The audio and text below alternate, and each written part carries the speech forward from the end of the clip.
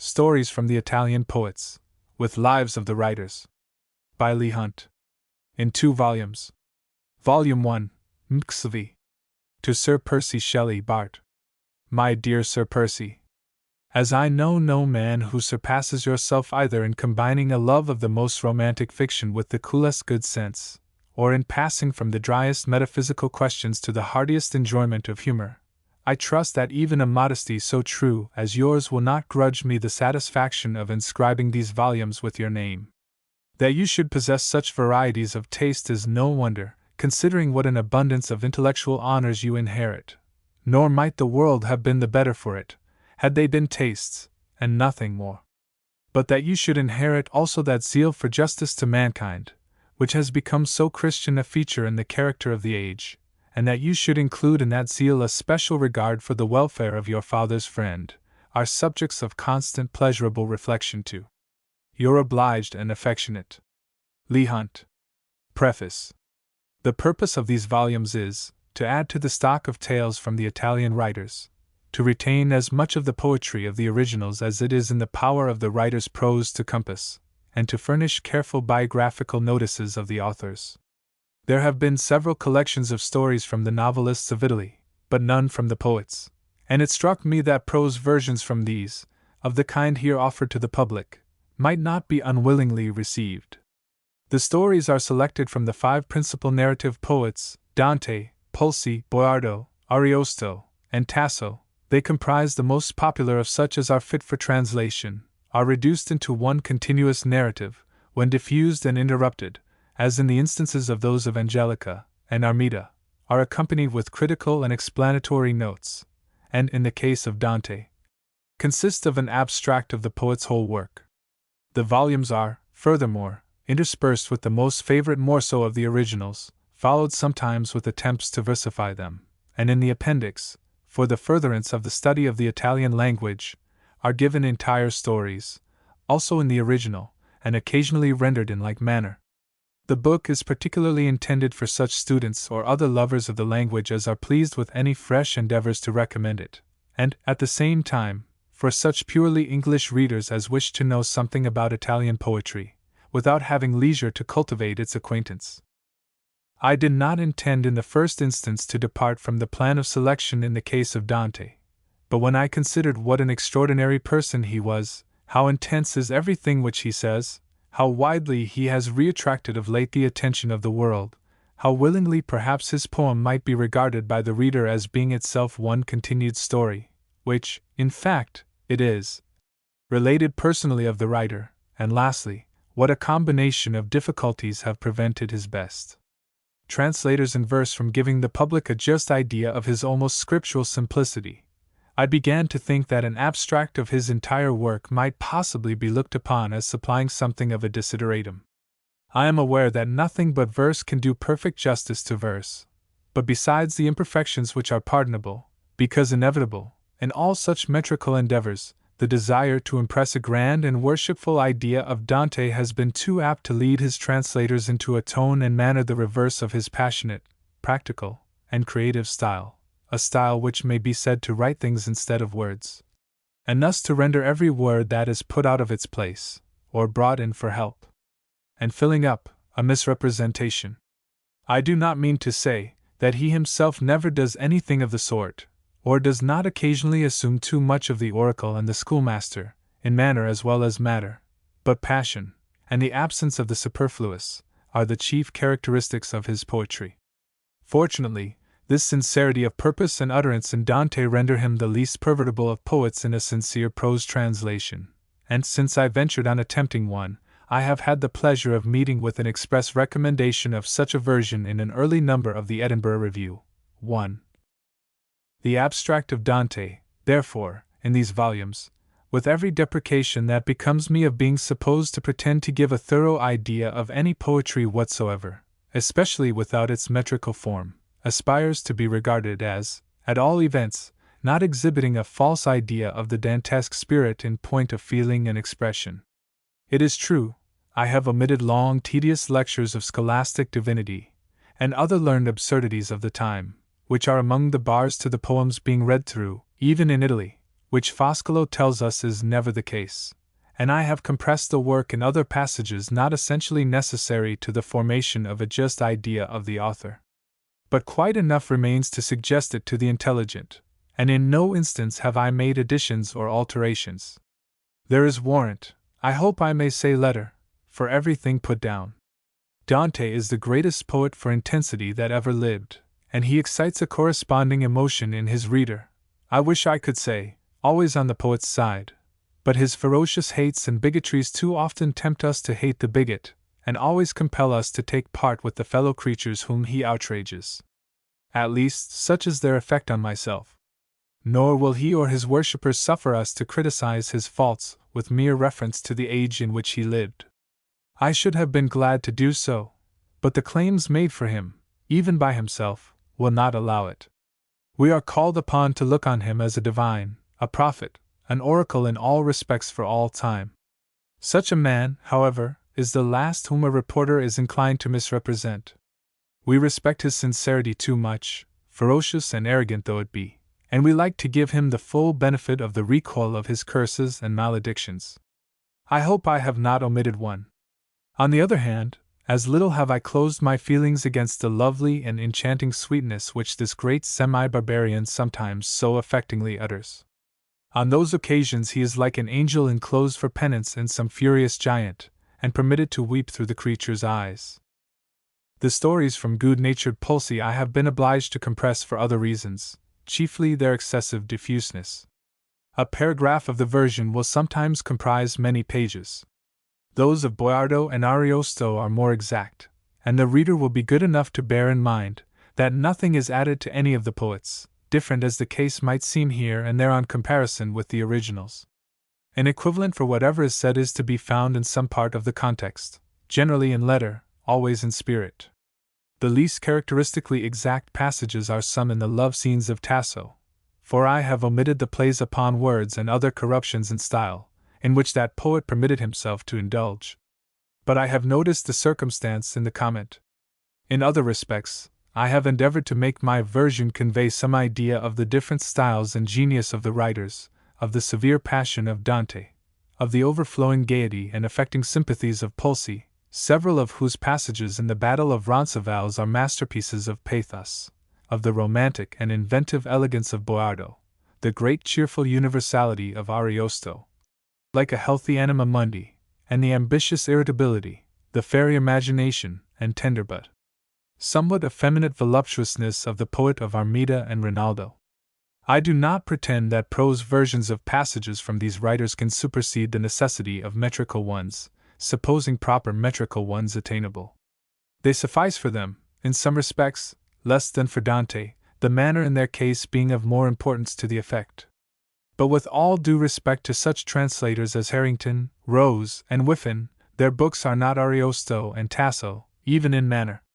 Harrington, the gay godson of Queen Elizabeth, is not always unlike Ariosto, but when not in good spirits he becomes as dull as if Her Majesty had frowned on him. Rose was a man of wit, and a scholar, yet he has undoubtedly turned the ease and animation of his original into inversion and insipidity. And Whiffin, though elegant and even poetical, did an unfortunate thing for Tasso, when he gave an additional line and a number of paraphrastic thoughts to a stanza already tending to the superfluous.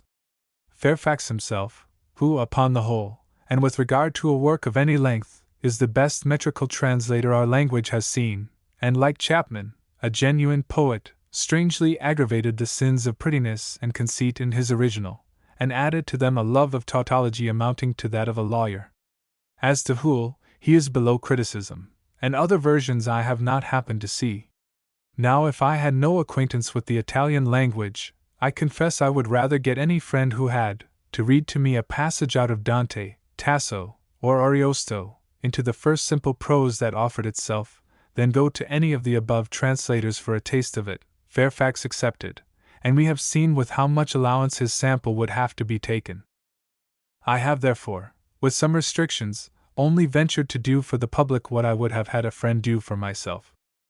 The critical and biographical notices I did not intend to make so long at first, but the interest grew upon me, and I hope the reader will regard some of them, Dante's and Tasso's in particular, as being stories themselves, after their kind.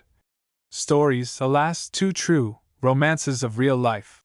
The extraordinary character of Dante, which is personally mixed up with his writings beyond that of any other poet, has led me into references to his church and creed, unavoidable at any time in the endeavor to give a thorough estimate of his genius, and singularly demanded by certain phenomena of the present day. I hold those phenomena to be alike feeble and fugitive, but only so by reason of their being openly so proclaimed, for mankind have a tendency to the absurd, if their imaginations are not properly directed, and one of the uses of poetry is to keep the faculty in a healthy state, and cause it to know its duties. Dante, in the fierce egotism of his passions, and the strange identification of his knowledge with all that was knowable, would fain have made his poetry both a sword against individuals, and a prop for the support of the superstition that corrupted them. This was reversing the duty of a Christian and a great man, and there happen to be existing reasons why it is salutary to chew that he had no right to do so, and must not have his barbarism confounded with his strength. Machiavelli was of opinion that if Christianity had not reverted to its first principles, by means of the poverty and pious lives of St. Francis and St. Dominic, too, the faith would have been lost. It may have been, but such are not the secrets of its preservation in times of science and progression, when the spirit of inquiry has established itself among all classes, and nothing is taken for granted, as it used to be. A few persons here and there, who confound a small superstitious reaction in England with the reverse of the fact all over the rest of Europe, may persuade themselves, if they please, that the world has not advanced in knowledge for the last 3 centuries, and so get up and cry aloud to us out of obsolete hornbooks. But the community laugh at them. Everybody else is inquiring into first principles, while they are dogmatizing on a 49th proposition. The Irish themselves, as they ought to do, care more for their pastors than for the Pope, and if anybody wishes to know what is thought of His Holiness at headquarters, let him consult the remarkable and admirable pamphlet which has lately issued from the pen of Mr. Mazzini. 3. I have the pleasure of knowing excellent Roman Catholics. I have suffered in behalf of their emancipation, and would do so again tomorrow.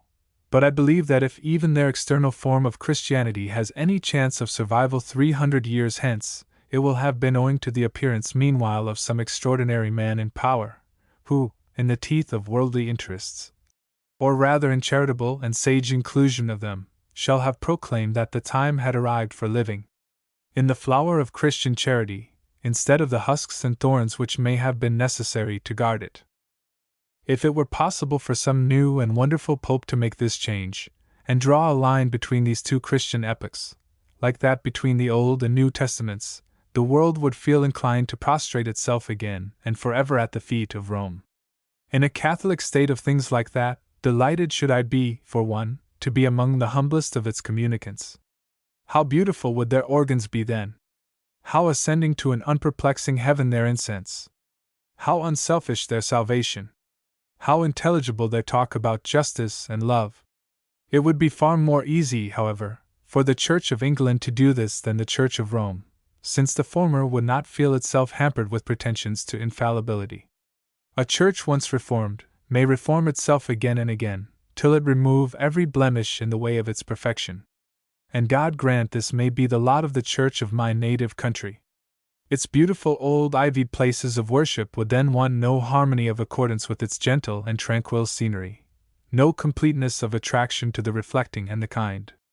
But if charity, and by charity I do not mean mere toleration, or any other pretended right to permit others to have eyes like ourselves, but whatever the delightful Greek word implies of good and lovely, if this truly and only divine consummation of all Christian doctrine be not thought capable of taking a form of belief, strong enough, apart from threats that revolt alike the heart and the understanding, superstition must look out for some new mode of dictation altogether, for the world is outgrowing the old. I cannot, in gratitude for the facilities afforded to myself, as well as for a more obvious and public reason, dismiss this preface without congratulating men of letters on the establishment and increasing prosperity of the London Library, an institution founded for the purpose of accommodating subscribers with such books at their own houses, as could only be consulted hitherto at the British Museum. The sole objection to the museum is thus done away, and the literary world has a fair prospect of possessing two book institutions instead of one, each with its distinct claims to regard, and presenting in combination all that the student can wish.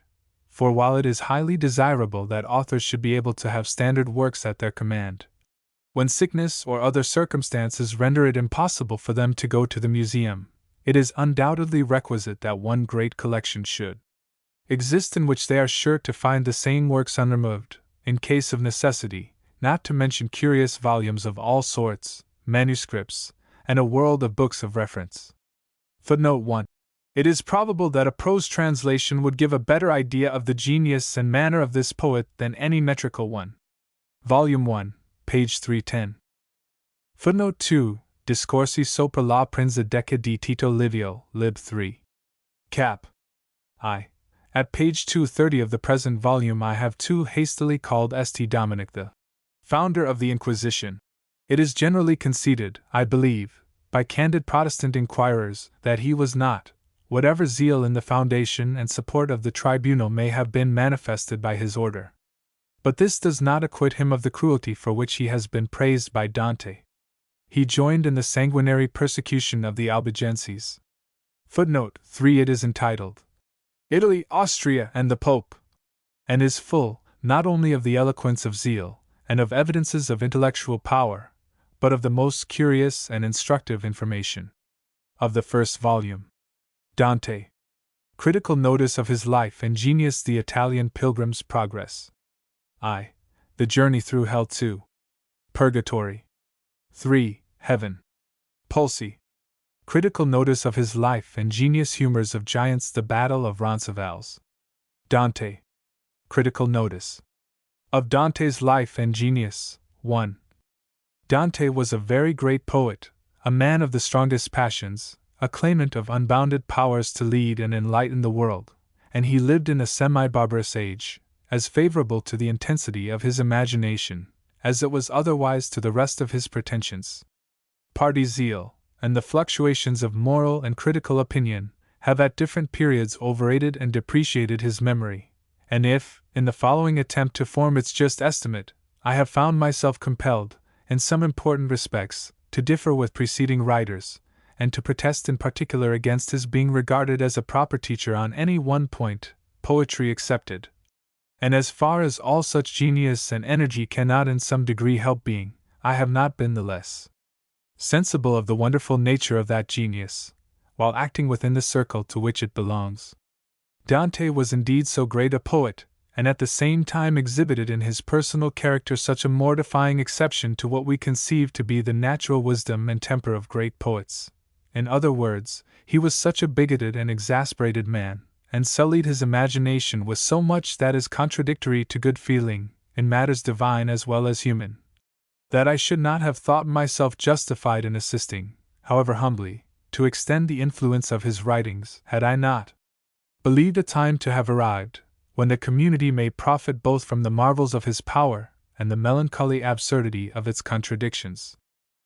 Dante Alighieri, who has always been known by his Christian rather than surname, partly owing to the Italian predilection for Christian names, and partly to the unsettled state of patronymics in his time, was the son of a lawyer of good family in Florence, and was born in that city on the 14th of May 1265, 63 years before the birth of Chaucer.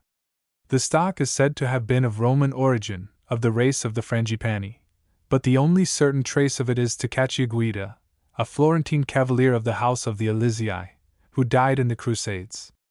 Dante gives an account of him in his Paradiso. 2. Cacciaguida married a lady of the Alighieri family of the Val d'Apeto, and giving the name to one of his children, they subsequently retained it as a patronymic in preference to their own. It would appear, from the same poem, not only that the Alighieri were the more important house, but that some blot had darkened the scutcheon of the Alizii, perhaps their having been poor, and transplanted, as he seems to imply, from some disreputable district. Perhaps they were known to have been of ignoble origin, for, in the course of one of his most philosophical treatises, he bursts into an extraordinary ebullition of ferocity against such as adduce a knowledge of that kind as an argument against a family's acquired nobility, affirming that such brutal stuff should be answered not with words, but with the dagger. 3. The Elysii, however, must have been of some standing, for Machiavelli, in his History of Florence, mentions them in his list of the early Guelph and Ghibelline parties, where the side which they take is different from that of the poet's immediate progenitors. 4. The arms of the Alighieri, probably occasioned by the change in that name, for it was previously written Aldighieri, are interesting on account of their poetical and aspiring character. They are a golden wing on a field azure. 5. It is generally supposed that the name Dante is an abbreviation of Durante, but this is not certain, though the poet had a nephew so called. Dante is the name he goes by in the gravest records, in law proceedings, in his epitaph, in the mention of him put by himself into the mouth of a blessed spirit. Boccaccio intimates that he was christened Dante, and derives the name from the ablative case of dawn, giving a probable etymology, especially for a Christian appellation. As an abbreviation of Durante, it would correspond in familiarity with the Ben of Ben Jonson, a diminutive that would assuredly not have been used by grave people on occasions like those mentioned, though a wit of the day gave the masons a shilling to carve, "O rare Ben Jonson," on his gravestone. On the other hand, if given at the font, the name of Ben would have acquired all the legal gravity of Benjamin. In the English Navy list, not long ago, one of our gallant admirals used to figure as Billy Douglas. Of the mother of Dante nothing is known except that she was his father's second wife, and that her Christian name was Bella, or perhaps surname Bello. It might, however, be conjectured, from the remarkable and only opportunity which our author has taken of alluding to her, that he derived his disdainful character rather from his mother than father. 6. The father appears to have died during the boyhood of his illustrious son. The future poet, before he had completed his 9th year, conceived a romantic attachment to a little lady who had just entered hers, and who has attained a celebrity of which she was destined to know nothing. This was the famous Beatrice Portinari, daughter of a rich Florentine who founded more than one charitable institution.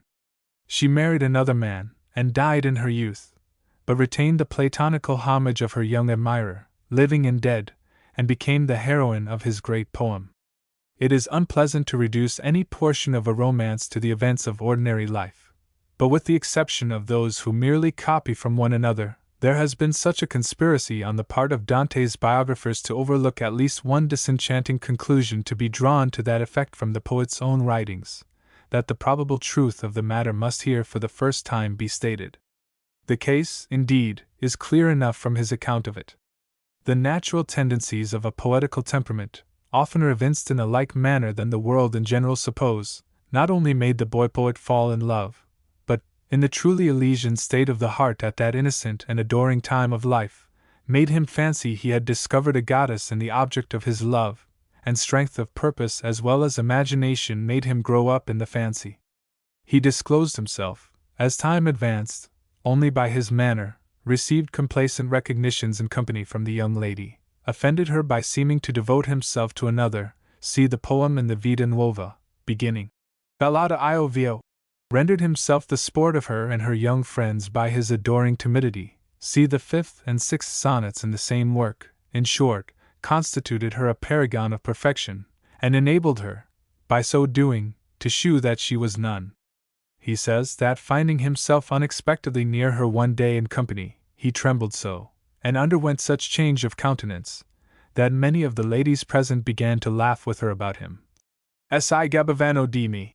And he adds in verse, Con altra don mia vista gabate, e non pensate, donna, onde si moviccio 6 rassembri si figura nova, quando rigardo la vostra beltate. And see, son. 5. You laugh with the other ladies to see how I look, literally, you mock my appearance. And do not think, lady, what it is that renders me so strange a figure at sight of your beauty. And in the sonnet that follows, he accuses her of preventing pity of him in others, by such killing mockery, as makes him wish for death. La pieta, che el vostro gabbo rescind. And c. 7. Now, it is to be admitted that a young lady, if she is not very wise, may laugh at her lover with her companions, and yet return his love, after her fashion. But the fair Portinari laughs and marries another. Some less melancholy face, some more intelligible courtship, triumphed over the questionable flattery of the poet's gratuitous worship, and the idol of Dante Alighieri became the wife of Messer Simone de' Bardi. Not a word does he say on that mortifying point. It transpired from a clause in her father's will. And yet so bent are the poet's biographers on leaving a romantic doubt in one's mind, whether Beatrice may not have returned his passion, that not only do all of them, as far as I have observed, agree in taking no notice of these sonnets, but the author of the treatise entitled Dante and the Catholic Philosophy of the 13th century, in spite, as a critic says, of the Beatrice, his daughter, wife of Messer Simone de' Bardi, of the paternal will, describes her as dying in all the luster of virginity. 8. The assumption appears to be thus gloriously stated, as a counterpart to the notoriety of its untruth. It must be acknowledged that Dante himself gave the cue to it by more than silence, for he not only vaunts her acquaintance in the next world, but assumes that she returns his love in that region, as if no such person as her husband could have existed, or as if he himself had not been married also. This lifelong pertinacity of will is illustrative of his whole career. Meantime, though the young poet's father had died, nothing was wanting on the part of his guardians, or perhaps his mother, to furnish him with an excellent education. It was so complete as to enable him to become master of all the knowledge of his time, and he added to this learning more than a taste for drawing and music. He speaks of himself as drawing an angel in his tablets on the first anniversary of Beatrice's death. 9. One of his instructors was Brunetto Latini, the most famous scholar then living, and he studied both at the universities of Padua and Bologna. At 18, perhaps sooner, he had shown such a genius for poetry as to attract the friendship of Guido Cavalcanti, a young noble of a philosophical as well as poetical turn of mind, who has retained a reputation with posterity, and it was probably at the same time he became acquainted with Giotto, who drew his likeness, and with Casella, the musician, whom he greets with so much tenderness in the other world. Nor were his duties as a citizen forgotten. The year before Beatrice's death, he was at the Battle of Campaldino, which his countrymen gained against the people of Arezzo, and the year after it he was present at the taking of Caprona from the Pisans. It has been supposed that he once studied medicine with a view to it as a profession, but the conjecture probably originated in nothing more than his having entered himself of one of the city companies, which happened to be the medical, for the purpose of qualifying himself to accept office, a condition exacted of the gentry by the then democratic tendencies of the Republic. It is asserted also, by an early commentator, that he entered the Franciscan order of friars, but quitted it before he was professed, and indeed, the circumstance is not unlikely, considering his agitated and impatient turn of mind. Perhaps he fancied that he had done with the world when it lost the wife of Simone de' Bardi. Weddings that might have taken place but do not, are like the reigns of deceased heirs apparent. Everything is assumable in their favor, checked only by the histories of husbands and kings. Would the great but splenetic poet have made an angel and a saint of Beatrice, had he married her? He never utters the name of the woman whom he did marry. Gemma Donati was a kinswoman of the powerful family of that name.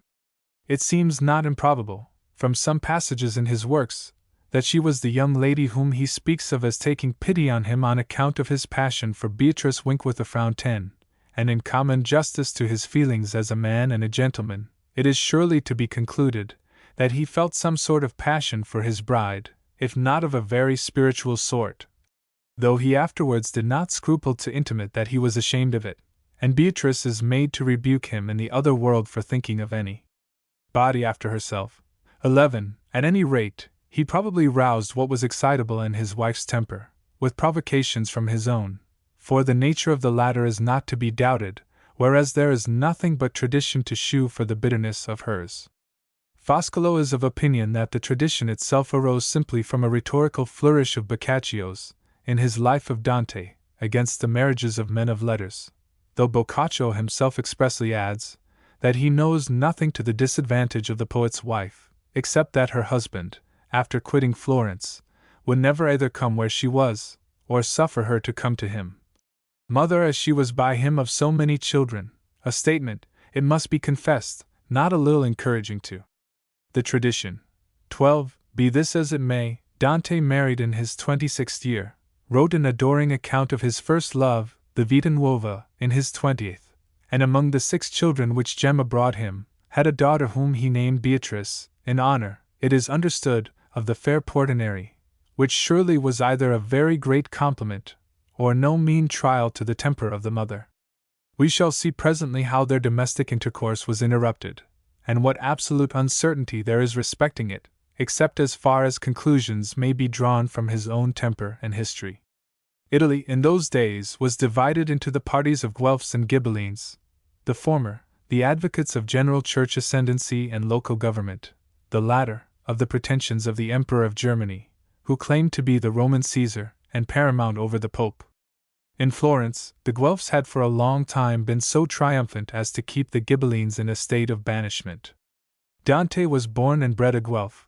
He had twice borne arms for his country against Ghibelline neighbors, and now, at the age of 35, in the 9th of his marriage, and last of his residence with his wife, he was appointed chief of the temporary administrators of affairs, called priors, functionaries who held office only for 2 months.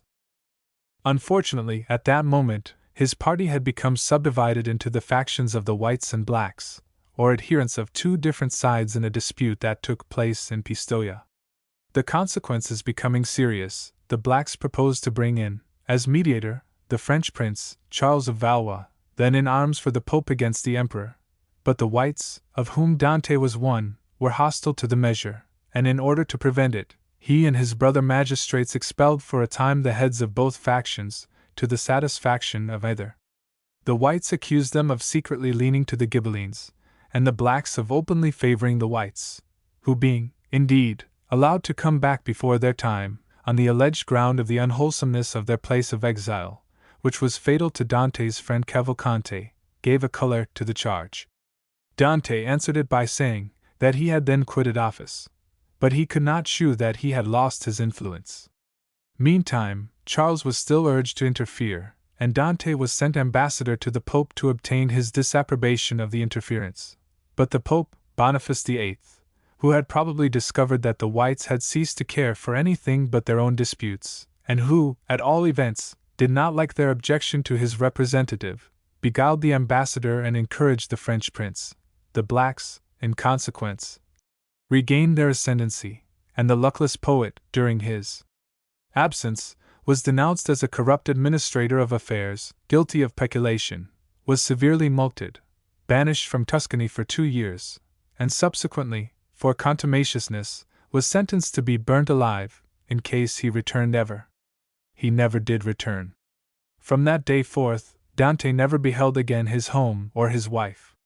Her relations obtained possession of power, but no use was made of it except to keep him in exile. He had not accorded with them, and perhaps half the secret of his conjugal discomfort was owing to politics. It is the opinion of some that the married couple were not sorry to part. Others think that the wife remained behind, solely to scrape together what property she could, and bring up the children.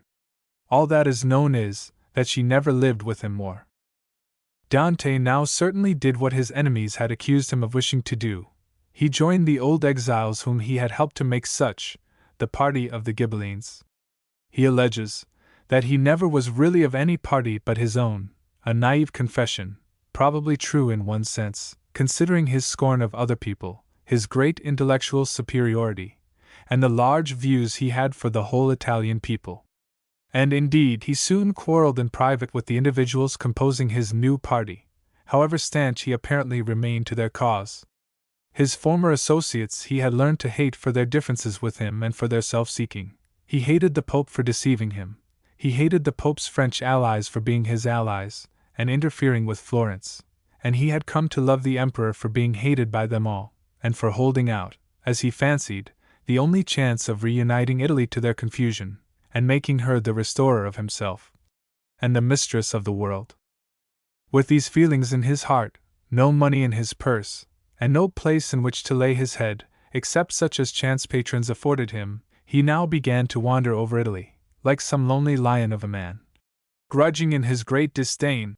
At one moment he was conspiring and hoping, at another, despairing and endeavoring to conciliate his beautiful Florence, now again catching hope from some new movement of the Emperor's, and then, not very handsomely threatening and re-abusing her, but always pondering and grieving, or trying to appease his thoughts with some composition, chiefly of his great work.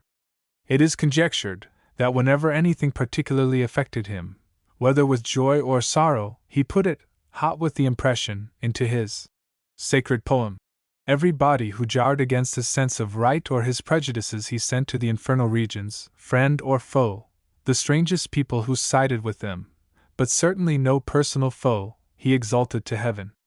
He encouraged, if not personally assisted, 2 ineffectual attempts of the Ghibellines against Florence, wrote, besides his great work, a book of mixed prose and poetry on love and virtue, the Convito, or Banquet, a Latin treatise on monarchy, De Monarchia, recommending the divine right of the emperor, another in 2 parts, and in the same language, on the vernacular tongue, De Vulgari Eloquio, and learnt to know meanwhile, as he affectingly tells us, how hard it was to climb other people's stairs, and how salt the taste of bread is that is not our own. It is even thought not improbable, from one awful passage of his poem, that he may have placed himself in some public way, and, stripping his visage of all shame, and trembling in his very vitals, have stretched out his hand, for charity. 13. An image of suffering, which, proud as he was, yet considering how great a man, is almost enough to make one's common nature stoop down for pardon at his feet, and yet he should first prostrate himself at the feet of that nature for his outrages on God and man. Several of the princes and feudal chieftains of Italy entertained the poet for a while in their houses, but genius and worldly power, unless for worldly purposes, find it difficult to accord, especially in tempers like his. There must be great wisdom and amiableness on both sides to save them from jealousy of one another's pretensions. Dante was not the man to give and take in such matters on equal terms, and hence he is at one time in a palace, and at another in a solitude. Now he is in Siena, now in Arezzo, now in Bologna, then probably in Verona with Cangrande's elder brother, then, if we are to believe those who have tracked his steps, in Casentino, then with the Marchese Moroello Malaspina in Lunigiana, then with the great Ghibelline chieftain Fagiuola in the mountains near Urbino, then in Romagna, in Padua, in Paris, arguing with the churchmen, some say in Germany, and at Oxford, then again in Italy, in Lucca, where he is supposed to have relapsed from his fidelity to Beatrice in favor of a certain Gentucca, then again in Verona with the new prince, the famous Cangrande, where his sarcasms appear to have lost him a doubtful hospitality, then in a monastery in the mountains of Umbria, in Udine, in Ravenna, and there at length he put up for the rest of his life with his last and best friend, Guido Novello da Polenta, not the father, but the nephew of the hapless Francesca. It was probably in the middle period of his exile that in one of the moments of his greatest longing for his native country, he wrote that affecting passage in the Convito, which was evidently a direct effort at conciliation. Excusing himself for some harshness and obscurity in the style of that work, he exclaims, "Ah! Would it had pleased the dispenser of all things that this excuse had never been needed, that neither others had done me wrong, nor myself undergone penalty undeservedly, the penalty, I say, of exile and of poverty. For it pleased the citizens of the fairest and most renowned daughter of Rome, Florence, to cast me out of her most sweet bosom, where I was born, and bred, and passed half of the life of man, and in which, with her good leave, I still desire with all my heart to repose my weary spirit, and finish the days allotted me, and so I have wandered in almost every place to which our language extends, a stranger, almost a beggar, exposing against my will the wounds given me by fortune, too often unjustly imputed to the sufferer's fault.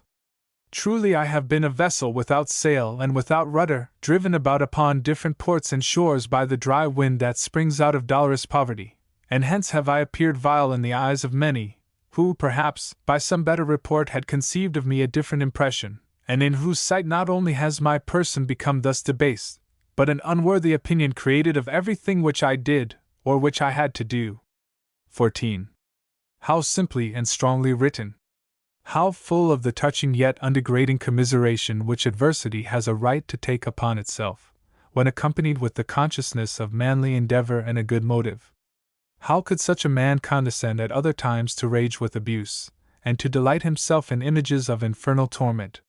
The dates of these fluctuations of feeling towards his native city are not known, but it is supposed to have been not very long before his abode with Congrande that he received permission to return to Florence, on conditions which he justly refused and resented in the following noble letter to a kinsman. The old spelling of the original, in the note, is retained as given by Foscolo in the article on Dante, in the Edinburgh Review, Volume 30. Number 60, and I have retained also, with little difference, the translation which accompanies it. From your letter, which I received with due respect and affection, I observe how much you have at heart my restoration to my country. I am bound to you the more gratefully, inasmuch as an exile rarely finds a friend. But after mature consideration, I must, by my answer, disappoint the wishes of some little minds, and I confide in the judgment to which your impartiality and prudence will lead you. Your nephew and mine has written to me, what indeed had been mentioned by many other friends, that, by a decree concerning the exiles, I am allowed to return to Florence, provided I pay a certain sum of money, and submit to the humiliation of asking and receiving absolution, wherein, my father, I see two propositions that are ridiculous and impertinent. I speak of the impertinence of those who mention such conditions to me, for in your letter, dictated by judgment and discretion, there is no such thing. Is such an invitation, then, to return to his country glorious to all Dante Alighieri, after suffering in exile almost 15 years? Is it thus they would recompense innocence which all the world knows, and the labor and fatigue of unremitting study? Far from the man who is familiar with philosophy be the senseless baseness of a heart of earth, that could act like a little sciolist, and imitate the infamy of some others, by offering himself up as it were in chains. Far from the man who cries aloud for justice, this compromise by his money with his persecutors. No, my father, this is not the way that shall lead me back to my country. I will return with hasty steps, if you or any other can open to me a way that shall not derogate from the fame and honor of Dante. But if by no such way Florence can be entered, then Florence I shall never enter. What? Shall I not everywhere enjoy the light of the sun and stars? And may I not seek and contemplate, in every corner of the earth, under the canopy of heaven, consoling and delightful truth, without first rendering myself inglorious, nay infamous, to the people and republic of Florence? Bread, I hope, will not fail me. 15. Had Dante's pride and indignation always vented themselves in this truly exalted manner, never could the admirers of his genius have refused him their sympathy, and never, I conceive, need he either have brought his exile upon him, or closed it as he did. To that close we have now come, and it is truly melancholy and mortifying. Failure in a negotiation with the Venetians for his patron, Guido Novello, is supposed to have been the last bitter drop which made the cup of his endurance run over. He returned from Venice to Ravenna, worn out, and there died, after 15 years' absence from his country, in the year 1231, aged 57. His life had been so agitated that it probably would not have lasted so long, but for the solace of his poetry, and the glory which he knew it must produce him. Guido gave him a sumptuous funeral, and intended to give him a monument, but such was the state of Italy in those times, that he himself died in exile the year after. The monument, however, and one of a noble sort, was subsequently bestowed by the father of Cardinal Bembo, in 1483, and another, still nobler, as late as 1780, by Cardinal Gonzaga. His countrymen, in after years, made 2 solemn applications for the removal of his dust to Florence, but the just pride of the Ravenese refused them. Of the exile's family, 3 sons died young, the daughter went into a nunnery, and the 2 remaining brothers, who ultimately joined their father in his banishment, became respectable men of letters, and left families in Ravenna, where the race, though extinct in the male line, still survives through a daughter, in the noble house of Cerigo Alighieri. No direct descent of the other kind from poets of former times is, I believe, known to exist. The manners and general appearance of Dante have been minutely recorded, and are in striking agreement with his character. Boccaccio and other novelists are the chief relators, and their accounts will be received accordingly with the greater or less trust, as the reader considers them probable. But the author of the Decameron personally knew some of his friends and relations, and he intermingles his least favorable reports with expressions of undoubted reverence. The poet was of middle height, of slow and serious deportment, had a long dark visage, large piercing eyes, large jaws, an aquiline nose, a projecting underlip, and thick curling hair, an aspect announcing determination and melancholy. There is a sketch of his countenance, in his younger days, from the immature but sweet pencil of Giotto, and it is a refreshment to look at it, though pride and discontent, I think, are discernible in its lineaments. It is idle, and no true compliment to his nature, to pretend, as his mere worshippers do, that his face owes all its subsequent gloom and exacerbation to external causes, and that he was in every respect the poor victim of events, the infant changed at nurse by the wicked. What came out of him, he must have had in him, at least in the germ, and so inconsistent was his nature altogether, or, at any rate, such an epitome of all the graver passions that are capable of coexisting, both sweet and bitter, thoughtful and outrageous, that one is sometimes tempted to think he must have had an angel for one parent, and I shall leave his own toleration to say what, for the other. To continue the account of his manners and inclinations, he dressed with a becoming gravity, was temperate in his diet, a great student, seldom spoke unless spoken to, but always to the purpose, and almost all the anecdotes recorded of him, except by himself, are full of pride and sarcasm. He was so swarthy, that a woman, as he was going by a door in Verona, is said to have pointed him out to another, with a remark which made the saturnine poet smile. "That is the man who goes to hell whenever he pleases, and brings back news of the people there." On which her companion observed, "Very likely, don't you see what a curly beard he has, and what a dark face? Owing, I dare say, to the heat and smoke." He was evidently a passionate lover of painting and music, is thought to have been less strict in his conduct with regard to the sex than might be supposed from his Platonical aspirations. Boccaccio says that even a goiter did not repel him from the pretty face of a mountaineer, could be very social when he was young, as may be gathered from the sonnet addressed to his friend Cavalcante about a party for a boat. And though his poetry was so intense and weighty, the laudable minuteness of a biographer has informed us that his handwriting, besides being neat and precise, was of a long and particularly thin character. Meager is his word. There is a letter, said to be nearly coeval with his time, and to be written by the prior of a monastery to a celebrated Ghibelline leader, a friend of Dante's, which, though hitherto accounted apocryphal by most, has such an air of truth, and contains an image of the poet in his exile so exceedingly like what we conceive of the man, that it is difficult not to believe it genuine, especially as the handwriting has lately been discovered to be that of Boccaccio.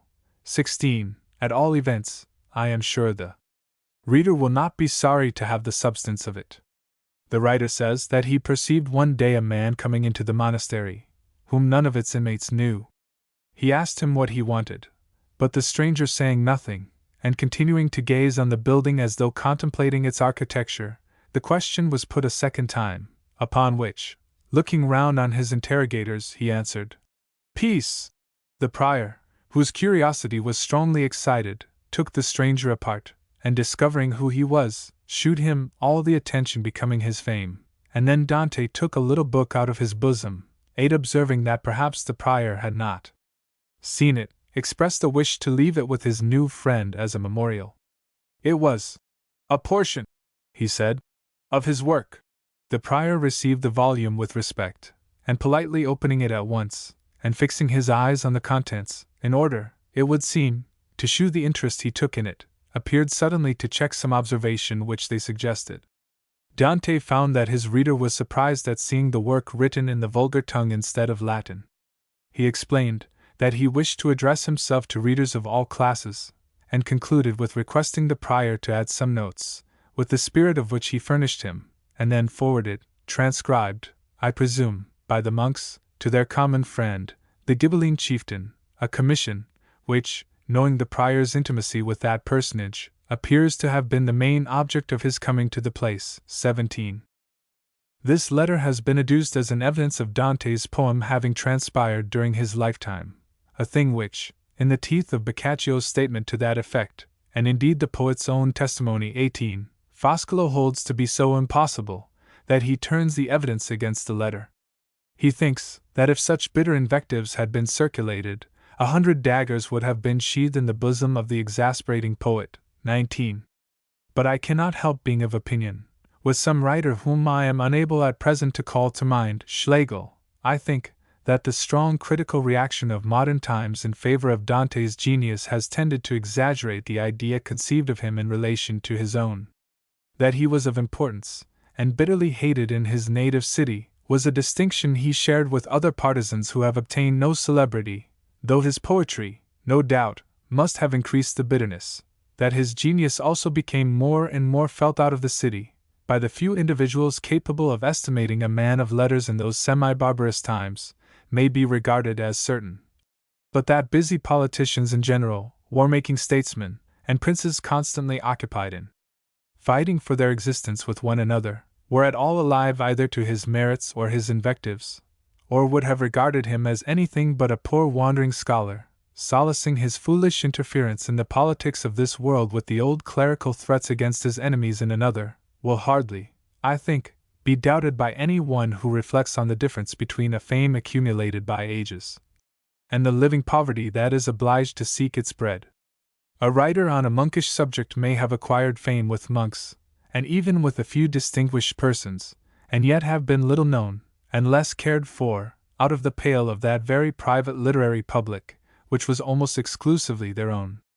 When we read, nowadays, of the great poets being so politely received by King Grande, Lord of Verona, and sitting at his princely table, we are apt to fancy that nothing but his great poetry procured him the reception, and that nobody present competed with him in the eyes of his host. But to say nothing of the different kinds of retainers that could sit at a prince's table in those days, Ken, who was more ostentatious than delicate in his munificence, kept a sort of caravanserai for clever exiles, whom he distributed into lodgings classified according to their pursuits. Wink with a frown 20, and Dante only shared his bounty with the rest, till the more delicate poet could no longer endure either the buffoonery of his companions, or the amusement derived from it by the master. On one occasion, his platter is slyly heaped with their bones, which provokes him to call them dogs, as having none to shew for their own. Another time, King Grande asks him how it is that his companions give more pleasure at court than himself, to which he answers, "Because like loves like." He then leaves the court, and his disgusted superiority is no doubt regarded as a pedantic assumption. He stopped long nowhere, except with Guido Novello, and when that prince, whose downfall was at hand, sent him on the journey above mentioned to Venice, the Senate, whom the poet had never offended, were so little aware of his being of consequence, that they declined giving him an audience. He went back, and broke his heart. Boccaccio says that he would get into such passions with the very boys and girls in the street, who plagued him with party words, as to throw stones at them, a thing that would be incredible, if persons acquainted with his great but ultra-sensitive nation did not know what Italians could do in all ages, from Dante's own age down to the times of Alfieri and Foscolo. It would be as difficult, from the evidence of his own works and of the exasperation he created, to doubt the extremest reports of his irascible temper, as it would be not to give implicit faith to his honesty. The charge of peculation which his enemies brought against this great poet, the world has universally scouted with an indignation that does it honor. He himself seems never to have condescended to allude to it, and a biographer would feel bound to copy his silence, had not the accusation been so atrociously recorded. But on the other hand, who can believe that a man so capable of doing his fellow citizens good and honor, would have experienced such excessive enmity, had he not carried to excess the provocations of his pride and scorn? His whole history goes to prove it, not omitting the confession he makes of pride as his chief sin, and the eulogies he bestows on the favorite vice of the age, revenge. His Christianity, at least as shown in his poem, was not that of Christ, but of a furious polemic. His motives for changing his party, though probably of a mixed nature, like those of most human beings, may reasonably be supposed to have originated in something better than interest or indignation. He had most likely not agreed thoroughly with any party, and had become hopeless of seeing dispute brought to an end, except by the representative of the Caesars. The inconsistency of the personal characters of the popes with the sacred claims of the chair of St. Peter was also calculated greatly to disgust him, but still his own infirmities of pride and vindictiveness spoiled all, and when he loaded everybody else with reproach for the misfortunes of his country, he should have recollected that, had his own faults been kept in subjection to his understanding, he might possibly have been its savior. Dante's modesty has been asserted on the ground of his humbling himself to the fame of Virgil, and at the feet of blessed spirits. But this kind of exalted humility does not repay a man's fellow citizens for lording it over them with scorn and derision. We learn from Boccaccio that when he was asked to go ambassador from his party to the Pope, he put to them the following useless and mortifying queries. If I go, who is to stay? And if I stay, who is to go? 21. Either did his pride make him tolerant of pride in others.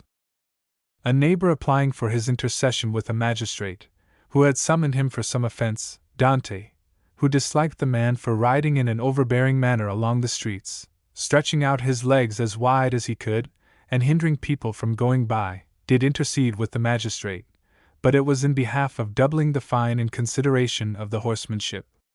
The neighbor, who was a man of family, was so exasperated that Sacchetti the novelist says it was the principal cause of Dante's expatriation. This will be considered the less improbable, if, as some suppose, the delinquent obtained possession of his derider's confiscated property. But, at all events, nothing is more likely to have injured him. The bitterest animosities are generally of a personal nature, and bitter indeed must have been those which condemned a man of official dignity and of genius to such a penalty as the stake. 22. That the Florentines of old, like other half-Christianized people, were capable of any extremity against an opponent, burning included, was proved by the fates of Savonarola and others, and that Dante himself could admire the burners is evident from his eulogies and beatification of such men as Falco and St. Dominic. The tragical as well as fantastic tricks, which man, proud man, drayest in a little brief authority, plays with his energy and bad passions under the guise of duty, is among the most perplexing of those spectacles, which, according to a greater understanding than Dante's, make the angels weep. Dante, by the way, has introduced in his Heaven no such angels as those, though he has plenty that scorn and denounce. Lope de Vega, though a poet, was an officer of the Inquisition, and joined the famous armada that was coming to thumbscrew and roast us into his views of Christian meekness. Whether the author of the story of Paolo and Francesca could have carried the Dominican theories into practice, had he been the banisher instead of the banished, is a point that may happily be doubted, but at all events he revenged himself on his enemies after their own fashion, for he answered their decree of the stake by putting them into hell. Dante entitled the saddest poem in the world a comedy, because it was written in a middle style, though some, by a strange confusion of ideas, think the reason must have been because it ended happily. That is, because, beginning with hell, to some, it terminated with heaven to others. As well might they have said that a morning's work in the Inquisition ended happily, because, while people were being racked in the dungeons, the officers were making merry in the drawing-room. For the much-injured epithet of divine, Dante's memory is not responsible. He entitled his poem, arrogantly enough, yet still not with that impiety of arrogance, The Comedy of Dante Alighieri, a Florentine by nation but not by habits. The word divine was added by some transcriber, and it heaped absurdity on absurdity, too much of it, alas! Being literally infernal tragedy. I am not speaking in mockery, any further than the fact itself cannot help so speaking. I respect what is to be respected in Dante, I admire in him what is admirable, would love, if his infernalities would let me, what is lovable. But this must not hinder one of the human race from protesting against what is erroneous in his fame, when it jars against every best feeling, human and divine. Mr. Carey thinks that Dante had as much right to avail himself of the popular creed in all its extravagance as Homer had of his gods, or Shakespeare of his fairies. But the distinction is obvious. Homer did not personally identify himself with the creed, or do his utmost to perpetuate the worst parts of it in behalf of a ferocious inquisitorial church, and to the risk of endangering the peace of millions of gentle minds. The great poem thus misnomered is partly a system of theology, partly an abstract of the knowledge of the day, but chiefly a series of passionate and imaginative pictures, altogether forming an account of the author's times, his friends, his enemies, and himself, written to vent the spleen of his exile, and the rest of his feelings, good and bad, and to reform church and state by a spirit of resentment and obloquy, which highly needed reform itself. It has also a design strictly self-referential. The author feigns that the beatified spirit of his mistress has obtained leave to warn and purify his soul by shewing him the state of things in the next world. She deputes the soul of his master Virgil to conduct him through hell and purgatory, and then takes him herself through the spheres of heaven, where St. Peter catechizes and confirms him, and where he is finally honored with sights of the Virgin Mary, of Christ, and even a glimpse of the Supreme Being.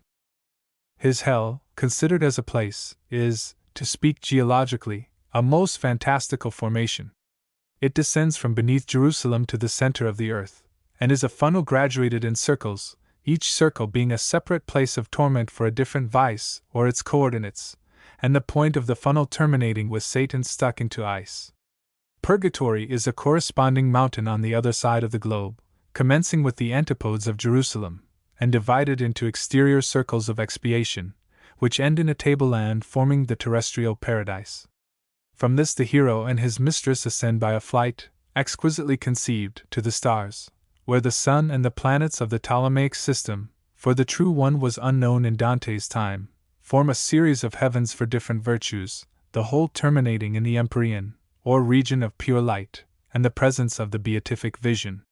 The boundaries of old and new, strange as it may now seem to us, were so confused in those days, and books were so rare, and the Latin poets held in such invincible reverence, that Dante, in one and the same poem, speaks of the false gods of paganism, and yet retains much of its lower mythology, nay, invokes Apollo himself at the door of paradise. There was, perhaps, some mystical and even philosophical inclusion of the past in this medley, as recognizing the constant superintendence of Providence, but that Dante partook of what may be called the literary superstition of the time, even for want of better knowledge, is clear from the grave historical use he makes of poetic fables in his treatise on monarchy, and in the very arguments which he puts into the mouths of saints and apostles. There are lingering feelings to this effect even now among the peasantry of Italy, where, the reader need not be told, pagan customs of all sorts, including religious and most reverend ones, are existing under the sanction of other names, heathenisms christened.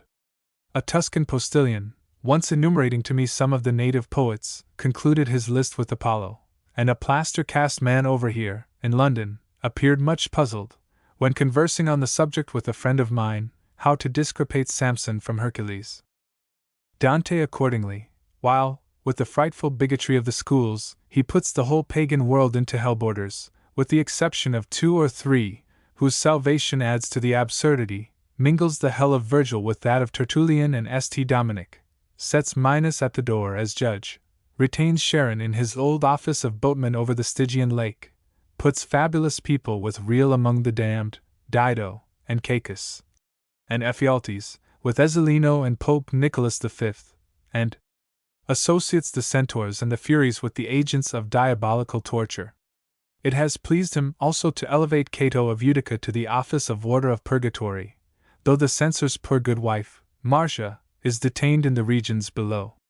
By these and other far greater inconsistencies, the whole place of punishment becomes a reductio ad absurdum, as ridiculous as it is melancholy, so that one is astonished how so great a man, and especially a man who thought himself so far advanced beyond his age, and who possessed such powers of discerning the good and beautiful, could endure to let his mind live in so foul and foolish a region for any length of time, and there wreak and harden the unworthiest of his passions.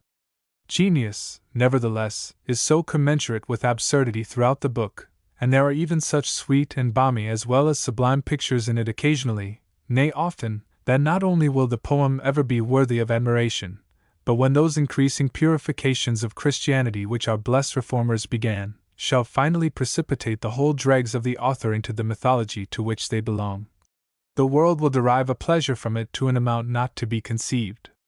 Till the arrival of that day, Dante, meantime, with an impartiality which has been admired by those who can approve the assumption of a theological tyranny at the expense of common feeling and decency, has put friends as well as foes into hell, tutors of his childhood, kinsmen of those who treated him hospitably, even the father of his beloved friend, Guido Cavalcanti, the last for not believing in a god, therein doing the worst thing possible in behalf of the belief, and totally differing both with the pious heathen Plutarch, and the great Christian philosopher Bacon, who were of opinion that a contumelious belief is worse than none, and that it is far better and more pious to believe in no God at all, than in a God who would eat his children as soon as they were born. And Dante makes him do worse, for the whole unbaptized infant world, Christian as well as pagan, is in his Tartarus. Milton has spoken of the milder shades of purgatory, and truly they possess great beauties. Even in a theological point of view, they are something like a bit of Christian refreshment after the horrors of the inferno. The first emerging from the hideous gulf to the sight of the blue serenity of heaven is painted in a manner inexpressibly charming. So is the seashore with the coming of the angel, the valley, with the angels in green, the repose at night on the rocks, and 20 other pictures of gentleness and love. And yet special and great has been the escape of the Protestant world from this part of Roman Catholic belief, for purgatory is the heaviest stone that hangs about the neck of the old and feeble in that communion. Hell is avoidable by repentance, but purgatory, what modest conscience shall escape? Mr. Carey, in a note on a passage in which Dante recommends his readers to think on what follows this expiatory state, rather than what is suffered there, 23, looks upon the poet's injunction as an unanswerable objection to the doctrine of purgatory, it being difficult to conceive how the best can meet death without horror, if they believe it must be followed by immediate and intense suffering. Luckily, assent is not belief, and mankind's feelings are for the most part superior to their opinions, otherwise the world would have been in a bad way indeed, and nature not been vindicated of her children. But let us watch and be on our guard against all resuscitations of superstition. As to our Florentine's heaven, it is full of beauties also, though sometimes of a more questionable and pantomimical sort than is to be found in either of the other books. I shall speak of some of them presently, but the general impression of the place is, that it is no heaven at all. He says it is, and talks much of its smiles and its beatitude, but always excepting the poetry, especially the similes brought from the more heavenly earth, we realize little but a fantastical assemblage of doctors and doubtful characters, far more angry and theological than celestial, giddy raptures of monks and inquisitors dancing in circles, and saints denouncing popes and Florentines. In short, a heaven libeling itself with invectives against earth, and terminating in a great presumption. Many of the people put there, a Calvinistic Dante would have consigned to the other place, and some, if now living, would not be admitted into decent society. At the beginning of one of the cantos, the poet congratulates himself, with a complacent superiority, on his being in heaven and occupied with celestial matters, while his poor fellow creatures are wandering and blundering on earth. But he had never got there. A divine, worthy of that name, of the Church of England, Dr. Whichcote, has beautifully said that heaven is first a temper, and then a place. According to this truly celestial topography, the implacable Florentine had not reached its outermost court.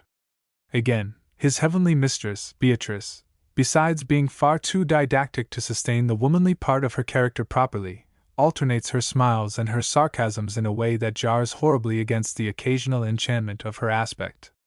She does not scruple to burst into taunts of the Florentines in the presence of Jesus himself, and the spirit of his ancestor, Cacciaguida, in the very bosom of Christian bliss, promises him revenge on his enemies. Is this the kind of zeal that is to be exempt from objection in a man who objected to all the world? Or will it be thought a profaneness against such profanity, to remind the reader of the philosopher in Swift, who, while gazing on the stars, was betrayed by his lower parts into a ditch? The reader's time need not be wasted with the allegorical and other mystical significations given to the poem, still less on the question whether Beatrice is theology, or a young lady, or both, and least of all on the discovery of the ingenious Signor Rossetti, that Dante and all the other great old Italian writers meant nothing, either by their mistresses or their mythology, but attacks on the court of Rome. Suffice it, that besides all other possible meanings, Dante himself has told us that his poem has its obvious and literal meaning, that he means a spade by a spade, purgatory by purgatory, and truly and unaffectedly to devote his friends to the infernal regions whenever he does so. I confess I think it is a great pity that Guido Cavalcanti did not live to read the poem, especially the passage about his father.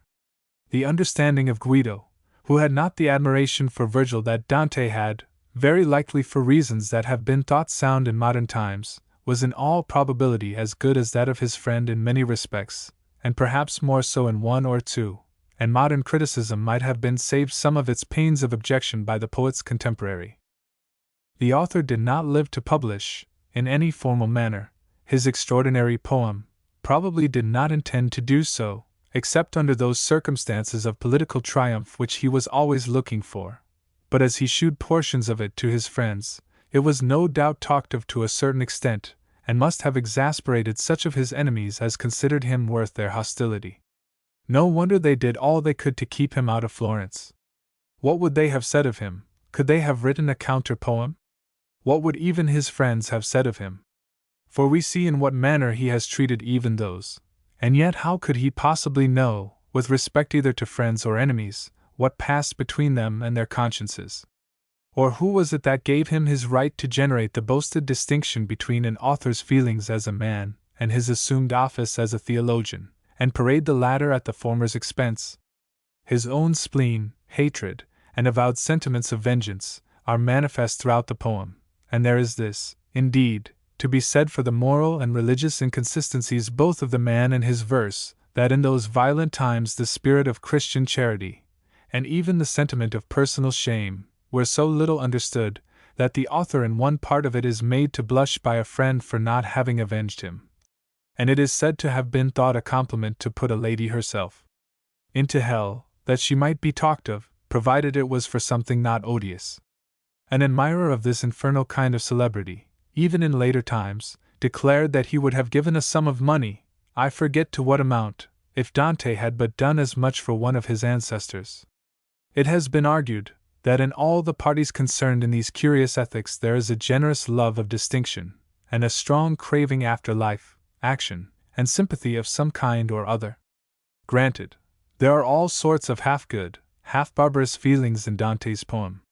Let justice be done to the good half, but do not let us take the ferocity for wisdom and piety, or pretend, in the complacency of our own freedom from superstition, to see no danger of harm to the less fortunate among our fellow creatures in the support it receives from a man of genius. Bedlams have been filled with such horrors, thousands, nay millions of feeble minds are suffering by them or from them, at this minute, all over the world. Dante's best critic, Foscolo, has said much of the heroical nature of the age in which the poet lived, but he adds that its mixture of knowledge and absurdity is almost inexplicable. The truth is, that like everything else which appears harsh and unaccountable in nature, it was an excess of the materials for good, working in an overactive and inexperienced manner. But knowing this, we are bound, for the sake of the good, not to retard its improvement by ignoring existing impieties, or blind ourselves to the perpetuating tendencies of the bigotries of great men. Oh! Had the first indoctrinators of Christian feeling, while enlisting the divine Plato into the service of diviner charity, only kept the latter just enough in mind to discern the beautiful difference between the philosopher's unmalignant and improvable evil, and their own malignant and eternal one, what a world of folly and misery they might have saved us!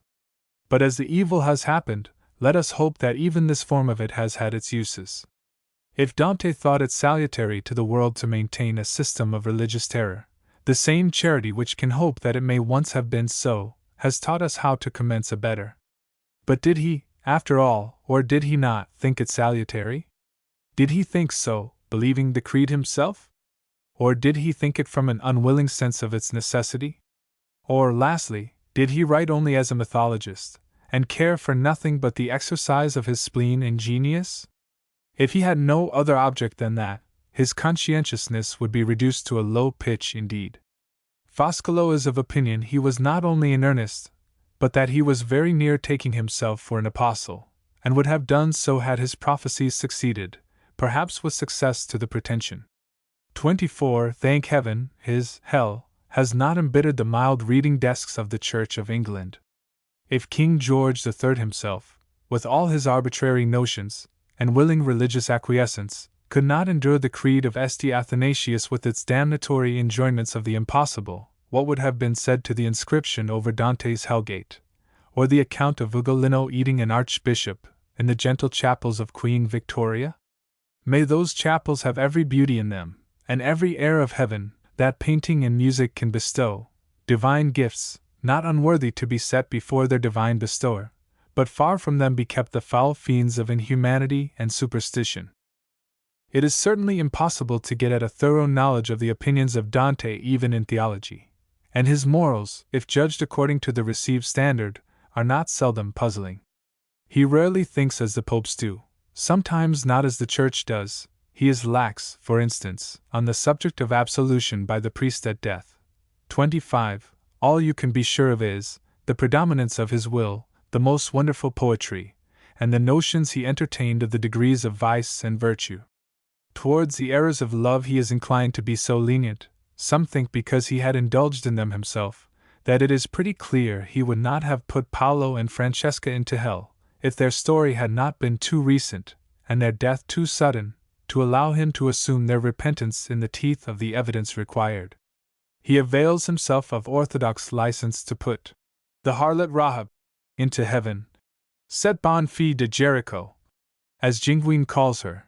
Nay, he puts her into the planet Venus, as if to compliment her on her profession, and one of her companions there is a fair Ghibelline, sister of the tyrant Ezzelino, a lady famous for her gallantries, of whom the poet good-naturedly says that she was overcome by her star, to wit, the said planet Venus, and yet he makes her the organ of the most unfeminine triumphs over the Guelphs.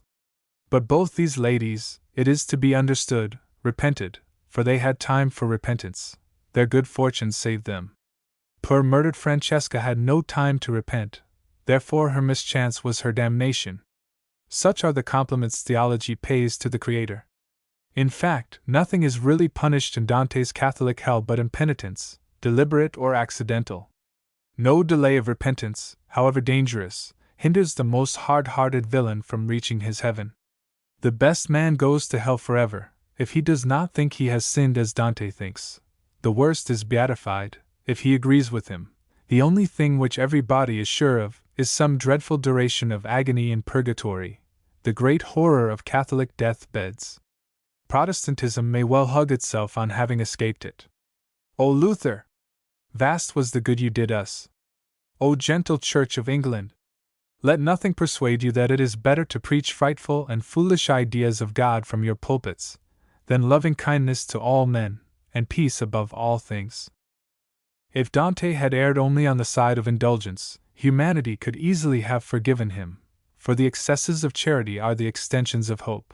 But, unfortunately, where he is sweet-natured once, he is bitter 100 times. This is the impression he makes on universalists of all creeds and parties. That is to say, on men who, having run the whole round of sympathy with their fellow creatures, become the only final judges of sovereign pretension. It is very well for individuals to make a god of Dante for some encouragement of their own position or pretension, but a god for the world at large he never was, or can be, and I doubt if an impression to this effect was not always, from the very dawn of our literature, the one entertained of him by the genius of our native country, which could never long endure any kind of unwarrantable dictation. Chaucer evidently thought him a man who would spare no unnecessary probe to the feelings. See the close of his version of Ugolino. Spenser says not a word of him, though he copied Tasso, and eulogized Ariosto. Shakespeare would assuredly have put him into the list of those presumptuous lookers into eternity who take upon themselves to know. Cymbeline Act v. Sc. 4. Milton, in his sonnet to Henry Lawes, calls him that sad Florentine. A lamenting epithet, by which we do not designate a man whom we desire to resemble. The historian of English poetry, admirably applying to him a passage out of Milton, says that hell grows darker at his frown. 26. Walter Scott could not read him, at least not with pleasure. He tells Miss Seward that the plan of the poem appeared to him unhappy, the personal malignity and strange mode of revenge presumptuous and uninteresting. 27. Uninteresting, I think it is impossible to consider it. The known world is there, and the unknown pretends to be there, and both are surely interesting to most people. Landor, in his delightful book The Pentameron, a book full of the profoundest as well as sweetest humanity, makes Petrarch follow up Boccaccio's eulogies of the episode of Paolo and Francesca with ebullitions of surprise and horror. Petrarca. Perfection of poetry! The greater is my wonder at discovering nothing else of the same order or caste in this whole section of the poem. He who fainted at the recital of Francesca, and he who fell as a dead body falls, would exterminate all the inhabitants of every town in Italy. What execrations against Florence, Pistoia, Pisa, Siena, Genoa! What hatred against the whole human race! What exultation and merriment at eternal and immitigable sufferings! Seeing this, I cannot but consider the Inferno as the most immoral and impious book that ever was written. Yet, hopeless that our country shall ever see again such poetry, and certain that without it our future poets would be more feebly urged forward to excellence, I would have dissuaded Dante from cancelling it, if this had been his intention. 28. Most happily is the distinction here intimated between the undesirableness of Dante's book in a moral and religious point of view, and the greater desirableness of it, nevertheless, as a pattern of poetry, for absurdity, however potent, wears itself out in the end, and leaves what is good and beautiful to vindicate even so foul an origin. Again, Petrarch says, what an object of sadness and of consternation, he who rises up from hell like a giant refreshed. Boccaccio. Strange perversion. A pillar of smoke by day and of fire by night, to guide no one. Paradise had fewer wants for him to satisfy than hell had, all which he fed to repletion. But let us rather look to his poetry than his temper. See also what is said in that admirable book further on, page 50, respecting the most impious and absurd passage in all Dante's poem, the assumption about divine love in the inscription over Hell Gate, one of those monstrosities of conception which none ever had the effrontery to pretend to vindicate, except theologians who profess to be superior to the priests of Moloch, and who yet defy every feeling of decency and humanity for the purpose of explaining their own worldly, frightened, or hard-hearted submission to the mistakes of the most wretched understandings. Ugo Foscolo, an excellent critic where his own temper and violence did not interfere, sees nothing but jealousy in Petrarch's dislike of Dante, and nothing but Jesuitism and similar feelings entertained by such men as Tiraboschi. But all gentle and considerate hearts must dislike the rage and bigotry in Dante, even were it true, as the Dantesque Foscolo thinks, that Italy will never be regenerated till one half of it is baptized in the blood of the other. 29. Such men, with all their acuteness, are incapable of seeing what can be effected by nobler and serener times, and the progress of civilization. They fancy, no doubt, that they are vindicating the energies of nature herself, and the inevitable necessity of doing evil that good may come.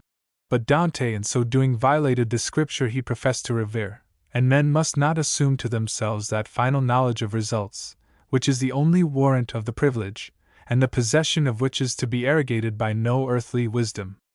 One calm discovery of science may do away with all the boasted eternal necessities of the angry and the self-idolatrous.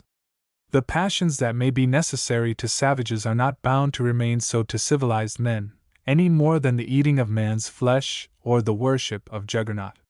When we think of the wonderful things lately done by science for the intercourse of the world, and the beautiful and tranquil books of philosophy written by men of equal energy and benevolence, and opening the peacefulest hopes for mankind, and views of creation to which Dante's universe was a nutshell, such a vision as that of his poem, in a theological point of view, seems no better than the dream of an hypochondriacal savage, and his nutshell a rottenness to be spit out of the mouth. Heaven send that the great poet's want of charity has not made myself presumptuous and uncharitable. But it is in the name of society I speak, and words, at all events, nowadays are not the terrible, stake preceding things they were in his. Readers in general, however, even those of the literary world, have little conception of the extent to which Dante carries either his cruelty or his abuse. The former, of which I shall give some examples presently, shews appalling habits of personal resentment; the latter is outrageous to a pitch of the ludicrous, positively screaming. I will give some specimens of it out of Foscolo himself, who collects them for a different purpose, though, with all his idolatry of Dante, he was far from being insensible to his mistakes. The people of Siena, according to this national and Christian poet, were a parcel of coxcombs, those of Arezzo, dogs, and of Casentino, hogs. Lucca made a trade of perjury. Pistoia was a den of beasts, and ought to be reduced to ashes, and the river Arno should overflow and drown every soul in Pisa. Almost all the women in Florence walked half naked in public, and were abandoned in private. Every brother, husband, son, and father in Bologna set their women to sale. In all Lombardy were not to be found 3 men who were not rascals, and in Genoa and Romagna people went about pretending to be men, but in reality were bodies inhabited by devils, their souls having gone to the lowest pit of hell to join the betrayers of their friends and kinsmen. 30. So much for his beloved countrymen. As for foreigners, particularly kings, Edward I of England and Robert of Scotland were a couple of grasping fools.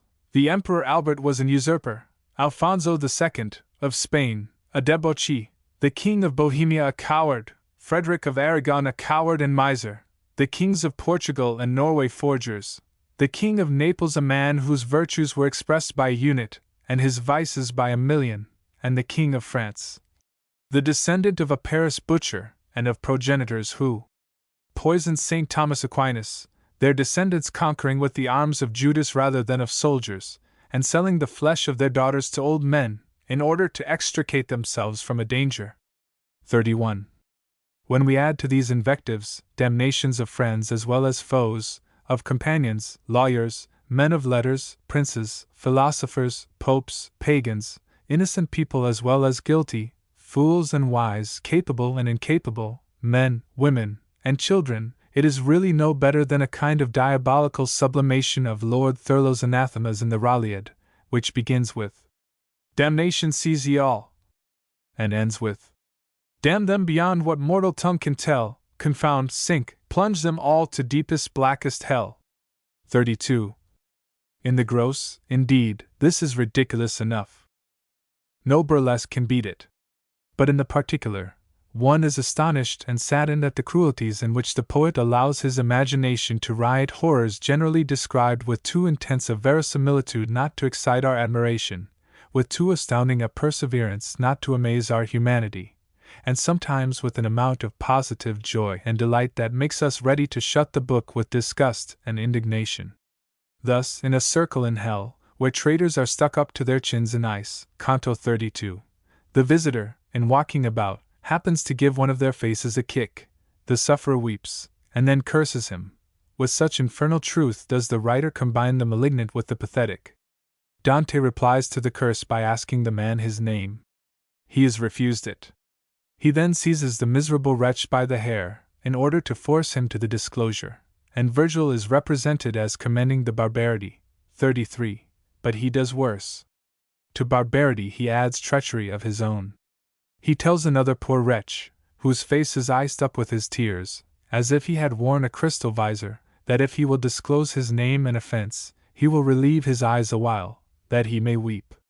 The man does so, and the ferocious poet then refuses to perform his promise, adding mockery to falsehood, and observing that ill manners are the only courtesy proper towards such a fellow. 34. It has been conjectured that Machiavelli apparently encouraged the enormities of the princes of his time, with a design to expose them to indignation. It might have been thought of Dante, if he had not taken a part in the cruelty, that he detailed the horrors of his hell out of a wish to disgust the world with its frightful notions of God. This is certainly the effect of the worst part of his descriptions in an age like the present. black burning gulfs, full of outcries and blasphemy, feet red-hot with fire, men eternally eating their fellow creatures, frozen wretches malignantly dashing their iced heads against one another, other adversaries mutually exchanging shapes by force of an attraction at once irresistible and loathing, and spitting with hate and disgust when it is done. Enough, enough, for God's sake. Take the disgust out of one's senses, O flower of true Christian wisdom and charity, now beginning to fill the air with fragrance. But it will be said that Dante did all this out of his hate of cruelty itself, and of treachery itself. Partly no doubt he did, and entirely he thought he did. But see how the notions of such retribution react upon the judge, and produce in him the bad passions he punishes. It is true the punishments are imaginary. Were a human being actually to see such things, he must be dehumanized or he would cry out against them with horror and detestation. But the poem draws them as truths, the writer's creed threatened them, he himself contributed to maintain the belief, and however we may suppose such a belief to have had its use in giving alarm to ruffian passions and barbarously ignorant times, an age arrives when a beneficent providence permits itself to be better understood, and dissipates the superfluous horror. Many, indeed, of the absurdities of Dante's poem are too obvious nowadays to need remark. Even the composition of the poem, egotistically said to be faultless by such critics as Alfieri, who thought they resembled him, partakes, as every body's style does, of the faults as well as good qualities of the man. It is nervous, concise, full almost as it can hold, picturesque, mighty, primeval, but it is often obscure, often harsh, and forced in its constructions, defective in melody, and wilful and superfluous in the rhyme. Sometimes, also, the writer is inconsistent in circumstance, probably from not having corrected the poem, and he is not above being filthy. Even in the episode of Paolo and Francesca, which has so often been pronounced faultless, and which is unquestionably one of the most beautiful pieces of writing in the world, some of these faults are observable, particularly in the obscurity of the passage about Tolta Forma, the cessation of the incessant tempest, and the non-adjuration of the two lovers in the manner that Virgil prescribes. But truly it is said that when Dante is great, nobody surpasses him. I doubt if anybody equals him, as to the constant intensity and incessant variety of his pictures, and whatever he paints he throws, as it were, upon its own powers, as though an artist should draw figures that started into life, and proceeded to action for themselves, frightening their creator. Every motion, word, and look of these creatures becomes full of sensibility and suggestions. The invisible is at the back of the visible, darkness becomes palpable, silence describes a character, nay, forms the most striking part of a story, a word acts as a flash of lightning, which displays some gloomy neighborhood, where a tower is standing, with dreadful faces at the window, or where, at your feet, full of eternal voices, one abyss is beheld dropping out of another in the lurid light of torment. In the present volume a story will be found which tells a long tragedy in half a dozen lines. Dante has the minute probabilities of a Defoe in the midst of the loftiest and most generalizing poetry, and this feeling of matter-of-fact is impressed by fictions the most improbable, nay, the most ridiculous and revolting. You laugh at the absurdity, you are shocked at the detestable cruelty, yet, for the moment, the thing almost seems as if it must be true. You feel as you do in a dream, and after it, you wake and laugh, but the absurdity seemed true at the time, and while you laugh you shudder.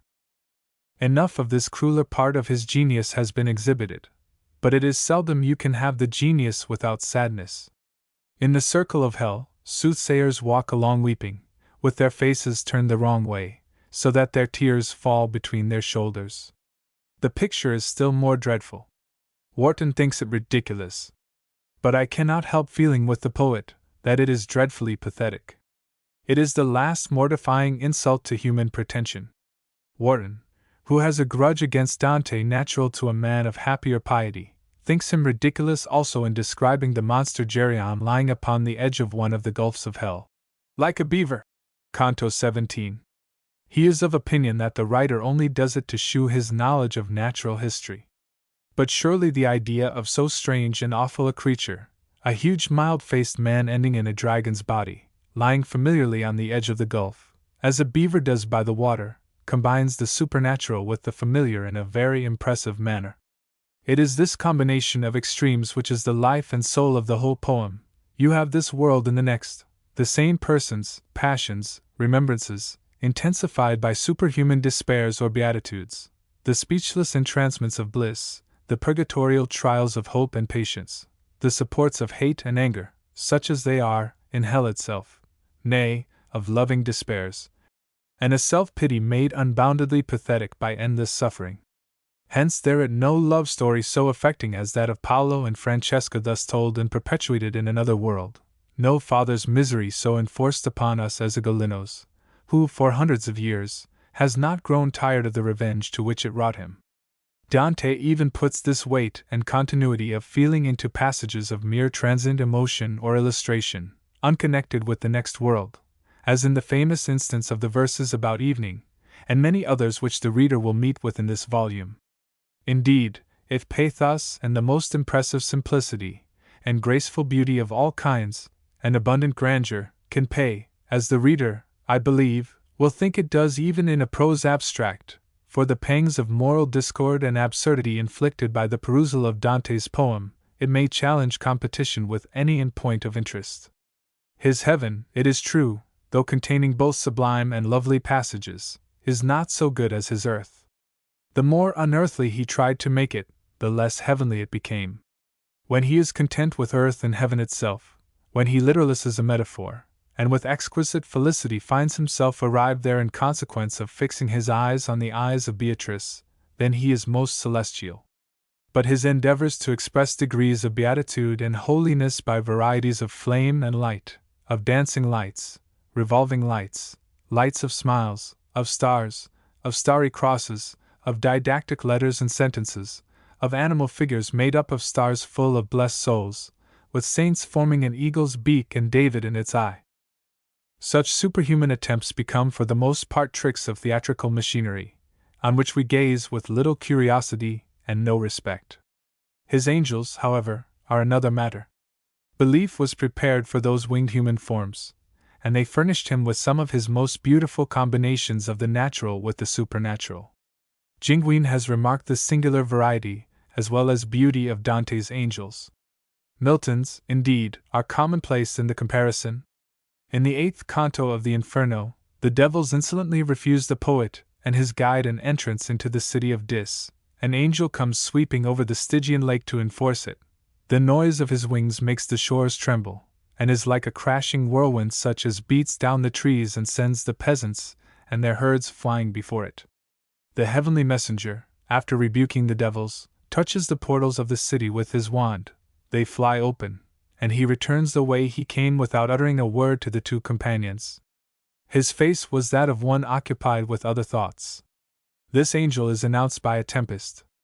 Another, who brings the souls of the departed to purgatory, is first discovered at a distance, gradually disclosing white splendors, which are his wings and garments. He comes in a boat, of which his wings are the sails, and as he approaches, it is impossible to look him in the face for its brightness. Two other angels have green wings and green garments, and the drapery is kept in motion like a flag by the vehement action of the wings. A fifth has a face like the morning star, casting forth quivering beams. A sixth is of a luster so oppressive that the poet feels a weight on his eyes before he knows what is coming. Another's presence affects the senses like the fragrance of a May morning, and another is in garments dark as cinders, but has a sword in his hand too sparkling to be gazed at. Dante's occasional pictures of the beauties of external nature are worthy of these angelic creations, and to the last degree fresh and lovely. You long to bathe your eyes, smarting with the fumes of hell, in his dews. You gaze enchanted on his green fields and his celestial blue skies, the more so from the pain and sorrow in midst of which the visions are created. Dante's grandeur of every kind is proportionate to that of his angels, almost to his ferocity, and that is saying everything. It is not always the spiritual grandeur of Milton, the subjection of the material impression to the moral, but it is equally such when he chooses, and far more abundant.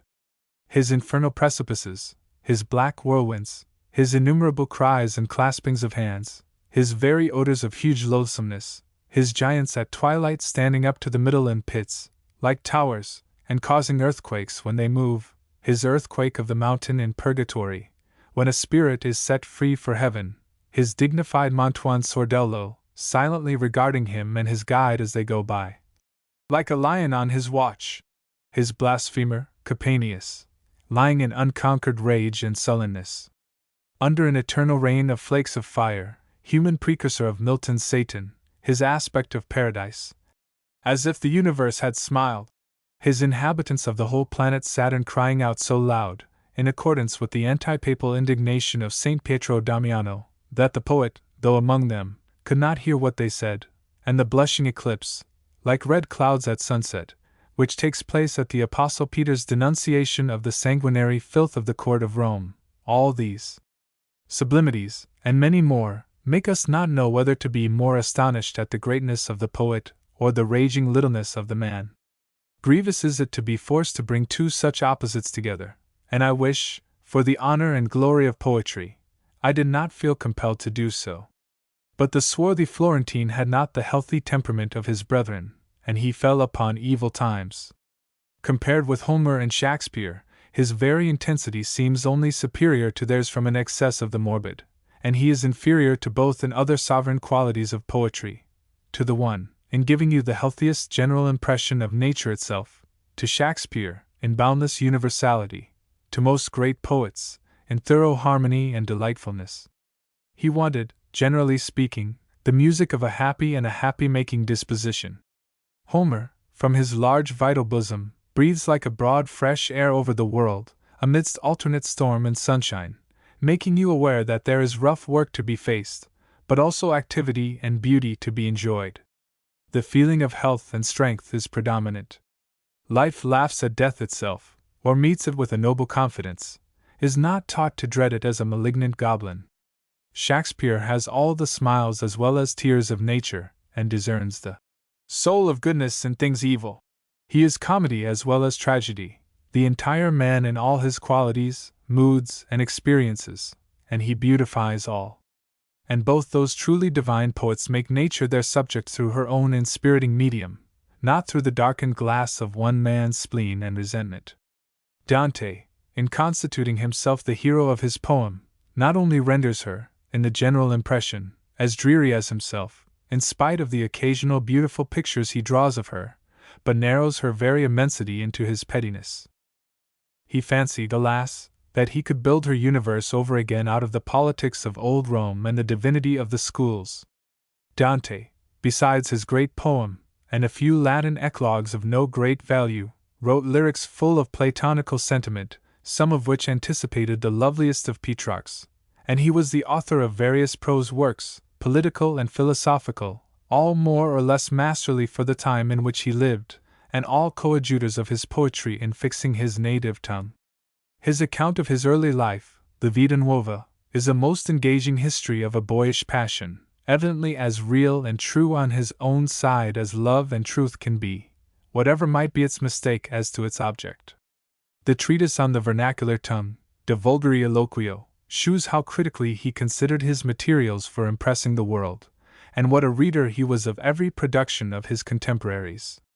The Banquet, Convito, is but an abstruse commentary on some of his minor poems, but the book on Monarchy, De Monarchia, is a compound of ability and absurdity, in which his great genius is fairly overborne by the barbarous pedantry of the age. It is an argument to prove that the world must all be governed by one man, that this one man must be the successor of the Roman Emperor, God having manifestly designed the world to be subject forever to the Roman Empire, and lastly, that this emperor is equally designed by God to be independent of the Pope, spiritually subject to him, indeed, but so far only as a good son is subject to the religious advice of his father, and thus making church and state happy forever in the two divided supremacies. And all this assumption of the obsolete and impossible the author gravely proves in all the forms of logic, by arguments drawn from the history of Aeneas, and the providential cackle of the Roman geese. How can the patriots of modern Italy, justified as they are in extolling the poet to the skies, see him plunge into such depths of bigotry in his verse and childishness in his prose, and consent to perplex the friends of advancement with making a type of their success out of so erring though so great a man. Such slavishness, even to such greatness, is a poor and unpromising thing, compared with an altogether unprejudiced and forward-looking self-reliance. To have no faith in names has been announced as one of their principles, and God and humanity is their motto. What, therefore, has Dante's name to do with their principles? Or what have the semi-barbarisms of the 13th century to do with the final triumph of God and humanity? Dante's lauded wish for that union of the Italian states, which his fame has led them so fondly to identify with their own, was but a portion of his greater and prouder wish to see the whole world at the feet of his boasted ancestress, Rome. Not, of course, that he had no view to what he considered good and just government, for what sane despot purposes to rule without that? But his good and just government was always to be founded on the sine qua non principle of universal Italian domination. 35. All that Dante said or did has its interest for us in spite of his errors, because he was an earnest and suffering man and a great genius. But his fame must ever continue to lie where his greatest blame does, in his principal work. He was a gratuitous logician, a preposterous politician, a cruel theologian, but his wonderful imagination, and considering the bitterness that was in him, still more wonderful sweetness, have gone into the hearts of his fellow creatures, and will remain there in spite of the moral and religious absurdities with which they are mingled, and of the inability which the best-natured readers feel to associate his entire memory, as a poet, with their usual personal delight in a poet and his name. Footnote 1. As notices of Dante's life have often been little but repetitions of former ones, I think it due to the painstaking character of this volume to state that besides consulting various commentators and critics, from Boccaccio to Fraticelli and others, I have diligently perused the Vita di Dante, by Cesare Balbo, with Rocco's annotations, the Histoire littéraire d'Italie, by Ginguin, the Discorso sul testo della commedia, by Foscolo, the Amore e Rime di Dante of Arivabene, the Veltro allegorico di Dante, by Troja, and Ozanam's Dante et la philosophie catholique in Trixime siècle. Footnote 2, Canto 15. 88. Footnote 3. For the doubt apparently implied respecting the district, see Canto 16. 43, or the summary of it in the present volume. The following is the passage alluded to in the philosophical treatise. Responder si voreb, non call parole, ma call calteo, a tanta bestialita. Convito, o per minori, 12 mo fur. 1834, Volume 2. Page 432. Beautiful mode, says Pertissery in a note, of settling questions. Footnote 4, Istri Fiorentine 2. 43, in tutte le opere, 42, 1550. Footnote 5, the name has been varied into Allegory, Alighieri, Alighieri, with the accent generally on the third, but sometimes on the second syllable. See Foscolo, Discorso sul testo, p. 432. He says that in Verona, where descendants of the poet survive, they call it Alighieri. But names, like other words, often wander so far from their source that it is impossible to ascertain it. Who would suppose that Pomfret came from Pontefract, or Whig from Perucca? Coats of arms, unless in very special instances, prove nothing but the whims of the heralds. Those who like to hear of anything in connection with Dante or his name may find something to stir their fancies in the following grim significations of the word in the dictionaries. Dante, a kind of great wild beast in Africa, that hath a very hard skin. Florio's Dictionary, edited by Torregiano. Dante, an animal called otherwise the great beast. Vocabolario della Crusca, Compendiato, Venn, 1729. Footnote 6, see the passage in Hell, where Virgil, to express his enthusiastic approbation of the scorn and cruelty which Dante chews to one of the condemned, embraces and kisses him for a right disdainful soul, and blesses the mother that bore him. Footnote 7, O per minori, Vol 312, Flor.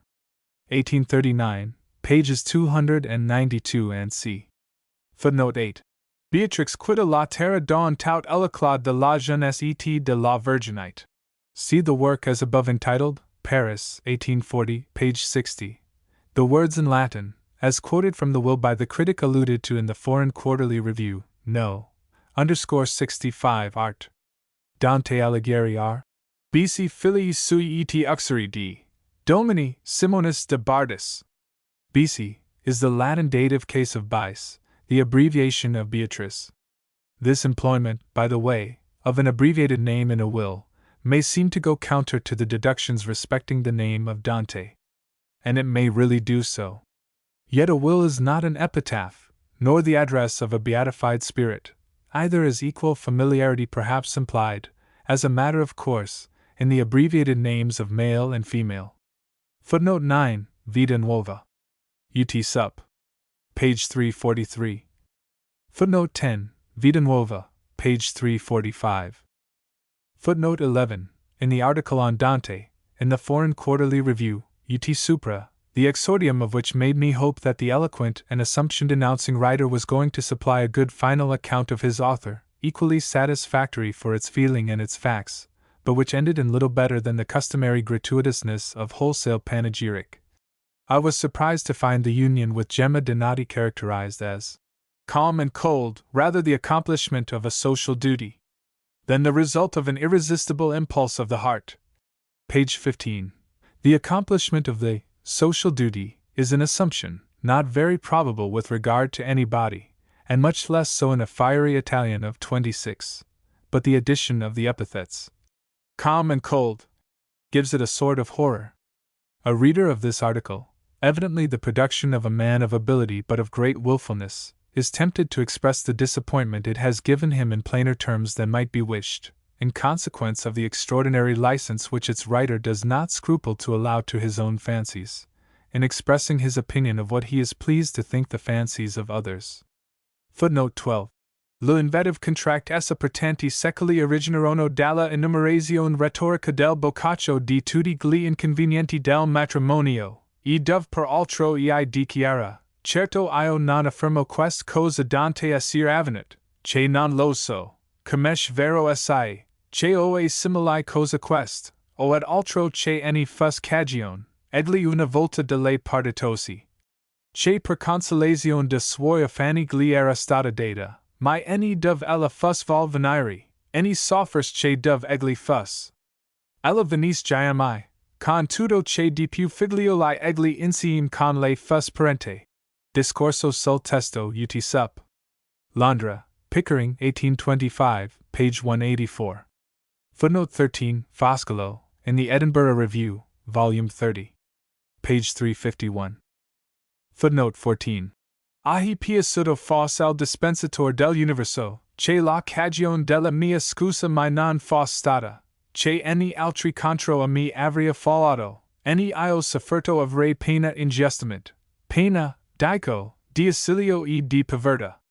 Poiché fu piacere de cittadini della bellissima e famosissima figlia di Roma, Florenza, di gettarmi fuori del so dolcissimo seno, nel quale nato e nidrito fui sino al colmo della mia vita, e nel quale, con buona pace di quella, desidero con tutto il cor di riposer l'animo stanco, e terminare il tempo che mi dato, per la part one quasi tutte. Alla quale questa lingua assai stend, peregrino, quasi mendicando, sono nato, mostrando contro a mia voglia la piaga della fortuna, che sul ingiustamente al piagato molte volte essere imputata. Veramente io sono stato legno senza vela e senza governo, portato a diversi porti e fossa e liti del vento secco che vapora la dolorosa povertà, e sono vil apparito agli occhi a molti, che forse per alcuna fama in altra forma mi avevano immaginato, nel cospetto de quali non solamente mia persona invilio, ma di minor pregio si fis ogni opera, si giafata. Cum quella che fosse affair. O per minori ut sup. Volume 2. Page 20. Footnote 15. In lictoris vestris et reverentia debita et affection receptis, quam repatriatio mea cur sid vobis ex animo gradament ac diligenti animaversion concipi, itenem tanto me districtus obligastis, quanto rarius exuls invenire amicos contingit. Ad illum vero significata respondio, etsi non iatinus qualiter forsam pusillanimitas apparet aliquorum, ut sub examen vestri concilii ante judicium, effectuos deposco. Ecce igitur quod per lictoris vestri me, que nepotis, nec non alirum quam plurium amicarum significatum est mihi. Per ordinamentum nuperfactum Florentis super absolution banatorum. Quod si solvere velum certum pecuni quantitatum, velem pati notum oblationis et ab salvi possum et redire ut presens. In quo cadem duo redenda et male per conciliata sunt. Pater, dico male per conciliata per illos catali expresserunt, nam vester liter discretius et consultius clausulat nihil de talibus continbent. Est nis de revocatio gloriosa qua di, all. Aidantes allegorius, revocator ad patrium per trilustrium fir perpessus exilium? Bec marut conscientia manifesta quibusibit? Hex sudor et labor continuatus in studiis? Absida viro philosophi domestica temeraria terrini cordis humilitas, ut more cugistem scioli et alirum infamium quasi vinctus ipsi esse patiator afferi. Absida viro predicant justitium, ut perpessus injuriam inferentibus. Velid benemerentibus, pecuniam suam solvat. Non est hec via redoindi ad patrium, patermi, sed si alia per vas, aut dane per alios inveniator que fein di. Dantis, que honori non derogit, illum non lentis passibus acceptabo. Quod si per nullum talum Florentia introiter, nunquam Florentium introibo. Quidni? Non solis astrorumc specula bique conspicium? Non dulcissimus veritates potero specularia bique sub silo, ani prius in gloriam, immo ignominiosum populo, Florenticae civitatiam redam? Quip panis non deficiat. Footnote 16, O per minori, ut sup. Vol 3. Page 186. Footnote 17, Veltro allegorico di Dante ut sup. Page 208, where the appendix contains the Latin original. Footnote 18, see Fraticelli's dissertation on the Convito, in O per minori ut sup.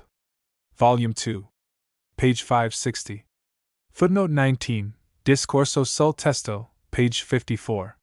Footnote 20, Balbal. Naples edition, page 132. Footnote 21. DSE stesso presunts maravigliosamente tanto, che essendo egli glorioso nel calmo del reggimento della Repubblica, irraginandosi tra maggiori cittadini di mundere, per alcuna gran bisogna, ambasciata a Bonifacio Papa VIII, e che principi della ambasciata fos Dante, ed egli incio in presenza di tutti quegli che cio conciliavano richiesto, aven. Che soprastando egli alla risposta, alcun dis, che pensi? Alla quali parole egli rispose, penso, esse io vio, ci remain, e io rimango, ci vie, quasi esso solo fos colui che tra tutti valesi per cui tutti gli altri valesero. And he goes on to say respecting the stone throwing. Appresso, cum che il nostro potenelli sua aversita pasian o no si fos, in una fu impazientissimo, ed egli infino al cominciamento del suo esilio stato gelfissimo, non essendogli aperta la via del ritornare in casa sua, si fuer di modo divento gibellino, che agni. Feminella, agni pichel fanciello, e quant volti aves voluto, ragionando di part, e la guelfa proponendo alla gibellino, elevreb non solamente fado turber, ma tanta insania commasso, che esse taciuto non fos, agitur la pietre elevreb condato. Vita di Dante, prefixed to the Paris edition of the Commedia, 1844, page 25, and then the Buon Boccaccio, with his accustomed sweetness of nature, begs pardon of so great a man, for being obliged to relate such things of him, and doubts whether his spirit may not be looking down on him that moment disdainfully from heaven. Such an association of ideas had Dante produced between the celestial and the scornful. Footnote 22, Novelli di Franco Sacchetti, Milan edition, 1804, volume 2. Page 148. It forms the setting, or framework, of an inferior story, and is not mentioned in the heading. Footnote 23, The Vision, or Hell, Purgatory, and Paradise, of Dante Alighieri, and C. Smith's edition, 1844, page 90. Footnote 24, Discorso sul testo, pages 64, 77 to 90, 335 to 338. Footnote 25, Purgatorio, Canto 3. 118, 138, referred to by Foscolo, in the Discorso sul testo, page 383. Footnote 26, Wharton's History of English Poetry, edition of 1840, volume 3. Page 214. Footnote 27, Memoirs of the Life of Sir Walter Scott, Bart. Volume 2. Page 122. Footnote 28, Pentameron and Pentalogia, pages 44 to 50. Footnote 29, Discorso sul testo, page 226. The whole passage, sect. cx, is very eloquent, horrible, and self-betraying. Footnote 30, Discorso, as above, page 101. Footnote 31, Discorso, page 103. Footnote 32, Criticisms on the Ralliad, and Probationary Odes for the Laureateship. 3rd edit. 17s5, page 317. Footnote 33, the writer of the article on Dante in the Foreign Quarterly Review, as above, concedes that his hero in this passage becomes almost cruel, almost tormenting a man further, who is up to his chin in everlasting ice, and whose face he has kicked. Footnote 34. Cortesia fu Louis Esser Villano. Inferno, Canto 33. 150. Footnote 35. Everybody sees this who is not wilfully blind. Passionate, says the editor of the Opere Minori, for the ancient Italian glories, and the greatness of the Roman name, he was of opinion that it was only by means of combined strength, and one common government, that Italy could be finally secured from discord in its own bosom and enemies from without, and recover its ancient empire over the whole world. Amantissimo del antiche glorie italiane, e della grandezza del nome romano, e I considerava, che soltanto pel mezzo di una general forza ed autorita pativa l'Italia dall'intern contesi dal straniere invasione restarsi sicura, e recuperare l'antico imperio sopra tutte le genti. UT Sup. Volume 3. Page 8. The Italian Pilgrim's Progress. I. The Journey Through Hell. Argument. The infernal regions, according to Dante, are situate in the globe we inhabit, directly beneath Jerusalem, and consist of a succession of gulfs or circles, narrowing as they descend, and terminating in the center, so that the general shape is that of a funnel. Commentators have differed as to their magnitude, but the latest calculation gives 315 miles for the diameter of the mouth or crater, and 1/4 of a mile for that of its terminating point. In the middle is the abyss, pervading the whole depth, and 245 miles in diameter at the opening, which reduces the different platforms, or territories that surround it, to a size comparatively small. These territories are more or less varied with land and water, lakes, precipices, and sea. A precipice, 14 miles high, divides the first of them from the second. The passages from the upper world to the entrance are various, and the descents from one circle to another are effected by the poet and his guide in different manners, sometimes on foot through byways, sometimes by the conveyance of supernatural beings. The crater he finds to be the abode of those who have done neither good nor evil, caring for nothing but themselves.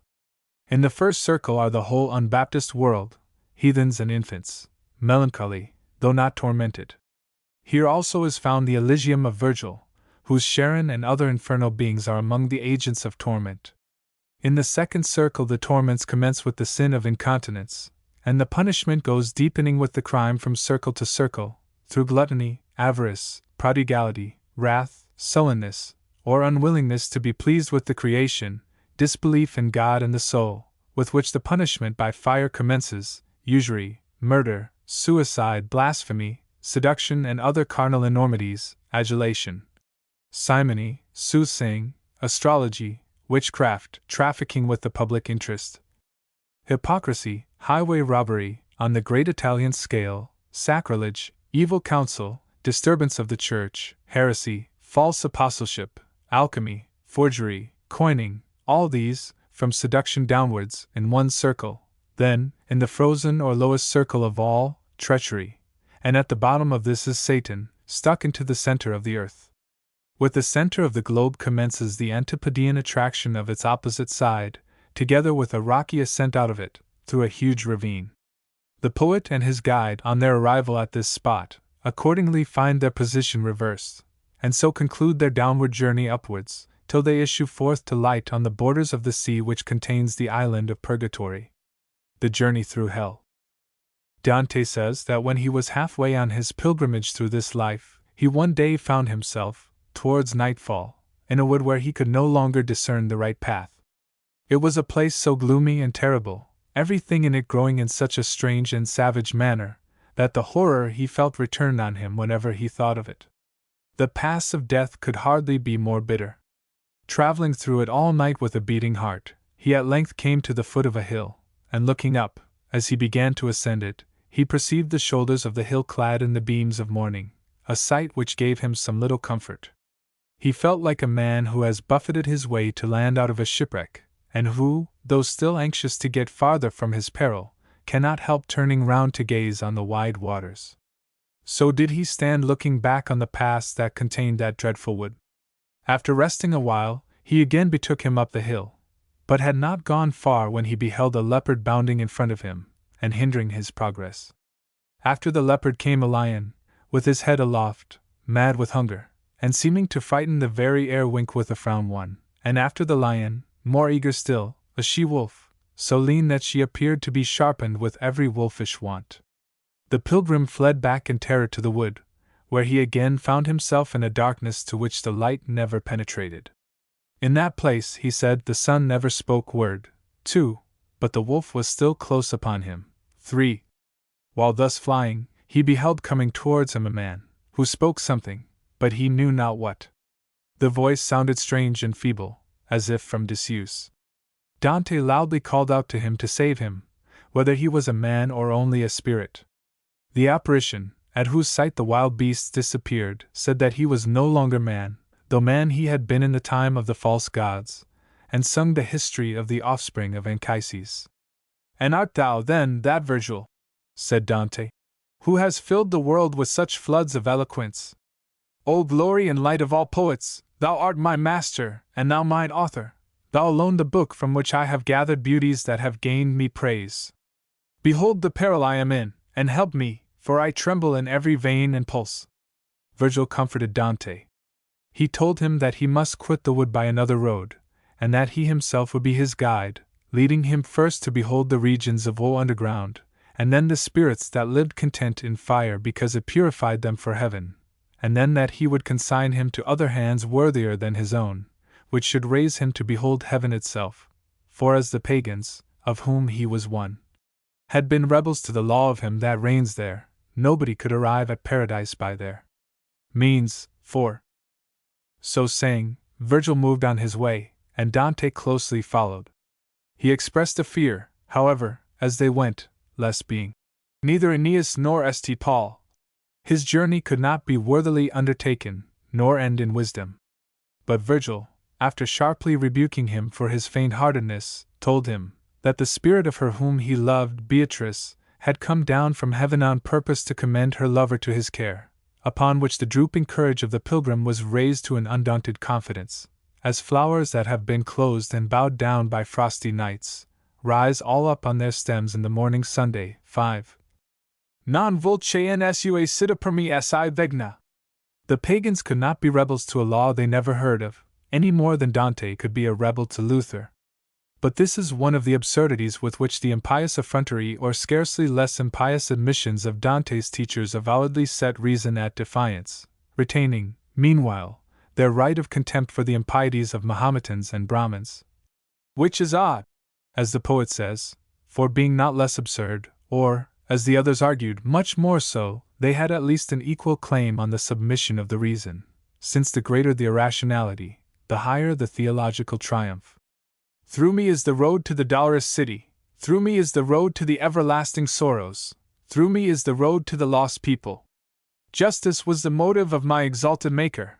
I was made by divine power, by consummate wisdom, and by primal love. Before me was no created thing, if not eternal, and eternal am I also. Abandon hope, all ye who enter. Such were the words which Dante beheld written in dark characters over a portal.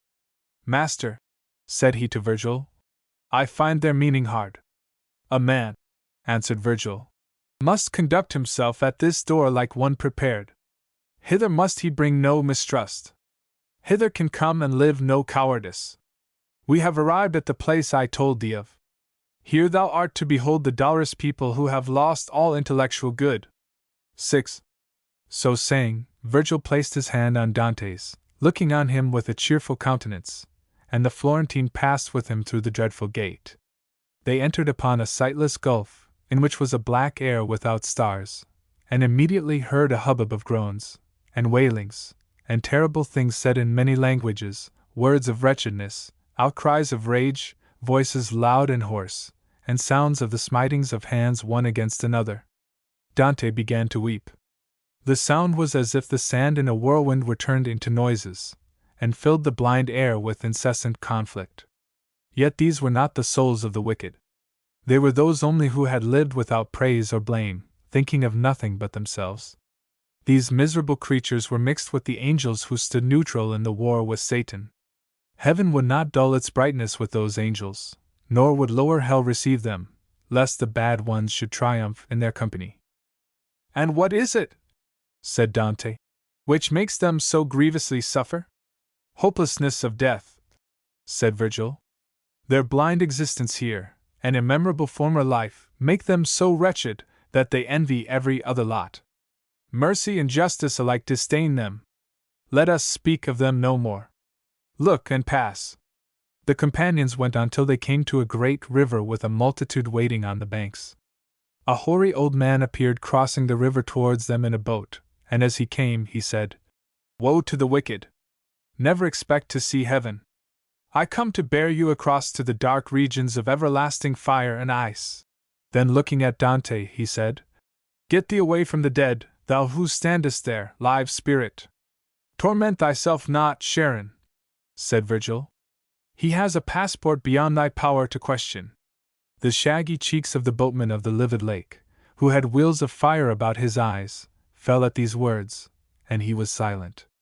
But the naked multitude of souls whom he had spoken to changed color, and gnashed their teeth, blaspheming God, and their parents, and the human species, and the place, and the hour, and the seed of the sowing of their birth, and all the while they felt themselves driven onwards by a fear which became a desire, towards the cruel riverside, which awaits every one destitute of the fear of God. The demon Charon, beckoning to them with eyes like braziers, collected them as they came, giving blows to those that lingered, with his oar. One by one they dropped into the boat like leaves from a bough in autumn, till the bough is left bare, or as birds drop into the decoy at the sound of the bird call. There was then an earthquake, so terrible that the recollection of it made the poet burst into a sweat at every pore. A whirlwind issued from the lamenting ground, attended by vermilion flashes, and he lost his senses, and fell like a man stupefied. A crash of thunder through his brain woke up the pilgrim so hastily, that he shook himself like a person roused by force. He found that he was on the brink of a gulf, from which ascended a thunderous sound of innumerable groanings. He could see nothing down it. It was too dark with sooty clouds. Virgil himself turned pale, but said, "We are to go down here. I will lead the way." "O master," said Dante, "if even thou fearest, what is to become of myself?" "It is pity, not fear," replied Virgil, "that makes me change color." With these words his guide led him into the first circle of hell, surrounding the abyss. The great noise gradually ceased to be heard, as they journeyed inwards, till at last they became aware of a world of sighs, which produced a trembling in the air. They were breathed by the souls of such as had died without baptism, men, women, and infants, no matter how good, no matter if they worshipped God before the coming of Christ, for they worshipped him not properly. Virgil himself was one of them. They were all lost for no other reason, and their only suffering consisted in hopeless desire. Dante was struck with great sorrow when he heard this, knowing how many good men must be in that place. He inquired if no one had ever been taken out of it into heaven. Virgil told him there had, and he named them, to wit, Adam, Abel, Noah, Moses, King David, obedient Abraham the patriarch, and Isaac, and Jacob, with their children, and Rachel, for whom Jacob did so much, and many more, adding, however, that there was no instance of salvation before theirs. Journeying on through spirits as thick as leaves, Dante perceived a lustre at a little distance, and observing shapes in it evidently of great dignity, inquired who they were that thus lived apart from the rest. Virgil said that heaven thus favored them by reason of their renown on earth. A voice was then heard exclaiming, "Honor and glory to the lofty poet!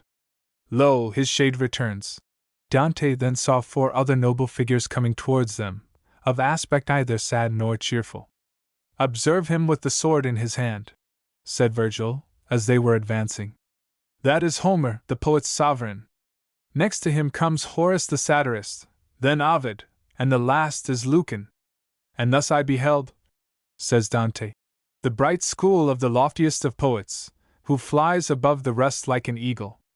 For a while the illustrious spirits talked together, and then turned to the Florentine with a benign salutation, at which his master smiled and, "Further honor they did me," adds the father of Italian poetry, "for they admitted me of their tribe, so that to a band of that high account I added a 6th. 7.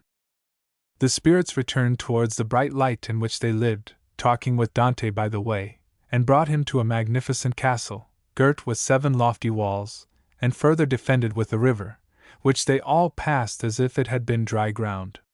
7 gates conducted them into a meadow of fresh green, the resort of a race whose eyes moved with a deliberate soberness, and whose whole aspects were of great authority, their voices sweet, and their speech seldom. 8. Dante was taken apart to an elevation in the ground, so that he could behold them all distinctly, and there, on the enameled green, 9, were pointed out to him the great spirits, by the sight of whom he felt exalted in his own esteem.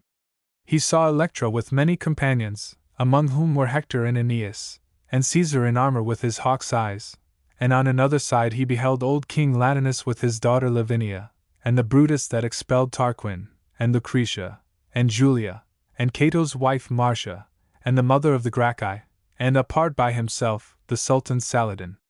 He then raised his eyes a little, and beheld the master of those who know. 10. Aristotle, sitting amidst the family of philosophers, and honored by them all. Socrates and Plato were at his side. Among the rest was Democritus, who made the world a chance, and Diogenes, and Heraclitus, and and Dioscorides, the good gatherer of simples.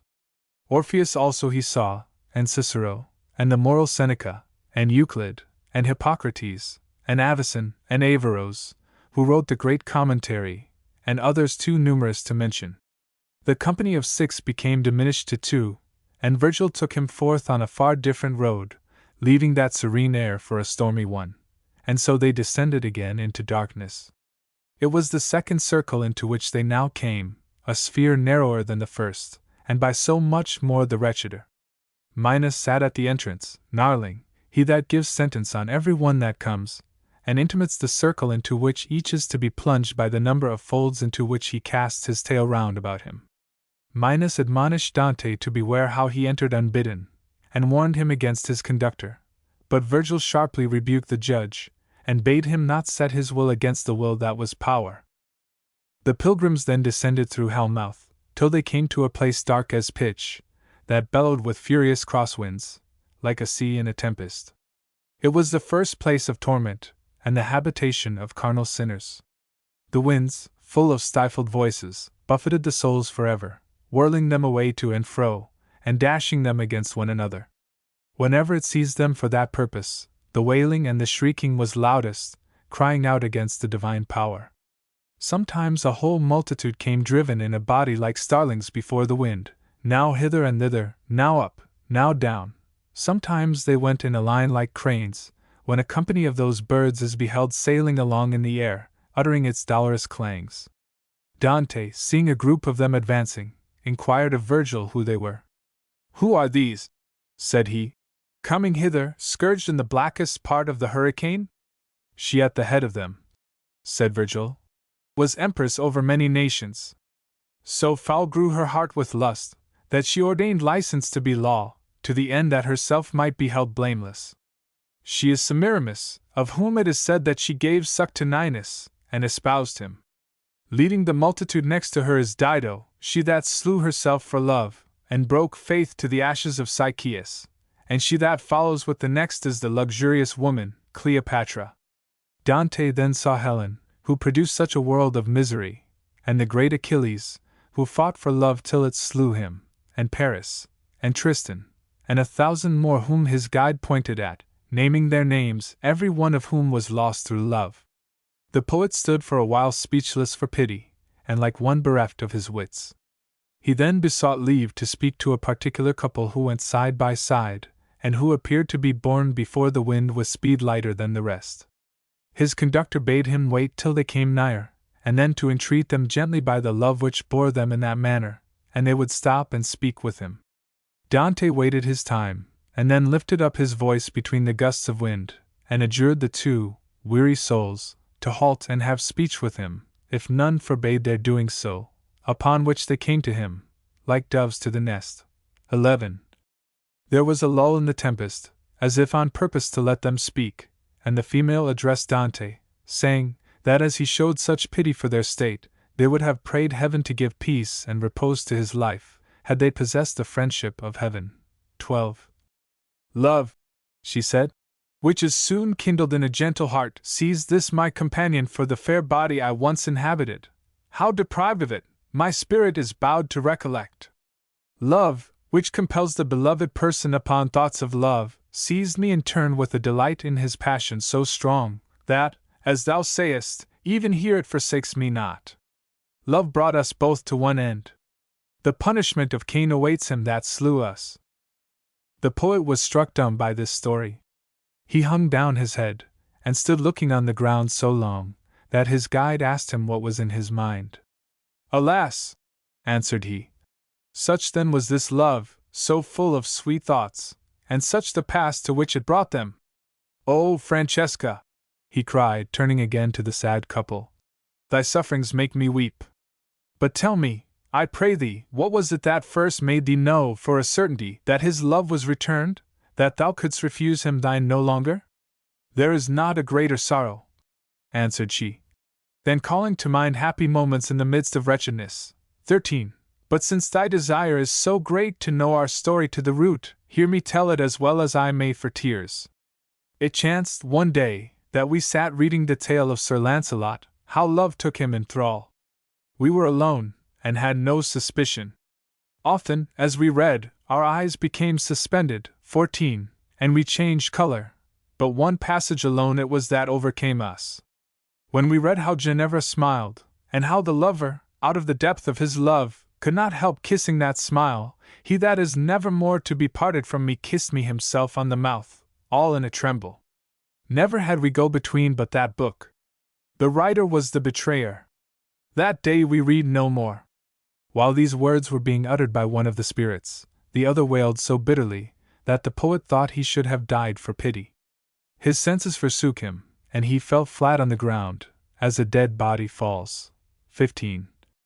On regaining his senses, the poet found himself in the third circle of hell, a place of everlasting wet, darkness, and cold, one heavy slush of hail and mud, emitting a squalid smell. The triple-headed dog Cerberus, with red eyes and greasy black beard, large belly, and hands with claws, barked above the heads of the wretches who floundered in the mud, tearing, skinning, and dismembering them, as they turned their sore and sodden bodies from side to side. When he saw the two living men, he showed his fangs, and shook in every limb for desire of their flesh. Virgil threw lumps of dirt into his mouth, and so they passed him. It was the place of gluttons. The travelers passed over them, as if they had been ground to walk upon. But one of them sat up, and addressed the Florentine as his acquaintance. Dante did not know him, for the agony in his countenance. He was a man nicknamed Hog, Chaco, and by no other name does the poet, or any one else, mention him. His countrymen addressed him by it, though declaring at the same time that he wept to see him. Hog prophesied evil to his discordant native city, adding that there were but two just men in it, all the rest being given up to avarice, envy, and pride. Dante inquired by name respecting the fate of 5 other Florentines, who had done good, and was informed that they were all, for various offenses, in lower gulfs of hell. Hogg then begged that he would mention having seen him when he returned to the sweet world, and so, looking at him a little, bent his head, and disappeared among his blinded companions. "Satan! Hoa Satan!" roared the demon Plutus, as the poets were descending into the 4th circle. "Peace!" cried Virgil. "With thy swollen lip, thou accursed wolf! No one can hinder his coming down. God wills it." 16. Flat fell Plutus, collapsed, like the sails of a vessel when the mast is split. This circle was the most populous one they had yet come to. The sufferers, gifted with supernatural might, kept eternally rolling round it, one against another, with terrific violence, and so dashing apart, and returning. "Why grasp?" cried the one. "Why throw away?" cried the other, and thus exclaiming, they dashed furiously together. They were the avaricious and the prodigal. Multitudes of them were churchmen, including cardinals and popes. Not all the gold beneath the moon could have purchased them a moment's rest. Dante asked if none of them were to be recognized by their countenances. Virgil said, "No, for the stupid and sullied lives which they led on earth swept their faces away from all distinction forever. In discoursing of fortune, they descend by the side of a torrent, black as ink, into the 5th circle, or place of torment for the angry, the sullen, and the proud. Here they first beheld a filthy marsh, full of dirty naked bodies, that in everlasting rage tore one another to pieces. In a quieter division of the pool were seen nothing but bubbles, carried by the ascent, from its slimy bottom, of the stifled words of the sullen. They were always saying, 'We were sad and dark within us in the midst of the sweet sunshine, and now we live sadly in the dark bogs.' The poets walked until they came to the foot of a tower, which hung out 2 blazing signals to another just discernible in the distance. A boat came rapidly towards them, ferried by the wrathful Phlegia's wink with a frown 17, who cried out, "Aha, felon! And so thou hast come at last!" "Thou errest," said Virgil. "We come for no longer time than it will take thee to ferry us across thy pool." Phlegia's looked like one defrauded of his right, but proceeded to convey them. During their course a spirit rose out of the mire, looking Dante in the face, and said, "Who art thou, that comest before thy time?" "Who art thou?"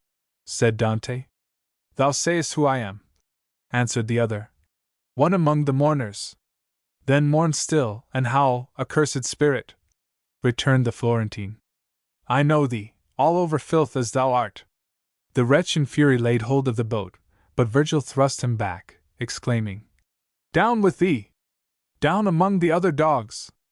Then turning to Dante, he embraced and kissed him, saying, "O soul, that knows how to disdain, blessed be she that bore thee!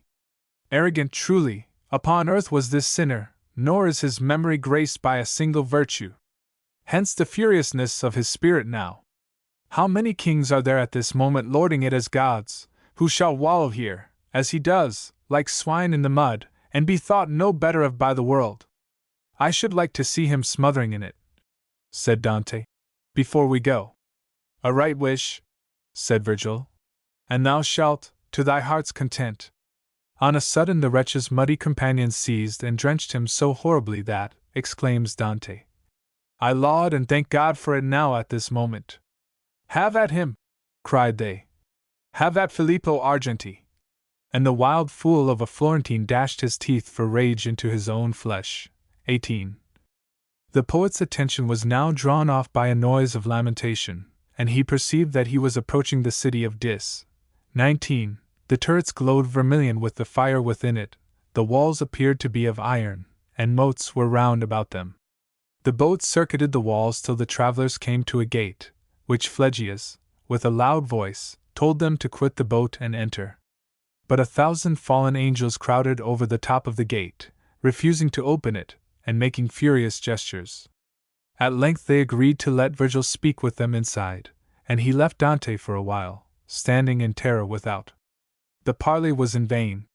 They would not let them pass. Virgil, however, bade his companion be of good cheer, and then stood listening and talking to himself, disclosing by his words his expectation of some extraordinary assistance, and at the same time his anxiety for its arrival. On a sudden, 3 raging figures arose over the gate, colored with gore. Green hydras twisted about them, and their fierce temples had snakes instead of hair. "Look," said Virgil.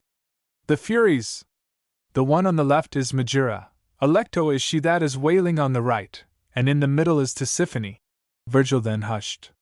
The Furies stood clawing their breasts, smiting their hands together, and raising such hideous cries, that Dante clung to his friend. "Bring the Gorgon's head!" cried the Furies, looking down. "Turn him to adamant!" "Turn round," said Virgil, "and hide thy face, for if thou beholdest the Gorgon, never again wilt thou see the light of day." And with these words he seized Dante and turned him round himself, clapping his hands over his companion's eyes. And now was heard coming over the water a terrible crashing noise, that made the banks on either side of it tremble. It was like a hurricane which comes roaring through the vain shelter of the woods, splitting and hurling away the boughs, sweeping along proudly in a huge cloud of dust, and making herds and herdsmen fly before it. "Now stretch your eyesight across the water," said Virgil, letting loose his hands. "There, where the smoke of the foam is thickest." Dante looked, and saw 1,000 of the rebel angels, like frogs before a serpent, swept away into a heap before the coming of a single spirit, who flew over the tops of the billows with unwet feet. The spirit frequently pushed the gross air from before his face, as if tired of the base obstacle, and as he came nearer, Dante, who saw it was a messenger from heaven, looked anxiously at Virgil. Virgil motioned him to be silent and bowed down. The angel, with a face full of scorn, as soon as he arrived at the gate, touched it with a wand that he had in his hand, and it flew open. "Outcasts of heaven," said he, "despicable race! Whence this fantastical arrogance? Do ye forget that your torments are laid oil thicker every time ye kick against the fates? Do ye forget how your Cerberus was bound and chained till he lost the hair off his neck like a common dog?" So saying, he turned swiftly and departed the way he came, not addressing a word to the travelers. His countenance had suddenly a look of some other business, totally different from the one he had terminated. The companions passed in, and beheld a place full of tombs red hot. It was the region of arch-heretics and their followers. Dante and his guide passed round betwixt the walls and the sepulchres as in a churchyard, and came to the quarter which held Epicurus and his sect, who denied the existence of spirit apart from matter. The lids of the tombs remaining unclosed till the day of judgment, the soul of a noble Florentine, Farinata degli Uberti, hearing Dante speak, addressed him as a countryman, asking him to stop. 20. Dante, alarmed, beheld him rise half out of his sepulchre, looking as lofty as if he scorned hell itself. Finding who Dante was, he boasted of having 3 times expelled the Guelphs. "Perhaps so," said the poet, "but they came back again each time, an art which their enemies have not yet acquired." A visage then appeared from out another tomb, looking eagerly, as if it expected to see someone else. Being disappointed, the tears came into its eyes, and the sufferer said, "If it is thy genius that conducts thee hither, where is my son, and why is he not with thee?" "It is not my genius that conducts me," said Dante, "but that of one, whom perhaps thy son held in contempt." "How sayest thou?" cried the shade. "Held in contempt? He is dead then? He beholds no longer the sweet light?" And with these words he dropped into his tomb, and was seen no more. It was Cavalcante, the father of the poet's friend, Guido. 21. The shade of Farinata, who had meantime been looking on, now replied to the taunt of Dante, prophesying that he should soon have good reason to know that the art he spoke of had been acquired, upon which Dante, speaking with more considerateness to the lofty sufferer, requested to know how the gift of prophecy could belong to spirits who were ignorant of the time present. Farinata answered that so it was, just as there was a kind of eyesight which could discern things at a distance though not at hand.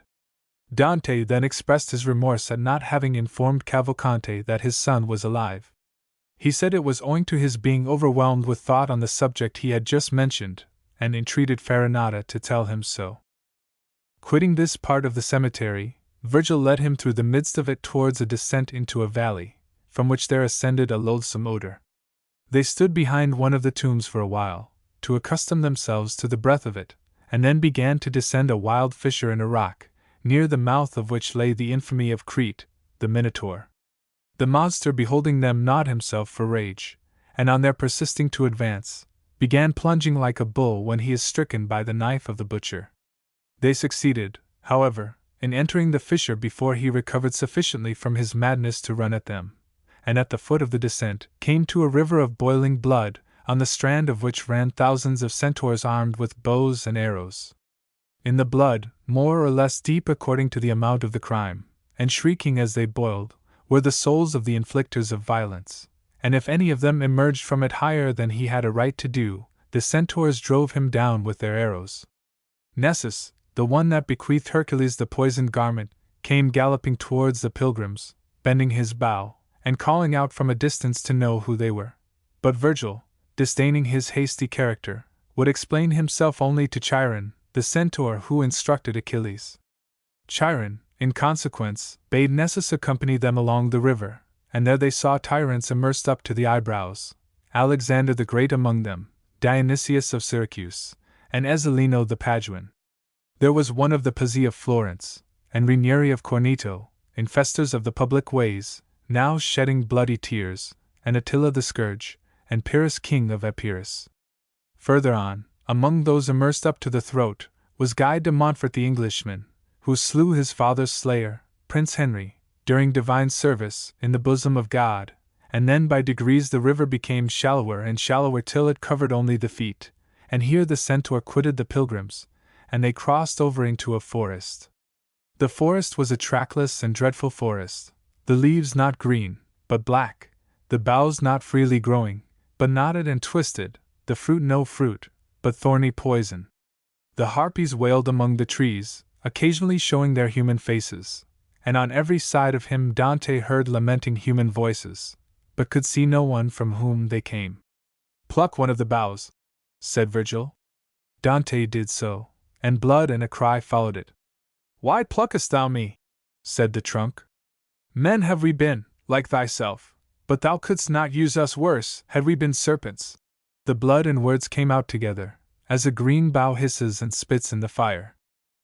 The voice was that of Piero del Vigna, the good chancellor of the Emperor Frederick II. Just though he had been to others, he was thus tormented for having been unjust to himself, for, envy having wronged him to his sovereign, who sentenced him to lose his eyes, he dashed his brains out against a wall. Piero entreated Dante to vindicate his memory. The poet could not speak for pity, so Virgil made the promise for him, inquiring at the same time in what manner it was that suicides became thus identified with trees, and how their souls were to rejoin their bodies at the day of judgment. Piero said that the moment the fierce self-murderer's spirit tore itself from the body, and passed before Charon, it fell, like a grain of corn, into that wood, and so grew into a tree. The harpies then fed on its leaves, causing both pain and a vent for lamentation.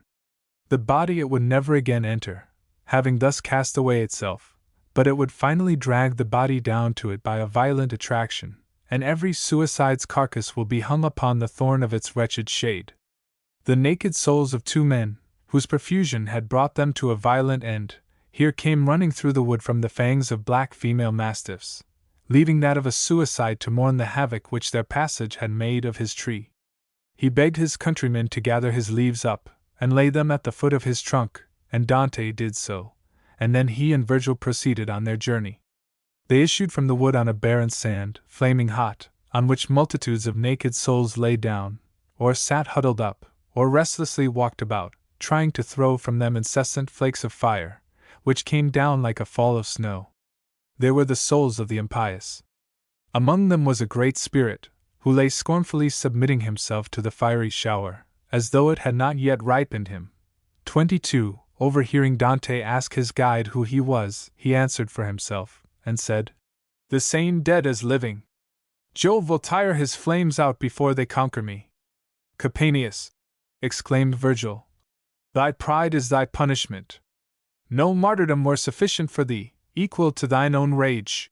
The besieger of Thebes made no reply. In another quarter of the fiery shower the pilgrims met a crowd of Florentines, mostly churchmen, whose offense is not to be named, after which they beheld usurers, and then arrived at a huge waterfall, which fell into the eighth circle, or that of the fraudulent.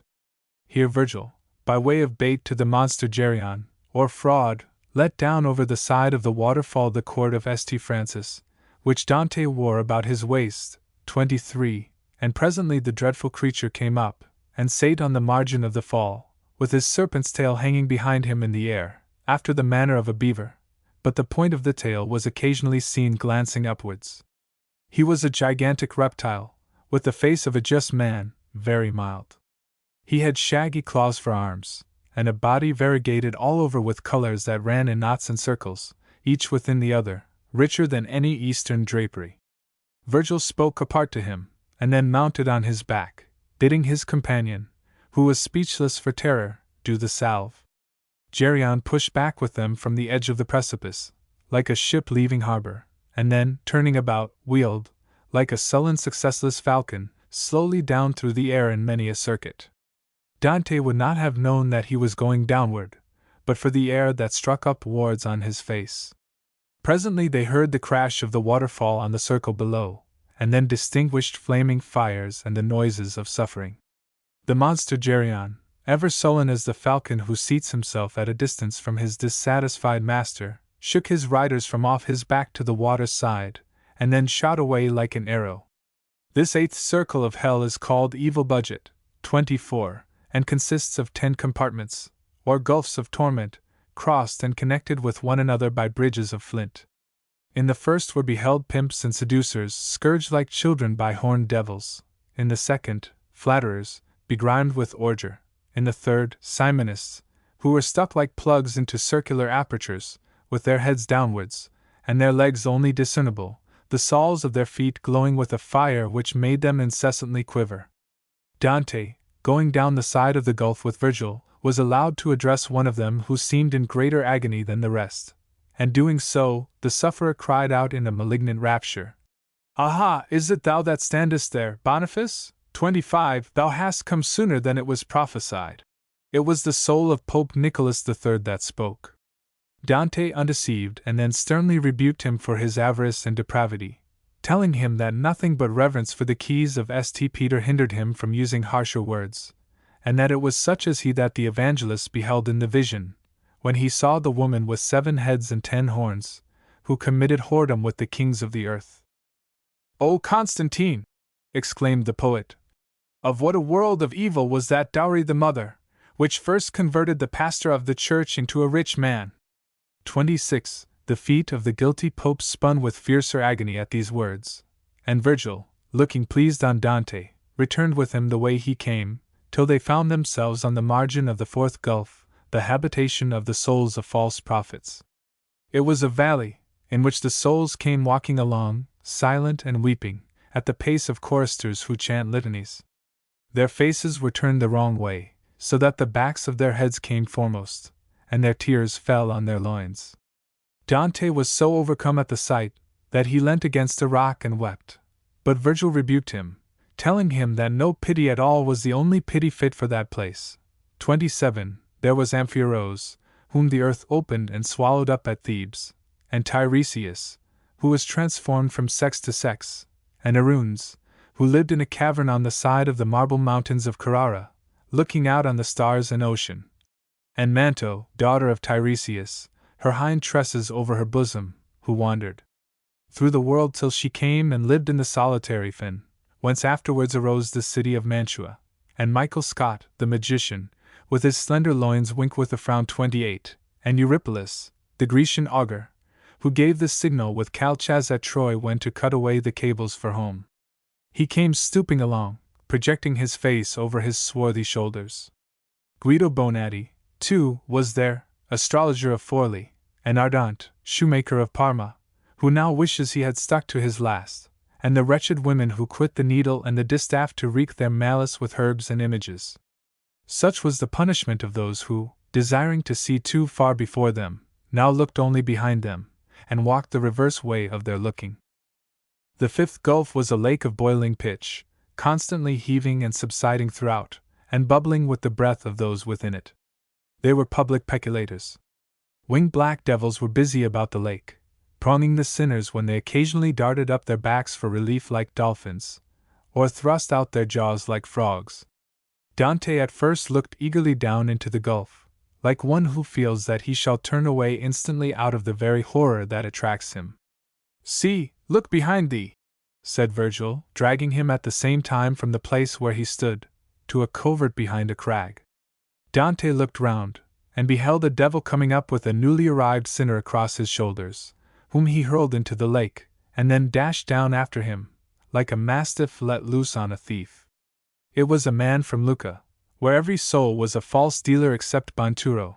29. The devil called out to other devils, and a heap of them fell upon the wretch with hooks as he rose to the surface, telling him that he must practice there in secret, if he practiced at all, and thrusting him back into the boiling pitch, as cooks thrust back flesh into the pot.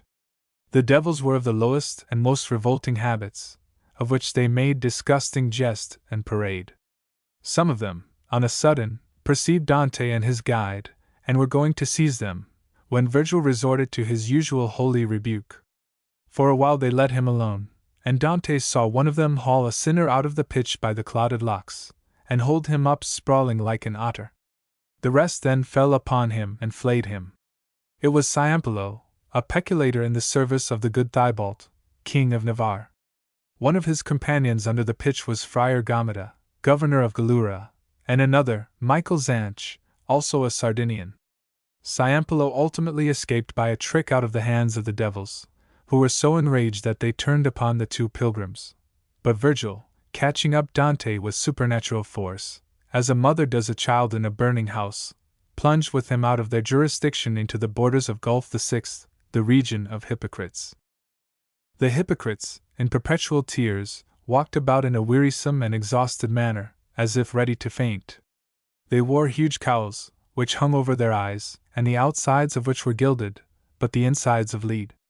Two of them had been rulers of Florence, and Dante was listening to their story, when his attention was called off by the sight of a cross, on which Caiaphas the high priest was writhing, breathing hard all the while through his beard with sighs. It was his office to see that every soul which passed him, on its arrival in the place, was oppressed with the due weight. His father-in-law, Annas, and all his council, were stuck in like manner on crosses round the borders of the gulf. The pilgrims beheld little else in this region of weariness, and soon passed into the borders of one of the most terrible portions of evil budget, the land of the transformation of robbers. The place was thronged with serpents of the most appalling and unwanted description, among which ran tormented the naked spirits of the robbers, agonized with fear. Their hands were bound behind them with serpents, their bodies pierced and enfolded with serpents. Dante saw one of the monsters leap up and transfix a man through the nape of the neck, when, lo! Sooner than a pen could write O or I, the sufferer burst into flames, burned up, fell to the earth a heap of ashes, was again brought together, and again became a man, aghast with his agony, and staring about him, sighing. 30. Virgil asked him who he was. "I was but lately rained down into this dire gullet," said the man, "amidst a shower of Tuscans. The beast Vanifucci am I, who led a brutal life, like the mule that I was, in that den Pistoia." "Compel him to stop," said Dante, "and relate what brought him hither. I knew the bloody and choleric wretch when he was alive." The sinner, who did not pretend to be deaf to these words, turned round to the speaker with the most painful shame in his face, and said, "I feel more bitterly at being caught here by thee in this condition than when I first arrived. A power which I cannot resist compels me to let thee know that I am here because I committed sacrilege and charged another with the crime. But now, mark me, that thou mayest hear something not to render this encounter so pleasant. Pistoia hates thy party of the whites, and longs for the blacks back again. It will have them, and so will Florence, and there will be a bloody cloud shall burst over the battlefield of Piceno, which will dash many whites to the earth. I tell thee this to make thee miserable." So saying, the wretch gave a gesture of contempt with his thumb and finger towards heaven, and said, "Take it, God, a fig for thee." 31. From that instant, said Dante, the serpents and I were friends, for one of them throttled him into silence, and another dashed his hands into a knot behind his back. O Pistoia! Pistoia! Why art not thou thyself turned into ashes, and swept from the face of the earth, since thy race has surpassed in evil thine ancestors? Never through the whole darkness of hell beheld I a blasphemer so dire as this, not even Capaneus himself. The Pistoian fled away with the serpents upon him, followed by a centaur, who came madly galloping up, crying, Where is the caitiff? It was the monster thief Cacus, whose den upon earth often had a pond of blood before it, and to whom Hercules, in his rage, when he slew him, gave a whole 100 blows with his club, though the wretch perceived nothing after the 9th. He was all over adders up to the mouth, and upon his shoulders lay a dragon with its wings open, breathing fire on whomsoever it met. The centaur tore away, and Dante and Virgil were gazing after him, when they heard voices beneath the bank on which they stood, crying, Who are ye? The pilgrims turned their eyes downwards, and beheld 3 spirits, one of whom, looking about him, said, Where's Cianfa? Dante made a sign to Virgil to say nothing. Cianfa came forth, a man lately, but now a serpent with 6 feet, 32. If thou art slow to believe, reader, what I am about to tell thee, says the poet, be so, it is no marvel, for I myself, even now, scarcely credit what I beheld. The 6-footed serpent sprang at one of the 3 men front to front, clasping him tightly with all its legs, and plunging his fangs into either cheek. Ivy never stuck so close to a tree as the horrible monster grappled with every limb of that pinioned man. The 2 forms then gradually mingled into one another like melting wax, the colors of their skin giving way at the same time to a third color, as the white in a piece of burning paper recedes before the brown, till it all becomes black. The other 2 human shapes looked on, exclaiming, Oh, how thou changest, Agnello! See, thou art neither 2 nor yet 1. And truly, though the 2 heads first became one, there still remained 2 countenances in the face. The 4 arms then became but 2, and such also became the legs and thighs, and the 2 trunks became such a body as was never beheld, and the hideous 2-fold monster walked slowly away. 33. A small black serpent on fire now flashed like lightning on to the body of one of the other 2, piercing him in the navel, and then falling on the ground, and lying stretched before him. The wounded man, fascinated and mute, stood looking at the adder's eyes, and endeavoring to stand steady on his legs, yawning the while as if smitten with lethargy or fever. The adder, on his part, looked up at the eyes of the man, and both of them breathed hard, and sent forth a smoke that mingled into one volume. And now, let Lucan never speak more of the wretched Sabellus or Nicidius, but listen and be silent. And now, let Ovid be silent, nor speak again of his serpent that was Cadmus, or his fountain that was Arethusa, for, says the Tuscan poet, I envy him not. Never did he change the natures of 2 creatures face to face, so that each received the form of the other. With corresponding impulse, the serpent split his train into a fork, while the man drew his legs together into a train. The skin of the serpent grew soft, while the man's hardened. The serpent acquired tresses of hair, the man grew hairless. The claws of the one projected into legs, while the arms of the other withdrew into his shoulders. The face of the serpent, as it rose from the ground, retreated towards the temples, pushing out human ears. That of the man, as he fell to the ground, thrust itself forth into a muzzle, withdrawing at the same time its ears into its head, as the slug does its horns, and each creature kept its impious eyes fixed on the others, while the features beneath the eyes were changing. The soul which had become the serpent then turned to crawl away, hissing in scorn as he departed, and the serpent, which had become the man, spat after him, and spoke words at him. The new human-looking soul then turned his back on his late adversary, and said to the 3rd spirit, who remained unchanged, Let Buso now take to his crawl, as I have done. The 2 then hastened away together, leaving Dante in a state of bewildered amazement, yet not so confused but that he recognized the unchanged one for another of his countrymen, Puccio the Lame. Joy to thee, Florence! Cried the poet. Not content with having thy name bruited over land and sea, it flourishes throughout hell. The pilgrims now quitted the 7th, and looked down from its barrier into the 8th gulf, where they saw innumerable flames, distinct from one another, flickering all over the place like fireflies. In those flames, said Virgil, are souls, each tormented with the fire that sways it. I observe one, said Dante, divided at the summit. Are the Theban brothers in it? No, replied Virgil. In that flame are Diomed and Ulysses. The sinners punished in this gulf were evil counselors, and those two were the advisers of the stratagem of the Trojan horse. Virgil addressed Ulysses, who told him the conclusion of his adventures, not to be found in books, how he tired of an idle life, and sailed forth again into the wide ocean, and how he sailed so far that he came into a region of new stars, and in sight of a mountain, the loftiest he ever saw, when, unfortunately, a hurricane fell upon them from the shore, thrice whirled their vessel round, then dashed the stern up in air and the prow under water, and sent the billows over their heads. Enough, said Virgil. I trouble thee no more.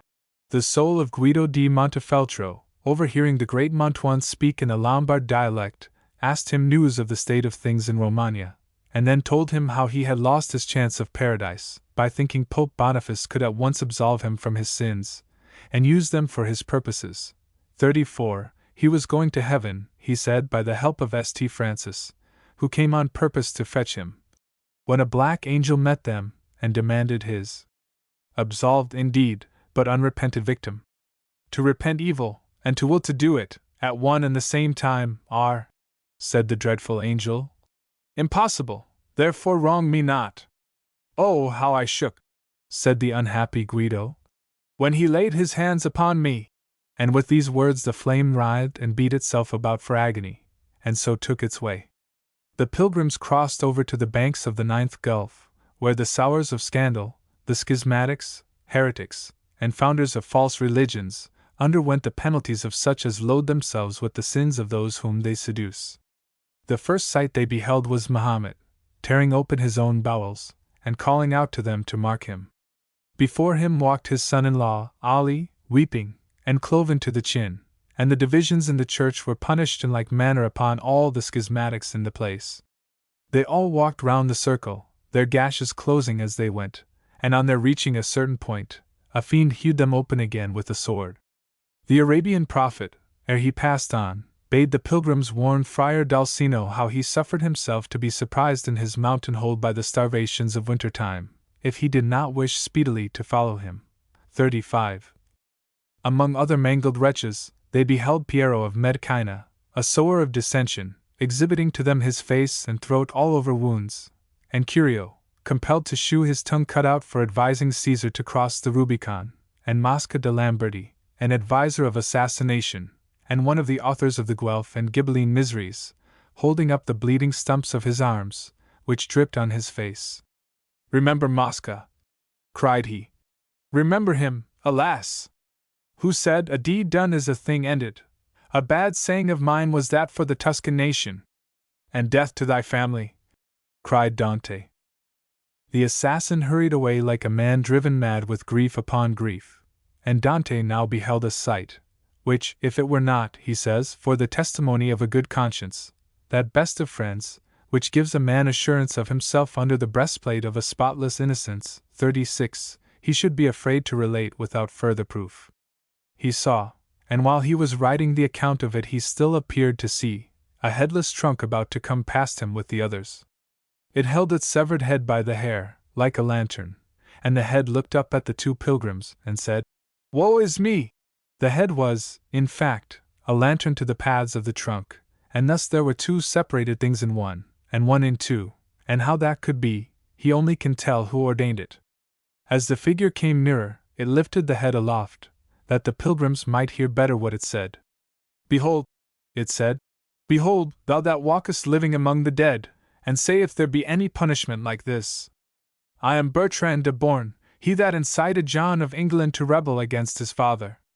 Father and son I set at variance, closest affections I set at variance, and hence do I bear my brain severed from the body on which it grew. In me behold the work of retribution. 37. The eyes of Dante were so inebriate with all that diversity of bleeding wounds, that they longed to stay and weep ere his guide proceeded further. Something also struck them on the sudden which added to his desire to stop. But Virgil asked what ailed him, and why he stood gazing still on the wretched multitude. "Thou hast not done so," continued he, "in any other portion of this circle, and the valley is 22 miles further about, and the moon already below us. Thou hast more yet to see than thou wottest of, and the time is short." Dante, excusing himself for the delay, and proceeding to follow his leader, said he thought he had seen, in the cavern at which he was gazing so hard, a spirit that was one of his own family, and it was so. It was the soul of Jerry del Bello, a cousin of the poet's. Virgil said that he had observed him, while Dante was occupied with Bertrand de Born, pointing at his kinsman in a threatening manner. "Waste not a thought on him," concluded the Roman, "but leave him as he is." "O honored guide," said Dante, "he died a violent death, which his kinsmen have not yet avenged, and hence it is that he disdained to speak to me, and I must needs feel for him the more on that account." 38. They came now to the last partition of the circle of evil budget, and their ears were assailed with such a burst of sharp wailings, that Dante was fain to close his with his hands. The misery there, accompanied by a horrible odor, was as if all the hospitals in the sultry marshes of Valdichiana had brought their maladies together into one infernal ditch. It was the place of punishment for pretended alchemists, coiners, personators of other people, false accusers, and impostors of all such descriptions. They lay on one another in heaps, or attempted to crawl about, some itching madly with leprosies, some swollen and gasping with dropsies, some wetly reeking, like hands washed in winter-time. One was an alchemist of Siena, a nation vainer than the French, another a Florentine, who tricked a man into making a wrong will, another Sinon of Troy, another Myrrha, another the wife of Potiphar. Their miseries did not hinder them from giving one another malignant blows, and Dante was listening eagerly to an abusive conversation between Sinon and a Brescian coiner, when Virgil rebuked him for the disgraceful condescension, and said it was a pleasure fit only for vulgar minds. 39. The blushing poet felt the reproof so deeply, that he could not speak for shame, though he manifested by his demeanor that he longed to do so, and thus obtained the pardon he despaired of. He says he felt like a man that, during an unhappy dream, wishes himself dreaming while he is so, and does not know it. Virgil understood his emotion, and, as Achilles did with his spear, healed the wound with the tongue that inflicted it. A silence now ensued between the companions, for they had quitted evil budget, and arrived at the 9th great circle of hell, on the mound of which they passed along, looking quietly and steadily before them. Daylight had given place to twilight, and Dante was advancing his head a little, and endeavoring to discern objects in the distance, when his whole attention was called to one particular spot, by a blast of a horn so loud, that a thunderclap was a whisper in comparison. Orlando himself blew no such terrific blast, after the dolorous rout, when Charlemagne was defeated in his holy enterprise. 40. The poet raised his head, thinking he perceived a multitude of lofty towers. He asked Virgil to what region they belonged, but Virgil said, "Those are no towers, they are giants, standing each up to his middle in the pit that goes round this circle." Dante looked harder, and as objects clear up by little and little in the departing mist, he saw, with alarm, the tremendous giants that warred against Jove, standing half in and half out of the pit, like the towers that crown the citadel of Montesegin. The one whom he saw plainest, and who stood with his arms hanging down on each side, appeared to him to have a face as huge as the pinnacle of St. Peter's, and limbs throughout in proportion. The monster, as the pilgrims were going by, opened his dreadful mouth, fit for no sweeter psalmody, and called after them, in the words of some unknown tongue, Raphael, meam exhibialmi. 41. "Dull wretch!" exclaimed Virgil. "Keep to thine horn, and so vent better whatsoever frenzy or other passions stuff thee. Feel the chain round thy throat, thou confusion! See, what a clenching hoop is about thy gorge!" Then he said to Dante, "His howl is its own mockery. This is Nimrod, he through whose evil ambition it was that mankind ceased to speak one language. Pass him, and say nothing, for every other tongue is to him, as his is to thee." The companions went on for about the length of a sling's throw, when they passed the second giant, who was much fiercer and linger than Nimrod. He was fettered round and round with chains, that fixed one arm before him and the other behind him. Ephialtes his name, the same that would needs make trial of his strength against Jove himself. The hands which he then wielded were now motionless, but he shook with passion, and Dante thought he should have died for terror, the effect on the ground about him was so fearful. It surpassed that of a tower shaken by an earthquake. The poet expressed a wish to look at Briareus, but he was too far off. He saw, however, Antaeus, who, not having fought against heaven, was neither tongue-confounded nor shackled, and Virgil requested the taker of 1,000 lions, by the fame which the living poet had it in his power to give him, to bear the travellers in his arms down the steep descent into this deeper portion of hell, which was the region of tormenting cold. Antmus, stooping, like the leaning tower of Bologna, to take them up, gathered them in his arms, and depositing them in the gulf below, raised himself to depart like the mast of a ship. 42. Had I hoarse and rugged words equal to my subject, says the poet, I would now make them fuller of expression, to suit the rocky horror of this hole of anguish. But I have not, and therefore approach it with fear, since it is no jesting enterprise to describe the depths of the universe, nor fit for a tongue that babbles of father and mother. 43. Let such of the muses assist me as turn the words of Amphion into Theban walls. So shall the speech be not too far different from the matter. O ill-starred creatures! Wretched beyond all others, to inhabit a place so hard to speak of, better had ye been sheep or goats. The poet was beginning to walk with his guide along the place in which the giant had set them down, and was still looking up at the height from which he had descended, when a voice close to him said, Have a care where thou treadest. Hurt not with thy feet the heads of thy unhappy brethren. Dante looked down and before him, and saw that he was walking on a lake of ice, in which were murderous traitors up to their chins, their teeth chattering, their faces held down, their eyes locked up frozen with tears.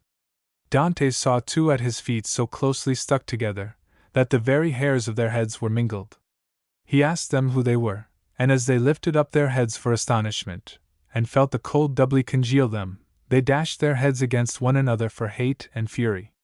They were two brothers who had murdered each other. 44. Near them were other Tuscans, one of whom the cold had deprived of his ears, and thousands more were seen grinning like dogs, for the pain. Dante, as he went along, kicked the face of one of them, whether by chance, or fate, or will. 45. He could not say. The sufferer burst into tears, and cried out, Wherefore dost thou torment me? Art thou come to revenge the defeat at Monteperto? The pilgrim at this question felt eager to know who he was, but the unhappy wretch would not tell. His countrymen seized him by the hair to force him, but still he said he would not tell, were he to be scalped 1,000 times. Dante, upon this, began plucking up his hairs by the roots, the man barking, 46, with his eyes squeezed up, at every pull, when another soul exclaimed, Why, Bacca, what the devil ails thee? Must thou needs bark for cold as well as chatter? 47. Now, accursed traitor, betrayer of thy country's standard, said Dante, be dumb if thou wilt, for I shall tell thy name to the world. Tell and be gone, said Bacca, but carry the name of this babbler with thee. 'Tis Buso, who left the pass open to the enemy between Piedmont and Parma, and near him is the traitor for the Pope, Beccaria, and Ganelon, who betrayed Charlemagne, and Tribaldello, who opened Faenza to the enemy at night time. The pilgrims went on, and beheld two other spirits, so closely locked up together in one hole of the ice, that the head of one was right over the other's, like a cowl, and Dante, to his horror, saw that the upper head was devouring the lower with all the eagerness of a man who is famished. The poet asked what could possibly make him skew a hate so brutal, adding, that if there were any ground for it, he would tell the story to the world. 48. The sinner raised his head from the dire repast, and after wiping his jaws with the hair of it, said, You ask a thing which it shakes me to the heart to think of. It is a story to renew all my misery. But since it will produce this wretch his due infamy, hear it, and you shall see me speak and weep at the same time. How thou tamest hither I know not, but I perceive by thy speech that thou art Florentine. Learn, then, that I was the Count Ugolino, and this man was Ruggieri the Archbishop. How I trusted him, and was betrayed into prison, there is no need to relate, but of his treatment of me there, and how cruel a death I underwent, bear, and then judge if he has offended me. I had been imprisoned with my children a long time in the tower which has since been called from me the Tower of Famine, and many a new moon had I seen through the hole that served us for a window, when I dreamt a dream that foreshadowed to me what was coming. Methought that this man headed a great chase against the wolf, in the mountains between Pisa and Lucca. Among the foremost in his party were Gualandi, Sismondi, and Lanfranchi, and the hounds were thin and eager, and high-bred, and in a little while I saw the hounds fasten on the flanks of the wolf and the wolf's children, and tear them. At that moment I awoke with the voices of my own children in my ears, asking for bread. Truly cruel must thou be, if thy heart does not ache to think of what I thought then. If thou feel not for a pang like that, what is it for which thou art accustomed to feel? We were now all awake, and the time was at hand when they brought us bread, and we had all dreamt dreams which made us anxious. At that moment I heard the key of the horrible tower turn in the lock of the door below, and fasten it. I looked at my children, and said not a word. I did not weep. I made a strong effort upon the soul within me. But my little Anselm said, "Father, why do you look so? Is anything the matter?" Nevertheless I did not weep, nor say a word all the day, nor the night that followed. In the morning a ray of light fell upon us through the window of our sad prison, and I beheld in those 4 little faces the likeness of my own face, and then I began to gnaw my hands for misery. My children, thinking I did it for hunger, raised themselves on the floor, and said, "Father, we should be less miserable if you would eat our own flesh. It was you that gave it us. Take it again." Then I sat still, in order not to make them unhappier, and that day and the next we all remained without speaking. On the 4th day, Gatto stretched himself at my feet, and said, "Father, why won't you help me?" And there he died. And as surely as thou lookest on me, so surely I beheld the whole 3 die in the same manner. So I began in my misery to grope about in the dark for them, for I had become blind, and 3 days I kept calling on them by name, though they were dead, till famine did for me what grief had been unable to do. With these words, the miserable man, his eyes starting from his head, seized that other wretch again with his teeth, and ground them against the skull as a dog does with a bone. O Pisa! Scandal of the nations! Since thy neighbors are so slow to punish thee, may the very islands tear themselves up from their roots in the sea, and come and block up the mouth of thy river, and drown every soul within thee. What if this Count Ugolino did, as report says he did, betray thy castles to the enemy? His children had not betrayed them, nor ought they to have been put to an agony like this. Their age was their innocence, and their deaths have given thee the infamy of a second Thebes. 49. The pilgrims passed on, and beheld other traitors frozen up in swathes of ice, with their heads upside down. Their very tears had hindered them from shedding more, for their eyes were encrusted with the first they shed, so as to be enclosed with them as in a crystal visor, which forced back the others into an accumulation of anguish. One of the sufferers begged Dante to relieve him of this ice, in order that he might vent a little of the burden which it repressed. The poet said he would do so, provided he would disclose who he was. The man said he was the Friar Alberigo, who invited some of his brotherhood to a banquet in order to slay them. "What?" exclaimed Dante. "Art thou no longer, then, among the living?" "Perhaps I appear to be," answered the friar. "For the moment any one commits a treachery like mine, his soul gives up his body to a demon, who thenceforward inhabits it in the man's likeness. Thou knowest Brancadoria, who murdered his father-in-law, Zanch?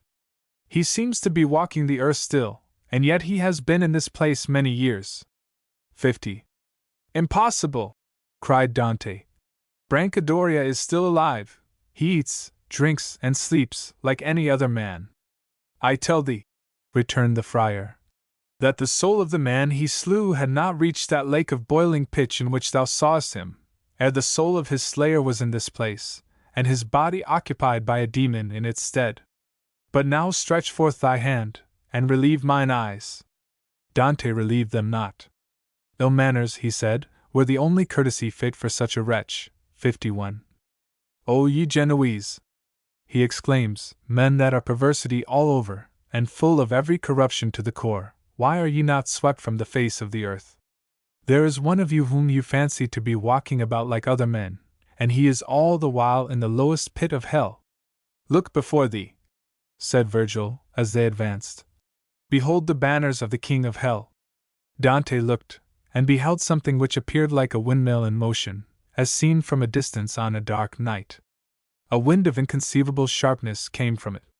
The souls of those who had been traitors to their benefactors were here frozen up in depths of pellucid ice, where they were seen in a variety of attitudes, motionless, some upright, some downward, some bent double, head to foot. At length they came to where the being stood who was once eminent for all fair seeming. 52. This was the figure that seemed tossing its arms at a distance like a windmill. Satan, whispered Virgil, and put himself in front of Dante to reassure him, halting him at the same time, and bidding him summon all his fortitude. Dante stood benumbed though conscious, as if he himself had been turned to ice. He felt neither alive nor dead. The lord of the Dourus Empire, each of his arms as big as a giant, stood in the ice halfway up his breast. He had one head, but 3 faces, the middle, vermilion, the one over the right shoulder a pale yellow, the other black. His sails of wings, huger than ever were beheld at sea, were in shape and texture those of a bat, and with these be constantly flapped, so as to send forth the wind that froze the depths of Tartarus. From his 6 eyes the tears ran down, mingling at his 3 chins with bloody foam, for at every mouth he crushed a sinner with his teeth, as substances are broken up by an engine. The middle sinner was the worst punished, for he was at once broken and flayed, and his head and trunk were inside the mouth. It was Judas Iscariot. Of the other 2, whose heads were hanging out, one was Brutus, and the other Cassius. Cassius was very large-limbed. Brutus writhed with agony, but uttered not a word. 53. Night has returned, said Virgil, and all has been seen. It is time to depart onward. Dante then, at his bidding, clasped, as Virgil did, the huge inattentive being round the neck, and watching their opportunity, as the wings opened and shut, they slipped round it, and so down his shaggy and frozen sides, from pile to pile, clutching it as they went, till suddenly, with the greatest labor and pain, they were compelled to turn themselves upside down, as it seemed, but in reality to regain their proper footing. For they had passed the center of gravity, and become antipodes. Then looking down at what lately was upward, they saw Lucifer with his feet towards them, and so taking their departure, ascended a gloomy vault, till at a distance, through an opening above their heads, they beheld the loveliness of the stars. 54. Footnote 1. Peria che eller enitemes. Footnote 2. La dove el soltes. The sun to me is dark, and silent is the moon, hid in her vacant interlunar cave. Milton. Footnote 3. There is great difference among the commentators respecting the meaning of the 3 beasts, some supposing them passions, others political troubles, others personal enemies, and c. The point is not of much importance, especially as a mystery was intended, but nobody, as Mr. Carey says, can doubt that the passage was suggested by one in the prophet Jeremiah v. 6. Wherefore a lion out of the forest shall slay them, and a wolf of the evenings shall spoil them, a leopard shall watch over their cities. Footnote 4. Che quello imperador che la su regna per chi furibellent alla sua leg, non vul che en sua sita per me si vegna. Footnote 5. Quelli I fioretti del naturno gelocunati ichiusi, poi che el sol giellem bianca, si drizzen tutti aperti in loro stello. Like as the flowers that with the frosty night are bowed and closed, soon as the sun returns, rise on their stems, all open and upright.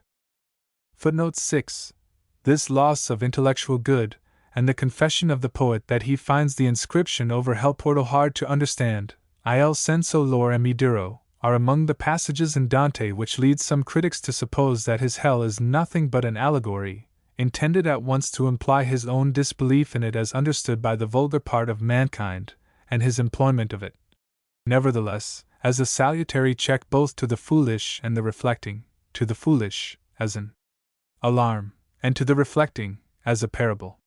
It is possible, in the teeth of many appearances to the contrary, that such may have been the case, but in the doubt that it affects either the foolish or the wise to any good purpose, and in the certainty that such doctrines do a world of mischief to tender consciences and the cause of sound piety, such monstrous contradictions, in terms, of every sense of justice and charity which God has implanted in the heart of man, are not to be passed over without indignant comment. Footnote 7. It is seldom that a boast of this kind, not, it must be owned, bashful, has been allowed by posterity to be just, nay, in 4 out of the 5 instances, below its claims. Footnote 8. Genti vieran, con aci tardi gravi, di grande autorita eni lor sembianti parlavan rado, con voci soavi. Footnote 9. Sopra el verde smalto. Mr. Carey has noticed the appearance, for the first time, of this beautiful but now commonplace image. Footnote 10. Il maestro di color che sano. Footnote 11. This is the famous episode of Paolo and Francesca. She was daughter to Count Guido de Polenta, Lord of Ravenna, and wife to Giovanni Malatesta, one of the sons of the Lord of Rimini. Paolo was her brother-in-law. They were surprised together by the husband, and slain on the spot. Particulars of their history will be found in the appendix, together with the whole original passage.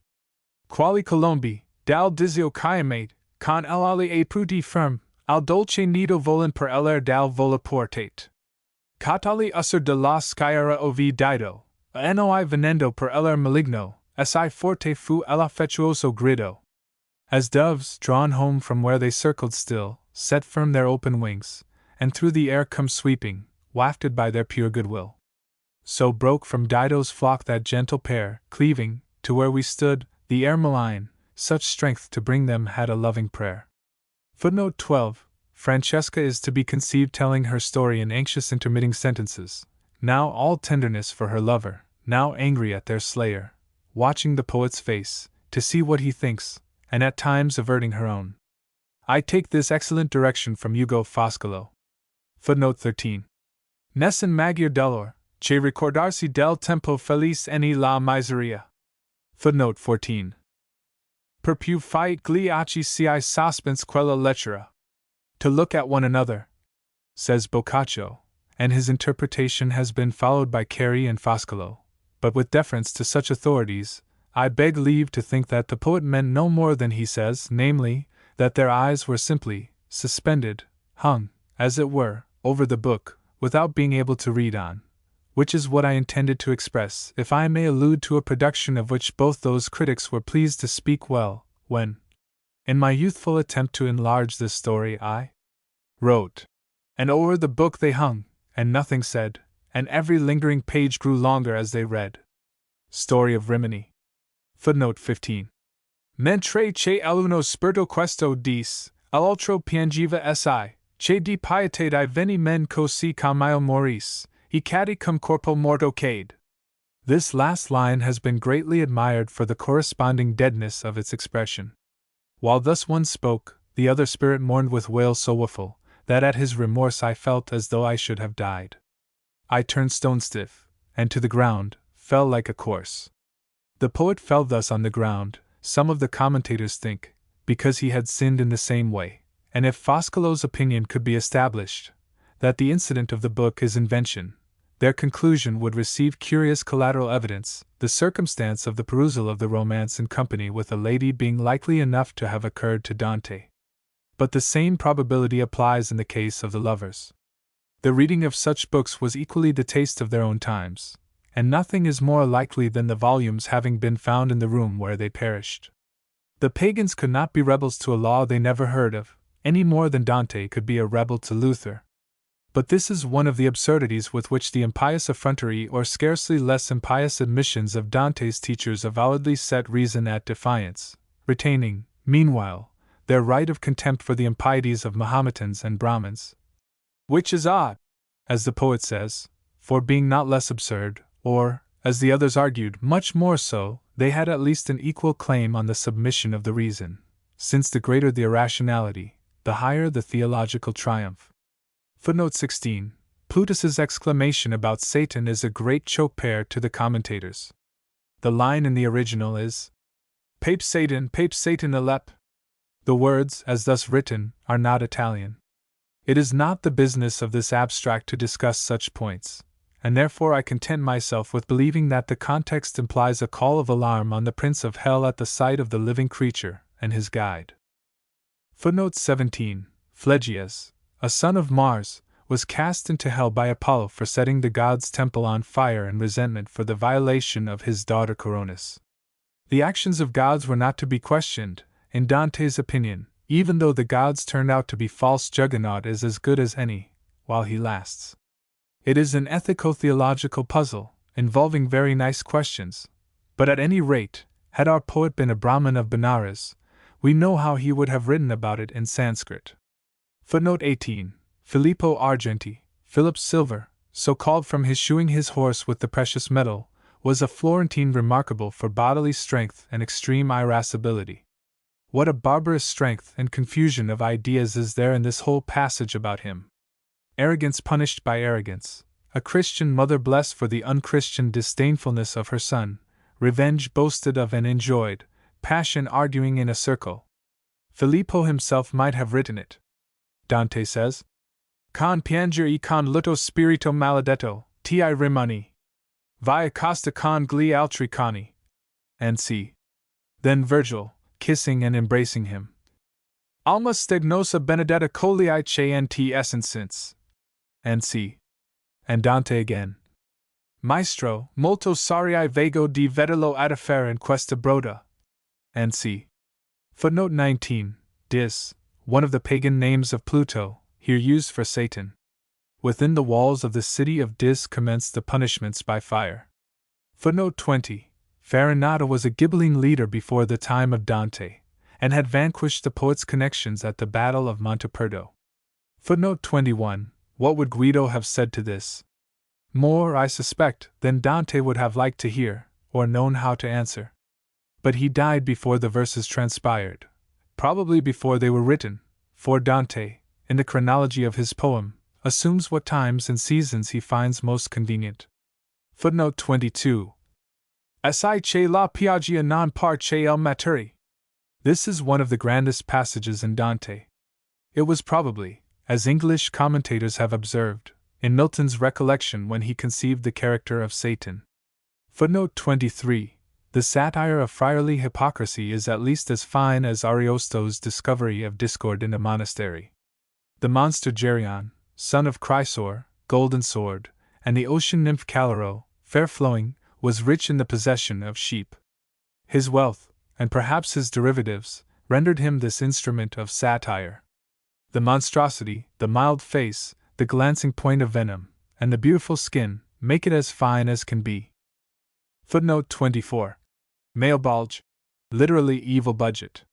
Bulgia is an old form of the modern ball, the common term for a valise or portmanteau. Bulgia, says the Vocabolario della Crusca, Compendiato, Venn, 1792. A valise, Latin bulga, hippopera, Greek, epopatha, Greek. In reference to valises which open lengthways like a chest, Dante uses the word to signify those compartments which he feigns in his hell. Per similitudine di quel valigi, che esseprono per lo lungo, a gaisa di casa, significa quegli spartimenti, che Dante finge nell'inferno. The reader will think of the homely figurative names in Bunyan, and the contempt which great and awful states of mind have for conventional notions of rank and phraseology.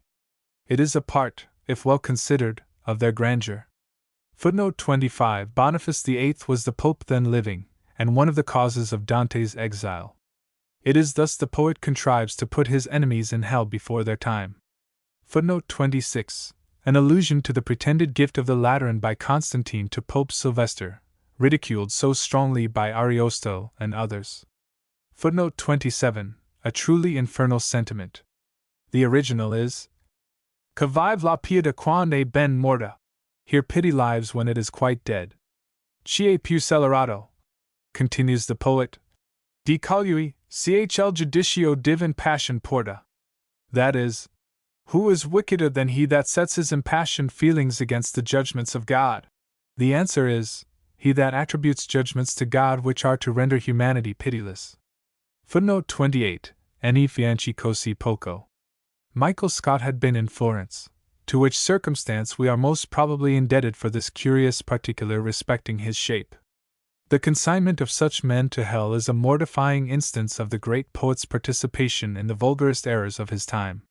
It is hardly, however, worth notice, considering what we see him swallowing every moment, or pretending to swallow. Footnote 29. Bonturo must have sold him something cheap, exclaimed a hearer of this passage. No, the exception is an irony.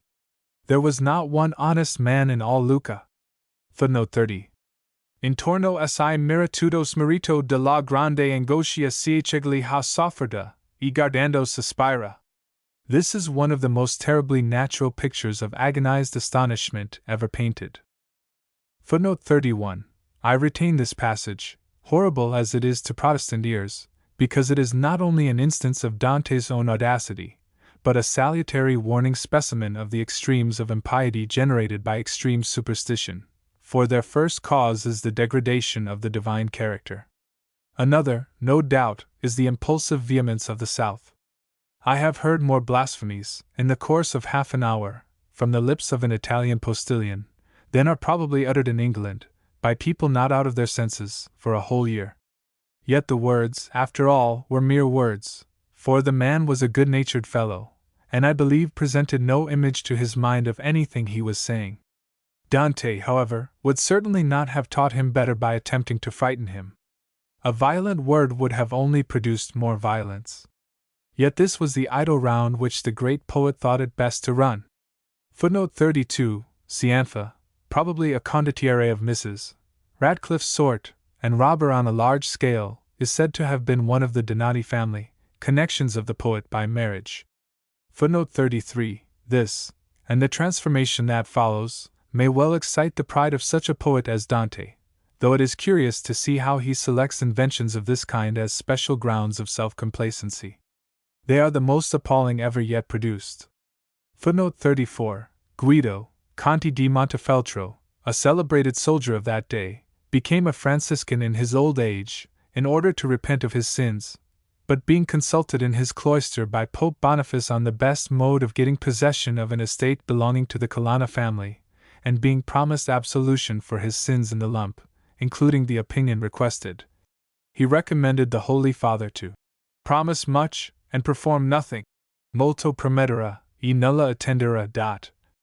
Footnote 35. Dulcino was a Lombard friar at the beginning of the 14th century, who is said to have preached a community of goods, including women, and to have pretended to a divine mission for reforming the Church. He appears to have made a considerable impression, having thousands of followers, but was ultimately seized in the mountains where they lived, and burnt with his female companion Margarita, and many others. Landino says he was very eloquent, and that both he and Margarita endured their fate with a firmness worthy of a better cause. Probably his real history is not known, for want of somebody in such times bold enough to write it. Footnote 36, literally. Under the breastplate of knowing himself to be pure. Sotto ello spurgo del sentirsi pura. The expression is deservedly admired, but it is not allowable in English, and it is the only one admitting no equivalent which I have met with in the whole poem. It might be argued, perhaps, against the perfection of the passage, that a good conscience and a man's knowing himself to be pure are a tautology, for Dante himself has already used that word. Conscienzia em assicura, la buona compagnia che l'uom franchegia sotto l'aspergo. And c. But still we feel the impulsive beauty of the phrase, and I wish I could have kept it. Footnote 37. This ghastly fiction is a rare instance of the meeting of physical horror with the truest pathos. Footnote 38. The reader will not fail to notice this characteristic instance of the ferocity of the time. Footnote 39. This is admirable sentiment, and it must have been no ordinary consciousness of dignity in general which could have made Dante allow himself to be the person rebuked for having forgotten it. Perhaps it was a sort of penance for his having, on some occasion, fallen into the unworthiness. Footnote 40. By the Saracens in Roncesvalles, afterwards so favorite a topic with the poets. The circumstance of the horn is taken from the Chronicle of the pretended Archbishop Turpin, chapter 24. Footnote 41. The gaping monotony of this jargon, full of the vowel A, is admirably suited to the mouth of the vast, half-stupid speaker. It is like a babble of the gigantic infancy of the world. Footnote 42. Nesi cineto li fis demora, e cum obro in nave si levo. A magnificent image. I have retained the idiomatic expression of the original, raised himself, instead of saying rose, because it seemed to me to give the more grand and deliberate image. Footnote 43, of Mama and Babbo, says the primitive poet. We have corresponding words in English, but the feeling they produce is not identical. The lesser fervor of the northern nations renders them, in some respects, more sophisticated than they suspect, compared with the artful Italians. Footnote 44. Alessandro and Napoleon degli Alberti, sons of Alberto, lord of the valley of Falterona in Tuscany. After their father's death they tyrannized over the neighboring districts, and finally had a mortal quarrel. The name of Napoleon used to be so rare till of late years, even in Italian books, that it gives one a kind of interesting surprise to meet with it. Footnote 45. Southeast vola fu, o destino o fortuna, non so. What does the Christian reader think of that? Footnote 46. Latrando. Footnote 47. Bacca degli Abati, whose soul barks like a dog, occasioned the defeat of the Guelphs at Monteperto, in the year 1260, by treacherously cutting off the hand of the standard-bearer. Footnote 48.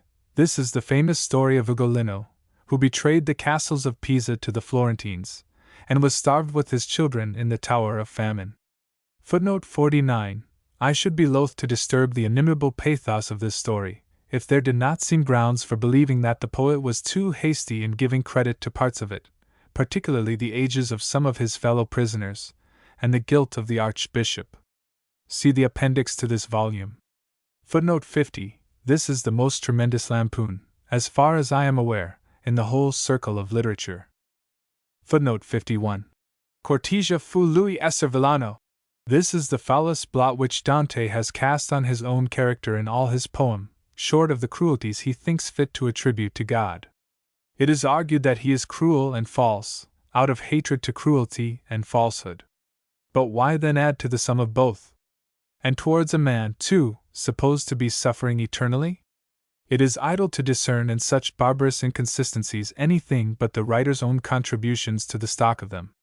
The utmost credit for right feeling is not to be given on every occasion to a man who refuses it to every one else. Footnote 52. La creatura ch'ebi il bel sembient.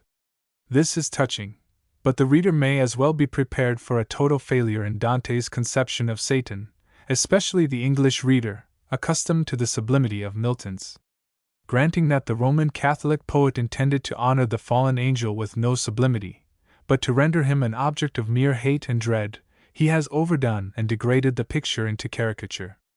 A great stupid being, stuck up in ice, with 3 faces, one of which is yellow, and 3 mouths, each eating a sinner, one of those sinners being Brutus, is an object for derision, and the way in which he eats these, his everlasting bonnes bouches, divides derision with disgust. The passage must be given, otherwise the abstract of the poem would be incomplete, but I cannot help thinking it the worst anticlimax ever fallen into by a great poet. Footnote 53. This silence is, at all events, a compliment to Brutus, especially from a man like Dante, and the more because it is extorted.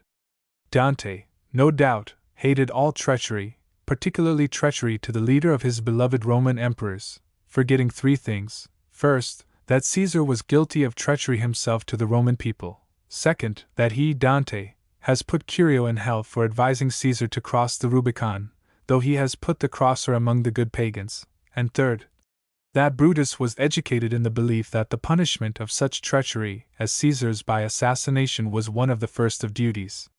How differently has Shakespeare, himself an aristocratic rather than democratic poet, and full of just doubt of the motives of assassins in general, treated the error of the thoughtful, conscientious, Platonic philosopher. Footnote 54. At the close of this medley of genius, pathos, absurdity, sublimity, horror, and revoltingness, it is impossible for any reflecting heart to avoid asking, cui bono? What is the good of it to the poor wretches, if we are to suppose it true. And what to the world, except, indeed, as a poetic study and a warning against degrading notions of God, if we are to take it simply as a fiction? Theology, disdaining both questions, has an answer confessedly incomprehensible. Humanity replies, assume not premises for which you have worse than no proofs. 2. The journey through purgatory. Argument. Purgatory, in the system of Dante, is a mountain at the antipodes, on the top of which is the terrestrial paradise, once the seat of Adam and Eve. It forms the principal part of an island in a sea, and possesses a pure air. Its lowest region, with one or two exceptions of redeemed pagans, is occupied by excommunicated penitents and by delayers of penitence, all of whom are compelled to lose time before their atonement commences.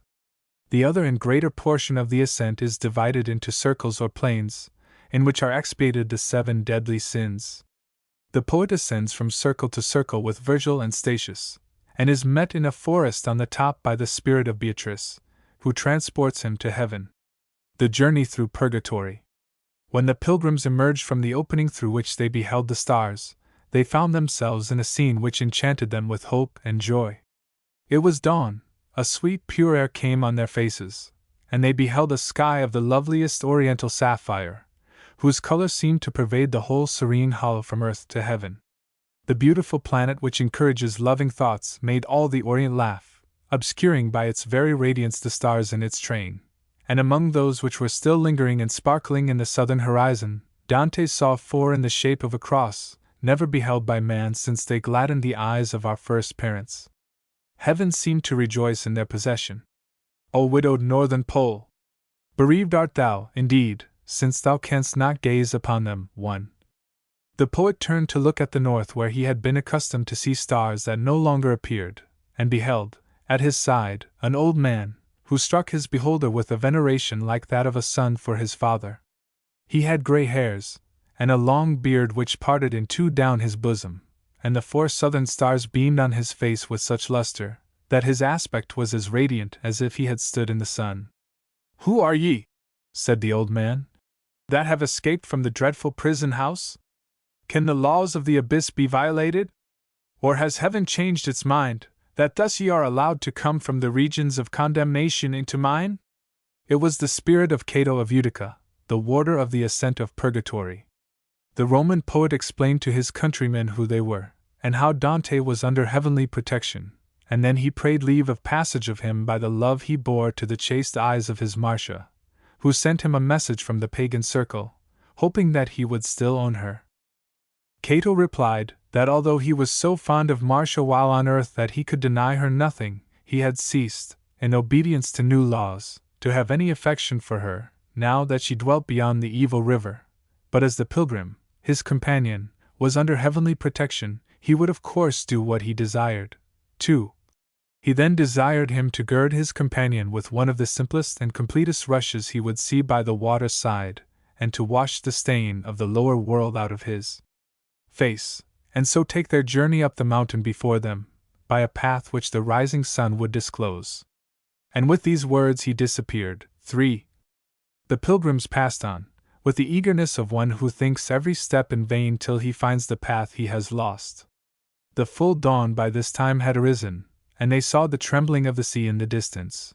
For Virgil then dipped his hands into a spot of dewy grass, where the sun had least affected it, and with the moisture bathed the face of Dante, who held it out to him, suffused with tears. Wink with a frown. 5.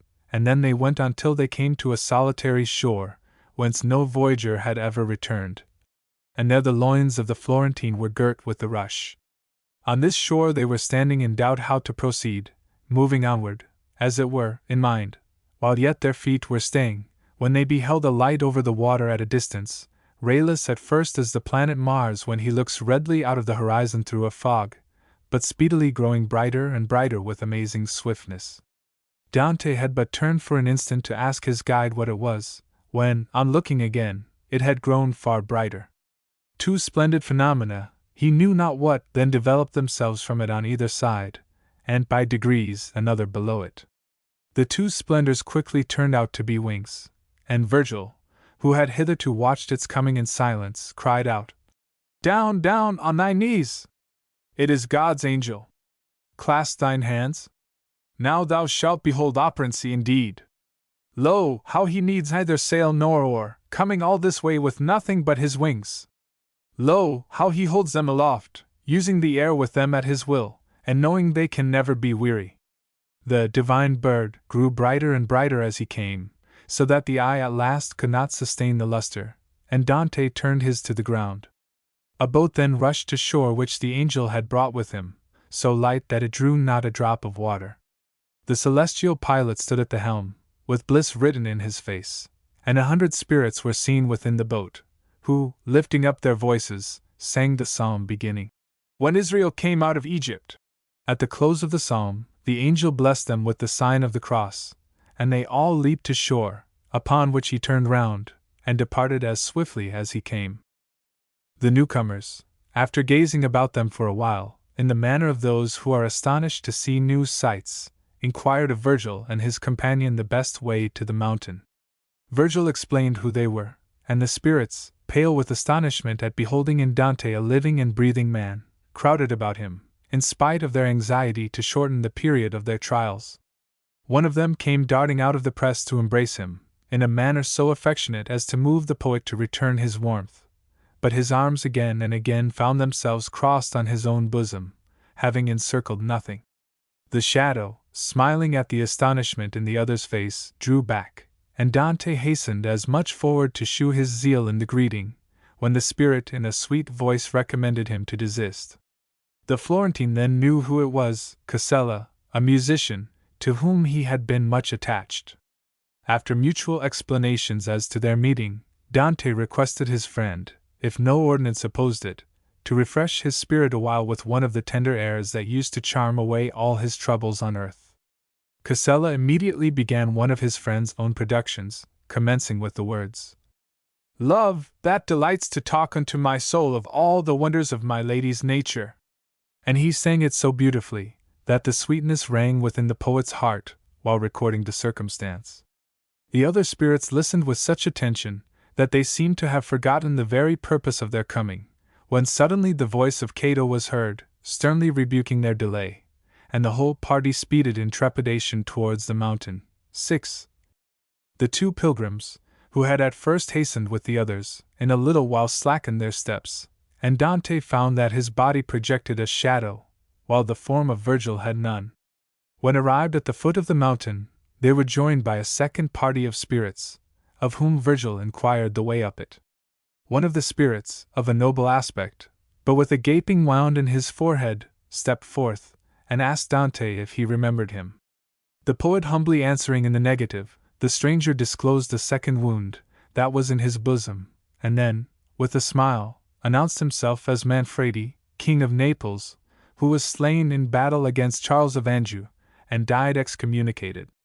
Manfredi gave Dante a message to his daughter Costanza, Queen of Aragon, begging her to shorten the consequences of the excommunication by her prayers, since he, like the rest of the party with him, though repenting of his contumacy against the Church, would have to wander on the outskirts of purgatory 3 times as long as the presumption had lasted, unless relieved by such petitions from the living. 7. Dante went on, with his thoughts so full of this request, that he did not perceive he had arrived at the path which Virgil asked for, till the wandering spirits called out to them to say so. The pilgrims then, with great difficulty, began to ascend through an extremely narrow passage, and Virgil, after explaining to Dante how it was that in this antipodal region his eastward face beheld the sun in the north instead of the south, was encouraging him to proceed manfully in the hope of finding the path easier by degrees, and of reposing at the end of it, when they heard a voice observing that they would most likely find it expedient to repose a little sooner. The pilgrims looked about them, and observed close at hand a crag of a rock, in the shade of which some spirits were standing, as men stand idly at noon. Another was sitting down, as if tired out, with his arms about his knees, and his face bent down between them. 8. "Dearest master," exclaimed Dante to his guide, "what thinkest thou of a croucher like this for manful journeying? Verily he seems to have been twin-born with idleness herself." The croucher, lifting up his eyes at these words, looked hard at Dante and said, "Since thou art so stout, push on." Dante then saw it was Belacqua, a pleasant acquaintance of his, famous for his indolence. "That was a good lesson," said Belacqua. "That was given thee just now in astronomy." The poet could not help smiling at the manner in which his acquaintance uttered these words, it was so like his ways of old. Belacqua pretended, even in another world, that it was of no use to make haste, since the angel had prohibited his going higher up the mountain. He and his companions had to walk round the foot of it as many years as they had delayed repenting, unless, as in the case of Manfredi, their time was shortened by the prayers of good people. A little further on, the pilgrims encountered the spirits of such delayers of penitence as, having died violent deaths, repented at the last moment. One of them, Bjorn de Montefeltro, who died in battle, and whose body could not be found, described how the devil, having been hindered from seizing him by the shedding of a single tear, had raised in his fury a tremendous tempest, which sent the body down the river Arno, and buried it in the mud. 9. Another spirit, a female, said to Dante, "Ah! When thou returnest to earth, and shalt have rested from thy long journey, remember me, Pia. Siena gave me life, the marshes took it from me. This he knows, who put on my finger the wedding ring." 10. The majority of this party were so importunate with the Florentine to procure them the prayers of their friends, that he had as much difficulty to get away, as a winner at dice has to free himself from the mercenary congratulations of the bystanders. On resuming their way, Dante quoted to Virgil a passage in the Aeneid, decrying the utility of prayer, and begged him to explain how it was to be reconciled with what they had just heard. Virgil advised him to wait for the explanation till he saw Beatrice, whom, he now said, he should meet at the top of the mountain. Dante, at this information, expressed a desire to hasten their progress, and Virgil, seeing a spirit looking towards them as they advanced, requested him to acquaint them with the shortest road. The spirit, maintaining a lofty and reserved aspect, was as silent as if he had not heard the request, intimating by his manner that they might as well proceed without repeating it, and eyeing them like a lion on the watch. Virgil, however, went up to him, and gently urged it, but the only reply was a question as to who they were and of what country. The Latin poet, beginning to answer him, had scarcely mentioned the word Mantua, when the stranger went as eagerly up to his interrogator as the latter had done to him, and said, "Mantua! My own country! My name is Sordello!" And the compatriots embraced. "O degenerate Italy!" exclaims Dante, "land without affections, without principle, without faith in any one good thing. Here was a man who could not hear the sweet sound of a fellow citizen's voice without feeling his heart gush towards him, and there are no people now in any one of thy towns that do not hate and torment one another." Sordello, in another tone, now exclaimed, "But who are ye?" Virgil disclosed himself, and Sordello fell at his feet. 11. Sordello now undertook to accompany the great Roman poet and his friend to a certain distance on their ascent towards the penal quarters of the mountain. But as evening was drawing nigh, and the ascent could not be made properly in the dark, he proposed that they should await the dawning of the next day in a recess that overlooked a flowery hollow. The hollow was a lovely spot of ground, enameled with flowers that surpassed the exquisitest dyes, and green with a grass brighter than emeralds newly broken. 12. There rose from it also a fragrance of 1,000 different kinds of sweetness, all mingled into one that was new and indescribable, and with the fragrance there ascended the chant of the prayer beginning, "Hail, Queen of Heaven!" 13, which was sung by a multitude of souls that appeared sitting on the flowery sward. Virgil pointed them out. They were penitent delayers of penitence, of sovereign rank. Among them, however, were spirits who sat mute, one of whom was the Emperor Rodolph, who ought to have attended better to Italy, the guardian of the empire, and another, Ottokar, king of Bohemia, his enemy, who now comforted him, and another, with a small nose, 14, Philip III of France, who died a fugitive, shedding the leaves of the lily. He sat beating his breast, and with him was Henry III of Navarre, sighing with his cheek on his hand. One was the father, and one the father-in-law of Philip the Handsome, the bane of France, and it was on account of his unworthiness they grieved. But among the singers Virgil pointed out the strong-limbed king of Aragon, Pedro, and Charles, king of Naples, with his masculine nose, these two were singing together, and Henry III of England, the king of the simple life, sitting by himself wink with a frown 15, and below these, but with his eyes in heaven, Guglielmo Marquis of Montferrat. It was now the hour when men at sea think longingly of home, and feel their hearts melt within them to remember the day on which they bade adieu to beloved friends. And now, too, was the hour when the pilgrim, new to his journey, is thrilled with the like tenderness, when he hears the vesper bell in the distance, which seems to mourn for the expiring day. 16. At this hour of the coming darkness, Dante beheld one of the spirits in the flowery hollow arise, and after giving a signal to the others to do as he did, stretch forth both hands palm to palm, towards the east, and with softest emotion commenced the hymn beginning, Ye before the closing light. 17. Upon which all the rest devoutly and softly followed him, keeping their eyes fixed on the heavens. At the end of it they remained, with pale countenances, in an attitude of humble expectation, and Dante saw the angels issue from the quarter to which they looked, and descend towards them with flaming swords in their hands, broken short of the point.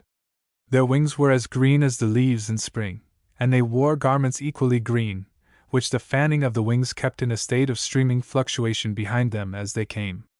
One of them took his stand on a part of the hill just over where the pilgrims stood, and the other on a hill opposite, so that the party in the valley were between them. Dante could discern their heads of hair, notwithstanding its brightness, but their faces were so dazzling as to be undistinguishable. They come from Mary's bosom, whispered Sordello, to protect the valley from the designs of our enemy yonder, the serpent. Dante looked in trepidation towards the only undefended side of the valley, and beheld the serpent of Eve coming softly among the grass and flowers, occasionally turning its head, and licking its polished back. Before he could take off his eyes from the evil thing, the two angels had come down like falcons, and at the whirring of their pinions the serpent fled. The angels returned as swiftly to their stations. Aurora was now looking palely over the eastern cliff on the other side of the globe, and the stars of midnight shining over the heads of Dante and his friends, when they seated themselves for rest on the mountain side. The Florentine, being still in the flesh, lay down for weariness, and was overcome with sleep. In his sleep he dreamt that a golden eagle flashed down like lightning upon him, and bore him up to the region of fire, where the heat was so intense that it woke him, staring and looking round about with a pale face. His dream was a shadowing of the truth. He had actually come to another place, to the entrance of purgatory itself. Sordello had been left behind, Virgil alone remained, looking him cheerfully in the face. Saint Lucy had come from heaven, and shortened the fatigue of his journey by carrying him upwards as he slept, the heathen poet following them. On arriving where they stood, the fair saint intimated the entrance of purgatory to Virgil by a glance thither of her beautiful eyes, and then vanished as Dante woke. 18. The portal by which purgatory was entered was embedded in a cliff. It had 3 steps, each of a different color, and on the highest of these there sat, mute and watching, an angel in ash-colored garments, holding a naked sword, which glanced with such intolerable brightness on Dante, whenever he attempted to look, that he gave up the endeavor. The angel demanded who they were, and receiving the right answer, gently bade them advance. Dante now saw that the lowest step was of marble, so white and clear that he beheld his face in it. The color of the next was a deadly black, and it was all rough, scorched, and full of cracks. The third was of flaming porphyry, red as a man's blood when it leaps forth under the lancet. 19. The angel, whose feet were on the porphyry, sat on a threshold which appeared to be rock diamond. Dante, ascending the steps, with the encouragement of Virgil, fell at the angel's feet, and after thrice beating himself on the breast, humbly asked admittance. The angel, with the point of his sword, inscribed the first letter of the word peccatum, sin, 7 times on the petitioner's forehead, then, bidding him pray with tears for their erasement, and be cautious how he looked back, opened the portal with a silver and a golden key. 20. The hinges roared, as they turned, like thunder, and the pilgrims, on entering, thought they heard, mingling with the sound, a chorus of voices singing, "We praise thee, O God!" 21. It was like the chant that mingles with a cathedral organ, when the words that the choristers utter are at one moment to be distinguished, and at another fade away. The companions continued ascending till they reached a plain. It stretched as far as the eye could see, and was as lonely as roads across deserts. This was the first flat, or tableland, of the ascending gradations of purgatory, and the place of trial for the souls of the proud. It was bordered with a mound, or natural wall, of white marble, sculptured all over with stories of humility. Dante beheld among them the Annunciation, represented with so much life, that the sweet action of the angels seemed to be uttering the very word, "Hail!" and the submissive spirit of the Virgin to be no less impressed, like very wax, in her demeanor. The next story was that of David dancing and harping before the ark, an action in which he seemed both less and greater than a king. Michael was looking out upon him from a window, like a lady full of scorn and sorrow. Next to the story of David was that of the Emperor Trajan, when he did a thing so glorious, as moved St. Gregory to gain the greatest of all his conquests, the delivering of the emperor's soul from hell. A widow, in tears and mourning, was laying hold of his bridle as he rode amidst his court with a noise of horses and horsemen, while the Roman eagles floated in gold over his head. The miserable creature spoke out loudly among them all, crying for vengeance on the murderers of her sons. The emperor seemed to say, "Wait till I return." But she, in the hastiness of her misery, said, "Suppose thou returnest not? Then my successor will attend to thee," replied the emperor. "And what hast thou to do with the duties of another man?" cried she. "If thou attendest not to thine own? Now be of good comfort," concluded Trajan. "For verily my duty shall be done before I go, justice wills it, and pity arrests me." Dante was proceeding to delight himself further with these sculptures, when Virgil whispered him to look round and see what was coming.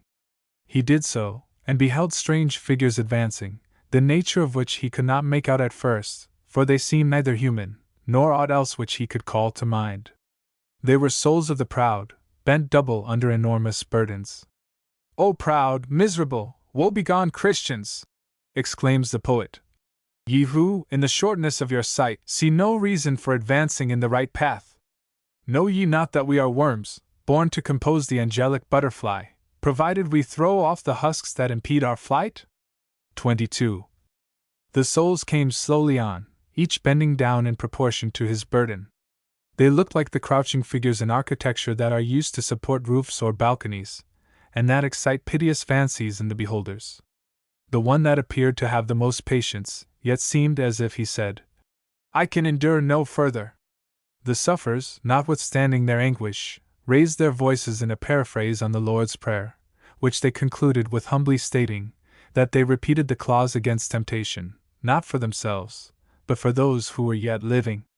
Virgil, wishing them a speedy deliverance, requested them to spew the best way of going up to the next circle. Who it was that answered him could not be discerned, on account of their all being so bent down, but a voice gave them the required direction, the speaker adding that he wished he could raise his eyes, so as to see the living creature that stood near him. He said that his name was Umberto, that he came of the great Tuscan race of Aldobrandesco, and that his countrymen, the Sienese, murdered him on account of his arrogance. Dante had bent down his own head to listen, and in so doing he was recognized by one of the sufferers, who, eyeing him as well as he could, addressed him by name. The poet replied by exclaiming, "Art thou not Oderacei, the glory of Agubio, the master of the art of illumination?" "Ah," said Oderacei, "Franco of Bologna has all the glory now. His colors make the pages of books laugh with beauty, compared with what mine do. 23. I could not have owned it while on earth, for the sin which has brought me hither. But so it is, and so will it ever be. Let a man's fame be never so green and flourishing, unless he can secure a dull age to come after him. Cimabue, in painting, lately kept the field against all comers, and now the cry is Giotto. Thus, in song, a new Guido has deprived the first of his glory, and he perhaps is born who shall drive both out of the nest. 24. Fame is but a wind that changes about from all quarters. What does glory amount to at best, that a man should prefer living and growing old for it, to dying in the days of his nurse and his pap boat, even if it should last him 1,000 years? 1,000 years, the twinkling of an eye. Behold this man, who weeps before me, His name resounded once over all our Tuscany, and now it is scarcely whispered in his native place. He was lord there at the time that your once proud but now loathsome Florence had such a lesson given to its frenzy at the Battle of Arbia. And what is his name? Inquired Dante. Salvani, returned the limner. He is here, because he had the presumption to think that he could hold Siena in the hollow of his hand. 50 years has he paced in this manner. Such is the punishment for audacity. But why is he here at all? Said Dante. And not in the outer region, among the delayers of repentance?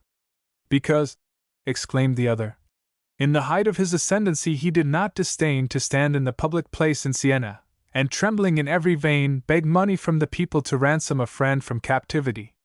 Do I appear to thee to speak with mysterious significance? Thy countrymen shall too soon help thee to understand me. 25. Virgil now called Dante away from Odericii, and bade him notice the ground on which they were treading. It was pavement, wrought all over with figures, like sculptured tombstones. There was Lucifer among them, struck flaming down from heaven, and Briareus, pinned to the earth with the thunderbolt, and with the other giants, amazing the gods with his hugeness, and Nimrod, standing confounded at the foot of Babel, and Niobe, with her despairing eyes turned into stone amidst her children, and Saul, dead on his own sword in Gilboa, and Arachne, now half spider, at fault on her own broken web, and Rehoboam, for all his insolence, flying in terror in his chariot, and Alcmaeon, who made his mother pay with her life for the ornament she received to betray his father, and Sennacherib, left dead by his son in the temple, and the head of Cyrus, thrown by the motherless woman into the goblet of blood, that it might swill what it had thirsted for, and Holofernes, beheaded, and his Assyrians flying at his death, and Troy, all become cinders and hollow places. Oh, what a fall from pride was there! Now maintain the loftiness of your looks, ye sons of Eve, and walk with proud steps, bending not your eyes on the dust ye were, lest ye perceive the evil of your ways. 26. Behold, said Virgil, there is an angel coming. The angel came on, clad in white, with a face that sent trembling beams before it, like the morning star. He skewed the pilgrims the way up to the second circle, and then, beating his wings against the forehead of Dante, on which the 7 initials of sin were written, told him he should go safely, and disappeared. On reaching the new circle, Dante, instead of the fierce wailings that used to meet him at every turn in hell, heard voices singing, "Blessed are the poor in spirit." 27. As he went, he perceived that he walked lighter, and was told by Virgil that the angel had freed him from one of the letters on his forehead.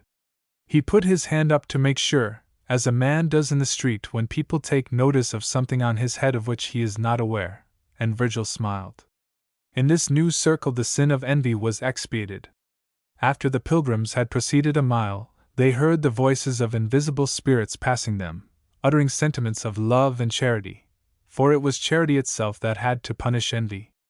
The souls of the envious, clad in sackcloth, sat leaning for support and humiliation, partly against the rocky wall of the circle, and partly on one another's shoulders, after the manner of beggars that ask alms near places of worship.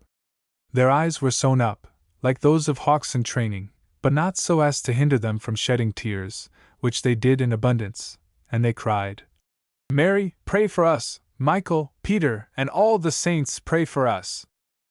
Dante spoke to them, and one, a female, lifted up her chin as a blind person does when expressing consciousness of notice, and said she was Sapia of Siena, who used to be pleased at people's misfortunes, and had rejoiced when her countrymen lost the battle of Coll. "Sapia was my name," she said, "but sapient I was not." 28. For I prayed God to defeat my countrymen, and when he had done so, as he had willed to do, I raised my bold face to heaven, and cried out to him, "Now do thy worst, for I fear thee not." I was like the bird in the fable, who thought the fine day was to last forever. What I should have done in my latter days to make up for the imperfect amends of my repentance, I know not, if the holy Piero Pedignano had not assisted me with his prayers. But who art thou that goest with open eyes, and breathest in thy talk? Mine eyes, answered Dante, may yet have to endure the blindness in this place, though for no long period. Far more do I fear the sufferings in the one that I have just left. I seem to feel the weight already upon me. 29. The Florentine then informed Sapia how he came thither, which, she said, was a great sign that God loved him, and she begged his prayers. The conversation excited the curiosity of two spirits who overheard it, and one of them, Guido del Duca, a noble Romagnese, asked the poet of what country he was. Dante, without mentioning the name of the river, intimated that he came from the banks of the Arno, upon which the other spirit, Rainier de Calbali, asked his friend why the stranger suppressed the name, as though it was something horrible. Guido said he well might, for the river, throughout its course, beheld none but bad men and persecutors of virtue.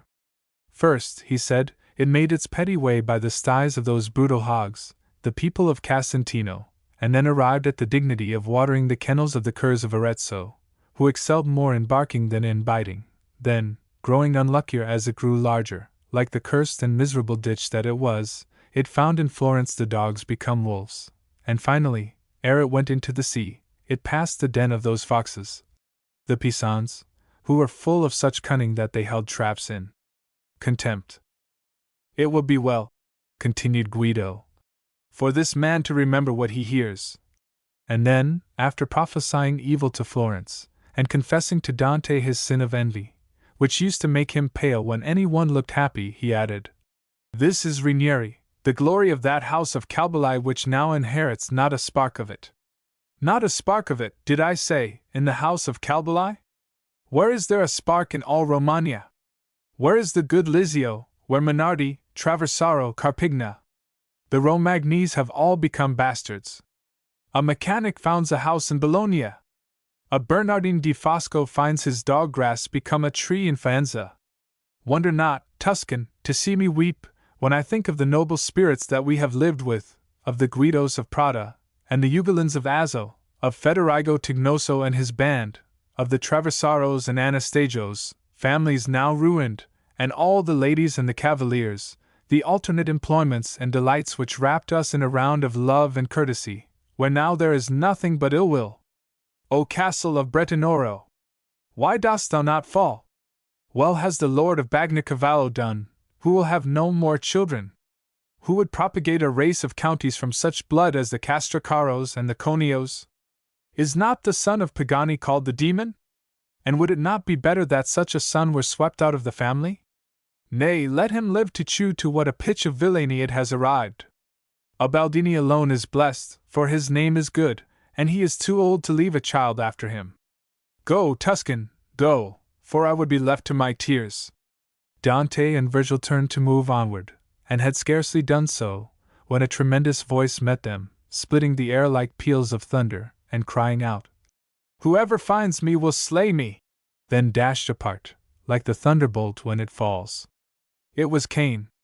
The air had scarcely recovered its silence, when a second crash ensued from a different quarter near them, like thunder when the claps break swiftly into one another.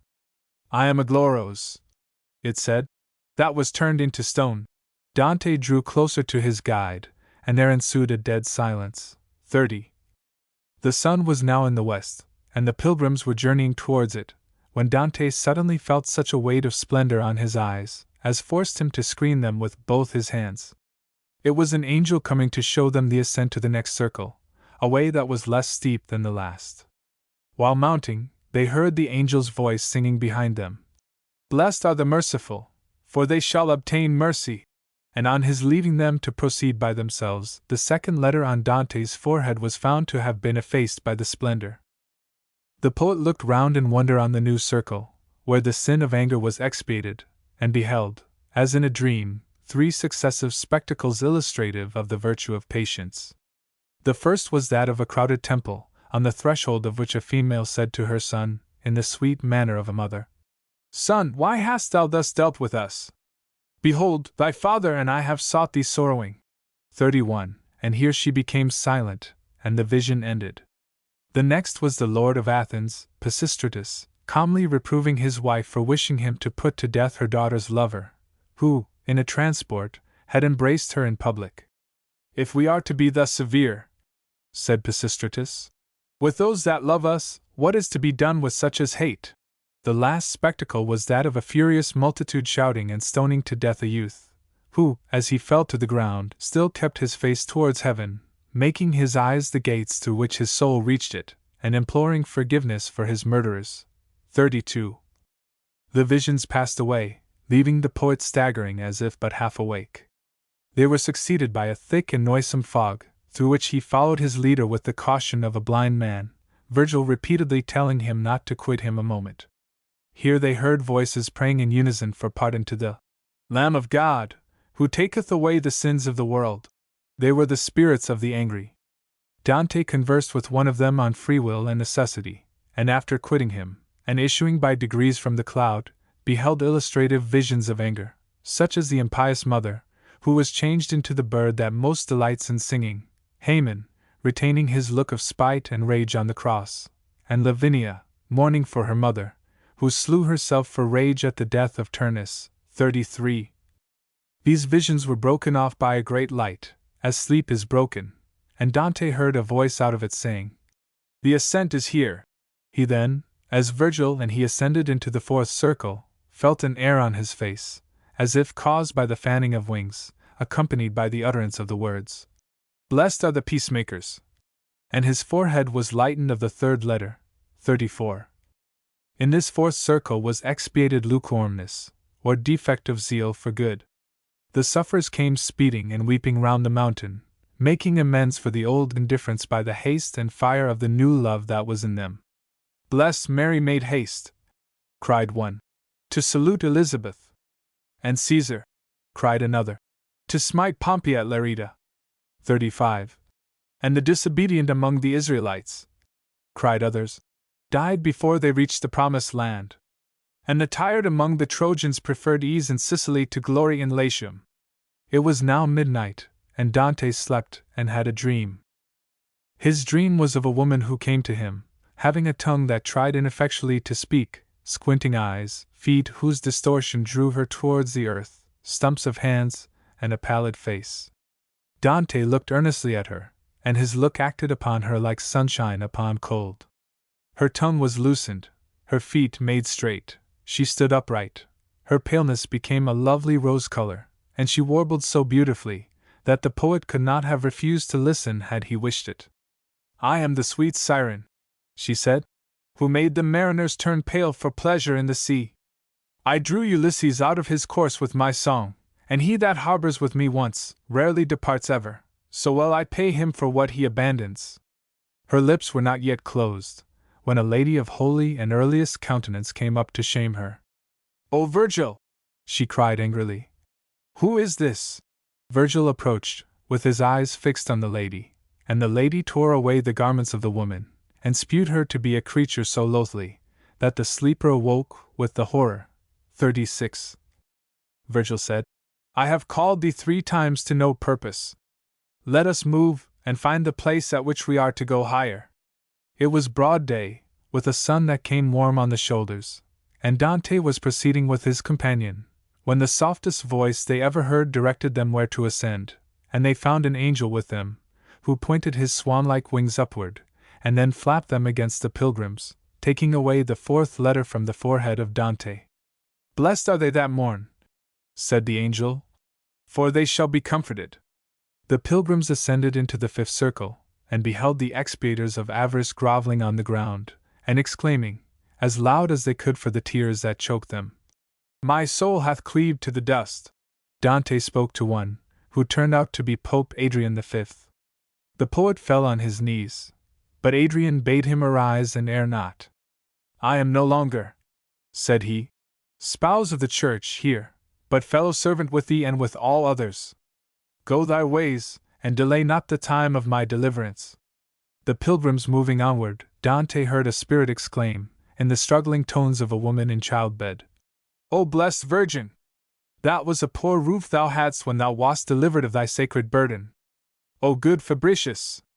Virtue with poverty was thy choice, and not vice with riches." And then it told the story of Nicholas, who, hearing that a father was about to sacrifice the honor of his 3 daughters for want of money, threw bags of it in at his window, containing portions for them all.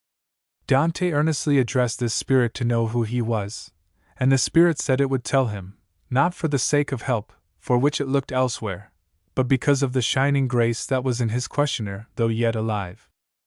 I was root, said the Spirit, of that evil plant which overshadows all Christendom to such little profit. Hugh Capet was I, ancestor of the Philips and Louises of France, offspring of a butcher of Paris, when the old race of kings was worn out.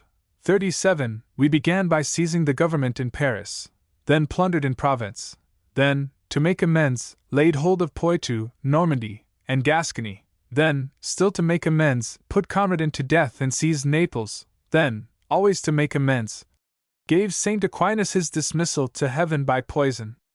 I see the time at hand when a descendant of mine will be called into Italy, and the spear that Judas jousted with, 38, shall transfix the bowels of Florence. Another of my posterity sells his daughter for a sum of money to a Marquis of Ferrara. Another seizes the Pope in Alagna, and mocks Christ over again in the person of his vicar. A fourth rends the veil of the temple, solely to seize its money. O Lord, how shall I rejoice to see the vengeance which even now thou huggest in delight to thy bosom. 39. Of loving and liberal things, continued Capet, we speak while it is light, such as thou heardest me record, when I addressed myself to the Blessed Virgin. But when night comes, we take another tone. Then we denounce Pygmalion, 39, the traitor, the robber, and the parricide, each the result of his gluttonous love of gold, and Midas, who obtained his wish, to the laughter of all time, and the thief Achan, who still seems frightened at the wrath of Joshua, and Sapphira and her husband, whom we accuse over again before the apostles, and Heliodorus, whom we bless the hoofs of the angel's horse for trampling Wink with a frown 40, and Crassus, on whom we call with shouts of derision to tell us the flavor of his molten gold. Thus we record our thoughts in the night time, now high, now low, now at greater or less length, as each man is prompted by his impulses. And it was thus thou didst hear me recording also by daytime, though I had no respondent near me. The pilgrims quitted Hugh Capet, and were eagerly pursuing their journey, when, to the terror of Dante, they felt the whole mountain of purgatory tremble, as though it were about to fall in.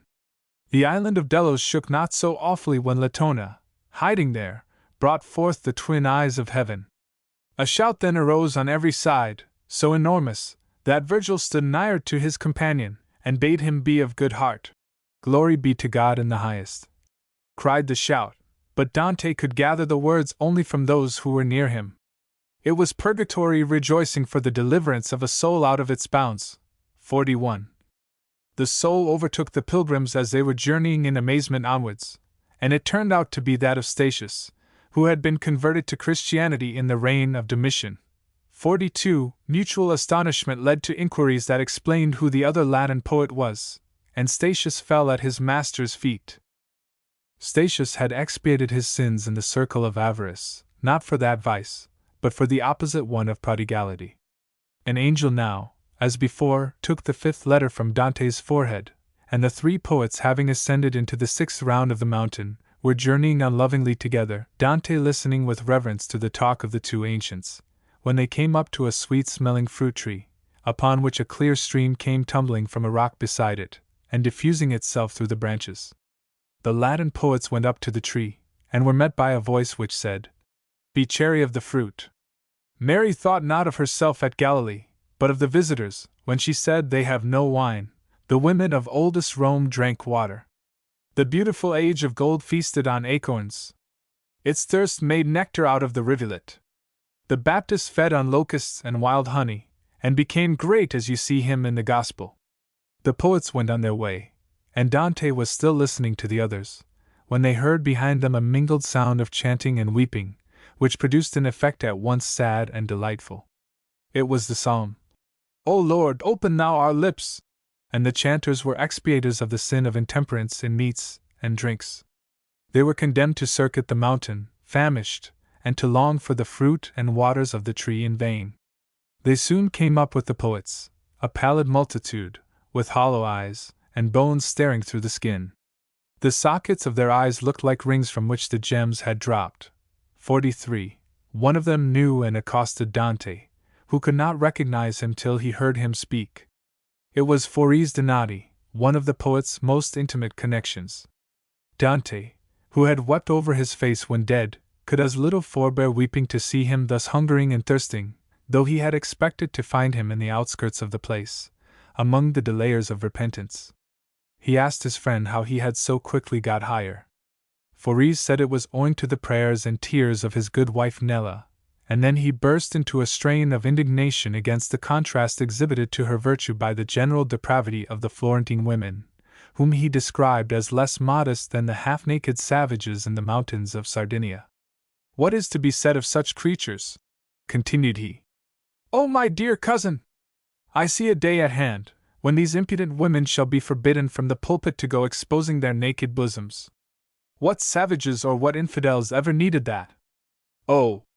If they could see what heaven has in store for them, their mouths would be this instant opened wide for howling." 44. Foris then asked Dante to explain to himself and his astonished fellow-sufferers how it was that he stood there, a living body of flesh and blood, casting a shadow with his substance. "If thou callest to mind," said Dante, "what sort of life thou and I led together, the recollection may still grieve thee sorely. He that walks here before us took me out of that life, and through his guidance it is that I have visited in the body the world of the dead, and am now traversing the mountain which leads us to the right path." 45. After some further explanation, Foris pointed out to his friend, among the expiators of intemperance, Buonagiunta of Lucca, the poet, and Pope Martin IV, with a face made sharper than the rest for the eels which he used to smother in wine, and Ubaldino of Pila, grinding his teeth on air, and Archbishop Boniface of Ravenna, who fed jovially on his flock, and Regaliosi of Forli, who had had time enough to drink in the other world, and yet never was satisfied. Buonagiunta and Dante eyed one another with curiosity, and the former murmured something about a lady of the name of Gentucca. "Thou seemest to wish to speak with me," said Dante. "Thou art no admirer, I believe, of my native place," said Buonagiunta. "And yet if thou art he whom I take thee to be, there is a damsel there shall make it please thee. Art thou not author of the poem beginning, 'Ladies that understand the lore of love'?" 46. "I am one," replied Dante, "who writes as love would have him, heeding no manner but his dictators, and uttering simply what he suggests."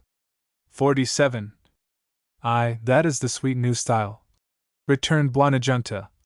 "And I now see what it was that hindered the notary, and Gittone, and myself, from hitting the right natural point."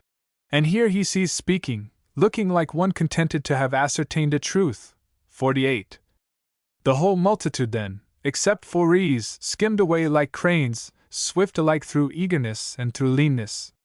Foris lingered a moment to have a parting word with his friend, and to prophesy the violent end of the chief of his family, Corso, run away with and dragged at the heels of his horse faster and faster, till the frenzied animal smites him dead. Having given the poet this information, the prophet speeded after the others. The companions now came to a second fruit tree, to which a multitude were in vain lifting up their hands, just as children lift them to a man who tantalizes them with shewing something which he withholds. But a voice out of a thicket by the roadside warned the travelers not to stop, telling them that the tree was an offset from that of which Eve tasted. "Call to mind," said the voice, "those creatures of the clouds, the centaurs, whose feasting cost them their lives. Remember the Hebrews, how they dropped away from the ranks of Gideon to quench their effeminate thirst." 49. The poets proceeded, wrapped in thought, till they heard another voice of a nature that made Dante start and shake as if he had been some paltry hackney. "Of what value is thought?" said the voice. "If it lose its way? The path lies hither." Dante turned toward the voice, and beheld a shape glowing red as in a furnace, with a visage too dazzling to be looked upon.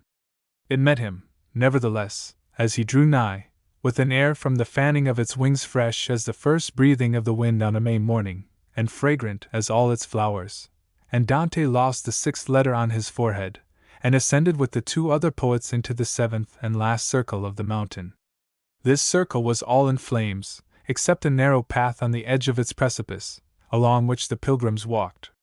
A great wind from outside of the precipice kept the flames from raging beyond the path, and in the midst of the fire went spirits expiating the sin of incontinence. They sang the hymn beginning, God of consummate mercy. 50. Dante was compelled to divide his attention between his own footsteps and theirs, in order to move without destruction. At the close of the hymn they cried aloud, I know not a man. 51. And then recommenced it, after which they again cried aloud, saying, Diana ran to the wood, and drove Callisto out of it, because she knew the poison of Venus. And then again they sang the hymn, and then extolled the memories of chaste women and husbands, and so they went on without ceasing, as long as their time of trial lasted. Occasionally the multitude that went in one direction met another which mingled with and passed through it, individuals of both greeting tenderly by the way, as emmets appear to do, when in passing they touch the antennae of one another. These two multitudes parted with loud and sorrowful cries, proclaiming the offenses of which they had been guilty, and then each renewed their spiritual songs and prayers. The souls here, as in former circles, knew Dante to be a living creature by the shadow which he cast, and after the wonted explanations, he learned who some of them were. One was his predecessor in poetry, Guido Ginicelli, from whom he could not take his eyes for love and reverence, till the sufferer, who told him there was a greater than himself in the crowd, vanished away through the fire as a fish does in water. The greater one was Arnauld Daniel, the Provençal poet, who, after begging the prayers of the traveler, disappeared in like manner. The sun by this time was setting on the fires of purgatory, when an angel came crossing the road through them, and then, standing on the edge of the precipice, with joy in his looks, and singing, Blessed are the pure in heart, invited the three poets to plunge into the flames themselves, and so crossed the road to the ascent by which the summit of the mountain was gained. Dante, clasping his hands, and raising them aloft, recoiled in horror. The thought of all that he had just witnessed made him feel as if his own hour of death was come. His companion encouraged him to obey the angel, but he could not stir. Virgil said, Now mark me, son, this is the only remaining obstacle between thee and Beatrice. And then himself and Statius entering the fire, Dante followed them. I could have cast myself, said he, into molten glass to cool myself, so raging was the furnace. Virgil talked of Beatrice to animate him. He said, Methinks I see her eyes beholding us. There was, indeed, a great light upon the quarter to which they were crossing, and out of the light issued a voice, which drew them onwards, singing, Come, blessed of my Father! Behold, the sun is going down, and the night cometh, and the ascent is to be gained. The travelers gained the ascent, issuing out of the fire, and the voice and the light ceased, and night was come. Unable to ascend farther in the darkness, they made themselves a bed, each of a stair in the rock, and Dante, in his happy humility, felt as if he had been a goat lying down for the night near two shepherds. Towards dawn, at the hour of the rising of the star of love, he had a dream, in which he saw a young and beautiful lady coming over Alia, and bending every now and then to gather flowers, and as she bound the flowers into a garland, she sang, I am Leah, gathering flowers to adorn myself, that my looks may seem pleasant to me in the mirror. But my sister Rachel abides before the mirror, flowerless, contented with her beautiful eyes. To behold is my sister's pleasure, and to work is mine. 52.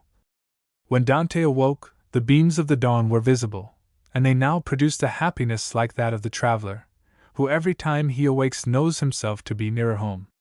Virgil and Statius were already up, and all three, resuming their way to the mountain's top, stood upon it at last, and gazed round about them on the skirts of the terrestrial paradise.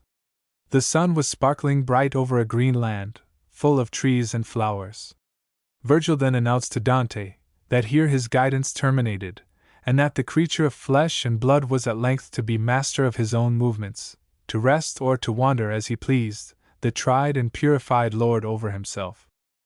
The Florentine, eager to taste his new liberty, left his companions awhile, and strolled away through the celestial forest, whose thick and lively verdure gave coolness to the senses. In the midst of the brightest Sunday a fragrance came from every part of the soil, a sweet unintermitting air streamed against the walker's face, and as the full-hearted birds, warbling on all sides, welcomed the morning's radiance into the trees themselves joined in the concert with a swelling breath.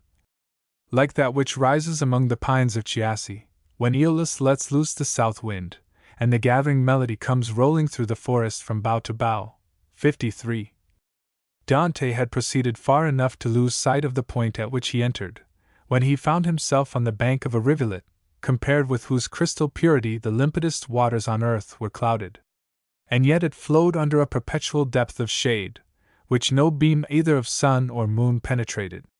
Nevertheless, the darkness was colored with endless diversities of May blossoms, and the poet was standing in admiration, looking up at it along its course, when he beheld something that took away every other thought, to wit, a lady, all alone, on the other side of the water, singing and culling flowers. "Ah, lady," said the poet, "who, to judge by the cordial beauty in thy looks, hast a heart overflowing with love, be pleased to draw thee nearer to the stream, that I may understand the words thou singest. Thou remindest me of Proserpine, of the place she was straying in, and of what sort of creature she looked, when her mother lost her, and she herself lost the springtime on earth.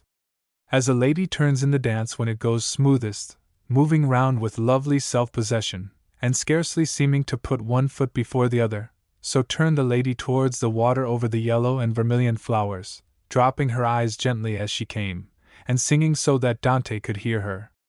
Then when she arrived at the water she stopped, and raised her eyes towards him, and smiled, shewing him the flowers in her hands, and shifting them with her fingers into a display of all their beauties.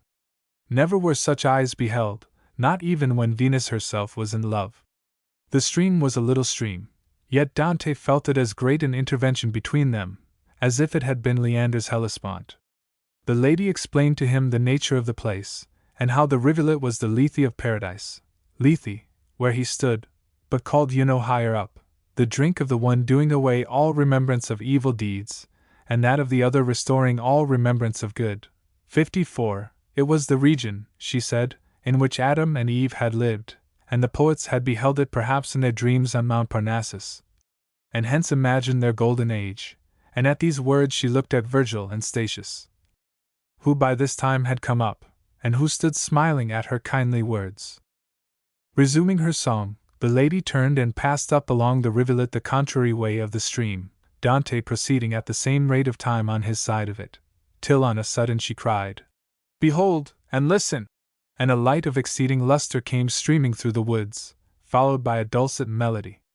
The poets resumed their way in a rapture of expectation, and saw the air before them glowing under the green boughs like fire. A divine spectacle ensued of holy mystery, with evangelical and apocalyptic images, which gradually gave way and disclosed a car brighter than the chariot of the sun, accompanied by celestial nymphs, and showered upon by angels with a cloud of flowers, in the midst of which stood a maiden in a white veil, crowned with olive. The love that had never left Dante's heart from childhood told him who it was, and trembling in every vein, he turned round to Virgil for encouragement. Virgil was gone. At that moment, Paradise and Beatrice herself could not requite the pilgrim for the loss of his friend, and the tears ran down his cheeks. "Dante," said the veiled maiden across the stream, "weep not that Virgil leaves thee. Weep thou not yet. The stroke of a sharper sword is coming, at which it will behove thee to weep." Then assuming a sterner attitude, and speaking in the tone of one who reserves the bitterest speech for the last, she added, "Observe me well.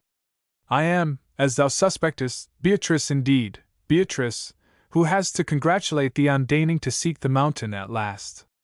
And hadst thou so long indeed to learn, that here only can man be happy?" Dante, casting down his eyes at these words, beheld his face in the water, and hastily turned aside, he saw it so full of shame. Beatrice had the dignified manner of an offended parent. Such a flavor of bitterness was mingled with her pity. She held her peace, and the angels abruptly began singing, "In thee, O Lord, have I put my trust," but went no farther in the psalm than the words, "Thou hast set my feet in a large room." The tears of Dante had hitherto been suppressed, but when the singing began, they again rolled down his cheeks. Beatrice, in a milder tone, said to the angels, "This man, when he proposed to himself in his youth to lead a new life, was of a truth so gifted that every good habit ought to have thrived with him, but the richer the soil, the greater peril of weeds. For a while, The innocent light of my countenance drew him the right way, but when I quitted mortal life, he took away his thoughts from remembrance of me, and gave himself to others. When I had risen from flesh to spirit, and increased in worth and beauty, then did I sink in his estimation, and he turned into other paths, and pursued false images of good that never keep their promise. In vain I obtained from heaven the power of interfering in his behalf, and endeavored to affect him with it night and day. So little was he concerned, and into such depths he fell, that nothing remained but to shew him the state of the condemned, and therefore I went to their outer regions, and commended him with tears to the guide that brought him hither. The decrees of heaven would be not, if Lethe could be passed, and the fruit beyond it tasted, without any payment of remorse. 55. O thou, she continued, addressing herself to Dante, who standest on the other side of the holy stream, say, have I not spoken truth? Dante was so confused and penitent that the words failed as they passed his lips. What could induce thee, resumed his monitress, when I had given thee aims indeed, to abandon them for objects that could end in nothing? Dante said, thy face was taken from me, and the presence of false pleasure led me astray.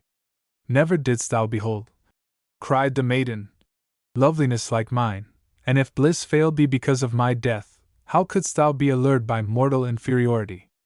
That first blow should have taught thee to disdain all perishable things, and aspire after the soul that had gone before thee. How could thy spirit endure to stoop to further chances, or to a childish girl, or any other fleeting vanity? The bird that is newly out of the nest may be twice or thrice tempted by the snare, but in vain, surely, is the net spread in sight of one that is older. 56. Dante stood as silent and abashed as a sorry child. If but to hear me, said Beatrice, thus afflicts thee, lift up thy beard, and see what sight can do. Dante, though feeling the sting intended by the word beard, did as he was desired. The angels had ceased to scatter their clouds of flowers about the maiden, and beheld her, though still beneath her veil, as far surpassing her former self in loveliness, as that self had surpassed others. The sight pierced him with such pangs, that the more he had loved anything else, the more he now loathed it, and he fell senseless to the ground. When he recovered his senses, he found himself in the hands of the lady he had first seen in the place, who, bidding him keep firm hold of her, drew him into the river Lethe, and so through and across it to the other side, speeding as she went like a weaver's shuttle, and immersing him when she arrived, the angels all the while singing, wash me, and I shall be whiter than snow. 57. She then delivered him into the hands of the nymphs that had danced about the car, nymphs on earth, but stars and cardinal virtues in heaven.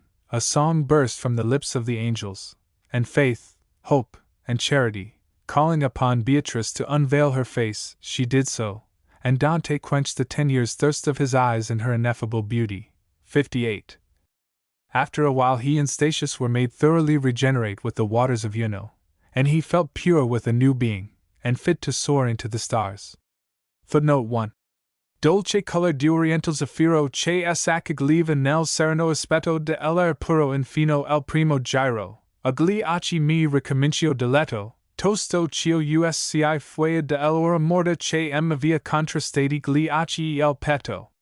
Lo bel pianita, ch et amar conforta, faceva tutto rider l'orient, volando I pesci, ch erano in sua scorda. Io mi volsi a man detra, e posi ment al tropolo, e vidi quattro stelman vis mai, fuer si che la prima gente. Goder pariva el ciel di lor fiamel. O settentriano vedovo cito, poi che privado se di Mirakel. The sweetest oriental sapphire blue, which the whole air in its pure bosom had, greeted mine eyes, far as the heavens withdrew. So that again they felt assured and glad, soon as they issued forth from the dead air, where every sight and thought had made them sad. The beauteous star, which lets no love despair, made all the Orient laugh with loveliness, veiling the fish that glimmered in its hair. I turned me to the right to gaze and bless, and saw 4 more, never of living wight beheld, since Adam brought us our distress. Heaven seemed rejoicing in their happy light. O widowed northern pole, bereaved indeed, since thou hast had no power to see that sight. Readers who may have gone thus far with the Italian Pilgrim's Progress, will allow me to congratulate them on arriving at this lovely scene, one of the most admired in the poem. This is one of the passages which make the religious admirers of Dante inclined to pronounce him divinely inspired.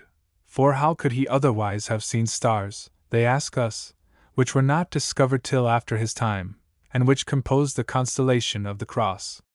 But other commentators are of opinion that the Cross, though not so named till subsequently, and Dante, we see, gives no prophetic hint about the name, had been seen, probably by stray navigators. An Arabian globe is even mentioned by M. Artaud C. Carey, in which the Southern Cross is set down. Mr. Carey, in his note on the passage, refers to Seneca's prediction of the discovery of America, most likely suggested by similar information. But whatever, he adds, may be thought of this, it is certain that the 4 stars are here symbolical of the 4 cardinal virtues. And he refers to Canto 31, where those virtues are retrospectively associated with these stars. The symbol, however, is not necessary. Dante was a very curious inquirer on all subjects, and evidently acquainted with ships and seamen as well as geography, and his imagination would eagerly have seized a magnificent novelty like this, and used it the first opportunity. Columbus's discovery, as the reader will see, was anticipated by Pulci. Footnote 2.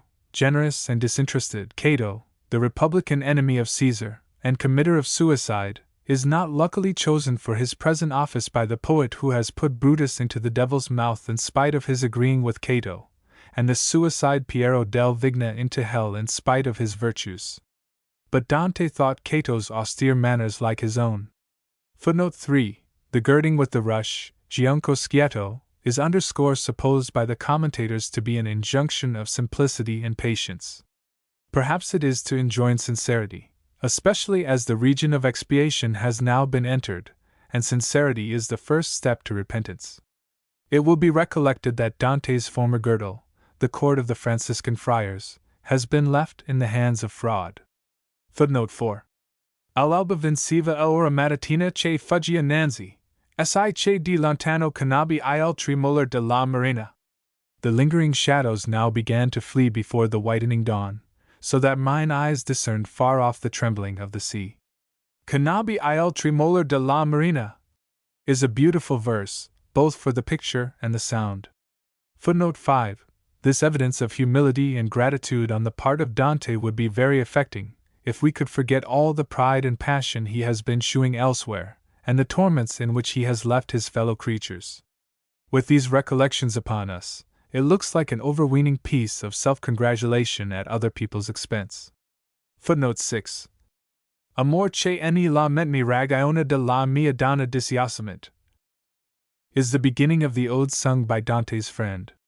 The incident is beautifully introduced, and Casella's being made to select a production from the pen of the man who asks him to sing, very delicately implies a graceful cordiality in the musician's character. Milton alludes to the passage in his sonnet to Henry Lawes. Thou honor'st verse, and verse must lend her wing to honor thee, the priest of Phoebus' choir, that tunst their happiest lines in hymn or story. Dante shall give fame leave to set thee higher than his Casella, whom he wooed to sing, met in the milder shades of purgatory. Footnote 7. Manfredi was the natural son of the Emperor Frederick II. He was lively and agreeable in his manners, observes Mr. Carey, and delighted in poetry, music, and dancing. But he was luxurious and ambitious, void of religion, and in his philosophy an Epicurean. Translation of Dante, Smith's edition, page 77. Thus King Manfredi ought to have been in a red-hot tomb, roasting forever with Epicurus himself, and with the father of the poet's beloved friend, Guido Cavalcanti, but he was the son of an emperor, and a foe to the house of Anjou, so Dante gives him a passport to heaven. There is no ground whatever for the repentance assumed in the text. Footnote 8. The unexpected bit of comedy here ensuing is very remarkable and pleasant. Belacqua, according to an old commentator, was a musician. Footnote 9. Buoncant was the son of that Guido de Montefeltro, whose soul we have seen carried off from St. Francis by a devil, for having violated the conditions of penitence. It is curious that both father and son should have been contested for in this manner. Footnote 10. This is the most affecting and comprehensive of all brief stories. De cuando te serai tornato al mondo, y repasado de la lunga via, seguito el terzo spirito al secondo. Ricordati di me che son la pia, siena mi fe, disfaci mi marema, salsi calui che nanalata pria. Dispasando emma via con la sua gemma. Ah, when thou findest thee again on earth, said then a female soul, remember me, Pia. Siena was my place of birth, the marshes of my death. This knoweth he, who placed upon my hand the spousal ring. Nello della Pietra, says M. Bale, in his work entitled De l'Amore, obtained in marriage the hand of Madonna Pia, sole heiress of the Tolomei, the richest and most noble family of Siena. Her beauty, which was the admiration of all Tuscany, gave rise to a jealousy in the breast of her husband, that, envenomed by wrong reports and suspicions continually reviving, led to a frightful catastrophe. It is not easy to determine at this day if his wife was altogether innocent, but Dante has represented her as such. Her husband carried her with him into the marshes of Volterra, celebrated then, as now, for the pestiferous effects of the air. Never would he tell his wife the reason of her banishment into so dangerous a place. His pride did not deign to pronounce either complaint or accusation. He lived with her alone, in a deserted tower, of which I have been to see the ruins on the seashore. He never broke his disdainful silence, never replied to the questions of his youthful bride, never listened to her entreaties. He waited unmoved by her, for the air to produce its fatal effects.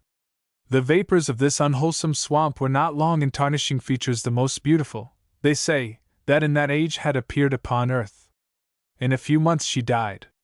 Some chroniclers of these remote times report that Nello employed the dagger to hasten her end. She died in the marshes in some horrible manner, but the mode of her death remained a mystery, even to her contemporaries.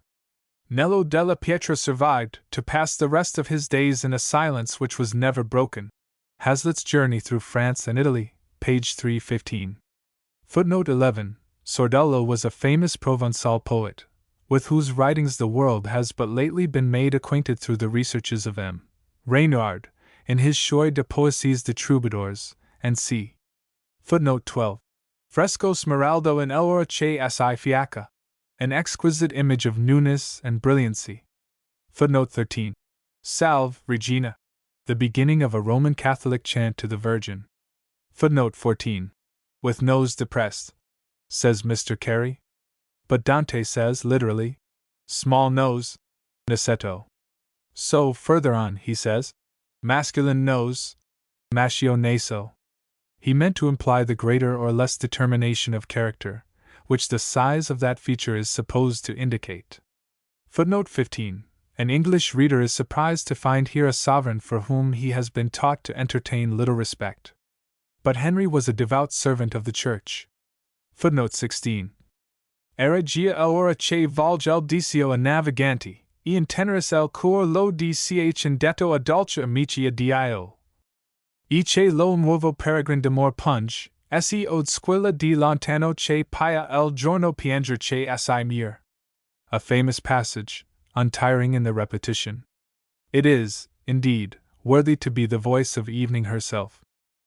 'Twas now the hour, when love of home melts through men's hearts at sea, and longing thoughts portray the moment when they bade sweet friends adieu, and the new pilgrim now, on his lone way, thrills, if he hears the distant vesper bell, that seems to mourn for the expiring day.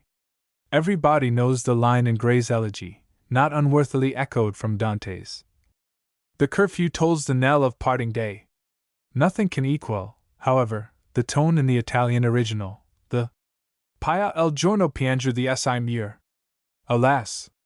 Why could not the great Tuscan have been superior enough to his personal griefs to write a whole book full of such beauties, and so have left us a work truly to be called divine? Footnote 17. T. Lucas Andi Terminum. A hymn sung at evening service. Footnote 18. Lucy, Lucia, supposed to be derived from Lux, Lucas, is the goddess, I was almost going to say, who in Roman Catholic countries may be said to preside over light, and who is really invoked in maladies of the eyes. She was Dante's favorite saint, possibly for that reason among others, for he had once hurt his eyes with study, and they had been cured. In her spiritual character she represents the light of grace. Footnote 19. The first step typifies consciousness of sin, the second, horror of it, the third, zeal to amend. Footnote 20. The keys of St. Peter. The gold is said by the commentators to mean power to absolve, the silver, the learning and judgment requisite to use it. Footnote 21. Te Deum Laudamus. The well-known hymn of St. Ambrose and St. Augustine. Footnote 22. Non viacergit voi, che noi siam vermi, nadia formar l'angelica farfalla, che vola agiestesia senza schermi? Know you not, we are worms born to compose the angelic butterfly, that flies to heaven when freed from what deforms. Footnote 23. Più ridin locar che penalegia franco bolognese, Eleanor e tutto or sua e mio in part. Footnote 24. The new Guido is his friend Guido Cavalcanti, now dead. The first is Guido Ginicelli, for whose writings Dante had an esteem, and the poet, who is to chase them from the nest. Caxera di nido, as the not very friendly metaphor states it, is with good reason supposed to be himself. He was right, but was the statement becoming? It was certainly not necessary. Dante, notwithstanding his friendship with Guido, appears to have had a grudge against both the Cavalcanti, probably for some scorn they had shown to his superstition, far they could be proud themselves, and the son has the reputation of skepticism, as well as the father. See the Decameron, Jorn. 6, NOV. 9. Footnote 25. This is the passage from which it is conjectured that Dante knew what it was to tremble in every vein, from the awful necessity of begging. Mr. Carey, with some other commentators, thinks that the trembling implies fear of being refused. But does it not rather mean the agony of the humiliation? In Salvani's case it certainly does, for it was in consideration of the pang to his pride that the good deed rescued him from worse punishment. Footnote 26. The reader will have noticed the extraordinary mixture of paganism and the Bible in this passage, especially the introduction of such fables as Niobe and Arachne. It would be difficult not to suppose it intended to work out some half-skeptical purpose, if we did not call to mind the grave authority given to fables in the poet's treatise on monarchy, and the whole strange spirit, at once logical and gratuitous, of the learning of his age, when the acuter the mind, the subtler became the reconcilement with absurdity. Footnote 27. Beati paupers spiritu. Blessed are the poor in spirit, for theirs is the kingdom of heaven. One of the beautiful passages of the beautiful Sermon on the Mount. How could the great poet read and admire such passages, and yet fill his books so full of all which they renounced? Oh, say his idolaters, he did it out of his very love for them, and his impatience to see them triumph. So said the Inquisition. The evil was continued for the sake of the good which it prevented.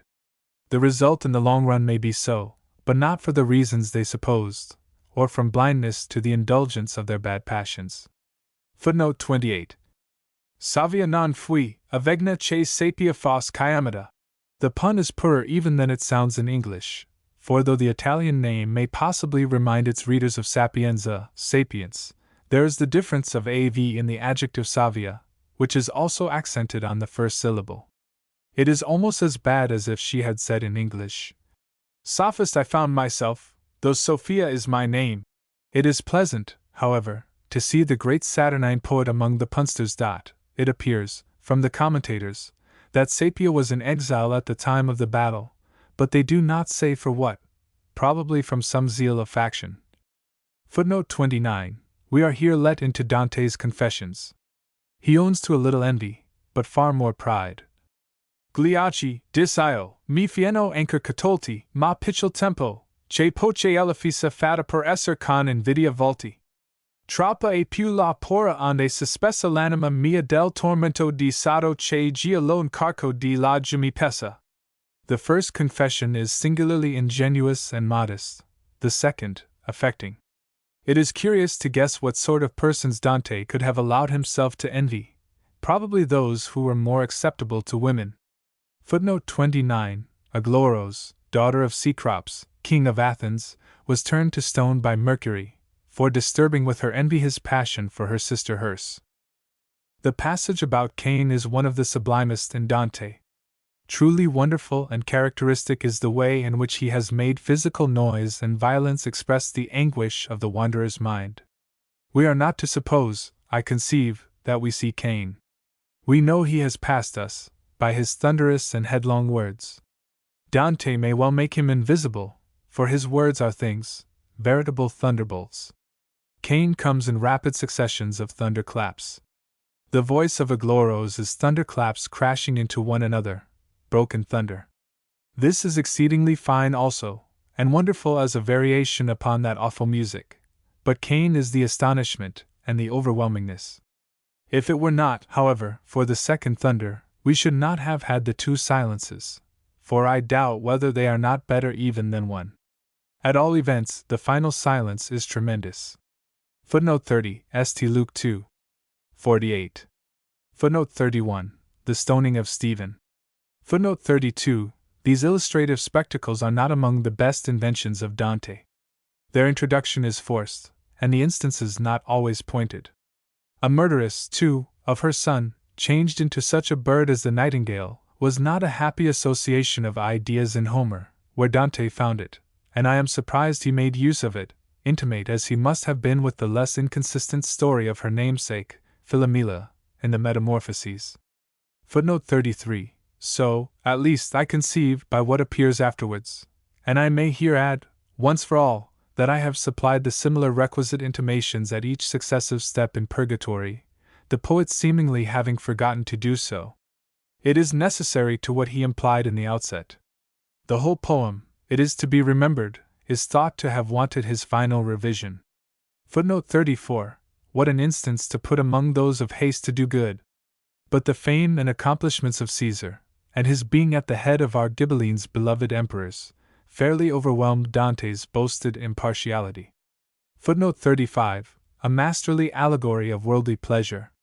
But the close of it in the original has an intensity of the revolting, which outrages the last recesses of feeling, and disgusts us with the denouncer. Footnote 36, the fierce Hugh Capet, soliloquizing about the Virgin in the tones of a lady in childbed, is rather too ludicrous an association of ideas. It was for calling this prince the son of a butcher that Francis I prohibited the admission of Dante's poem into his dominions. Mr. Carey thinks the king might have been mistaken in his interpretation of the passage, and that butcher may be simply a metaphorical term for the bloodthirstiness of Capet's father. But when we find the man called, not the butcher, or that butcher, or butcher in reference to his species, but in plain local parlance, a butcher of Paris, un bicao di Parigi, and when this designation is followed up by the allusion to the extinction of the previous dynasty, the ordinary construction of the words appears indisputable. Dante seems to have had no ground for what his aristocratical pride doubtless considered a hard blow, and what King Francis, indeed, condescended to feel as such. He met with the notion somewhere, and chose to believe it, in order to vex the French and their princes. The spirit of the taunt contradicts his own theories elsewhere, for he has repeatedly said that the only true nobility is in the mind. But his writings, poetical truth excepted, are a heap of contradictions. Footnote 37. Mr. Carey thought he had seen an old romance in which there is a combat of this kind between Jesus and his betrayer. I have an impression to the same effect. Footnote 38. O signor mio, quando sarò iolito a vedere la vendetta the nascosa fa dolce l'ire tua nel tuo segreto. The spirit of the blasphemous witticism attributed to another Italian, viz., that the reason why God prohibited revenge to mankind was its being too delicate a morsel for any but himself, is here gravely anticipated as a positive compliment to God by the fierce poet of the 13th century, who has been held up as a great Christian divine. God hugs revenge to his bosom with delight, the supreme being confounded with a poor grinning Florentine. Footnote 39. A ludicrous anticlimax this to modern ears. The allusion is to the Pygmalion who was Dido's brother, and who murdered her husband, the priest Sychaeus, for his riches. The term, parricide, is here applied in its secondary sense of the murderer of any one to whom we owe reverence. Footnote 40. Heliodorus was a plunderer of the temple, thus supernaturally punished. The subject has been nobly treated by Raphael. Footnote 41. A grand and beautiful fiction. Footnote 42. Readers need hardly be told that there is no foundation for this fancy, except in the invention of the churchman. Dante, in another passage, not necessary to give, confounds the poet Statius, who was from Naples, with a rhetorician of the same name from Thelaus. Footnote 43. Elachia Janella sends a gem. This beautiful and affecting image is followed in the original by one of the most fantastical conceits of the time. The poet says that the physiognomist who reads the word homo, man, written in the face of the human being, might easily have seen the letter M in theirs. Ci nel viso de gli uomini leggo bene avria kivi conosciuto l'M. The meaning is that the perpendicular lines of the nose and temples form the letter M, and the eyes the two O's. The enthusiast for Roman domination must have been delighted to find that nature wrote in Latin. Footnote 44. Esse lus verginate facer cert di quel che el seal veloce loro amana, gia per erler avrian lo bace prut.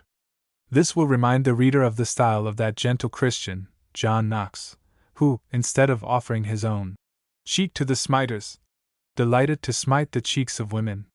Fury was his mode of preaching meekness, and threats of everlasting howling his reproof of a tune on Sundays. But it will be said, he looked to consequences. Yes, and produced the worst himself, both spiritual and temporal. Let the whiskey shops answer him. However, he helped to save Scotland from purgatory, so we must take good and bad together, and hope the best in the end. Foureze, like many of Dante's preachers, seems to have been one of those self-ignorant or self-exasperated denouncers, who compound for sins they are inclined to, by damning those they have no mind to. He was a glutton, who could not bear to see ladies too little clothed. The defacing of God's image in his own person he considered nothing. Footnote 45. The passage respecting his past life is unequivocal testimony to the fact, confidently disputed by some, of Dante's having availed himself of the license of the time, though, in justice to such candor, we are bound not to think worse of it than can be helped. The words in the original are Scti reducia ment qual fasti mico, equali io tico fui, anchor fia grave il memora present. Literally, if thou recallest to mind what sort of person thou wast with me, and what I was with thee, the recollection may oppress thee still. His having been taken out of that kind of life by Virgil, construed in the literal sense, in which, among other senses, he has directed us to construe him, may imply, either that the delight of reading Virgil first made him think of living in a manner more becoming a man of intellect, or, possibly, that the Latin poet's description of Aeneas's descent into hell turned his thoughts to religious penitence. Be this as it may, his life, though surely it could at no time have been of any very licentious kind, never, if we are to believe Boccaccio, became spotless. Footnote 46. The mention of Gentuca might be thought a compliment to the lady, if Dante had not made Beatrice afterwards treat his regard for any one else but herself with so much contempt. See page 216 of the present volume. Under that circumstance, it is hardly acting like a gentleman to speak of her at all, unless, indeed, he thought her a person who would be pleased with the notoriety arising even from the record of a fugitive regard, and in that case the good taste of the record would still remain doubtful. The probability seems to be that Dante was resolved, at all events, to take this opportunity of bearding some rumor. Footnote 47, a celebrated and charming passage. Io mi son un, che quando amore spira, noto, e quel modo che detta dentro, vio significando. I am one that notes when love inspires, and what he speaks I tell in his own way, embodying but his thoughts. Footnote 48, exquisite truth of painting, and a very elegant compliment to the handsome nature of Buonaggiunta. Jacopo da Lentino, called the Notary, and Fragittone of Arezzo, were celebrated verse writers of the day. The latter, in a sonnet given by Mr. Carey in the notes to his translation, says he shall be delighted to hear the trumpet, at the last day, dividing mankind into the happy and the tormented, sufferers under crudel martyri, because an inscription will then be seen on his forehead, shewing that he had been a slave to love. An odd way for a poet to shew his feelings, and a friar his religion. Footnote 49, Judges 7. 6. Footnote 50, Summi Deus Clementi. The ancient beginning of a hymn in the Roman Catholic Church, now altered, say the commentators, to Summi Parens Clementi. Footnote 51, Virum non cognosco. Then said Mary unto the angel, How shall this be, seeing I know not a man? Luke I. 34. The placing of Mary's interview with the angel, and Ovid's story of Callisto, upon apparently the same identical footing of authority, by spirits in all the sincerity of agonized penitence, is very remarkable. A dissertation, by some competent antiquary, on the curious questions suggested by these anomalies, would be a welcome novelty in the world of letters. Footnote 52, an allegory of the active and contemplative life, not, I think, a happy one, though beautifully painted. It presents, apart from its terminating comment, no necessary intellectual suggestion, is rendered by the comment itself hardly consistent with Leah's expressed love of ornament, and if it were not for the last sentence, might be taken for a picture of two different forms of vanity. Footnote 53. Tal qual di remo in remo si raccigli per la pineta in sul lito di Chiasi, quando illo sirocco fuer discigli. Even as from branch to branch along the piney forests on the shore of Chiasi, rolls the gathering melody, when Aeolus hath from his cavern loosed the dripping south. Carey. This is the wood, says Mr. Carey, where the scene of Boccaccio's sublimest story, taken entirely from Eleanor, as I learn in the notes to the Decameron, eds. Giunti, 1573, page 62, is laid. See December G. 5, n. 8, and Dryden's Theodore and Honoria. Our poet perhaps wandered in it during his abode with Guido Novello da Polenta. Translation of Dante ut sup. Page 121. Footnote 54, Lethe, forgetfulness, well-mindedness. Footnote 55. Senza alcuno scotto di pentimento. Literally, scot-free. Scotto. Scot. Payment for dinner or supper in a tavern, says Rabbi, the Petrarchal rather than Dantesque editor of the Parnaso Italiano, and a very summary gentleman. Here used figuratively, though it is not a word fit to be employed on serious and grand occasions. In Coe's Gravi et Illustri. See his Dante, in that collection, Volume 2. Page 297. Footnote 56. The allusion to the childish girl, Pargoletta, or any other fleeting vanity. O ultra venita con si brevius, is not handsome. It was not the fault of the childish girls that he liked them, and he should not have taunted them, whatever else they might have been. What answer could they make to the great poet? Nor does Beatrice make a good figure throughout this scene, whether as a woman or an allegory. If she is theology, or heavenly grace, and see, the sternness of the allegory should not have been put into female shape, and when she is to be taken in her literal sense, as the poet also tells us she is, her treatment of the poor submissive lover, with leave of Signor Rabbi, is no better than snubbing, to say nothing of the vanity with which she pays compliments to her own beauty. I must, furthermore, beg leave to differ with the poet's thinking it an exalted symptom on his part to hate everything he had loved before, out of supposed compliment the transcendental object of his affections and his own awakened merits. All the heights of love and wisdom terminate in charity, and charity, by very reason of its knowing the poorness of so many things, hates nothing. Besides, it is anything but handsome or high-minded to turn round upon objects whom we have helped to lower with our own gratified passions, and pretend a right to scorn them. Footnote 57. Tu asperges me et mundibor. And see. Purge me with hyssop, and I shall be clean, wash me, and I shall be whiter than snow. Psalm 7. Footnote 58. Beatrice had been dead 10 years. 3. The journey through heaven. Argument. The paradise or heaven of Dante, in whose time the received system of astronomy was the Ptolemaic, consists of the 7 successive planets according to that system, or the Moon, Mercury, Venus, the Sun, Mars, Jupiter, and Saturn, of the 8th sphere beyond these, or that of the fixed stars, of the primum mobile, or first mover of them all round the moveless earth, and of the empyrean, or region of pure light, in which is the beatific vision.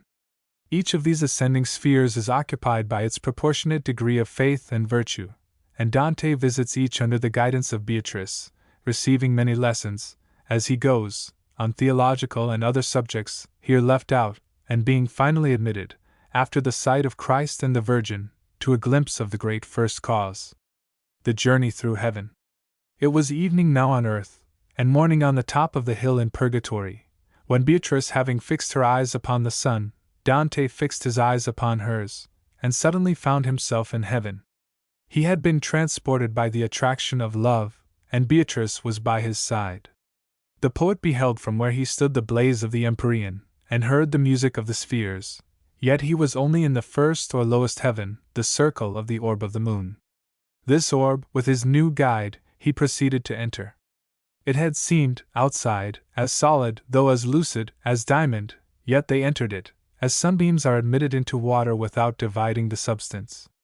It now appeared, as it enclosed them, like a pearl, through the essence of which they saw but dimly, and they beheld many faces eagerly looking at them, as if about to speak, but not more distinct from the surrounding whiteness than pearls themselves are from the forehead they adorn. Dante thought them only reflected faces, and turned round to see to whom they belonged, when his smiling companion set him right, and he entered into discourse with the spirit that seemed the most anxious to accost him. It was Picarda, the sister of his friend Foris Donati, whom he had met in the 6th region of purgatory. He did not know her, by reason of her wonderful increase in beauty.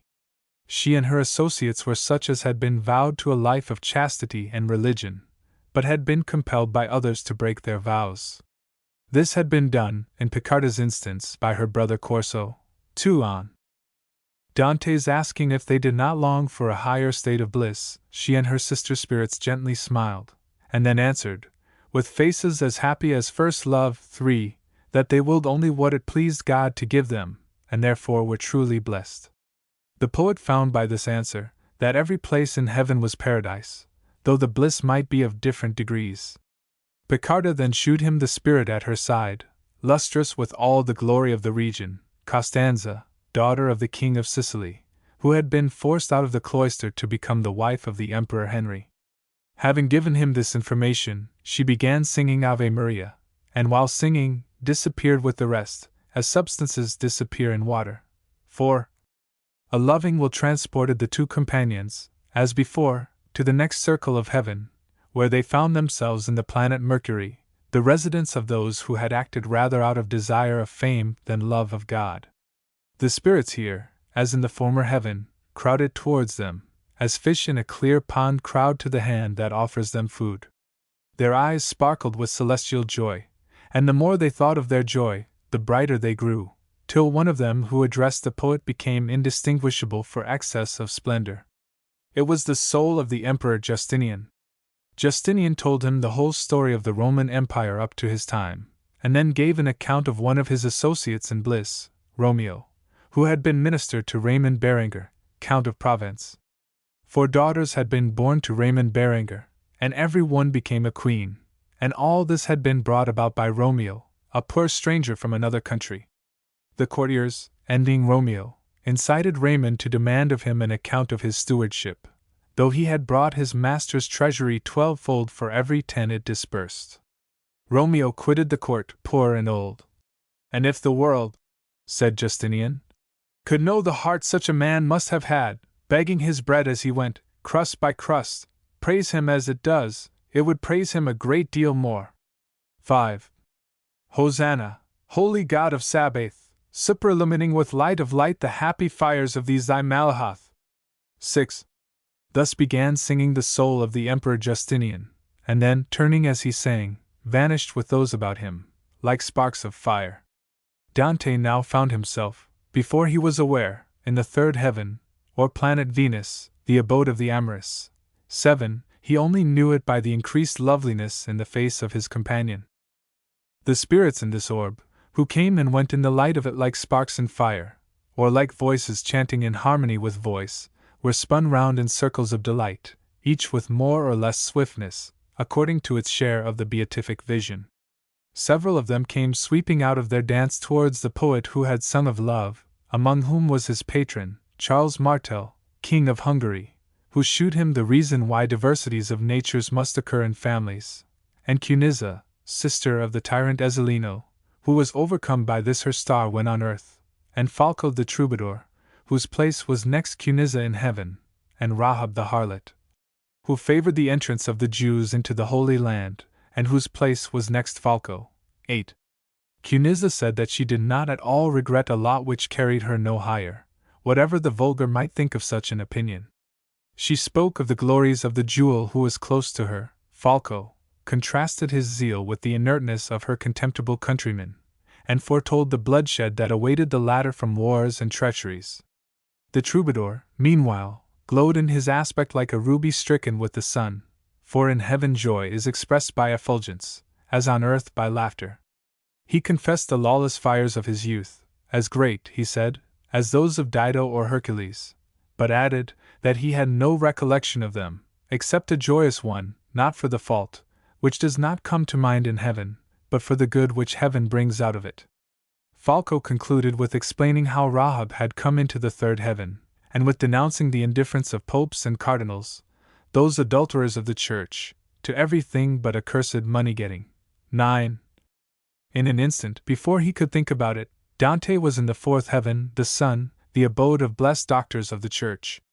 A band of them came encircling him and his guide, as a halo encircles the moon, singing a song, the beauty of which, like jewels too rich to be exported, was not conveyable by expression to mortal fancy.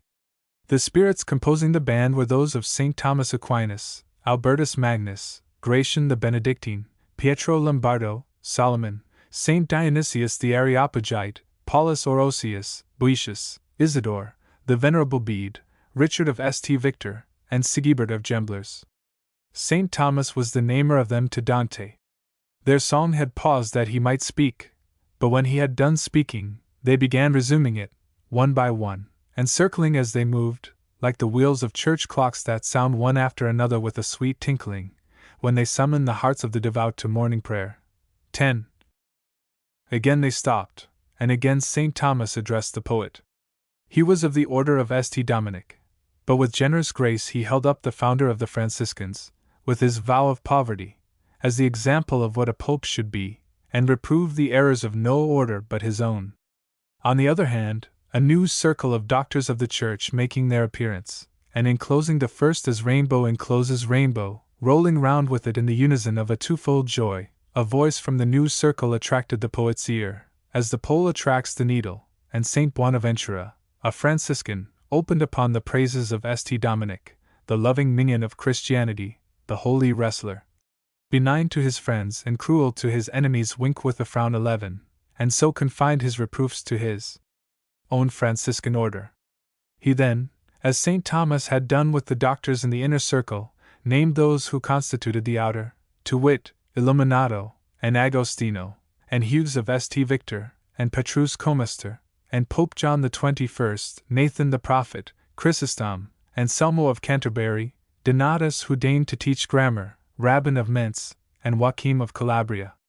The two circles then varied their movement by wheeling round one another in counter directions, and after they had chanted, not of Bacchus or Apollo, but of three persons in one, St. Thomas, who knew Dante's thoughts by intuition, again addressed him, discoursing of mysteries human and divine, exhorting him to be slow in giving assent or denial to propositions without examination, and bidding him warn people in general how they presumed to anticipate the divine judgment as to who should be saved and who not. 12. The Spirit of Solomon then related how souls could resume their bodies glorified, and the two circles, uttering a rapturous Amen, glowed with such intolerable brightness that the eyes of Beatrice only were able to sustain it. Dante gazed on her with a delight ineffable, and suddenly found himself in the fifth heaven. It was the planet Mars, the receptacle of those who had died fighting for the cross. In the middle of its ruddy light stood a cross itself, of enormous dimensions, made of light still greater, and exhibiting, first, in the body of it, the crucified presence, glittering all over with indescribable flashes like lightning, and secondly, in addition to and across the presence, innumerable sparkles of the intensest mixture of white and red, darting to and fro through the whole extent of the crucifix. The movement was like that of motes in a sunbeam. And as a sweet dinning arises from the multitudinous touching of harps and viols, before the ear distinguishes the notes, there issued in like manner from the whole glittering firmament a harmony indistinct but exquisite, which entranced the poet beyond all he had ever felt. He heard even the words, "Arise and conquer," as one who hears and yet hears not. On a sudden, with a glide like a falling star, there ran down from the right horn of the cross to the foot of it, one of the lights of this cluster of splendors, distinguishing itself, as it went, like flame in alabaster. "O flesh of my flesh!" it exclaimed to Dante. "O superabounding divine grace! When was the door of paradise ever twice opened, as it shall have been to thee?" 13. Dante, in astonishment, turned to Beatrice, and saw such a rapture of delight in her eyes that he seemed, at that instant, as if his own had touched the depth of his acceptance and of his heaven. 14. The light resumed its speech, but in words too profound in their meaning for Dante to comprehend. They seemed to be returning thanks to God. This rapturous absorption being ended, the speaker expressed in more human terms his gratitude to Beatrice, and then, after inciting Dante to ask his name, declared himself thus: "O branch of mine, whom I have long desired to behold, I am the root of thy stock, of him thy great-grandsire, who first brought from his mother the family name into thy house, and whom thou sawest expiating his sin of pride on the first circle of the mountain. Well it befitteth thee to shorten his long suffering with thy good works." Florence, 15. While yet she was confined within the ancient boundary which still contains the bell that summons her to prayer, abided in peace, for she was chaste and sober. She had no trinkets of chains then, no head tires, no gaudy sandals, no girdles more worth looking at than the wearers. Fathers were not then afraid of having daughters, for fear they should want dowries too great, and husbands before their time. Families were in no haste to separate, nor had chambers arisen to shew what enormities they dared to practice. The heights of Rome had not been surpassed by your tower of Uxalatoil, whose fall shall be in proportion to its aspiring. I saw Belinchen Berti walking the streets in a leathern girdle fastened with bone, and his wife come from her looking-glass without a painted face. I saw the Nerlis and the Vecchios contented with the simplest doublets, and their good dames hard at work at their spindles. Oh, happy they! They were sure of burial in their native earth, and none were left desolate by husbands that loved France better than Italy. One kept awake to tend her child in its cradle, lulling it with the household words that had fondled her own infancy. Another, as she sat in the midst of her family, drawing the flax from the distaff, told them stories of Troy, and Fiesole, and Rome. It would have been as great a wonder, then, to see such a woman as Cyngella, or such a man as Lapo Saltarello, as it would now be to meet with a Cincinnatus or a Cornelia. 16. It was at that peaceful, at that beautiful time, continued the poet's ancestor, when we all lived in such good faith and fellowship, and in so sweet a place, that the Blessed Virgin vouchsafed the first sight of me to the cries of my mother, and there, in your old baptistry, I became, at once, Christian and Cacciaguida. My brothers were called Morantu and Eliseo. It was my wife that brought thee, from Valdepedo, thy family name of Alighieri. I then followed the Emperor Conrad, and he made me a knight for my good service, and I went with him to fight against the wicked Saracen law, whose people usurp the fold that remains lost through the fault of the shepherd. There, by that foul crew, was I delivered from the snares and pollutions of the world, and so, from the martyrdom came to this peace. Cacciaguida was silent. But his descendant praying to be told more of his family and of the old state of Florence, the beatified soldier resumed. He would not, however, speak of his own predecessors. He said it would be more becoming to say nothing as to who they were, or the place they came from. All he disclosed was, that his father and mother lived near the gate San Piero. 17. With regard to Florence, he continued, the number of the inhabitants fit to carry arms was at that time not a fifth of its present amount, but then the blood of the whole city was pure. It had not been mixed up with that of Campi, and Certaldo, and Figheim. It ran clear in the veins of the humblest mechanic. Oh, how much better would it have been, cried the soul of the old Florentine. Had my countrymen still kept it as it was, and not brought upon themselves the stench of the peasant knave out of Aguglione, and that other from Signa, with his eye to a bribe. Had Rome done its duty to the emperor, and so prevented the factions that have ruined us, Simifont would have kept its beggarly upstart to itself. The Conti would have stuck to their parish of Accone, and perhaps the Buondelmonti to Val de Greve. Crude mixtures do as much harm to the body politic as to the natural body, and size is not strength. The blind bull falls with a speedier plunge than the blind lamb. One sword often slashes round about it better than 5. Cities themselves perish. See what has become of Luni and of Urbisaglia, and what will soon become of Sinigaglia too, and of Chiusi. And if cities perish, what is to be expected of families? In my time the Ughi, the Catalini, the Filippi, were great names. So were the Alberici, the Ormani, and 20 others. The golden sword of knighthood was then to be seen in the house of Galileo. The column vere was then a great thing in the herald's eye.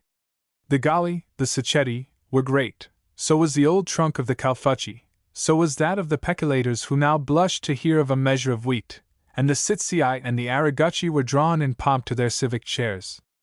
Oh, how mighty I saw them then, and how low has their pride brought them! Florence in those days deserved her name. She flourished indeed, and the balls of gold were ever at the top of the flower. 18. And now the descendants of these men sit in priestly stalls and grow fat. The overweening Adimari, who are such dragons when their foes run, and such lambs when they turn, were then of note so little that Albertino Donato was angry with Belincian, his father-in-law, for making him brother to one of their females. On the other hand, thy foes, the Amadei, the origin of all thy tears through the just anger which has slain the happiness of thy life, were honored in those days, and the honor was partaken by their friends. O Buondelmont! Why didst thou break thy troth to thy first love, and become wedded to another? Many who are now miserable would have been happy, had God given thee to the river Emma, when it rose against thy first coming to Florence. But the Arno had swept our Palladium from its bridge, and Florence was to be the victim on its altar. 19. Cacciaguida was again silent, but his descendant begged him to speak yet a little more. He had heard, as he came through the nether regions, alarming intimations of the ill fortune that awaited him, and he was anxious to know, from so high and certain an authority, what it would really be. Cacciaguida said, as Hippolytus was forced to depart from Athens by the wiles of his cruel stepdame, so must even thou depart out of Florence. Such is the wish, such this very moment the plot, and soon will it be the deed of those, the business of whose lives is to make a traffic of Christ with Rome. Thou shalt quit everything that is dearest to thee in the world. That is the first arrow shot from the bow of exile. Thou shalt experience how salt is the taste of bread eaten at the expense of others, how hard is the going up and down other stairs. But what shall most bow thee down, is the worthless and disgusting company with whom thy lot must be partaken, for they shall all turn against thee, the whole mad, heartless, and ungrateful set. Nevertheless, it shall not be long first, before themselves, and not thou, shall have cause to hang down their heads for shame. The brutishness of all they do will shew how well it became thee to be of no party, but the party of thyself. 20. Thy first refuge thou shalt owe to the courtesy of the great Lombard, who bears the ladder charged with the holy bird. 21. So benignly shall he regard thee, that in the matter of asking and receiving, the customary order of things shall be reversed between you two, and the gift anticipate the request. With him thou shalt behold the mortal, born under so strong an influence of this our star, that the nations shall take note of him. They are not aware of him yet, by reason of his tender age, but ere the Gascon practice on the great Henry, sparkles of his worth shall break forth in his contempt of money and of ease, and when his munificence appears in all its luster, his very enemies shall not be able to hold their tongues for admiration.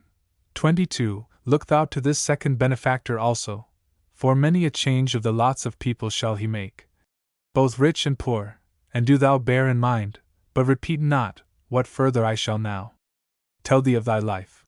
Here the spirit, says the poet, foretold things which afterwards appeared incredible to their very beholders, and then added, Such, my son, is the heart and mystery of the things thou hast desired to learn. The snares will shortly gather about thee, but wish not to change places with the contrivers, for thy days will outlast those of their retribution. Again was the spirit silent, and yet again once more did his descendant question him, anxious to have the advice of one that saw so far, and that spoke the truth so purely, and loved him so well. Too plainly, my father, said Dante, do I see the time coming, when a blow is to be struck me, heaviest ever to the man that is not true to himself. For which reason it is fit that I so far arm myself beforehand, that in losing the spot dearest to me on earth, I do not let my verses deprive me of every other refuge. Now I have been down below through the region whose grief is without end, and I have scaled the mountain from the top of which I was lifted by my lady's eyes, and I have come thus far through heaven, from luminary to luminary, and in the course of this my pilgrimage I have heard things which, if I tell again, may bitterly disrelish with many. Yet, on the other hand, if I prove but a timid friend to truth, I fear I shall not survive with the generations by whom the present times will be called times of old. The light that enclosed the treasure which its descendant had found in heaven, first flashed at this speech like a golden mirror against the sun, and then it replied thus: Let the consciences blush at thy words that have reason to blush. Do thou, far from shadow of misrepresentation, make manifest all which thou hast seen, and let the sore places be galled that deserve it. Thy bitter truths shall carry with them vital nourishment, thy voice, as the wind does, shall smite loudest the loftiest summits, and no little shall that redound to thy praise. It is for this reason that, in all thy journey, thou hast been shown none but spirits of note, since little heed would have been taken of such as excite doubt by their obscurity. The spirit of Cacciaguida now relapsed into the silent joy of its reflections, and the poet was standing absorbed in the mingled feelings of his own, when Beatrice said to him, Change the current of thy thoughts. Consider how near I am in heaven to one that repayeth every wrong. Dante turned at the sound of this comfort, and felt no longer any other wish than to look upon her eyes, but she said, with a smile, Turn thee round again, and attend. I am not thy only paradise. And Dante again turned, and saw his ancestor prepared to say more. Cacciaguida bade him look again on the cross, and he should see various spirits, as he named them, flash over it like lightning, and they did so. That of Joshua, which was first mentioned, darted along the cross in a stream. The light of Judas Maccabeus went spinning, as if joy had scourged it. 23. Charlemagne and Orlando swept away together, pursued by the poet's eyes. Guglielmo, 24, followed, and Rinaldo, and Godfrey of Bouillon, and Robert Guiscard of Naples, and the light of Cacciaguida himself darted back to its place, and uttering another sort of voice, began shewing how sweet a singer he too was amidst the glittering choir. Dante turned to share the joy with Beatrice, and by the lovely paling of her cheek, like a maiden's when it delivers itself of the burden of a blush, 25, knew that he was in another and whiter star. It was the planet Jupiter, the abode of blessed administrators of justice. Here he beheld troops of dazzling essences, warbling as they flew, and shaping their flights hither and thither, like birds when they rise from the banks of rivers, and rejoice with one another in new-found pasture. But the figures into which the flights were shaped were of a more special sort, being mystical compositions of letters of the alphabet, now a D, now an I, now an L, and so on, till the poet observed that they completed the whole text of Scripture, which says, Diligite justitiam, cojudicatis turam, love righteousness, ye that be judges of the earth.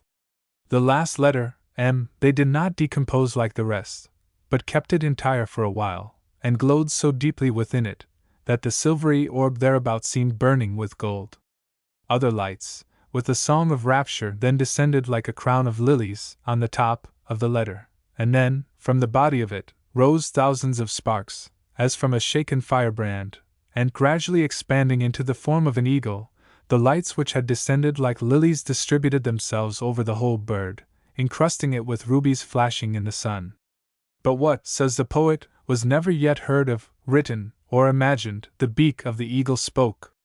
It uttered many minds in one voice, just as one heat is given out by many embers, and proclaimed itself to have been thus exalted, because it united justice and mercy while on earth. Dante addressed this splendid phenomenon, and prayed it to ease his mind of the perplexities of its worldly reason respecting the divine nature and government, and the exclusion from heaven of goodness itself, unless within the Christian pale.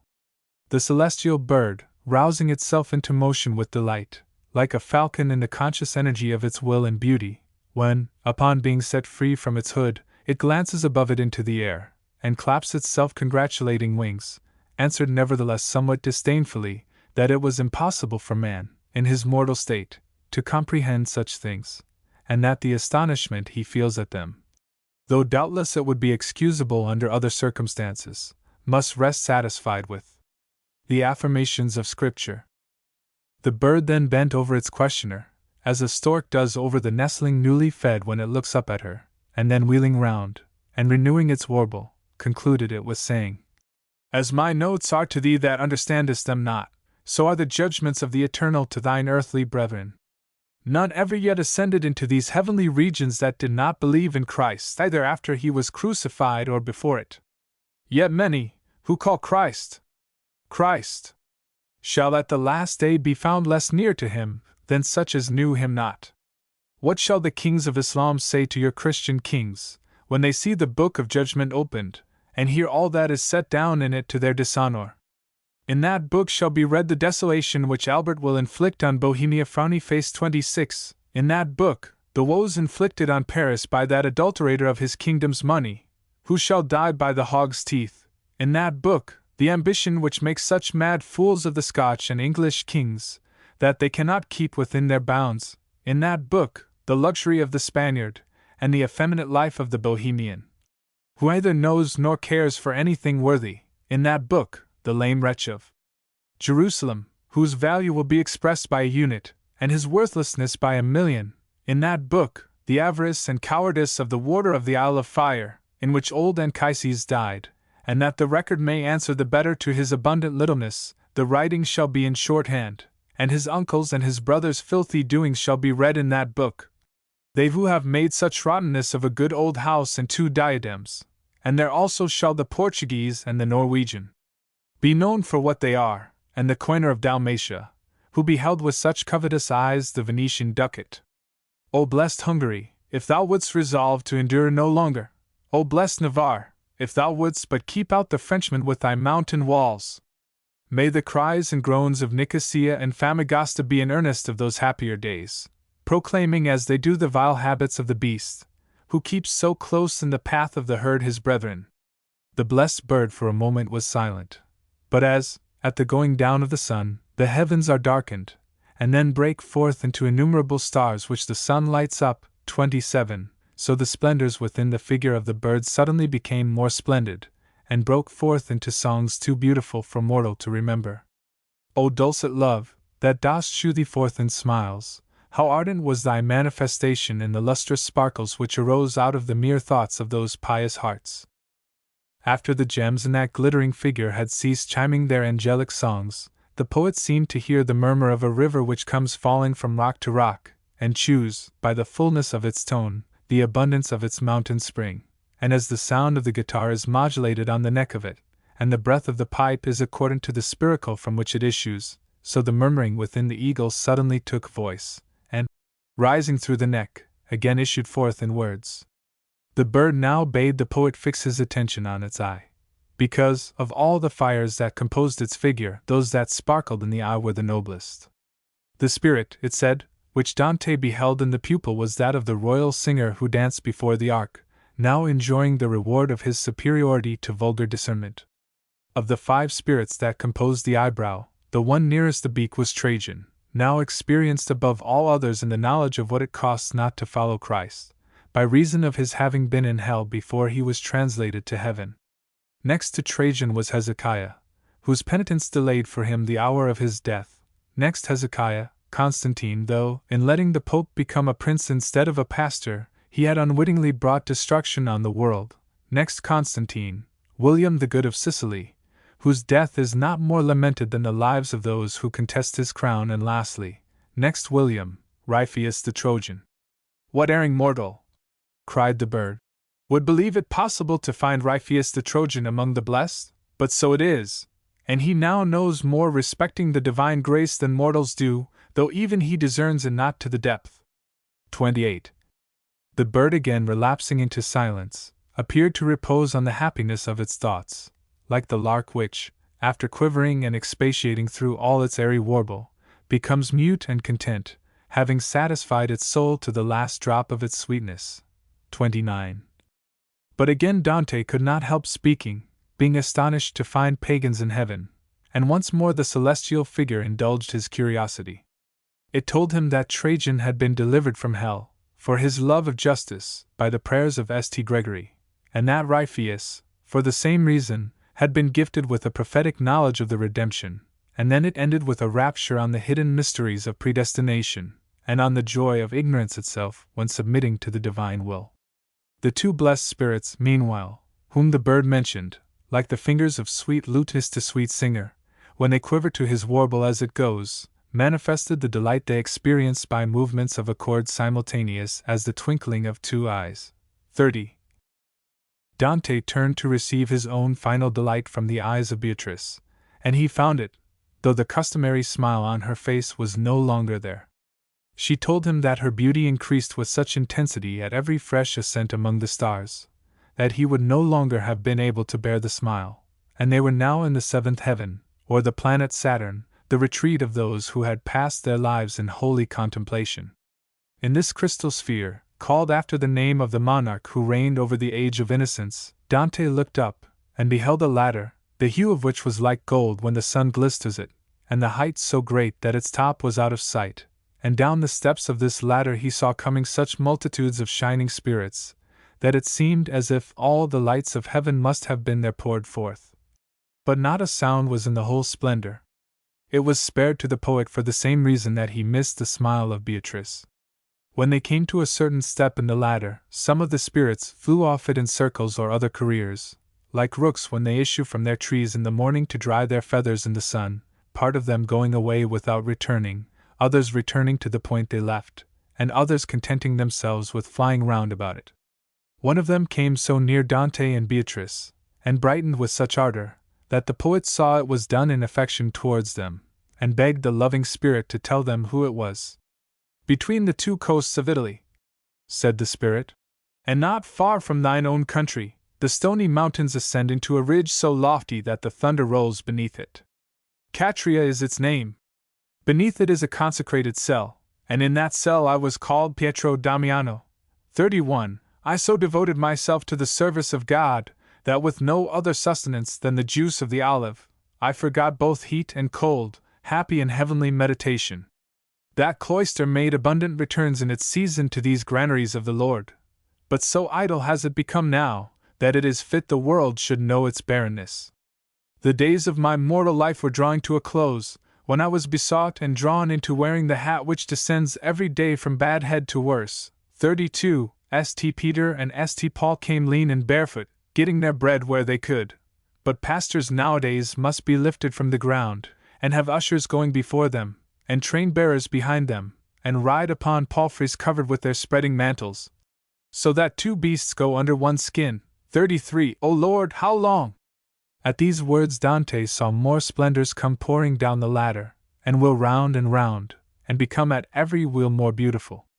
The whole dazzling body then gathered round the indignant speaker, and shouted something in a voice so tremendous, that the poet could liken it to nothing on earth. The thunder was so overwhelming, that he did not even hear what they said. 34.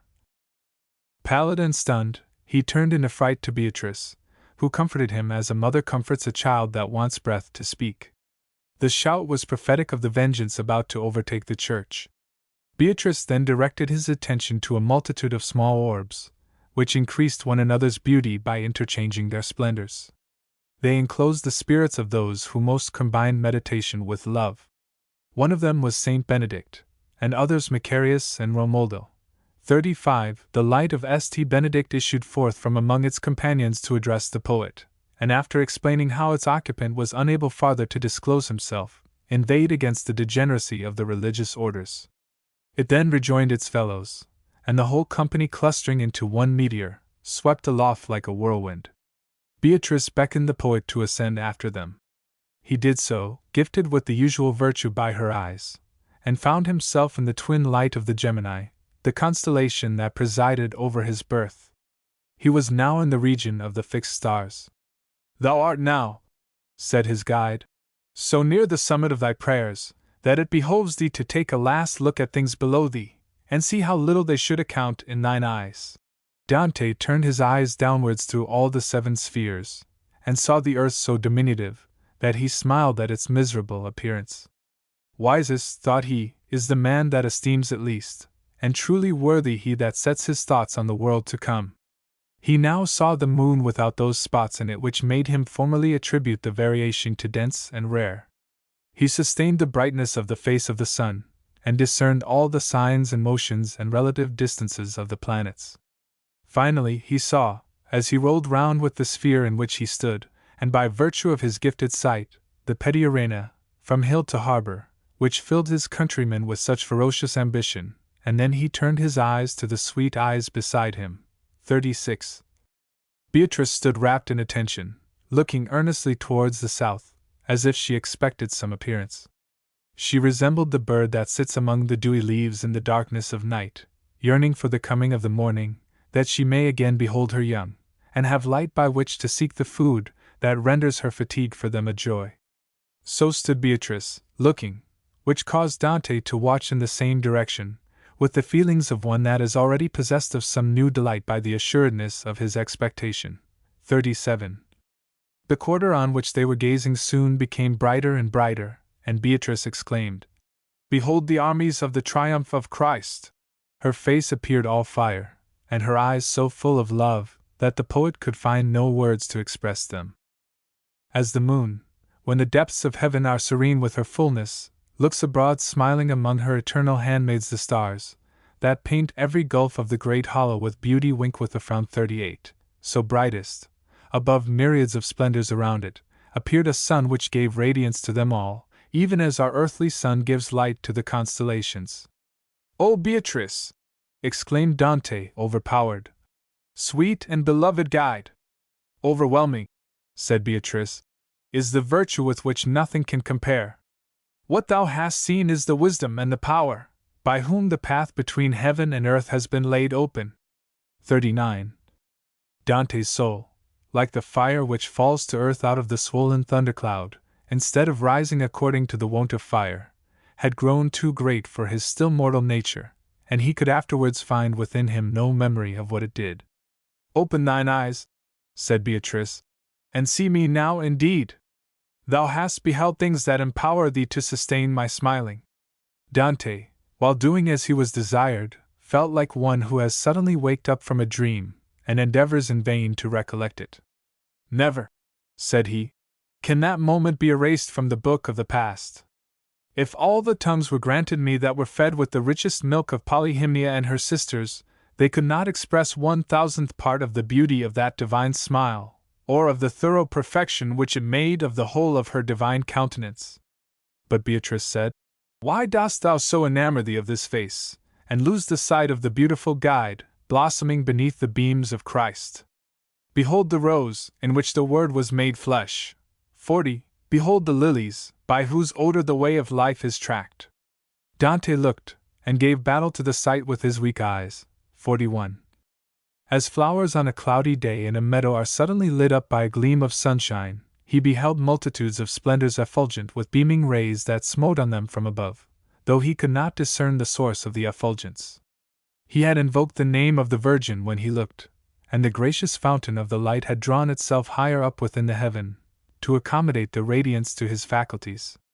He then beheld the Virgin herself bodily present, her who is fairest now in heaven, as she was on earth, and while his eyes were being painted with her beauty, 42, there fell on a sudden a seraphic light from heaven, which, spinning into a circle as it came, formed a diadem round her head, still spinning, and warbling as it spun.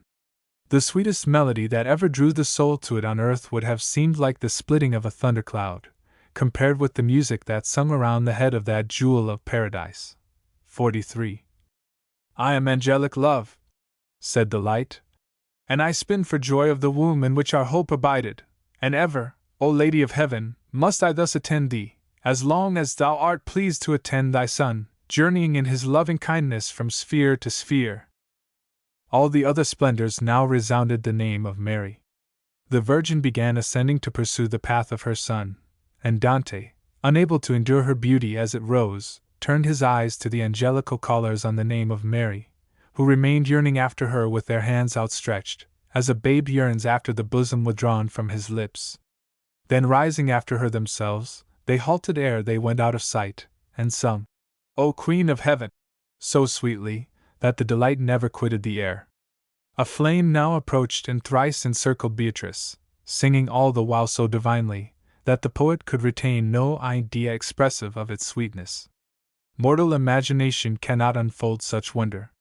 It was St. Peter, whom she had besought to come down from his higher sphere, in order to catechize and discourse with her companion on the subject of faith. The catechizing and the discourse ensued, and were concluded by the apostles giving the poet the benediction, and encircling his forehead thrice with his holy light. So well, says Dante, was he pleased with my answers. 44. If ever, continued the Florentine, the sacred poem to which heaven and earth have set their hands, and which for years past has wasted my flesh in the writing, shall prevail against the cruelty that shut me out of the sweet fold in which I slept like a lamb, wishing harm to none but the wolves that beset it, with another voice, and in another guise than now, will I return, a poet, and standing by the fount of my baptism, assume the crown that belongs to me. For I there first entered on the faith which gives souls to God, and for that faith did Peter thus encircle my forehead. 45. A flame enclosing St. James now succeeded to that of St. Peter, and after greeting his predecessor as doves greet one another, murmuring and moving round, proceeded to examine the mortal visitant on the subject of hope. The examination was closed amidst resounding anthems of Let their hope be in thee. 46. And a third apostolic flame ensued, enclosing St. John, who completed the catechism with the topic of charity. Dante acquitted himself with skill throughout. The spheres resounded with songs of Holy, holy, Beatrice joining in the warble, and the poet suddenly found Adam beside him. The parent of the human race knew by intuition what his descendant wished to learn of him, and manifesting his assent before he spoke, as an animal sometimes does by movements and quiverings of the flesh within its coat, corresponding with its goodwill, 47, told him that his fall was not owing to the fruit which he tasted, but to the violation of the injunction not to taste it. That he remained in the limbo on hell borders upwards of 5,000 years, and that the language he spoke had become obsolete before the days of Nimrod. The gentle fire of St. Peter now began to assume an awful brightness, such as the planet Jupiter might assume, if Mars and it were birds, and exchanged the color of their plumage. 48. Silence fell upon the celestial choristers, and the apostle spoke thus: Wonder not if thou sayest me change color. Thou wilt see, while I speak, all which is round about us color in like manner. He who usurps my place on earth, my place, I say, mine, which before God is now vacant, has converted the city in which my dust lies buried into a common sewer of filth and blood, so that the fiend who fell from hence rejoices himself down there. At these words of the apostle the whole face of heaven was covered with a blush, red as dawn or sunset, and Beatrice changed color, like a maiden that shrinks in alarm from the report of blame in another. The eclipse was like that which took place when the Supreme died upon the cross. St. Peter resumed with a voice not less awfully changed than his appearance. Not for the purpose of being sold for money was the spouse of Christ fed and nourished with my blood, and with the blood of Linus, the blood of Cletus. Sextus did not bleed for it, nor Pius, nor Calixtus, nor Urban, men, for whose deaths all Christendom wept. They died that souls might be innocent and go to heaven. Never was it intention of ours, that the sitters in the holy chair should divide one half of Christendom against the other, should turn my keys into ensigns of war against the faithful, and stamp my very image upon mercenary and lying documents, which make me, here in heaven, blush and turn cold to think of. Arm of God, why sleepest thou? Men out of Gascony and Cawar are even now making ready to drink our blood. O lofty beginning, to what vile conclusion must thou come? But the high providence, which made Scipio the sustainer of the Roman sovereignty of the world, will fail not its timely succor. And now, my son, that for weight of thy mortal clothing must again descend to earth, see thou that thou openest thy mouth, and hidest not from others what has not been hidden from thyself. As white and thick as the snows go streaming athwart the air when the sun is in Capricorn, so the angelical spirits that had been gathered in the air of Saturn streamed away after the apostle, as he turned with the other saints to depart, and the eyes of Dante followed them till they became viewless. 49. The divine eyes of Beatrice recalled him to herself, and at the same instant the two companions found themselves in the ninth heaven or primum mobile, the last of the material heavens, and the mover of those beneath it. Footnote 49. In spite of the unheavenly nature of invective, of something of a lurking conceit in the making an eclipse out of a blush, and in the positive bathos, and I fear almost indecent irrelevancy of the introduction of Beatrice at all on such an occasion, much more under the feeble aspect of one young lady blushing for another, this scene altogether is a very grand one, and the violence itself of the holy invective awful. Here he had a glimpse of the divine essence, in likeness of a point of inconceivably sharp brightness in-ringed with the angelic hierarchies. All earth, and heaven, and nature hung from it.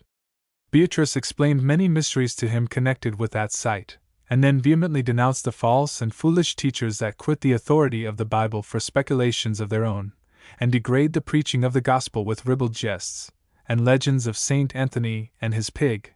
50. Returning, however, to more celestial thoughts, her face became so full of beauty, that Dante declares he must cease to endeavor to speak of it, and that he doubts whether the sight can ever be thoroughly enjoyed by any save its maker. 51. Her look carried him upward as before, and he was now in the empyrean, or region of pure light, of light made of intellect, full of love, love of truth, full of joy, joy transcendent above all sweetness. Streams of living radiance came rushing and flashing round about him, swathing him with light, as the lightning sometimes enwraps and dashes against the blinded eyes. But the light was love here, and instead of injuring, gave new power to the object it embraced. With this new infusion of strength into his organs of vision, Dante looked, and saw a vast flood of it, effulgent with flashing splendors, and pouring down like a river between banks painted with the loveliest flowers. Fiery living sparkles arose from it on all sides, and pitched themselves into the cups of the flowers, where they remained a while, like rubies set in gold, till inebriated with the odors, they recast themselves into the bosom of the flood, and ever as one returned, another leaped forth. Beatrice bade him dip his eyes into the light, that he might obtain power to see deeper into its nature, for the river, and the jewels that sprang out of it to and fro, and the laughing flowers on the banks, were themselves but shadows of the truth which they included, not, indeed, in their essential selves, but inasmuch as without further assistance the beholder's eyes could not see them as they were. Dante rushed to the stream as eagerly as the lips of an infant to the breast, when it has slept beyond its time, and his eyelashes had no sooner touched it, than the length of the river became a breadth and a circle, and its real nature lay unveiled before him, like a face when a mask is taken off. It was the whole two combined courts of heaven, the angelical and the human, in circumference larger than would hold the sun, and all blazing beneath a light, which was reflected downwards in its turn upon the sphere of the primum mobile below it, the mover of the universe. And as a green cliff by the water's side seems to delight in seeing itself reflected from head to foot with all its verdure and its flowers, so, round about on all sides, upon thousands of thrones, the blessed spirits that once lived on earth sat beholding themselves in the light.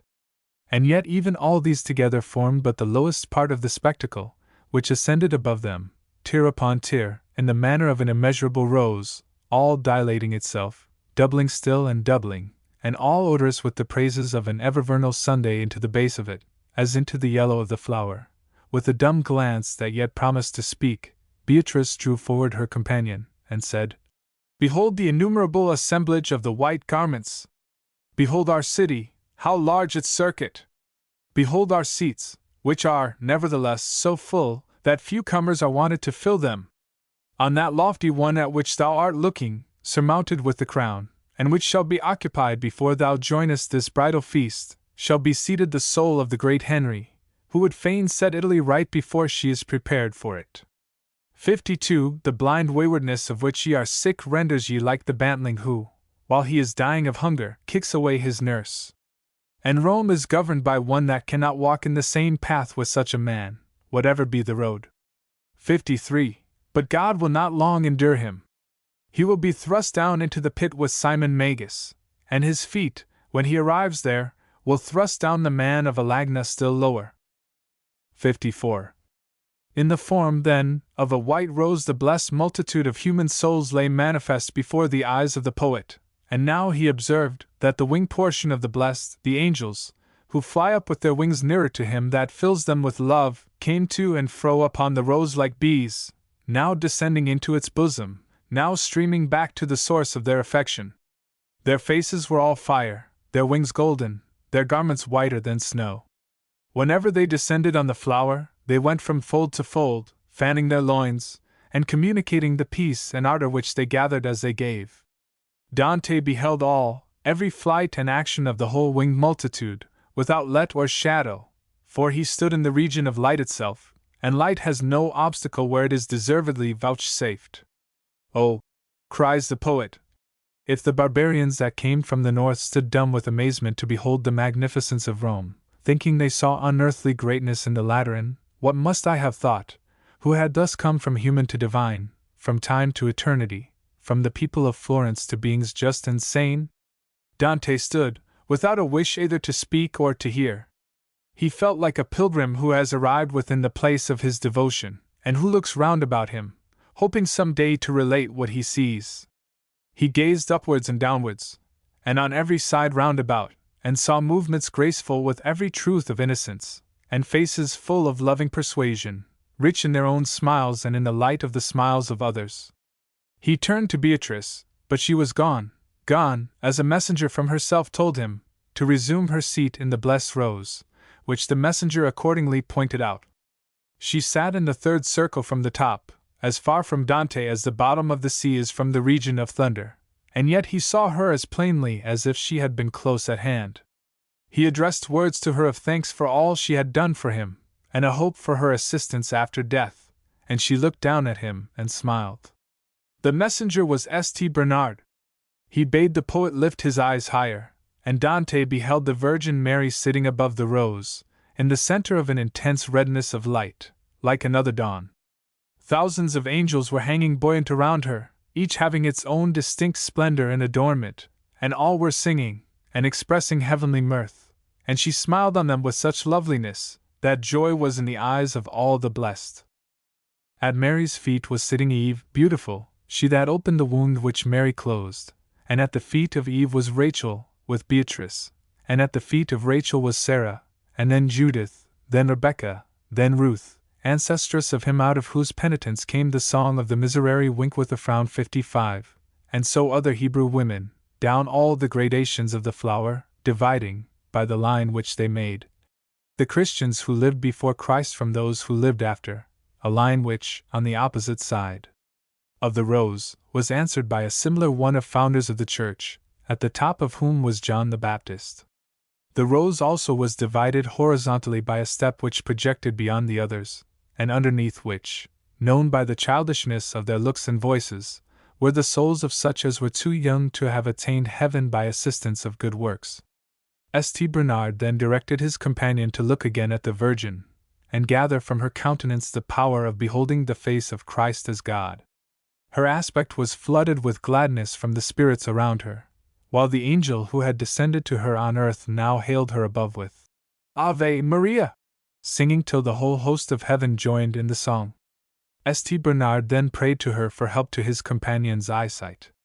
Beatrice, with others of the blessed, was seen joining in the prayer, their hands stretched upwards, and the Virgin, after benignly looking on the petitioners, gazed upwards herself, shewing the way with her own eyes to the still greater vision. Dante then looked also, and beheld what he had no words to speak, or memory to endure. He awoke as from a dream, retaining only a sense of sweetness that ever trickled to his heart. Earnestly praying afterwards, however, that grace might be so far vouchsafed to a portion of his recollection, as to enable him to convey to his fellow creatures one smallest glimpse of the glory of what he saw. His ardor was so emboldened by help of the very mystery at whose sight he must have perished had he faltered, that his eyes, unblasted, attained to a perception of the sum of infinitude.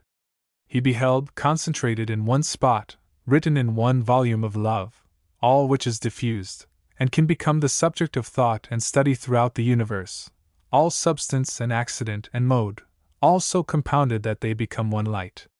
He thought he beheld at one and the same time the oneness of this knot, and the universality of all which it implies, because, when it came to his recollection, his heart dilated, and in the course of one moment he felt ages of impatience to speak of it.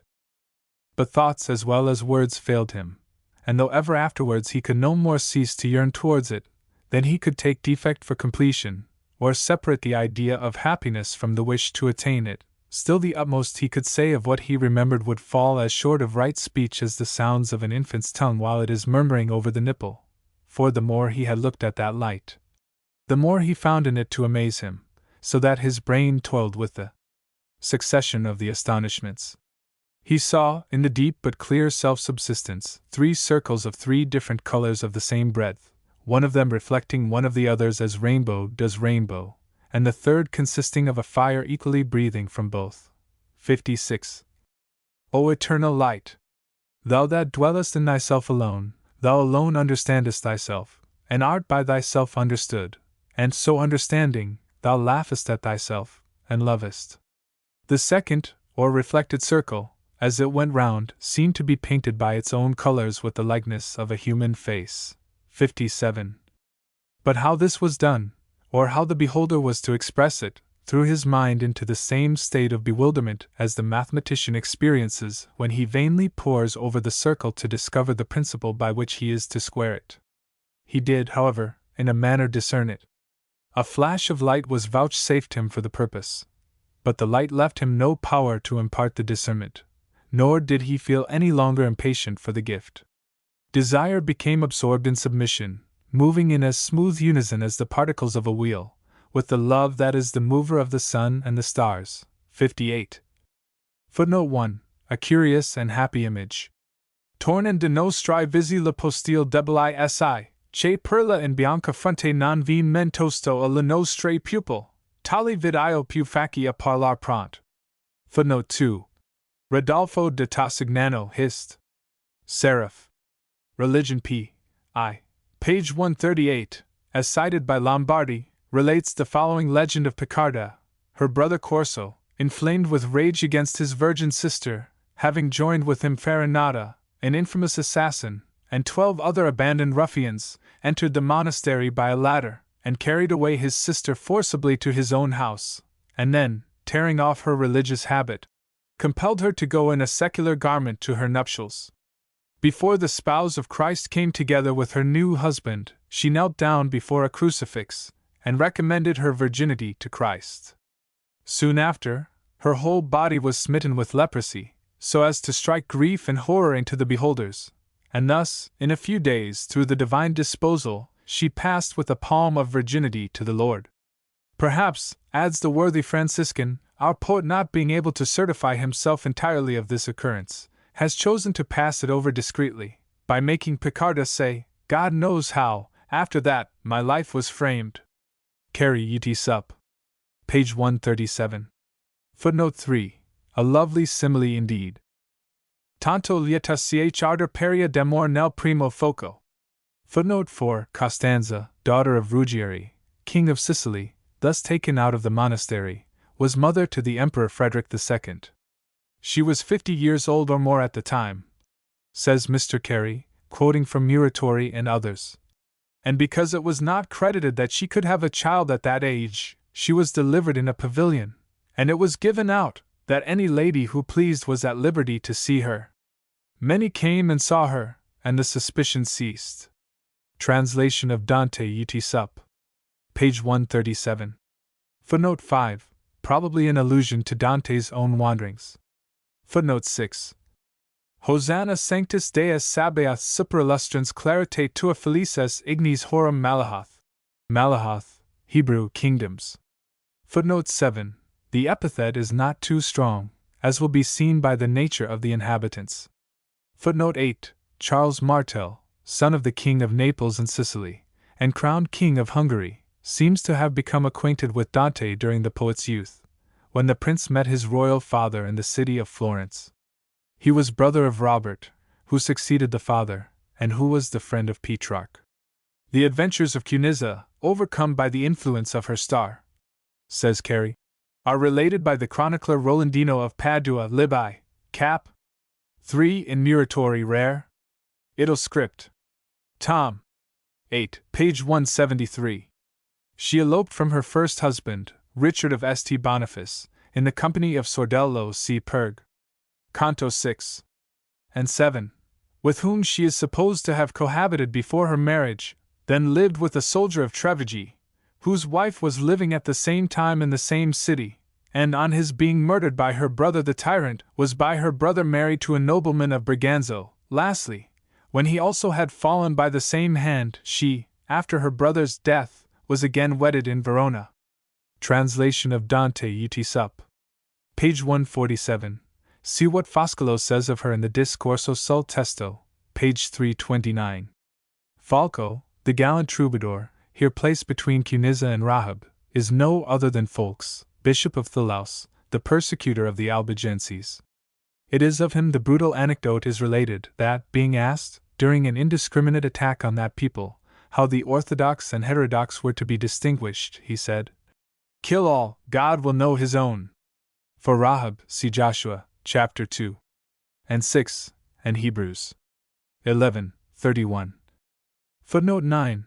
The reader need not be required to attend to the extraordinary theological disclosures in the whole of the preceding passage, nor yet to consider how much more they disclose than theology or the poet might have desired.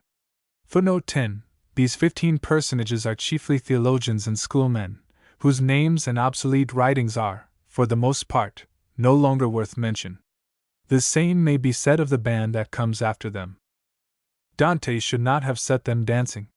It is impossible, every respectfulness of endeavor notwithstanding, to maintain the gravity of one's imagination at the thought of a set of doctors of the Church, Venerable Bede included, wheeling about in giddy rapture like so many dancing devices, and keeping time to their ecstatic anilities with voices tinkling like church clocks.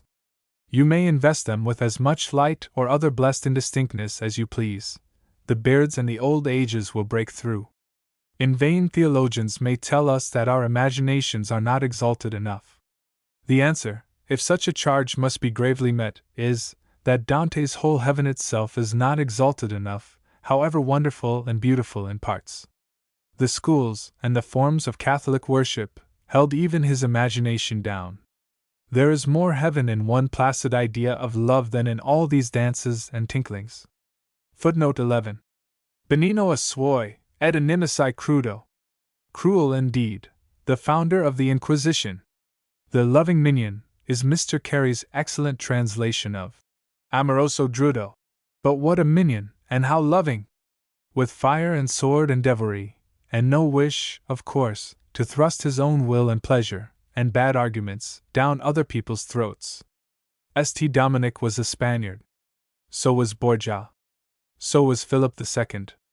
There seems to have been an inherent semi-barbarism in the character of Spain, which it has never got rid of to this day. If it were not for Cervantes, and some modern patriots, it would hardly appear to belong to the right European community.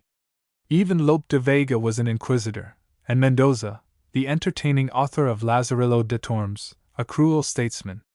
Cervantes, however, is enough to sweeten a whole peninsula. Footnote 12. What a pity the reporter of this advice had not humility enough to apply it to himself. Footnote 13. O sanguis meus, O Cyprin fusa gratia Dei, sicut tibi cui bis unquam celi janua reclusa? The Spirit says this in Latin, as if to veil the compliment to the poet in the obscurity of a learned language, and in truth it is a little strong. Footnote 14. Che dentro agliaci suoi ardiva un riso tal, ch'io pensai come tocar lo fondo de la mia grazia e del mio paradiso. That is, says Lombardi, I thought my eyes could not possibly be more favored and in paradise Pensae che non potessero gliaci mi essere graziati ed imperatisati maggiormente. Variorum edition of Dante, Padua, 1822, Volume 3. Page 373. Footnote 15. Here ensues the famous description of those earlier times in Florence, which Dante eulogizes at the expense of his own. See the original passage, with another version, in the appendix. Footnote 16. Belincian Berti was a noble Florentine, of the house of the Ravignani. Cyangella is said to have been an abandoned woman, of manners as shameless as her morals. Lepo Saltarelli, one of the co-exiles of Dante, and specially hated by him, was a personage who appears to have exhibited the rare combination of judge and fop. An old commentator, in recording his attention to his hair, seems to intimate that Dante alludes to it in contrasting him with Cincinnatus. If so, Lepo might have reminded the poet of what Cicero says of his beloved Caesar, that he once saw him scratching the top of his head with the tip of his finger, that he might not discompose the locks. Footnote 17. Cisi furo, ionde vener kivi, pue tacer che ragionare onesto. Some think Dante was ashamed to speak of these ancestors, from the lowness of their origin, others that he did not choose to make them a boast for the height of it.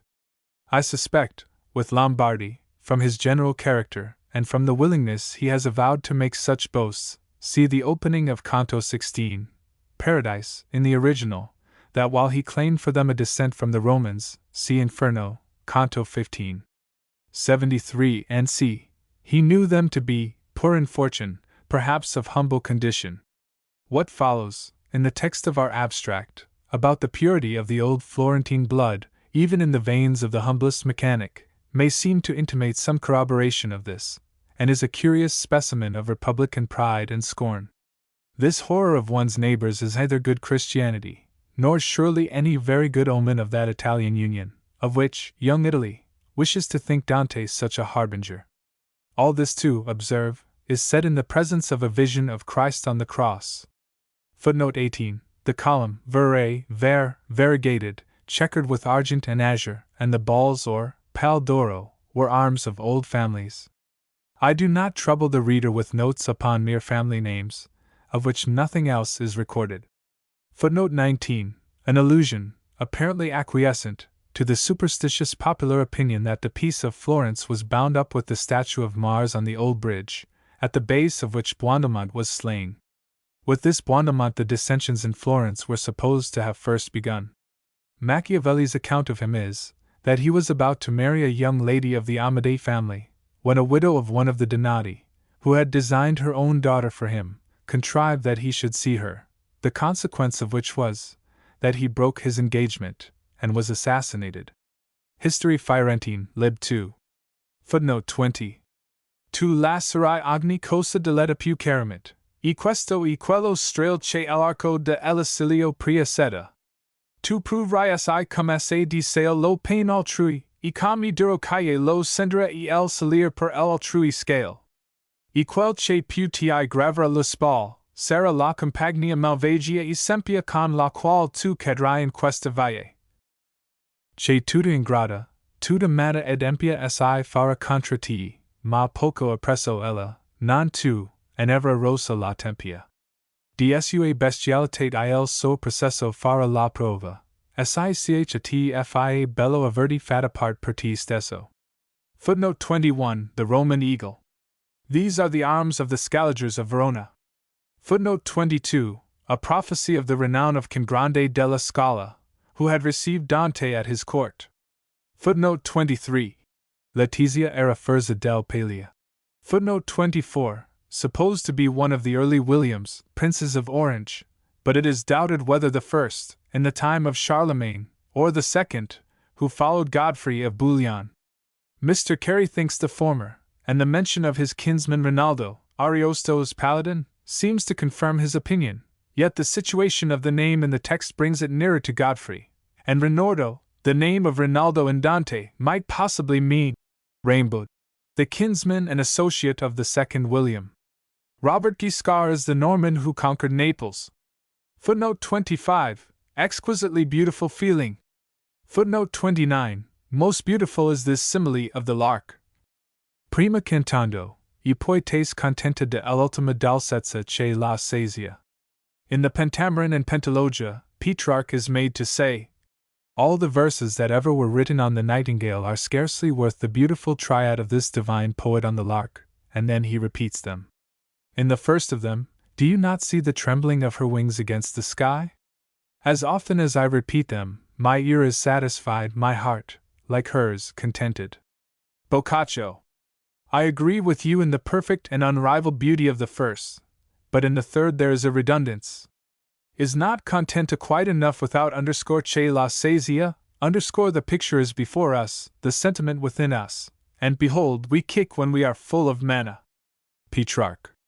I acknowledge the correctness and propriety of your remark, and yet beauties in poetry must be examined as carefully as blemishes, and even more. Page 92. Perhaps Dante would have argued that sazia expresses the satiety itself, so that the very superfluousness becomes a propriety. Footnote 30. E come a buon cantor buon siderista fa seguitar tigizzo de la corda in che più di piesa lo canto acquista. Si, mentre che parlo, mi si ricorda, ch'io vidi la duluci benedet, per combatter diaci si concorda. Con la parole mover la fiamet. Footnote 31. A corrector of clerical abuses, who, though a cardinal, and much employed in public affairs, preferred the simplicity of a private life. He has left writings, the eloquence of which, according to Turabosky, is worthy of a better age. Petrarch also makes honorable mention of him. See Carey ut sup. Page 169. Dante lived a good while in the monastery of Catria, and is said to have finished his poem there. Lombardi in Locke Volume 3. Page 547. Footnote 32, the Cardinal's hat. Footnote 33. Si che duo besti ven sat in appel. Footnote 34. D'intorno a questa voci, venero e fermarsi, e ferro un grido di si alto suono, che non potreb che assomigliarsi. Eni io lontisi, si mi vinci il tono. Around this voice they flocked, a mighty crowd, and raised a shout so huge, that earthly wonder knoweth no likeness for appeals so loud. Nor could I hear the words, it spoke such thunder. If Longinus had written after Dante, he would have put this passage into his treatise on the sublime.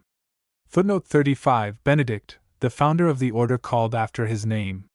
Macarius, an Egyptian monk and moralist. Romoldo, founder of the Camaldoli. Footnote 36. The reader of English poetry will be reminded of a passage in Cowley.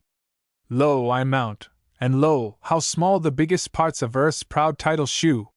Where shall I find the noble British land? Lo, I at last the northern speck espy, which in the sea does lie, and seems a grain o' the sand. For this will any sin or bleed? Of civil wars is this the meed? And is it this, alas, which we, oh, irony of words, do call Great Brittany? And he afterwards, on reaching higher depths of silence, says very finely, and with a beautiful intimation of the all-inclusiveness of the deity, by the use of a singular instead of a plural verb. Where am I now? Angels and God is here. All which follows in Dante, up to the appearance of St. Peter, is full of grandeur and loveliness. Footnote 37. Come el agello intra el amati frond, passato al nido de suoi dolcinati la notte che le cose si nascond. Che per veder gli aspetti disiati, e per trovar lo cibo onde gli pasca, in che I gravi labor gli sono agradi. Per vin el tempo in su ella per de frasca, e con ardente feto il sol aspetta, fi so guardando per che el alba nasca. Così la donna mia si stava retta e attenta, involta in ver la plaga sotto la quale il sol mostra men fretta. Si the vegendola io sospesa e vaga, fessami quali e che che diciendo altro voria, e sperando paga. Footnote 38. Quali eni plenilunii serini trivia ride tra la ninfetern, che dipingono el ciel pertudi I sani. Footnote 39. He has seen Christ in his own unreflected person.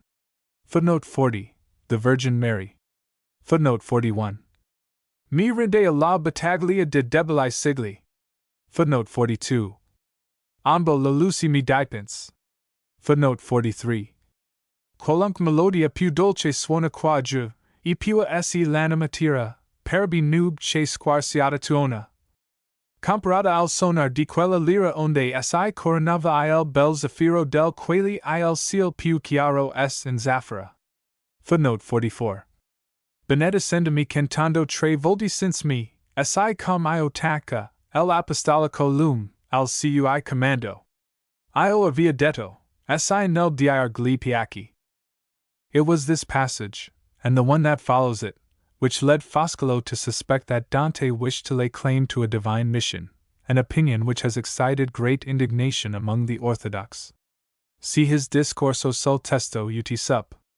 Pages 61, 77-90 and 335-338, and the preface of the Milanese editors to the Convito of Dante, Opere Minori, 12 mo, Vol. 2. Page 17. Foscolo's conjecture seems hardly borne out by the context, but I think Dante had boldness and self-estimation enough to have advanced any claim whatsoever, had events turned out as he expected. What man but himself, supposing him the believer he professed to be, would have thought of thus making himself free of the courts of heaven, and constituting St. Peter his applauding catechist? Footnote 45. The verses quoted in the preceding note conclude the 24th canto of Paradise, and those, of which the passage just given is a translation, commence the 25th. Southeast mi cantina, che el poma sacro el quali ha posto mano e cielo e terra si che ha fatto per più anni macro. Vinca la credelta che fuer mi sera del bello ovile ovi io dormi agnello nimico a lupi che gli danno guerra. Con ultra vocio mai, con ultra velo ritornero poda, ed in sol font del mio battesimo prendero el capello. Parochi eni la fede che fa conti l'anima di io, quiv entra io, e poi Pietro per le si mi giro la fronte. Footnote 46. Sperant in te. Psalm 9.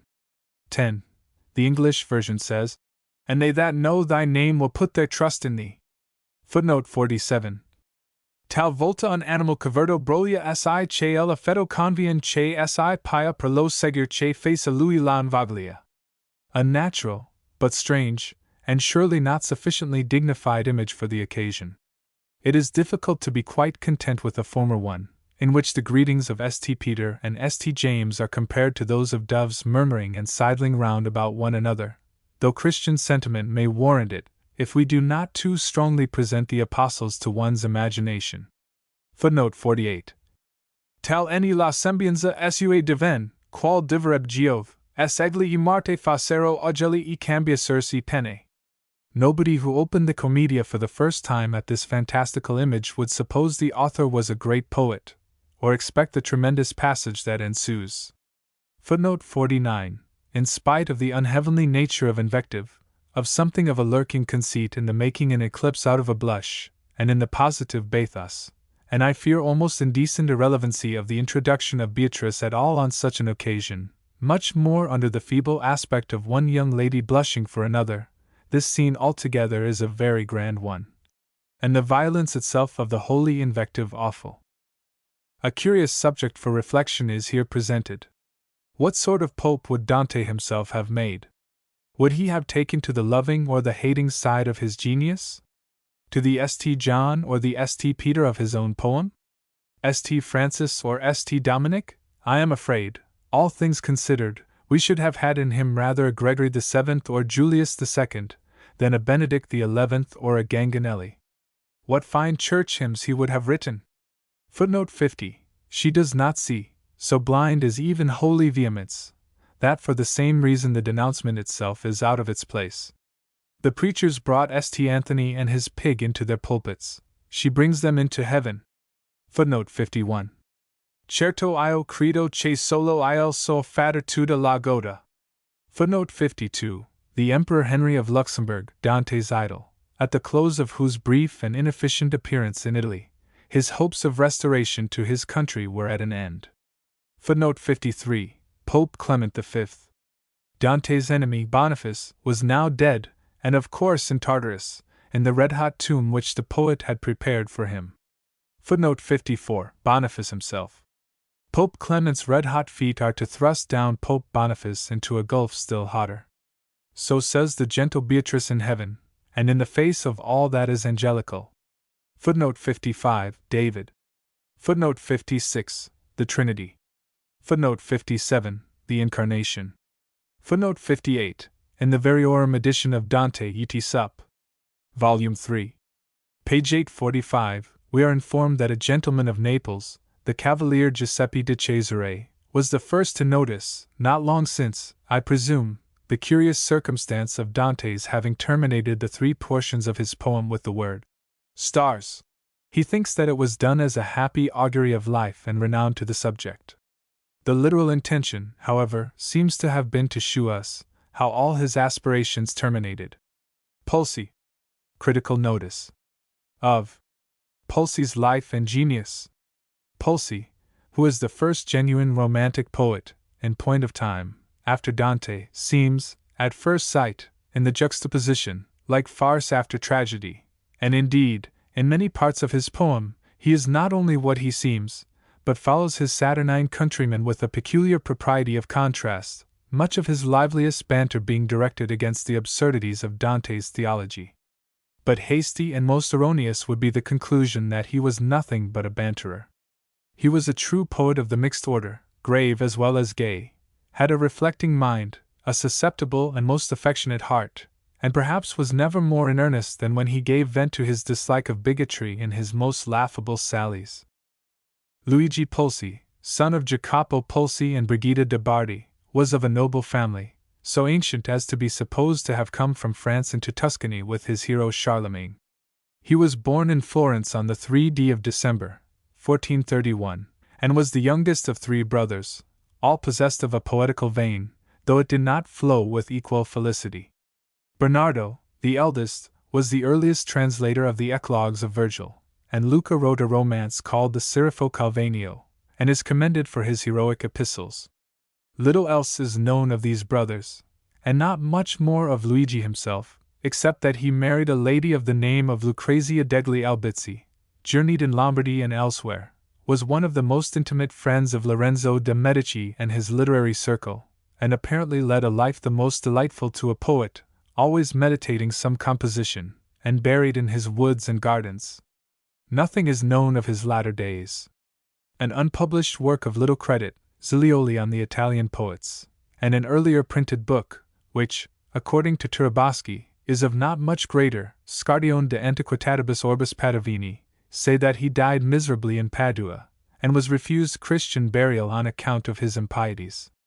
It is not improbable that, during the eclipse of the fortunes of the Medici family, after the death of Lorenzo, Pulci may have partaken of its troubles, and there is certainly no knowing how badly his or their enemies may have treated him, but miserable ends are a favorite allegation with theological opponents. The Calvinists affirm of their master, the burner of Servetus, that he died like a saint, but I have seen a biography in Italian, which attributed the most horrible deathbed, not only to the atrocious Genovese, but to the genial Luther, calling them both the greatest villains, celeritissimi, and adding, that one of them, I forget which, was found dashed on the floor of his bedroom, and torn limb from limb. Pulci appears to have been slender in person, with small eyes and a ruddy face. I gather this from the caricature of him in the poetical paper war carried on between him and his friend Matteo Franco, a Florentine canon, which is understood to have been all in good humor, sport to amuse their friends, a perilous speculation. Besides his share in these verses, he is supposed to have had a hand in his brother's romance, and was certainly the author of some devout poems, and of a burlesque panegyric on a country damsel, La Bica, in emulation of the charming poem La Nencia, the first of its kind, written by that extraordinary person, his illustrious friend Lorenzo, who, in the midst of his cares and glories as the balancer of the power of Italy, was one of the liveliest of the native wits, and wrote songs for the people to dance to in carnival time. The intercourse between Lorenzo and Pulci was of the most familiar kind. Pulci was 16 years older, but of a nature which makes no such differences felt between associates.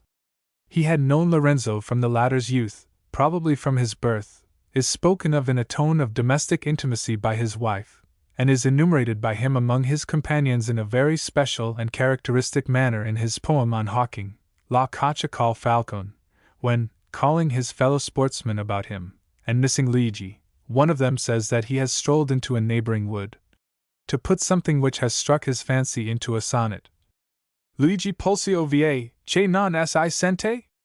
Egli enando dienzi in quel bachetto, che qualche fantasia ha per la mente, vor a fantastica forse un sonetto. And where's Luigi Polsi? I saw him. Oh, in the wood there. Gone, depend upon it, to vent some fancy in his brain, some whim, that will not let him rest till it's a sonnet. In a letter written to Lorenzo, when the future statesman, then in his 17th year, was making himself personally acquainted with the courts of Italy, Polsi speaks of himself as struggling hard to keep down the poetic propensity in his friend's absence.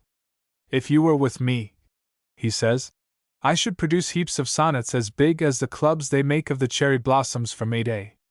I am always muttering some verse or other betwixt my teeth, but I say to myself, my Lorenzo is not here, he who is my only hope and refuge, and so I suppress it.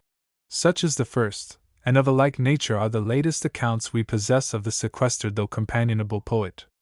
He preferred one congenial listener who understood him, to 20 critics that were puzzled with the vivacity of his impulses. Most of the learned men patronized by Lorenzo probably quarreled with him on account of it, plaguing him in somewhat the same spirit, though in more friendly guise, as the Della Cruscans and others afterwards plagued Tasso, so he banters them in turn, and takes refuge from their critical rules and commonplaces in the larger indulgence of his friend Politian and the laughing wisdom of Lorenzo. So che andar diritto mi bisogna, ch'io non si mescolassi una bugia, che questa non è storia di menzogna, che come in esco un passo de la via.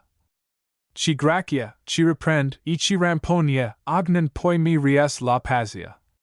Tanto se letto ho solitaria vita, che la taba di questi è infinita. La mia accademia un tempo, o mia gymnasia, e stata volentier nei mi boschetti, e poisi ben veder l'Africa e l'Asia, vengan la nymph con lor canestretti, e portanmi o narciso o colocasia, e così fuggo mil urban dispetti, ch'io non torno a vostri areopagi, hente per sempre di mal di servaghi. I know I ought to make no dereliction from the straight path to this side or to that. I know the story I relate's no fiction, and that the moment that I quit some flat, folks are all puff, and blame, and contradiction, and swear I never know what I'd be at. In short, such crowds, I find, can mend one's poem. I live retired, on purpose not to know 'em. Yes, gentlemen, my only academe, my sole gymnasium, are my woods and bowers. Of Afric and of Asia there I dream, and the nymphs bring me baskets full of flowers, arums, and sweet narcissus from the stream, and thus my muse escapeth your town hours and town disdains, and I eschew your bites, judges of books, grim Areopagites.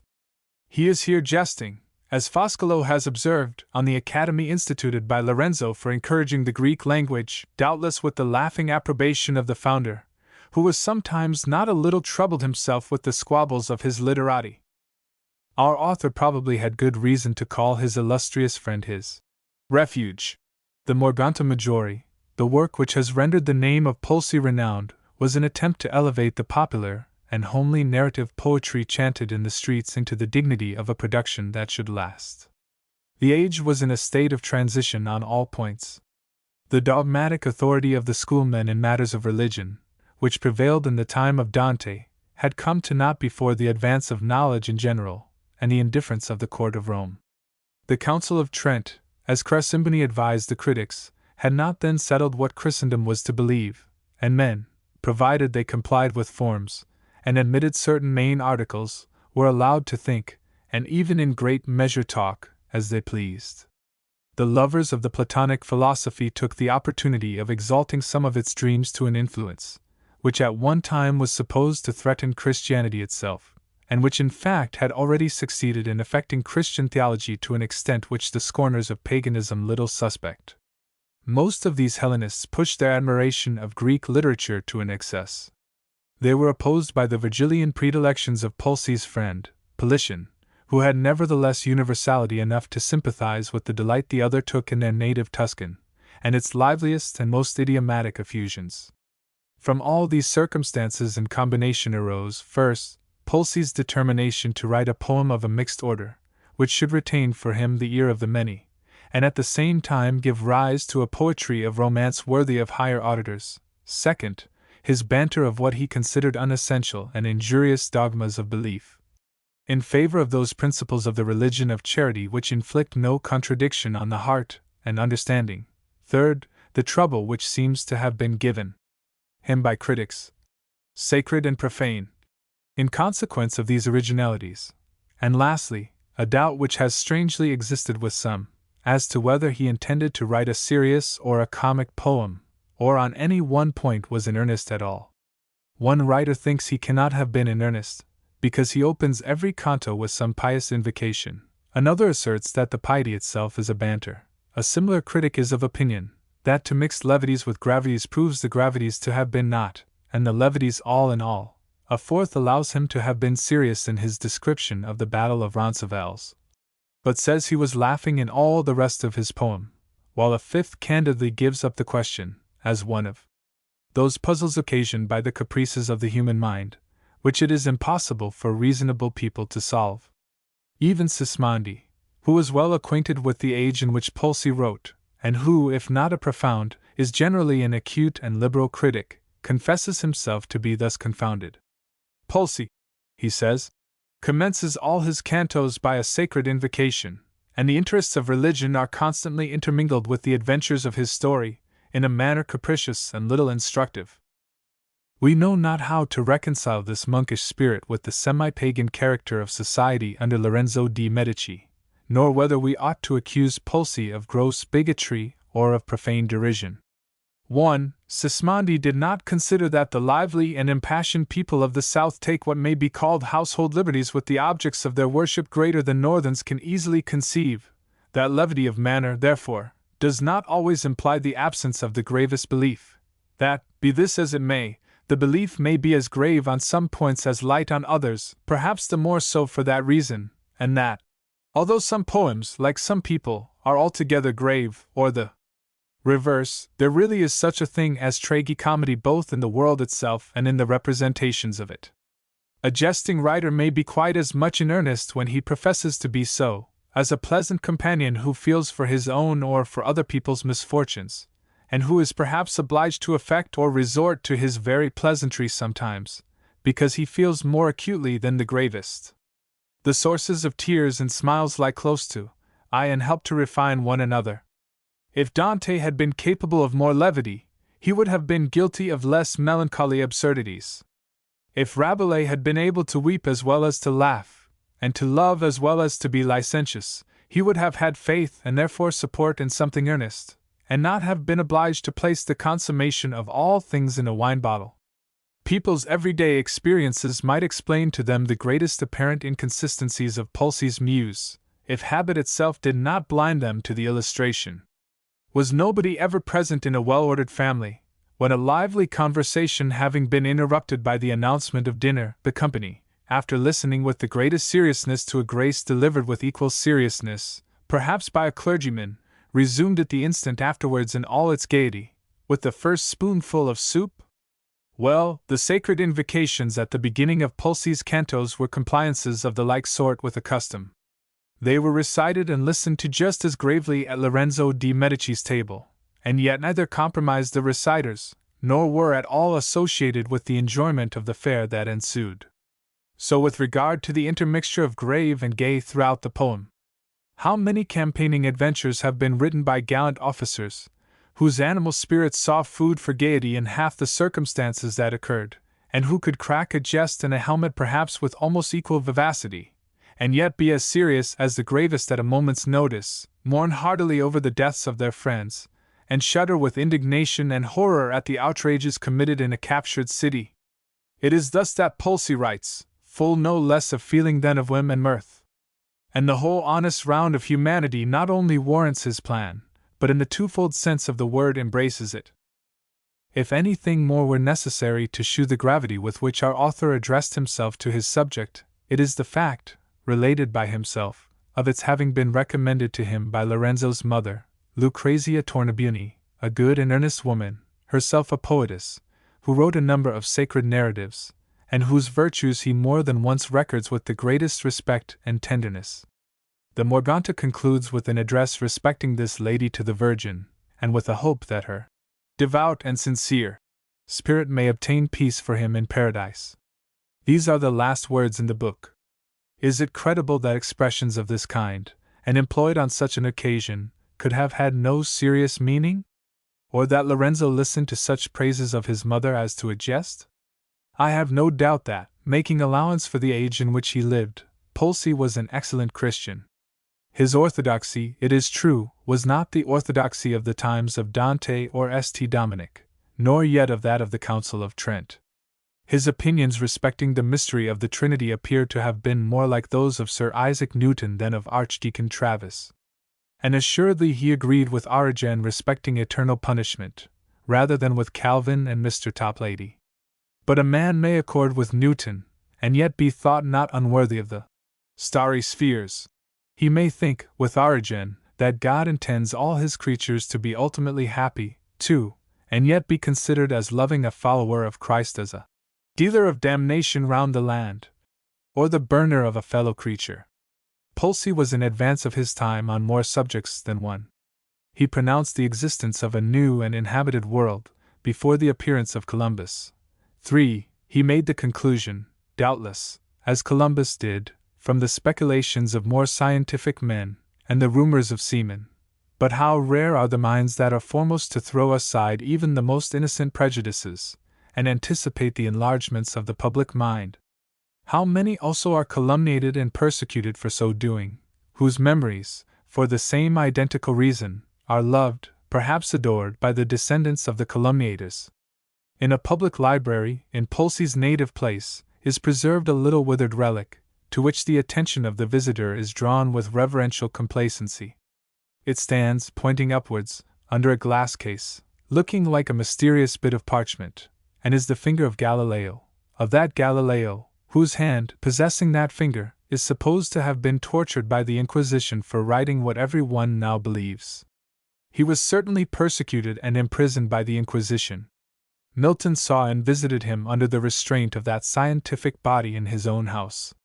Yet Galileo did more by his disclosures of the stars towards elevating our ideas of the Creator, than all the so-called saints and polemics that screamed at one another in the pulpits of East and West. Like the Commedia of Dante, Pulci's Commedia, for such also in regard to its general cheerfulness, for, and probably to its mediocrity of style, he calls it, is a representative in great measure of the feeling and knowledge of his time, and though not entirely such in a learned and eclectic sense, and not to be compared to that sublime monstrosity in point of genius and power, is as superior to it in liberal opinion and in a certain pervading lovingness, as the author's affectionate disposition, and his country's advance in civilization, combined to render it. The editor of the Parnaso Italiano had reason to notice this engaging personal character in our author's work.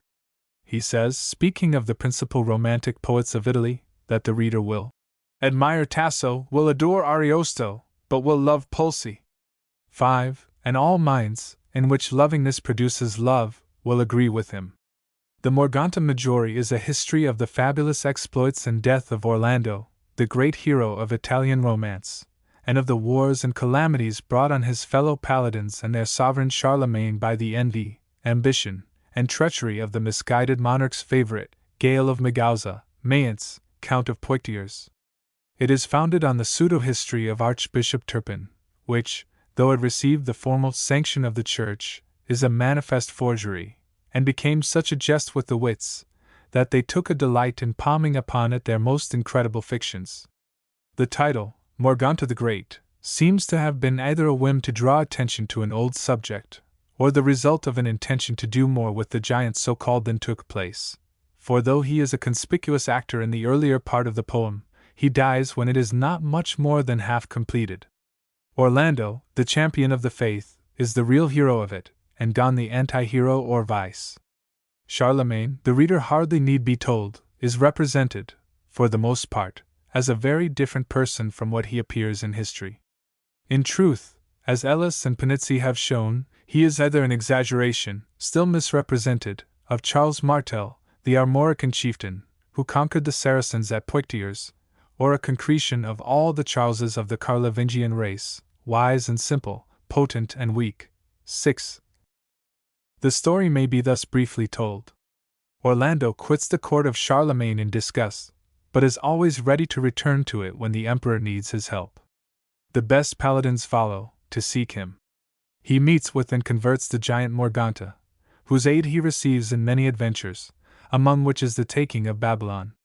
The other paladins, his cousin Rinaldo especially, have their separate adventures, all more or less mixed up with the treacheries and thanklessness of Gaun, for they assist even him, and the provoking trust reposed in him by Charlemagne, and at length the villain crowns his infamy by luring Orlando with most of the paladins into the pass of Roncesvalles, where the hero himself and almost all his companions are slain by the armies of Gaun's fellow traitor, Marsilius, king of Spain. They die, however, victorious, and the two royal and noble scoundrels, by a piece of prosaical justice better than poetical, are dispatched like common malefactors, with a halter.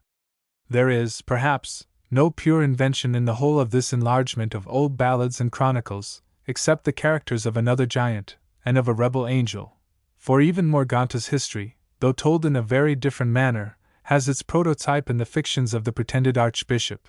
7. The paladins are well distinguished from one another, Orlando as foremost alike in prowess and magnanimity, Rinaldo by his vehemence, Ricciardetto by his amours, Astolfo by an ostentatious rashness and self-committal, but in all these respects they appear to have been made to the author's hand.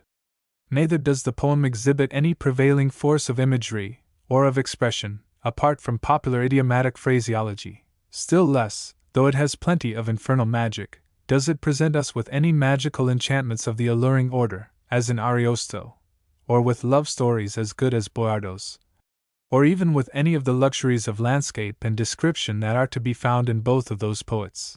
Albeit, in the 14th canto, there is a long catalogue raisonné of the whole animal creation, which a lady has worked for Rinaldo on a pavilion of silk and gold. To these negative faults must be added the positive ones of too many trifling, unconnected, and uninteresting incidents, at least to readers who cannot taste the flavor of the racy Tuscan idiom, great occasional prolixity, even in the best as well as worst passages, not excepting Orlando's dying speeches, harshness in spite of his fluency, according to Foscolo, and even bad grammar. Too many low or over-familiar forms of speech, so the graver critics allege, though, perhaps, from want of animal spirits, or a more comprehensive discernment. And lastly, to say nothing of the question as to the gravity or levity of the theology, the strange exhibition of whole successive stanzas, containing as many questions or affirmations as lines, and commencing each line with the same words. They meet the eye like palisadoes, or a file of soldiers, and turn truth and pathos itself into a jest. They were most likely imitated from the popular ballads. The following is the order of words in which a young lady thinks fit to complain of a desert, into which she has been carried away by a giant. After 7 initiatory odes addressed to her friends and to life in general, she changes the key into E. E questa, la mia patria dove io nacqui? E questo il mio palagio e il mio castello? E questo il nido ove al contempo giacchi? E questo il padre e il mio dolce fratello? E questo il popolo dove io tanto piacchi? E questo il regno giusto antico e bello? E questo il porto della mia salute? E questo il premio di ogni mia virtute? Ove sun or la mia purpuri vest? Ove sun or la gem e la richesse? Ove sun or gia la notturne fest? Ove sun or la mia delicatesse? Ove sun or la mia campagne honeste? Ove sun or la fugite dulces? Ove sun or la damigelle mia? Ove sun dice? Om non sun gia qui. 8. Is this the country, then, where I was born? Is this my palace, and my castle this? Is this the nest I woke in, every morn? Is this my father's and my brother's kiss? Is this the land they bred me to adorn? Is this the good old bower of all my bliss? Is this the haven of my youth and beauty? Is this the sure reward of all my duty? Where now are all my wardrobes and their treasures? Where now are all my riches and my rights? Where now are all the midnight feasts and measures? Where now are all the delicate delights? Where now are all the partners of my pleasures? Where now are all the sweets of sounds and sights? Where now are all my maidens ever near? Where, do I say? Alas, alas, not here. There are 7 more. Where nows, including lovers, and proffered husbands, and romances, and ending with the startling question and answer, the counterpoint of the former close. Ov sun el asper selvi I lupi adesso, igli orsi I draghi I tigri? Sun capresso. Where now are all the woods and forests drear, wolves, tigers, bears, and dragons? Alas, here! These are all very natural thoughts, and such, no doubt, as would actually pass through the mind of the young lady, in the candor of desolation, but the mechanical iteration of her mode of putting them renders them irresistibly ludicrous. It reminds us of the wager laid by the poor queen in the play of Richard II, when she overhears the discourse of the gardener. My wretchedness unto a roar of pins, they'll talk of state. Did Pulcy expect his friend Lorenzo to keep a grave face during the recital of these passages? Or did he flatter himself that the comprehensive mind of his hearer could at one and the same time be amused with the banter of some old song and the pathos of the new one? 9. The want both of good love episodes and of descriptions of external nature, in the Morgante, is remarkable, for Pulcy's tenderness of heart is constantly manifest, and he describes himself as being almost absorbed in his woods. That he understood love well in all its force and delicacy is apparent from a passage connected with this pavilion. The fair embroiderer, in presenting it to her idol Rinaldo, undervalues it as a gift which his great heart, nevertheless, will not disdain to accept, adding, with the true lavishment of the passion, that she wishes she could give him the sun, and that if she were to say, after all, that it was her own hands which had worked the pavilion, she should be wrong, for Love himself did it. Rinaldo wishes to thank her, but is so struck with her magnificence and affection, that the words die on his lips. The way also in which another of these loving admirers of paladins conceives her affection for one of them, and persuades a vehemently hostile suitor quietly to withdraw his claims by presenting him with a ring and a graceful speech, is in a taste as high as anything in Boiardo, and superior to the more animal passion of the love in their great successor. 10. Yet the tenderness of Pulcy rather shews itself in the friendship of the paladins for one another, and in perpetual little escapes of generous and affectionate impulse. This is one of the great charms of the Morgante. The first adventure in the book is Orlando's encounter with 3 giants in behalf of a good abbot, in whom he discovers a kinsman, and this goodness and relationship combined move the Achilles of Christendom to tears. Morgante, one of these giants, who is converted, becomes a sort of squire to his conqueror, and takes such a liking to him, that, seeing him one day deliver himself not without peril out of the clutches of a devil, he longs to go and set free the whole of the other world from devils. Indeed, there is no end to his affection for him. Rinaldo and other paladins, meantime, cannot rest till they have set out in search of Orlando. They never meet or part with him without manifesting a tenderness proportionate to their valor, the old Homeric candor of emotion. The devil Ashtaroth himself, who is a great and proud devil, assures Rinaldo, for whom he has conceived a regard, that there is good feeling, gentilezza, even in hell, and Rinaldo, not to hurt the feeling, answers that he has no doubt of it, or of the capability of friendship, in that quarter, and he says he is as sorry to part with him as with a brother. The passage will be found in our abstract. There are no such devils as these in Dante, though Milton has something like them. Devil with devil damned firm concord holds, men only disagree. It is supposed that the character of Ashtaroth, which is a very new and extraordinary one, and does great honor to the daring goodness of Pulcy's imagination, was not lost upon Milton, who was not only acquainted with the poem, but expressly intimates the pleasure he took in it. 11. Rinaldo advises this devil, as Burns did Lucifer, to take a thought and mend. Ashtaroth, who had been a seraph, takes no notice of the advice, except with a waving of the recollection of happier times. He bids the hero farewell, and says he has only to summon him in order to receive his aid.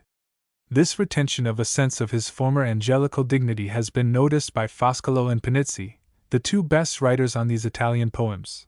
12. A Calvinist would call the expression of the sympathy hardened. A humanist knows it to be the result of a spirit exquisitely softened. An unbounded tenderness is the secret of all that is beautiful and the serious portion of our author's genius.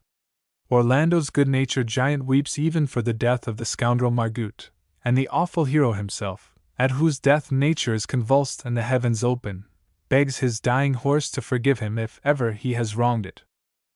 A charm of another sort in Pulci, and yet in most instances, perhaps, owing the best part of its charmingness to its being connected with the same feeling, is his wit. Foscolo, it is true, says it is, in general, more severe than refined, and it is perilous to differ with such a critic on such a point, for much of it, unfortunately, is lost to a foreign reader, in consequence of its dependence on the piquant old Tuscan idiom, and on popular sayings and allusions. Yet I should think it impossible for Pulci in general to be severe at the expense of some more agreeable quality, and I am sure that the portion of his wit most obvious to a foreigner may claim, if not to have originated, at least to have been very like the style of one who was among its declared admirers, and who was a very polished writer, Voltaire. It consists in treating an absurdity with an air as if it were none, or as if it had been a pure matter of course, erroneously mistaken for an absurdity. Thus the good abbot, whose monastery is blockaded by the giants, for the virtue and simplicity of his character must be borne in mind, after observing that the ancient fathers in the desert had not only locusts to eat, but manna, which he has no doubt was rained down on purpose from heaven, laments that the relishes provided for himself and his brethren should have consisted of showers of stones.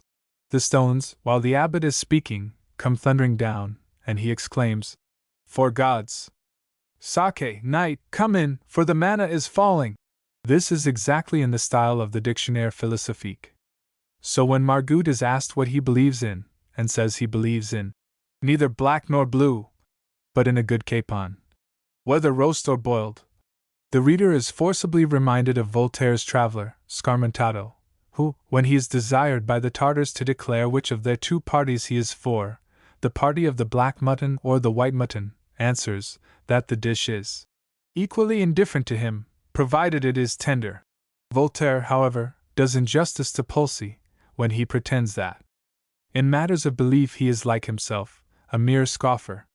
The friend of Lucrezia Tornabuoni has evidently the tenderest veneration for all that is good and lovely in the Catholic faith, and whatever liberties he might have allowed himself in professed extravaganzas, when an age without church authority encouraged them, and a reverend canon could take part in those, it must be acknowledged, unseemly high jinks, he never, in the Morgante, when speaking in his own person, and not in that of the worst characters, intimates disrespect towards any opinion which he did not hold to be irrelevant to a right faith. It is observable that his freest expressions are put in the mouth of the giant Margut, the lowest of these characters, who is an invention of the author's, and a most extraordinary personage. He is the first unmitigated blackguard in fiction, and is the greatest as well as first. Pulci is conjectured, with great probability, to have designed him as a caricature of some real person, for Margut is a Greek who, in point of morals, has been horribly brought up, and some of the Greek refugees in Italy were greatly disliked for the cynicism of their manners and the grossness of their lives. Margut is a glutton, a drunkard, a liar, a thief, and a blasphemer. He boasts of having every vice, and no virtue except fidelity, which is meant to reconcile Morgante to his company. But though the latter endures and even likes it for his amusement, he gives him to understand that he looks on his fidelity as only securable by the bastinado, and makes him the subject of his practical jokes. The respectable giant Morgante dies of the bite of a crab, as if to spew on what trivial chances depends the life of the strongest. Margut laughs himself to death at sight of a monkey putting his boots on and off, as though the good-natured poet meant at once to express his contempt of a merely and grossly anti-serious mode of existence, and his consideration, nevertheless, towards the poor selfish wretch who had had no better training.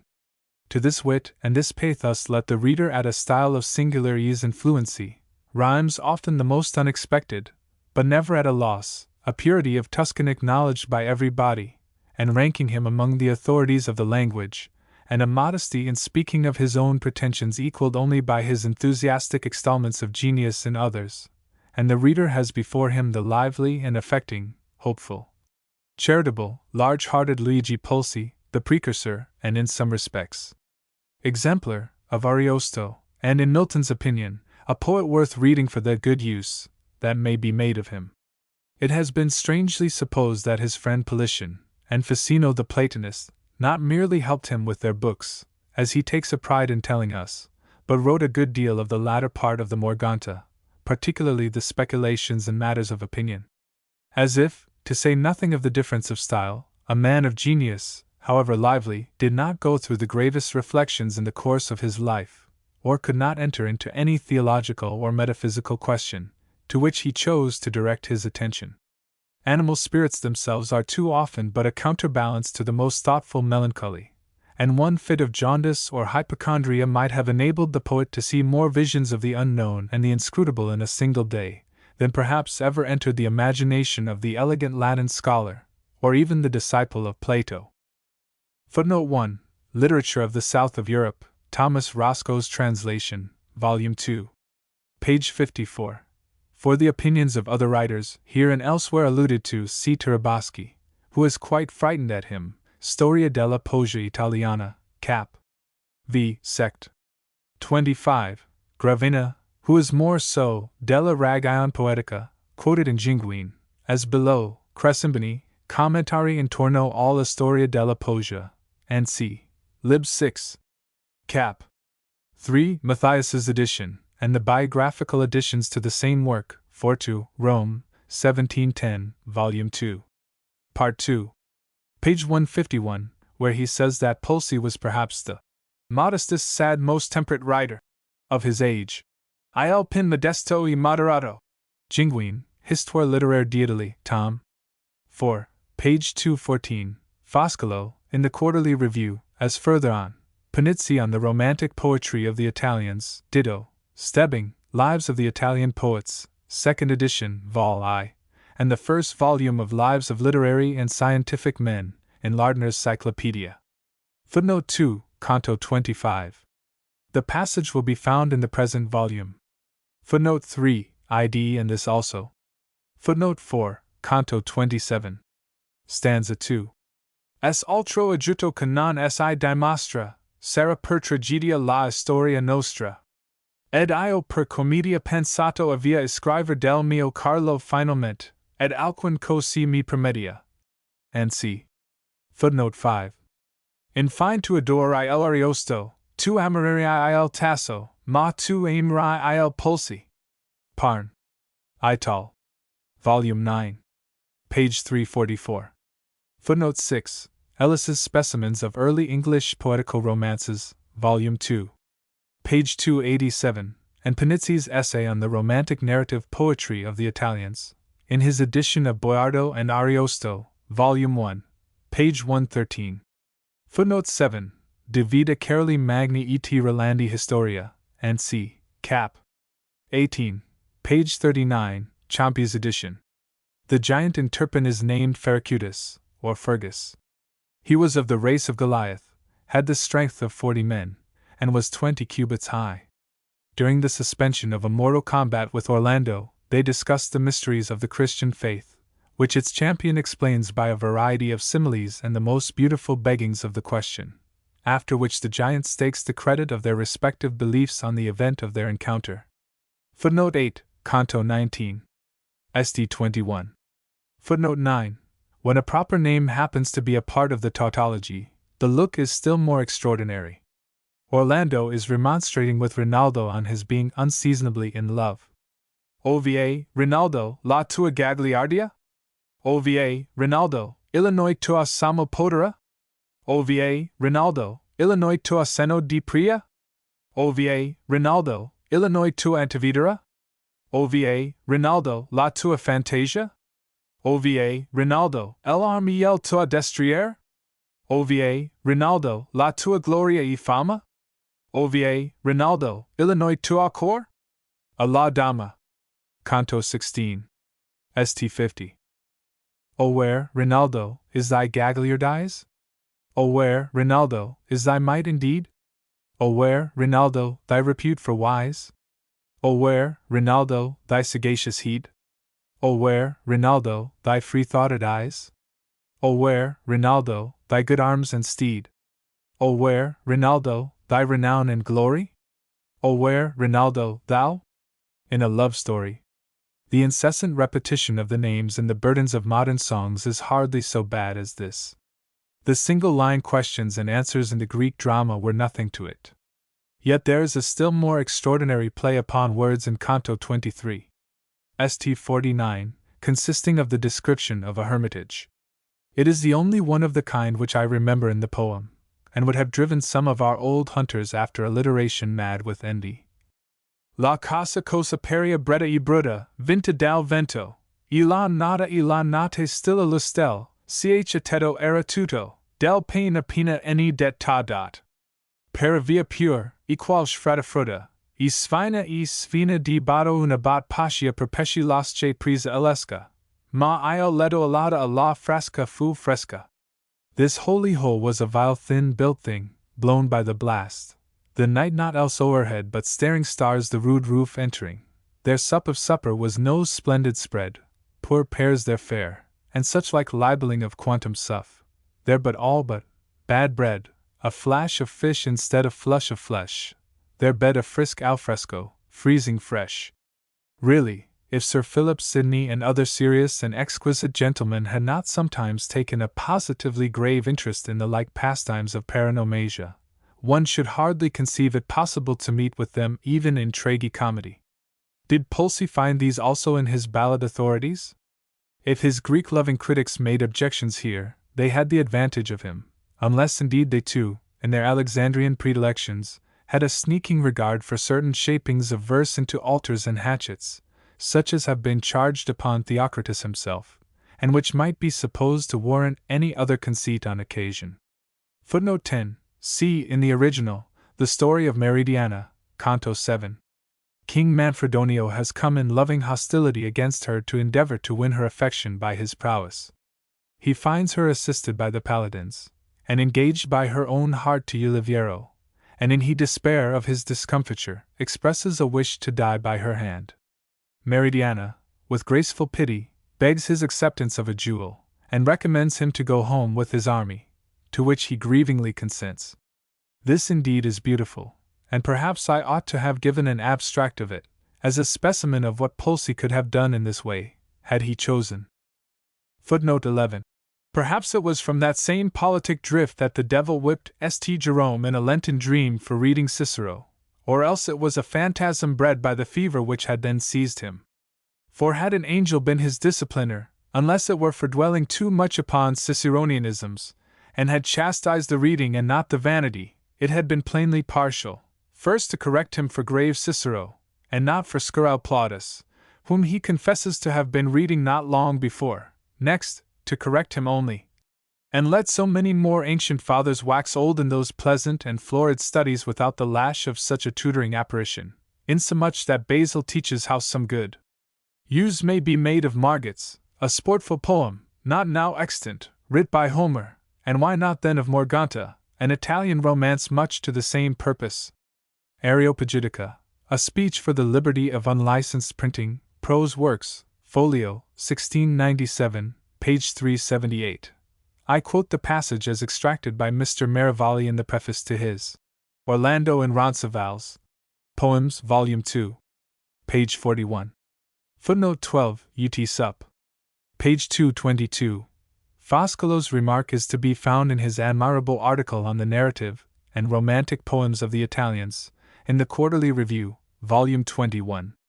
Page 525. Humors of Giants.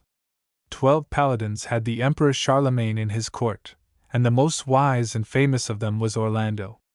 It is of him I am about to speak, and of his friend Morgante, and of Gon the traitor, who beguiled him to his death in Roncesvalles, where he sounded his horn so mightily after the dolorous rout.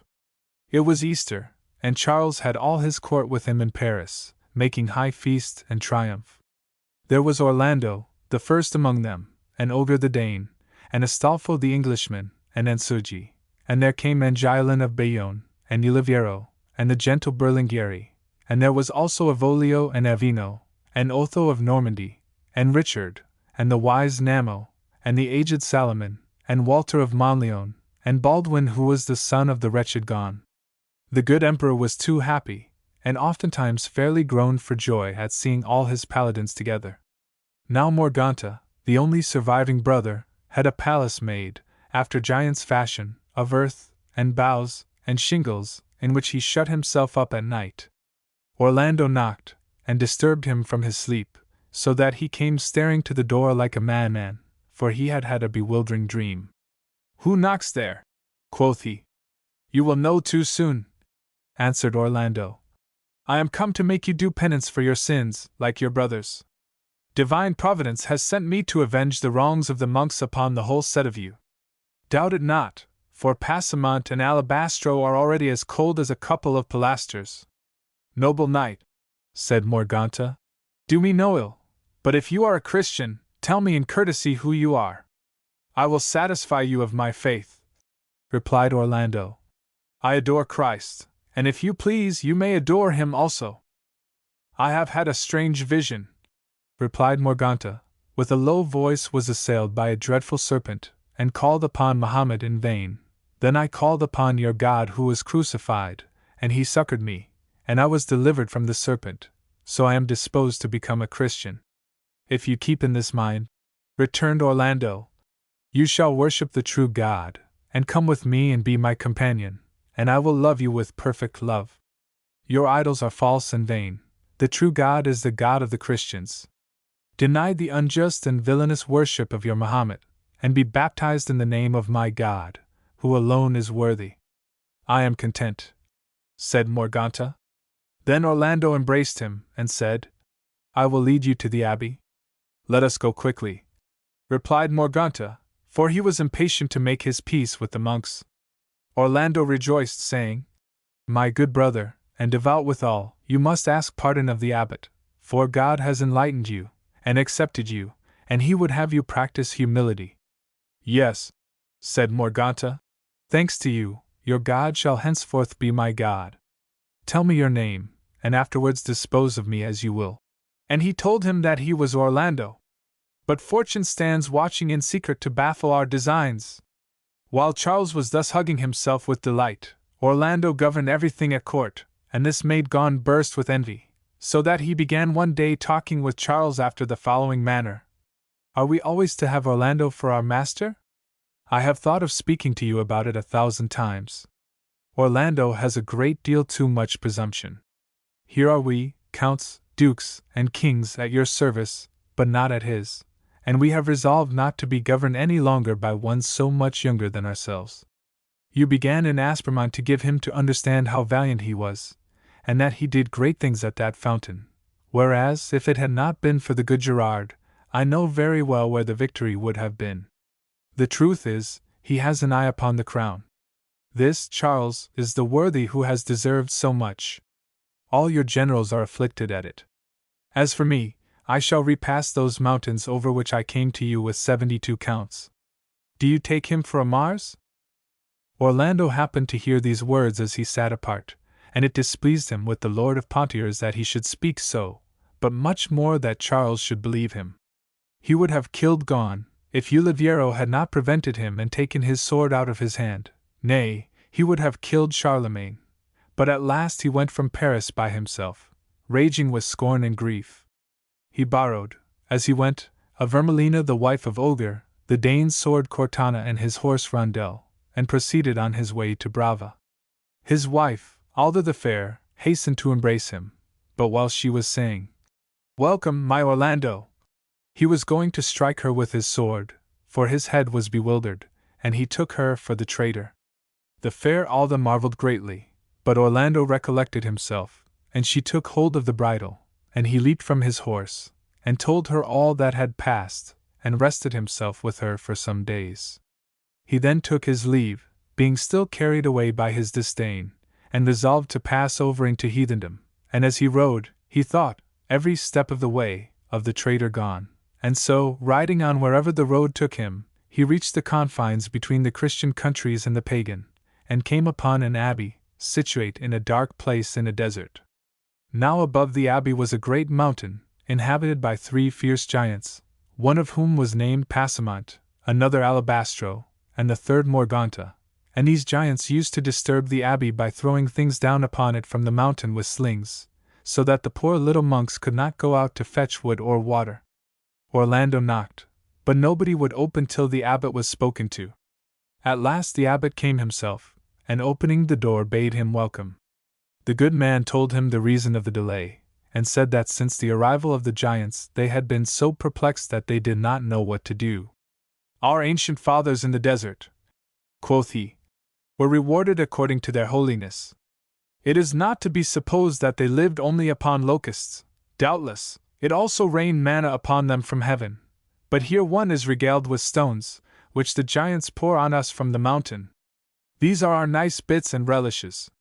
The fiercest of the 3, Morganta, plucks up pines and other great trees by the roots, and casts them on us.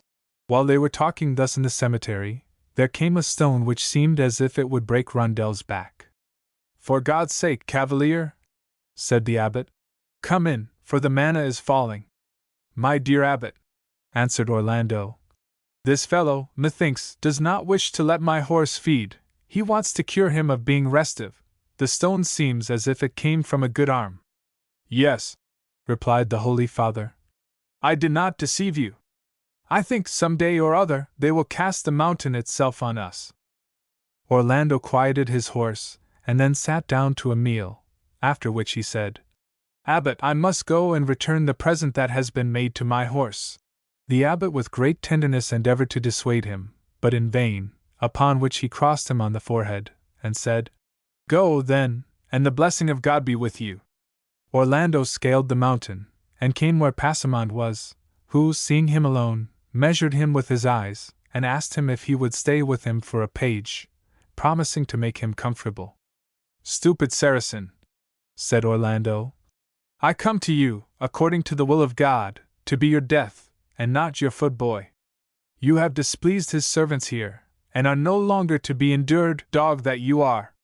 The giant, finding himself thus insulted, ran in a fury to his weapons, and returning to Orlando, slung at him a large stone, which struck him on the head with such force, as not only made his helmet ring again, but felled him to the earth. Passamant thought he was dead. What could have brought that paltry fellow here? Said he, as he turned away. But Christ never forsakes his followers. While Passamant was going away, Orlando recovered, and cried aloud, How now, giant? Do you fancy you have killed me? Turn back, for unless you have wings, your escape is out of the question, dog of a renegade. The giant, greatly marveling, turned back, and stooping to pick up a stone, Orlando, who had Cortana naked in his hand, cleft his skull, upon which, cursing Mahomet, the monster tumbled, dying and blaspheming, to the ground. Blaspheming fell the sour-hearted and cruel wretch. But Orlando, in the meanwhile, thanked the Father and the Word. The paladin went on, seeking for Alabastro, the second giant, who, when he saw him, endeavored to pluck up a great piece of stony earth by the roots. Ho, ho! Cried Orlando. You too are for throwing stones, are you?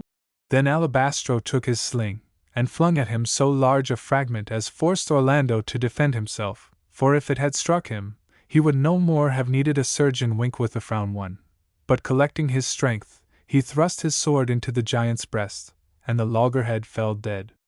Blessed Jesus be thanked, said the giant, for I have always heard you called a perfect knight, and as I said, I will follow you all my life long. And so conversing, they went together towards the abbey, and by the way Orlando talked with Morganta of the dead giants, and sought to comfort him, saying they had done the monks 1,000 injuries, and our scripture says the good shall be rewarded and the evil punished, and we must submit to the will of God.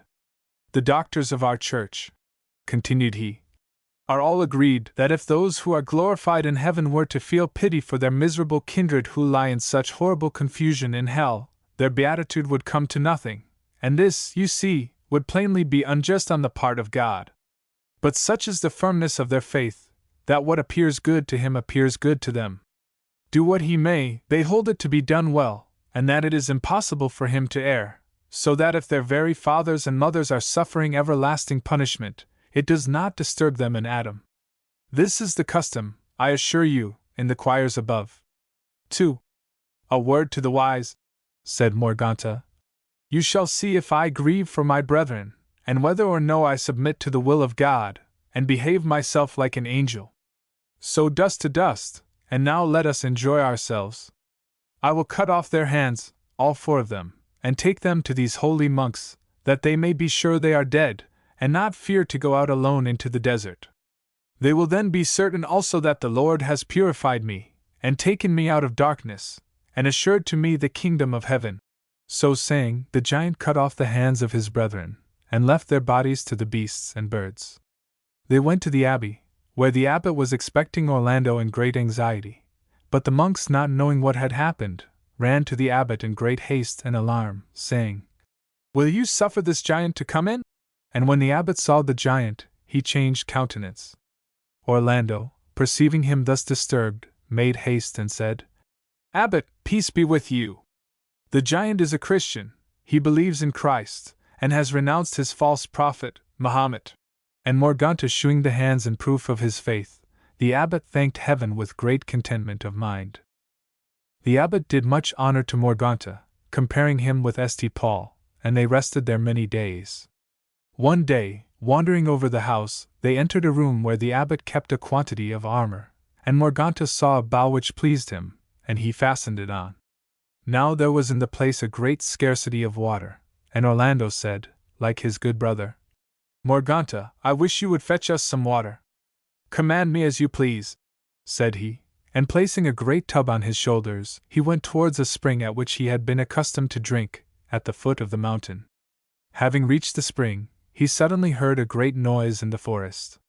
He took an arrow from the quiver, placed it in the bow, and raising his head, saw a great herd of swine rushing towards the spring where he stood. Morganta shot one of them clean through the head, and laid him sprawling. Another, as if in revenge, ran towards the giant, without giving him time to use a second arrow, so he lent him a cuff on the head which broke the bone, and killed him also, which stroke the rest seeing fled in haste through the valley. Morganta then placed the tub full of water upon one of his shoulders, and the 2 porkers on the other, and returned to the abbey which was at some distance, without spilling a drop. The monks were delighted to see the fresh water, but still more the pork, for there is no animal to whom food comes amiss. They let their breviaries therefore go to sleep a while, and fell heartily to work, so that the cats and dogs had reason to lament the polish of the bones. But why do we stay here doing nothing?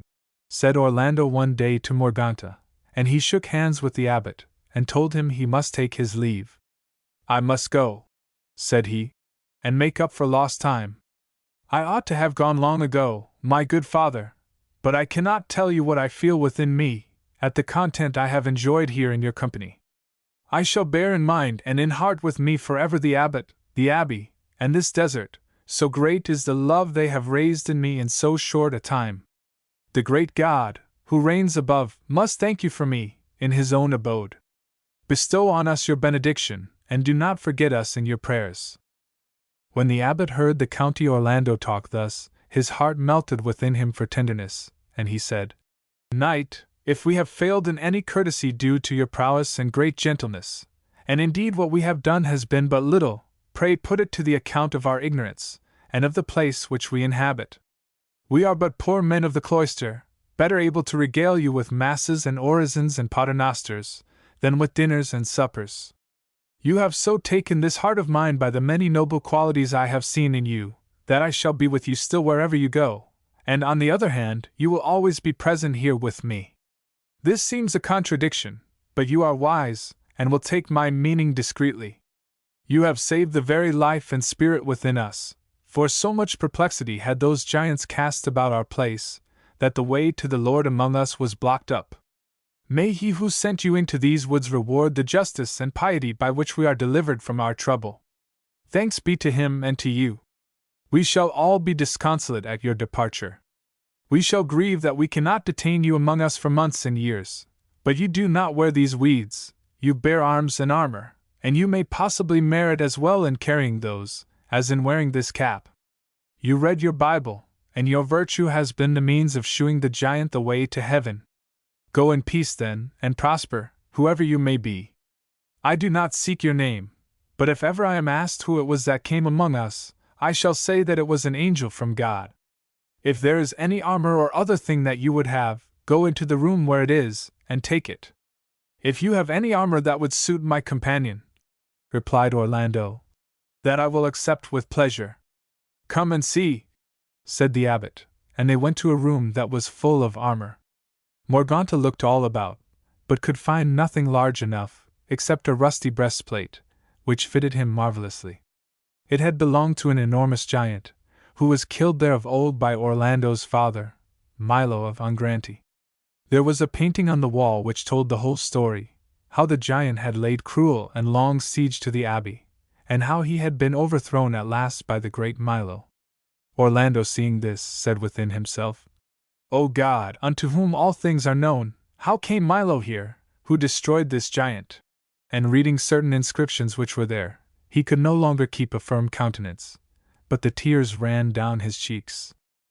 When the abbot saw Orlando weep, and his brow redden, and the light of his eyes become childlike for sweetness, he asked him the reason, but finding him still dumb with emotion, he said, I do not know whether you are overpowered by admiration of what is painted in this chamber.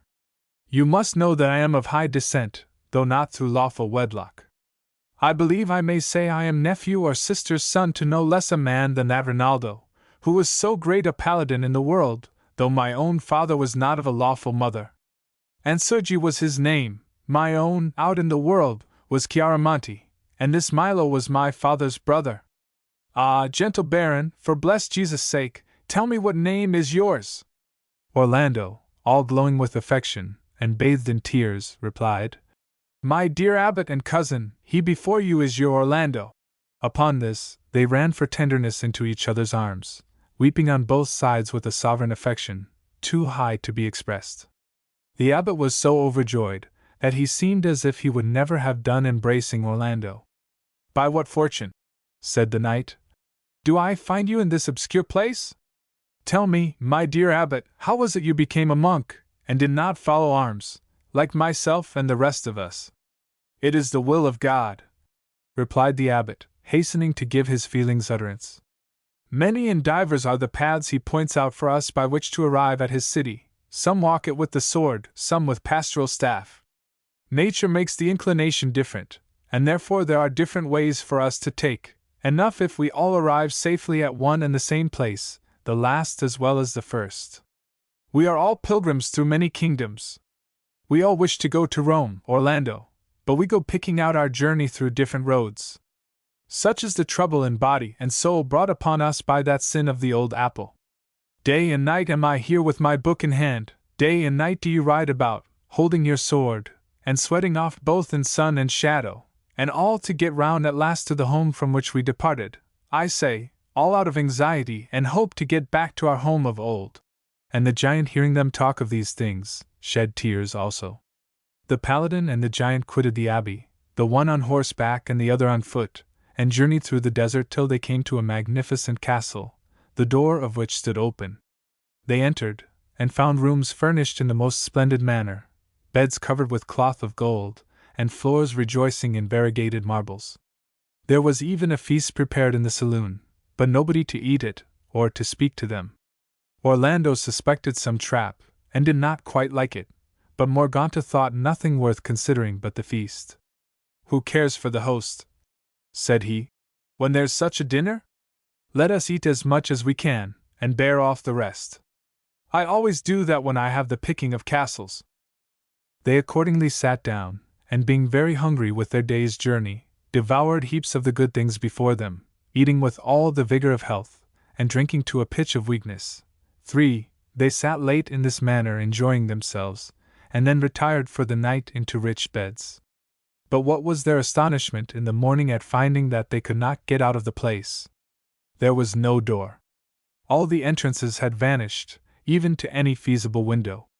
We must be dreaming, said Orlando. My dinner was no dream, I'll swear. said the giant. As for the rest, let it be a dream if it pleases. Continuing to search up and down, they at length found a vault with a tomb in it, and out of the tomb came a voice, saying, You must encounter with me, or stay here forever. Lift, therefore, the stone that covers me. Do you hear that? Said Morganta. I'll have him out, if it's the devil himself. Perhaps it's two devils, filthy dog and foul mouth, or itching and evil tail. 4. Have him out, said Orlando. Whoever he is, even were it as many devils as were rained out of heaven into the center. Morganta lifted up the stone, and out leaped, surely enough, a devil in the likeness of a dried-up dead body, black as a coal. Orlando seized him, and the devil grappled with Orlando. Morganta was for joining him, but the paladin bade him keep back. It was a hard struggle, and the devil grinned and laughed, till the giant, who was a master of wrestling, could bear it no longer. So he doubled him up, and in spite of all his efforts, thrust him back into the tomb. You'll never get out, said the devil, if you leave me shut up. Why not?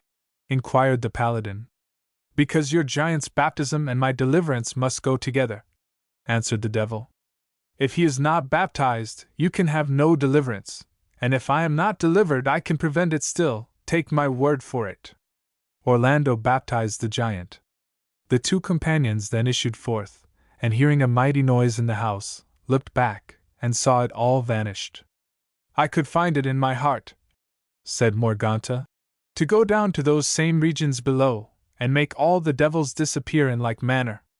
Why shouldn't we do it? We'd set free all the poor souls there. Egad, I'd cut off Minos's tail, I'd pull out Charon's beard by the roots, make a sop of Phlegias, and a sup of Phlegethon, unseat Pluto, kill Cerberus and the Furies with a punch of the face apiece, and set Beelzebub scampering like a dromedary. You might find more trouble than you would have, quoth Orlando, and get worsted besides.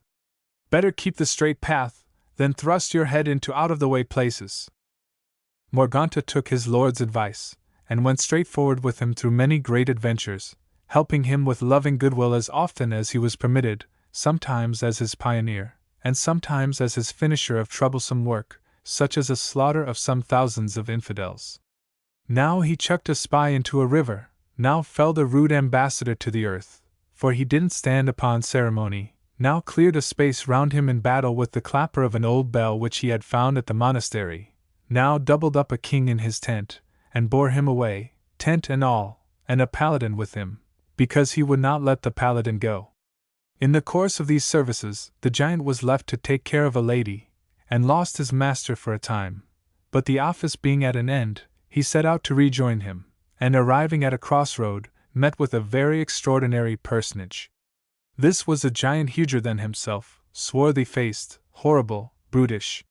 He came out of a wood, and appeared to be journeying somewhere. Morganta, who had the great bell clapper in his hand above mentioned, struck it on the ground with astonishment, as much as to say, Who the devil is this?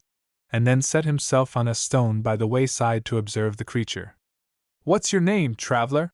Said Morganta as it came up. My name's Margut, said the phenomenon. I intended to be a giant myself, but altered my mind, you see, and stopped halfway, so that I am only 20 feet or so. I'm glad to see you, quoth his brother giant. But tell me, are you Christian or Saracen? Do you believe in Christ or in Apollo? To tell you the truth, said the other, I believe neither in black nor blue, but in a good capon, whether it be roast or boiled. I believe sometimes also in butter, and when I can get it, in new wine, particularly the rough sort, but above all, I believe in wine that's good and old. Mahomet's prohibition of it is all moonshine. I am the son, you must know, of a Greek nun and a Turkish bishop, and the first thing I learned was to play the fiddle. I used to sing Homer to it.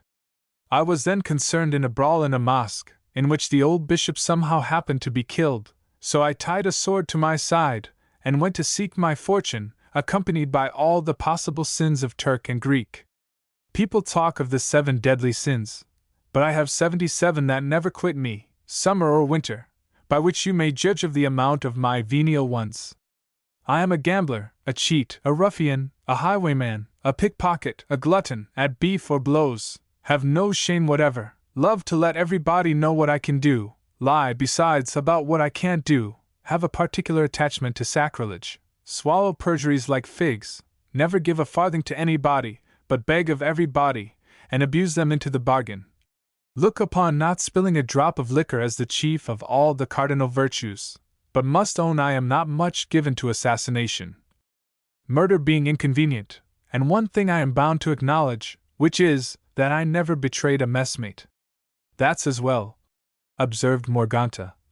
Because you see, as you don't believe in anything else, I'd have you believe in this bell clapper of mine.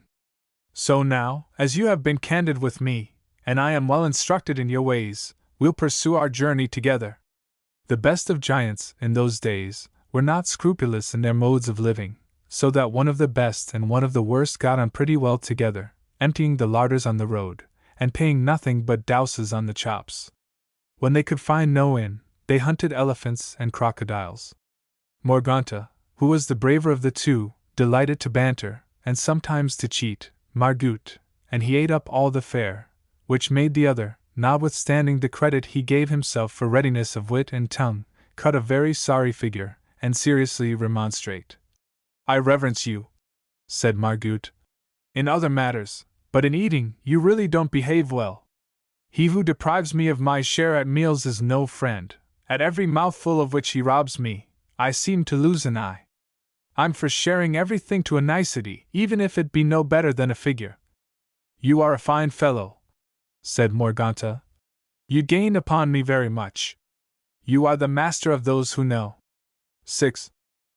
So saying, he made him put some wood on the fire, and perform 100 other offices to render everything snug, and then he slept, and next day he cheated his great scoundrelly companion at drink, as he had done the day before at meat, and the poor shabby devil complained, and Morganta laughed till he was ready to burst, and again always cheated him.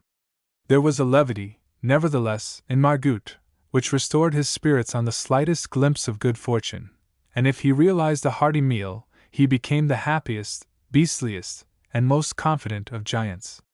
The companions, in the course of their journey, delivered a damsel from the clutches of 3 other giants. She was the daughter of a great lord, and when she got home, she did honor to Morganta as to an equal, and put Margot into the kitchen, where he was in a state of bliss. He did nothing but swill, stuff, surfeit, be sick, play at dice, cheat, filch, go to sleep, guzzle again, laugh, chatter, and tell 1,000 lies. Morganta took leave of the young lady, who made him rich presents. Margot, seeing this, and being always drunk and impudent, daubed his face like a Christmas clown, and making up to her with a frying pan in his hand, demanded something for the cook. The fair hostess gave him a jewel, and the vagabond skewed such a brutal eagerness in seizing it with his filthy hands, and making not the least acknowledgment, that when they got out of the house, Morganta was ready to fell him to the earth. He called him scoundrel and poltroon, and said he had disgraced him forever. Softly, said the brute beast. Didn't you take me with you, knowing what sort of fellow I was? Didn't I tell you I had every sin and shame under heaven, and have I deceived you by the exhibition of a single virtue? Morganta could not help laughing at a candor of this excessive nature. So they went on their way till they came to a wood, where they rested themselves by a fountain, and Margot fell fast asleep. He had a pair of boots on, which Morganta felt tempted to draw off, that he might see what he would do on waking. He accordingly did so, and threw them to a little distance among the bushes. The sleeper awoke in good time, and, looking and searching round about, suddenly burst into roars of laughter. A monkey had got the boots, and sat pulling them on and off, making the most ridiculous gestures.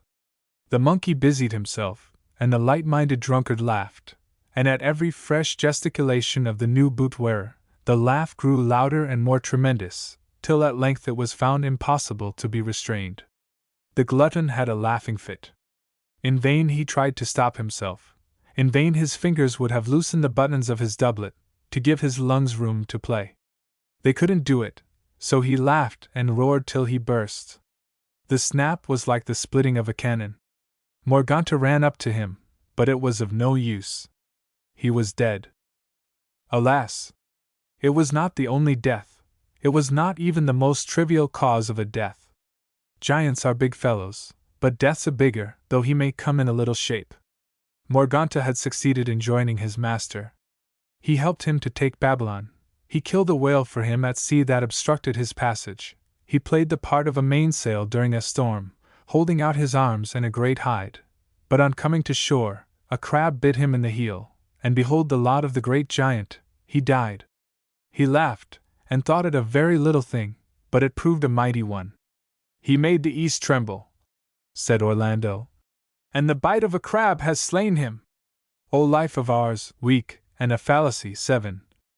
Orlando embalmed his huge friend, and had him taken to Babylon, and honorably interred, and, after many an adventure, in which he regretted him, his own days were closed by a far baser though not so petty a cause. How shall I speak of it? Exclaims the poet. How think of the horrible slaughter about to fall on the Christians and their greatest men, so that not a dry eye shall be left in France? How express my disgust at the traitor gone, whose heart 1,000 pardons from his sovereign, and the most undeserved rescues of him by the warrior he betrayed, could not shame or soften? How mourn the weakness of Charles, always deceived by him, and always trusting? How dare to present to my mind the good, the great, the ever-generous Orlando, brought by the traitor into the doleful pass of Roncesvalles and the hands of myriads of his enemies, so that even his superhuman strength availed not to deliver him out of the slaughterhouse, and he blew the blast with his dying breath, which was the mightiest, the farthest heard, and the most melancholy sound that ever came to the ears of the undeceived. Gone was known well to everybody but his confiding sovereign. The paladins knew him well, and in their moments of indignant disgust often told him so, though they spared him the consequences of his misdeeds, and even incurred the most frightful perils to deliver him out of the hands of his enemies.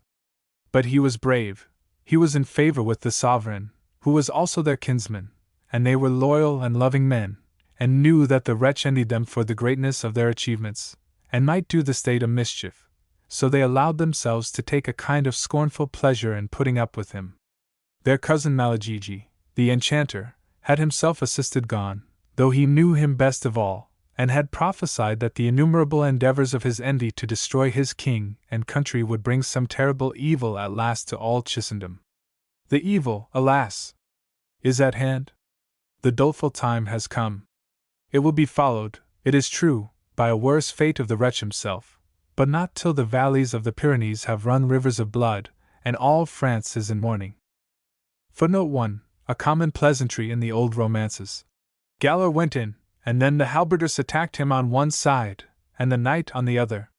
He snatched an axe from one, and turned to the knight and smote him, so that he had no need of a surgeon. Southey's Amadis of Gaul, Volume 1, page 146. Footnote 2.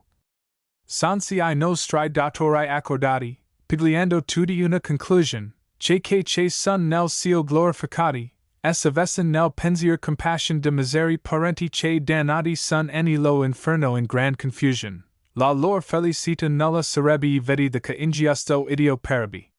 Ma egli hanno posto in gisu firma spen, e tanto per a lor, quanto a lui per, affirman cio fu, che faci bene, e che non passi in nessun modo errare esse padre o madre a ne elitern peen, di questo non si possin conturber, che quel che piesa dio, sol piesa loro questo essa serva ne eliterno cor.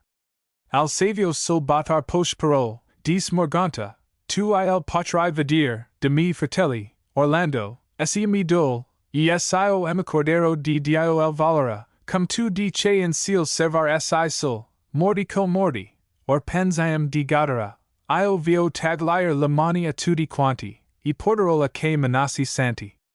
This doctrine, which is horrible blasphemy in the eyes of natural feeling, is good reasoning in Catholic and Calvinistic theology.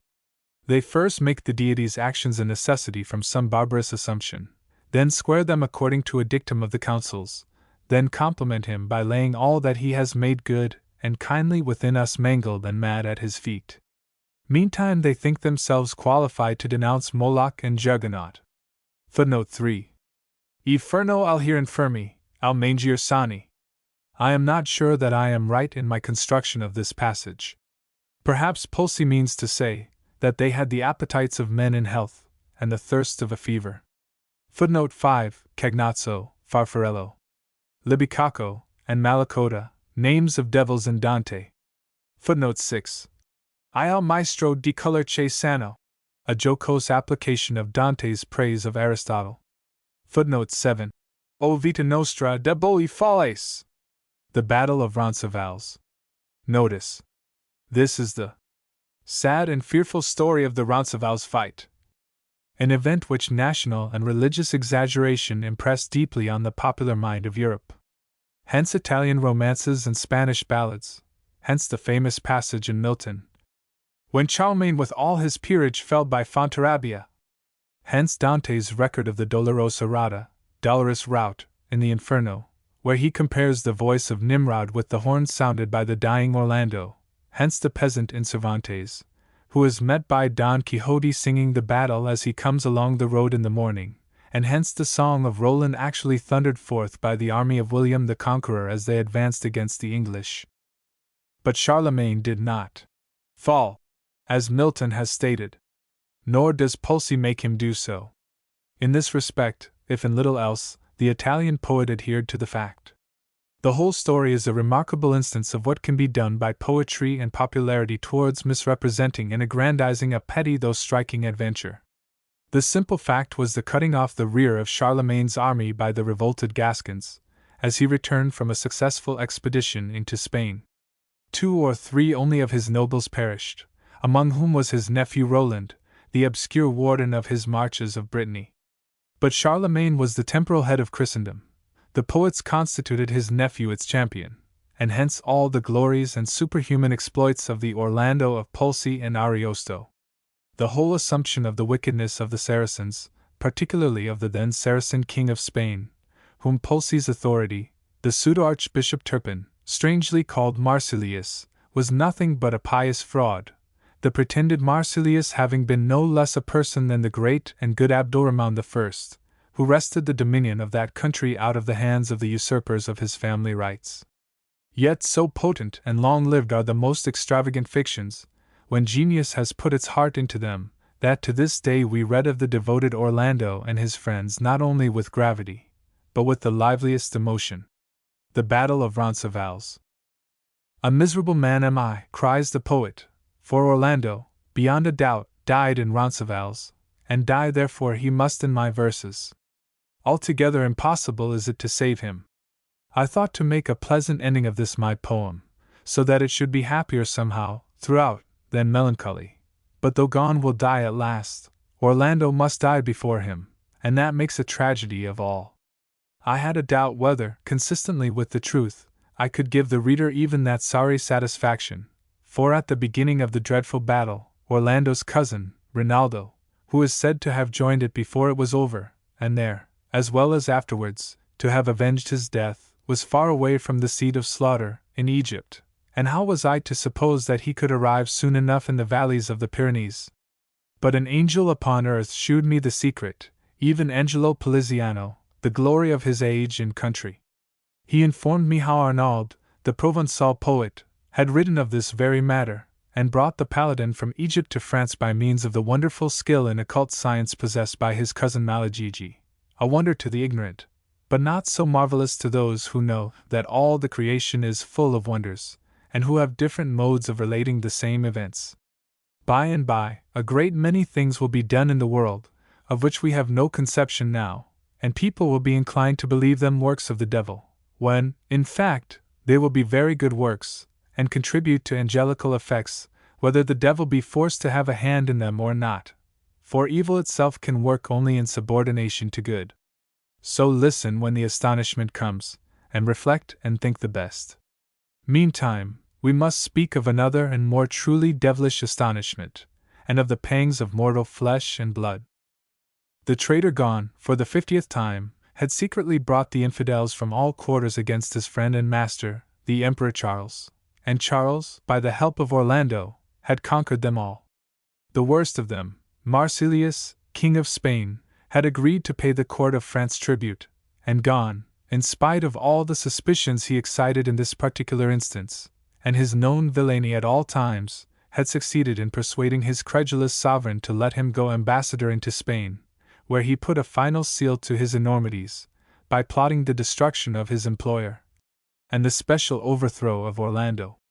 Charles was now old and white-haired, and Gon was so too, but the one was only confirmed in his credulity, and the other in his crimes. The traitor embraced Orlando over and over again at taking leave, praying him to write if he had anything to say before the arrangements with Marsilius, and taking such pains to seem loving and sincere, that his villainy was manifest to every one but the old monarch. He fastened with equal tenderness on Oliviero, who smiled contemptuously in his face, and thought to himself, "You may make as many fair speeches as you choose, but you lie." All the other paladins who were present thought the same, and they said as much to the emperor, adding, that on no account should Gon be sent ambassador to Marsilius. But Charles was infatuated. His beard and his credulity had grown old together. Gon was received with great honor in Spain by Marsilius. The king, attended by his lords, came 15 miles out of Saragossa to meet him, and then conducted him into the city amid tumults of delight. There was nothing for several days but balls, and games, and exhibitions of chivalry, the ladies throwing flowers on the heads of the French knights, and the people shouting, "France! France! Mount Dieu and St. Denis!" Gon made a speech, like a Demosthenes, to King Marsilius in public, but he made him another in private, like nobody but himself. The king and he were sitting in a garden. They were traitors both, and began to understand, from one another's looks, that the real object of the ambassador was yet to be discussed. Marsilius accordingly assumed a more than usually cheerful and confidential aspect, and taking his visitor by the hand, said, "You know the proverb, Mr. Ambassador, at dawn, the mountain, afternoon, the fountain, different things at different hours. So here is a fountain to accommodate us." It was a very beautiful fountain, so clear that you saw your face in it as in a mirror, and the spot was encircled with fruit trees that quivered with the fresh air. Gon praised it very much, contriving to insinuate, on one subject, his satisfaction with the glimpses he got into another. Marsilius understood him, and as he resumed the conversation, and gradually encouraged a mutual disclosure of their thoughts, Gon, without appearing to look him in the face, was enabled to do so by contemplating the royal visage in the water, where he saw its expression become more and more what he desired. Marsilius, meantime, saw the like symptoms in the face of Gon. By degrees he began to touch on that dissatisfaction with Charlemagne and his court, which he knew was in both their minds. He lamented, not as to the ambassador, but as to the friend, the injuries which he said he had received from Charles in the repeated attacks on his dominions, and the emperor's wish to crown Orlando king of them, till at length he plainly uttered his belief, that if that tremendous paladin were but dead, good men would get their rights, and his visitor and himself have all things at their disposal. Gon heaved a sigh, as if he was unwillingly compelled to allow the force of what the king said, but, unable to contain himself long, he lifted up his face, radiant with triumphant wickedness, and exclaimed, "Every word you utter is truth. Die he must, and die also must Oliviero, who struck me that foul blow at court. Is it treachery to punish affronts like those? I have planned everything, I have settled everything already with their besotted master. Orlando could not be expected to be brought hither, where he has been accustomed to look for a crown, but he will come to the Spanish borders, to Roncesvalles, for the purpose of receiving the tribute. Charles will await him, at no great distance, in St. John Pied de Port. Orlando will bring but a small band with him. You, when you meet him, will have secretly your whole army at your back. You surround him, and who receives tribute then?" The new Judas had scarcely uttered these words, when the delight of him and his associate was interrupted by a change in the face of nature. The sky was suddenly overcast, it thundered and lightened, a laurel was split in two from head to foot, the fountain ran into burning blood, there was an earthquake, and the carob tree under which Gon was sitting, and which was of the species on which Judas Iscariot hung himself, dropped some of its fruit on his head. The hair of the head rose in horror. Marsilius, as well as Gon, was appalled at this omen, but on assembling his soothsayers, they came to the conclusion that the laurel tree turned the omen against the emperor, the successor of the Caesars, though one of them renewed the consternation of Gon, by saying that he did not understand the meaning of the tree of Judas, and intimating that perhaps the ambassador could explain it. Gon relieved his consternation with anger. The habit of wickedness prevailed over all considerations, and the king prepared to march for Roncesvalles at the head of all his forces. Gon wrote to Charlemagne, to say how humbly and properly Marsilius was coming to pay the tribute into the hands of Orlando, and how handsome it would be of the emperor to meet him halfway, as agreed upon, at St. John Pied de Port, and so be ready to receive him, after the payment, at his footstool. He added a brilliant account of the tribute and its accompanying presents. They included a crown in the shape of a garland which had a carbuncle in it that gave light and darkness, 2 lions of an immeasurable length, and aspects that frightened everybody, some lively buffaloes, leopards, crocodiles, and giraffes, arms and armor of all sorts, and apes and monkeys seated among the rich merchandise that loaded the backs of the camels. This imaginary treasure contained, furthermore, 2 enchanted spirits called Floro and Pheres, who were confined in a mirror, and were to tell the emperor wonderful things, particularly Floro, for there is nothing so nice in its details as lying in Orlando was to have heaps of caravans full of Eastern wealth, and 100 white horses, all with saddles and bridles of gold. There was a beautiful vest, too, for Oliviero, all over jewels, worth 10,000 seraphi, or more. The good emperor wrote in turn to say how pleased he was with the ambassador's diligence, and that matters were arranged precisely as he wished. His court, however, had its suspicions still. Nobody could believe that Gon had not some new mischief in contemplation. Little, nevertheless, did they imagine, after the base endeavors he had but lately made against them, that he had immediately plotted a new and greater one, and that his object in bringing Charles into the neighborhood of Roncesvalles was to deliver him more speedily into the hands of Marsilius, in the event of the latter's destruction of Orlando. Orlando, however, did as his lord and sovereign desired. He went to Roncesvalles, accompanied by a moderate train of warriors, not dreaming of the atrocity that awaited him.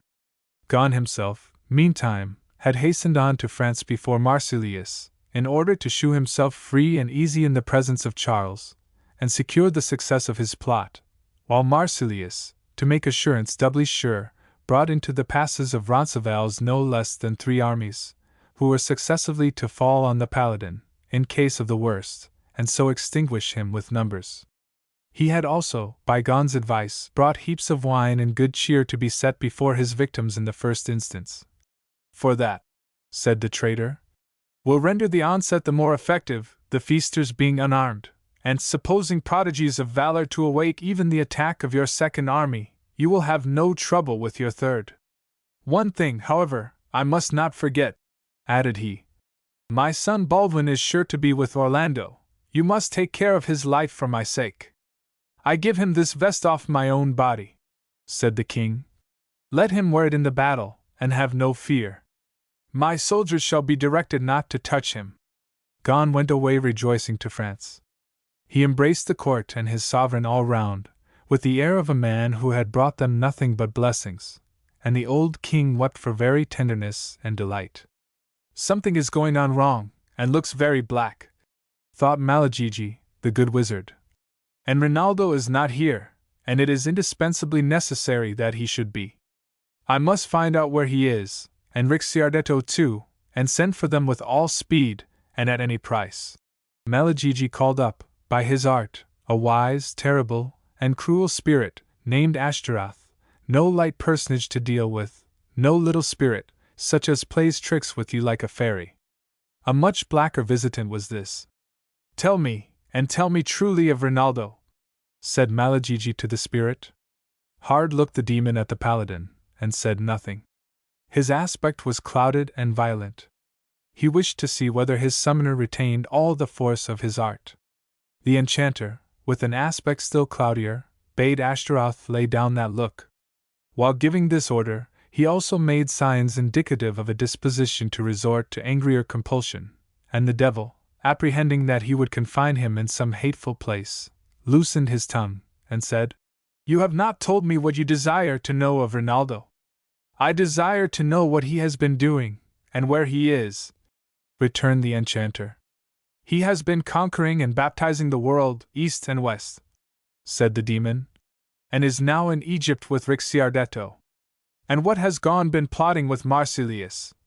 inquired Malagigi. "And what is to come of it?" "On neither of those points can I enlighten you," said the devil. "I was not attending to Gon at the time, and we fallen spirits know not the future. Had we done so, we had not been so willing to incur the danger of falling. All I discern is that, by the signs and comets in the heavens, something dreadful is about to happen, something very strange, treacherous, and bloody, and that Gon has a seat ready prepared for him in hell. Within 3 days, cried the enchanter loudly, fetch Rinaldo and Ricciardetto into the pass of Roncesvalles. Do it, and I hereby undertake never to summon thee more. Suppose they will not trust themselves with me, said the spirit. Enter Rinaldo's horse, and bring him, whether he trust thee or not. It shall be done, returned the demon. And my serving devil Foulmouth, or Firered, shall enter the horse of Ricciardetto. Doubt it not. Am I not wise, and thyself powerful? There was an earthquake, and Ashtaroth disappeared. Marsilius has now made his first movement towards the destruction of Orlando, by sending before him his vassal King Blancharden with his presents of wines and other luxuries. The temperate but courteous hero took them in good part, and distributed them as the traitor wished, and then Blancharden, on pretence of going forward to salute Charlemagne at St. Jean Pied de Port, returned and put himself at the head of the second army, which was the post assigned him by his liege lord. The device on his flag was an Apollo on a field azure. King Falseron, whose son Orlando had slain in battle, headed the first army, the device of which was a black figure of the devil Belphegor on a dapple-grey field. The third army was under King Baliagant, and had for ensign a Mahomet with golden wings in a field of red. Marsilius made a speech to them at night, in which he confessed his ill faith, but defended it on the ground of Charles's hatred of their religion, and of the example of Judith and Holofernes. He said that he had not come there to pay tribute, and sell his countrymen for slaves, but to make all Christendom pay tribute to them as conquerors, and he concluded by recommending to their goodwill the son of his friend Gon, whom they would know by the vest he had sent him, and who was the only soul among the Christians they were to spare. This son of Gon, meantime, and several of the paladins who were disgusted with Charles's credulity, and anxious at all events to be with Orlando, had joined the hero in the fated valley, so that the little Christian host, considering the tremendous valor of their lord and his friends, and the comparative inefficiency of that of the infidels, were at any rate not to be sold for nothing. Rinaldo, alas! The second thunderbolt of Christendom, was destined not to be there in time to save their lives. He could only avenge the dreadful tragedy, and prevent still worse consequences to the whole Christian court and empire. The paladins had in vain begged Orlando to be on his guard against treachery, and send for a more numerous body of men. The great heart of the champion of the faith was unwilling to think the worst as long as he could help it. He refused to summon aid that might be superfluous, either would he do anything but what his liege lord had desired. And yet he could not wholly repress a misgiving. A shadow had fallen on his heart, great and cheerful as it was. The anticipations of his friends disturbed him, in spite of the face with which he met them. I am not sure that he did not, by a certain instinctive foresight, expect death itself, but he felt bound not to encourage the impression. Besides, time pressed, the moment of the look for tribute was at hand, and little combinations of circumstances determine often the greatest events. King Blancharden had brought Orlando's people a luxurious supper. King Marsilius was to arrive early next day with the tribute, and Uliviero accordingly, with the morning sun, rode forth to reconnoiter, and see if he could discover the peaceful pomp of the Spanish court in the distance. Guadabuafi was with him, a warrior who had expected the very worst, and repeatedly implored Orlando to believe it possible. Uliviero and he rode up the mountain nearest them, and from the top of it beheld the first army of Marsilius already forming in the passes. "O Guadabuafi!" exclaimed he. Behold thy prophecies come true! Behold the last day of the glory of Charles! Everywhere I see the arms of the traitors around us. I feel Paris tremble all the way through France, to the ground beneath my feet. O Malagigi, too much in the right wert thou! O devil gone, this then is the consummation of thy good offices. Oliviero put spurs to his horse, and galloped back down the mountain to Orlando. Well, cried the hero. What news? Bad news, said his cousin. Such as you would not hear of yesterday. Marsilius is here in arms, and all the world has come with him. The paladins pressed round Orlando, and entreated him to sound his horn, in token that he needed help. His only answer was, to mount his horse, and ride up the mountain with Sansonetto. As soon, however, as he cast forth his eyes and beheld what was round about him, he turned in sorrow, and looked down into Roncesvalles, and said, O valley, miserable indeed! The blood that is shed in thee this day will color thy name forever. Many of the paladins had ridden after him, and they again pressed him to sound his horn, if only in pity to his own people. He said, If Caesar and Alexander were here, Scipio and Hannibal, and Nebuchadnezzar with all his flags, and death stared me in the face with his knife in his hand, never would I sound my horn for the baseness of fear. Orlando's little camp were furious against the Saracens. They armed themselves with the greatest impatience. There was nothing but lacing of helmets and mounting of horses, and good Archbishop Turpin went from rank to rank, exhorting and encouraging the warriors of Christ. Accoutrements and habiliments were put on the wrong way, words and deeds mixed in confusion, men running against one another out of very absorption in themselves, all the place full of cries of, Arm! Arm! The enemy! And the trumpets clanged over all against the mountain echoes. Orlando and his captains withdrew for a moment to consultation. He fairly groaned for sorrow, and at first had not a word to say, so wretched he felt at having brought his people to die in Roncesvalles. Oliviero spoke first. He could not resist the opportunity of comforting himself a little in his despair, with referring to his unheeded advice. You see, cousin, said he, what has come at last. Would to God you had attended to what I said, to what Malagigi said, to what we all said. I told you Marsilius was nothing but an anointed scoundrel. Yet forsooth, he was to bring us tribute. And Charles is this moment expecting his mummeries at St. John Pied de Port. Did ever anybody believe a word that Gon said but Charles? And now you see this rotten fruit has come to a head, this meddler has got its crown. Orlando said nothing in answer to Oliviero, for in truth he had nothing to say. He broke away to give orders to the camp, bade them take refreshment, and then addressing both officers and men he said, I confess that if it had entered my heart to conceive the King of Spain to be such a villain, never would you have seen this day. He has exchanged with me 1,000 courtesies and good words, and I thought that the worse enemies we had been before, the better friends we had become now. I fancied every human being capable of this kind of virtue on a good opportunity, saving, indeed, such base-hearted wretches as can never forgive their very forgivers, and of these I certainly did not suppose him to be one. Let us die, if we must die, like honest and gallant men, so that it shall be said of us, it was only our bodies that died. It becomes our souls to be invincible, and our glory immortal. Our motto must be, a good heart and no hope. The reason why I did not sound the horn was, partly because I thought it did not become us, and partly because our liege lord could be of little use, even if he heard it. Let Gon have his glut of us like a carrion crow, but let him find us under heaps of his Saracens, an example for all time. Heaven, my friends, is with us, if earth is against us. Methinks I see it open this moment, ready to receive our souls amidst crowns of glory, and therefore, as the champion of God's church, I give you my benediction, and the good Archbishop here will absolve you, and so, please God, we shall all go to heaven and be happy. And with these words Orlando sprang to his horse, crying, Away against the Saracens! But he had no sooner turned his face than he wept bitterly, and said, O Holy Virgin, think not of me, the sinner Orlando, but have pity on these thy servants. Archbishop Turpin did as Orlando said, giving the whole band his benediction at once, and absolving them from their sins, so that everybody took comfort in the thought of dying for Christ, and thus they embraced one another, weeping, and then lance was put to thigh, and the banner was raised that was won in the jousting at Aspremont.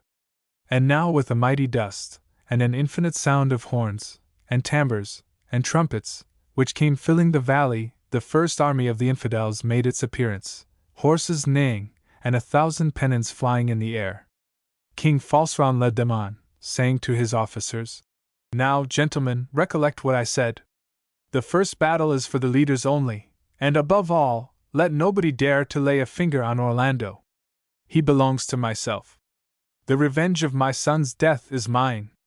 I will cut the man down that comes between us. Now, friends," said Orlando, "every man for himself, and St. Michael for us all. There is no one here that is not a perfect knight." And he might well say it, for the flower of all France was there, except Rinaldo and Ricciardetto, every man a picked man, all friends and constant companions of Orlando. There was Richard of Normandy, and Guadabuafi, and Oliviero, and Count Anselm, and Avolio, and Avino, and the gentle Berlinghieri, and his brother, and Sansonetto, and the good Duke Egibard, and Astolfo the Englishman, and Angiolin of Bayona, and all the other paladins of France, excepting those two whom I have mentioned. And so the captains of the little troop and of the great array sat looking at one another, and singling one another out, as the latter came on, and then either side began raising their war cries, and the mob of the infidels halted, and the knights put spear in rest, and ran for a while, 2 and 2 in succession, each one against the other. Astolfo was the first to move. He ran against Arlato of Soria, and Angiolin then ran against Malducco, and Mazarigi the renegade came against Avino, and Oliviero was borne forth by his horse Rondel, who couldn't stand still, against Malprimo, the first of the captains of Falseron. And now lances began to be painted red, without any brush but themselves, and the new color extended itself to the bucklers, and the cuishes, and the cuirasses, and the trappings of the steeds. Astolfo thrust his antagonist's body out of the saddle, and his soul into the other world, and Angiolin gave and took a terrible blow with Malducco, but his horse bore him onward, and Avino had something of the like encounter with Mazarigi, but Oliviero, though he received a thrust which hurt him, sent his lance right through the heart of Malprimo. Falseron was daunted at this blow. "Verily," thought he, "this is a miracle." Oliviero did not press on among the Saracens, his wound was too painful, but Orlando now put himself and his whole band into motion, and you may guess what an uproar ensued. The sound of the rattling of the blows and helmets was as if the forge of Vulcan had been thrown open. Falseron beheld Orlando coming so furiously, that he thought him a Lucifer who had burst his chain, and was quite of another mind than when he proposed to have him all to himself. On the contrary, he recommended himself to his gods, and turning away, begged for a more auspicious season of revenge. But Orlando hailed and arrested him with a terrible voice, saying, "O thou traitor! Was this the end to which old quarrels were made up? Dost thou not blush, thou and thy fellow traitor Marsilius, to have kissed me on the cheek like a Judas, when last thou wert in France?" Orlando had never shown such anger in his countenance as he did that day. He dashed at Falseron with a fury so swift, and at the same time a mastery of his lance so marvelous, that though he plunged it in the man's body so as instantly to kill him, the body did not move in the saddle. The hero himself, as he rushed onwards, was fain to see the end of a stroke so perfect, and turning his horse back, he touched the carcass with his sword, and it fell on the instant. They say that it had no sooner fallen than it disappeared. People got off their horses to lift up the body, for it seemed to be there still, the armor being left. But when they came to handle the armor, it was found as empty as the shell that is cast by a lobster. O new, and strange, and portentous event, proof manifest of the anger with which God regards treachery. When the first infidel army beheld their leader dead, such fear fell upon them, that they were for leaving the field to the paladins, but they were unable. Marsilius had drawn the rest of his forces round the valley like a net, so that their shoulders were turned in vain. Orlando rode into the thick of them, with Count Anselm by his side. He rushed like a tempest, and wherever he went, thunderbolts fell upon helmets. The paladins drove here and there after them, each making a whirlwind round about him, and a bloody circle. Oliviero was again in the melee, and Walter of Emelian threw himself into it, and Baldwin roared like a lion, and Avino and Avolio reaped the wretches' heads like a turnip field, and blows blinded men's eyes, and Archbishop Turpin himself had changed his crozier for a lance, and chased a new flock before him to the mountains. Yet what could be done against foes without number?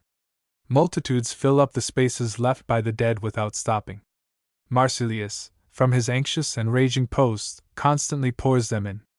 The paladins are as units to thousands. Why tarry the horses of Rinaldo and Ricciardetto?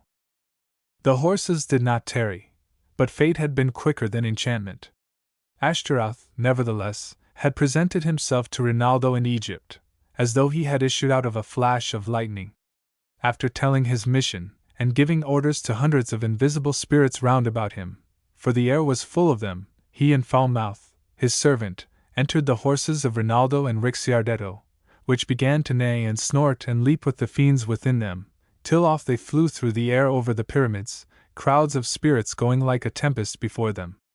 Ricciardetto shut his eyes at first, on perceiving himself so high in the air, but he speedily became used to it, though he looked down on the sun at last. In this manner they passed the desert, and the sea coast, and the ocean, and swept the tops of the Pyrenees, Ashtaroth talking to them of wonders by the way, for he was one of the wisest of the devils, and knew a great many things which were then unknown to man. He laughed, for instance, as they went over sea, at the notion, among other vain fancies, that nothing was to be found beyond the Pillars of Hercules. For, said he, the earth is round, and the sea has an even surface all over it, and there are nations on the other side of the globe, who walk with their feet opposed to yours, and worship other gods than the Christians. Ha! Said Rinaldo. And may I ask whether they can be saved? It is a bold thing to ask, said the devil. But do you take the Redeemer for a partisan, and fancy he died for you only? Be assured he died for the whole world, antipodes and all. Perhaps not one soul will be left out the pale of salvation at last, but the whole human race adore the truth, and find mercy. The Christian is the only true religion, but heaven loves all goodness that believes honestly, whatsoever the belief may be. Rinaldo was mightily taken with the humanity of the devil's opinions, but they were now approaching the end of their journey, and began to hear the noise of the battle, and he could no longer think of anything but the delight of being near Orlando, and plunging into the middle of it. You shall be in the very heart of it instantly, said his bearer. I love you, and would fain do all you desire. Do not fancy that all nobleness of spirit is lost among us people below. You know what the proverb says, there's never fruit, however degenerate, but will taste of its stock. I was of a different order of beings once, but it is as well not to talk of happy times. Yonder is Marsilius, and there goes Orlando. Farewell, and give me a place in your memory. Rinaldo could not find words to express his sense of the devil's goodwill, nor of that of Foulmouth himself. He said, Ashtaroth, I am as sorry to part with you as if you were a brother, and I certainly do believe that nobleness of spirit exists, as you say, among your people below. I shall be glad to see you both sometimes, if you can come, and I pray God, if my poor prayer be worth anything, that you may all repent, and obtain his pardon, for without repentance, you know, nothing can be done for you. If I might suggest a favor, returned Ashtaroth, since you are so good as to wish to do me one, persuade Malagigi to free me from his service, and I am yours forever. To serve you will be a pleasure to me. You will only have to say, Ashtaroth, and my good friend here will be with you in an instant. I am obliged to you, cried Rinaldo. And so is my brother. I will write Malagigi, not merely a letter, but a whole packet full of your praises, and so I will to Orlando, and you shall be set free, depend on it, your company has been so perfectly agreeable. Your humble servant, said Ashtaroth, and vanished with his companion like lightning. But they did not go far. There was a little chapel by the roadside in Roncesvalles, which had a couple of bells, and on the top of that chapel did the devils place themselves, in order that they might catch the souls of the infidels as they died, and so carry them off to the infernal regions. Guess if their wings had plenty to do that day. Guess if Minos and Rhadamanthus were busy, and Charon sung in his boat, and Lucifer hugged himself for joy. Guess, also, if the tables in heaven groaned with nectar and ambrosia, and good old St. Peter had a dry hair in his beard. The two paladins, on their horses, dropped right into the middle of the Saracens, and began making such havoc about them, that Marsilius, who overlooked the fight from a mountain, thought his soldiers had turned one against the other. He therefore descended in fury with his third army, and Rinaldo, seeing him coming, said to Ricciardetto, "We had better be off here and join Orlando." And with these words he gave his horse one turn round before he retreated, so as to enable his sword to make a bloody circle about him, and stories say that he sheared off 20 heads in the whirl of it. He then dashed through the astonished beholders towards the battle of Orlando, who guessed it could be no other than his cousin, and almost dropped from his horse, out of desire to meet him. Ricciardetto followed Rinaldo, and Uliviero coming up at the same moment. The rapture of the whole party is not to be expressed. They almost died for joy. After 1,000 embraces, and questions, and explanations, and expressions of astonishment, for the infidels held aloof a while, to take breath from the horror and mischief they had undergone, Orlando refreshed his little band of heroes, and then drew Rinaldo apart, and said, "Oh, my brother, I feel such delight at seeing you, I can hardly persuade myself I am not dreaming. Heaven be praised for it. I have no other wish on earth, now that I see you before I die. Why didn't you write? But never mind. Here you are, and I shall not die for nothing." "I did write," said Rinaldo. "And so did Ricciardetto, but villainy intercepted our letters. Tell me what to do, my dear cousin, for time presses, and all the world is upon us." "Gon has brought us here," said Orlando, "under pretense of receiving tribute from Marsilius, you see of what sort, and Charles, poor old man, is waiting to receive his homage at the town of St. John. I have never seen a lucky day since you left us. I believe I have done for Charles more than in duty bound, and that my sins pursue me, and I and mine must all perish in Roncesvalles." "Look to Marsilius!" exclaimed Rinaldo. "He is right upon us." Marsilius was upon them, surely enough, at once furious and frightened at the coming of the new paladins, for his camp, numerous as it was, had not only held aloof, but turned about to fly like herds before the lion. So he was forced to drive them back, and bring up his other troops, reasonably thinking that such numbers must overwhelm at last, if they could but be kept together. Not the less, however, for this, did the paladins continue to fight as if with joy. They killed and trampled wheresoever they went, Rinaldo fatiguing himself with sending infinite numbers of souls to Ashtaroth, and Orlando making a bloody passage towards Marsilius, whom he hoped to settle as he had done Falseron. In the course of this his tremendous progress, the hero struck a youth on the head, whose helmet was so good as to resist the blow, but at the same time flew off, and Orlando seized him by the hair to kill him. "Hold!"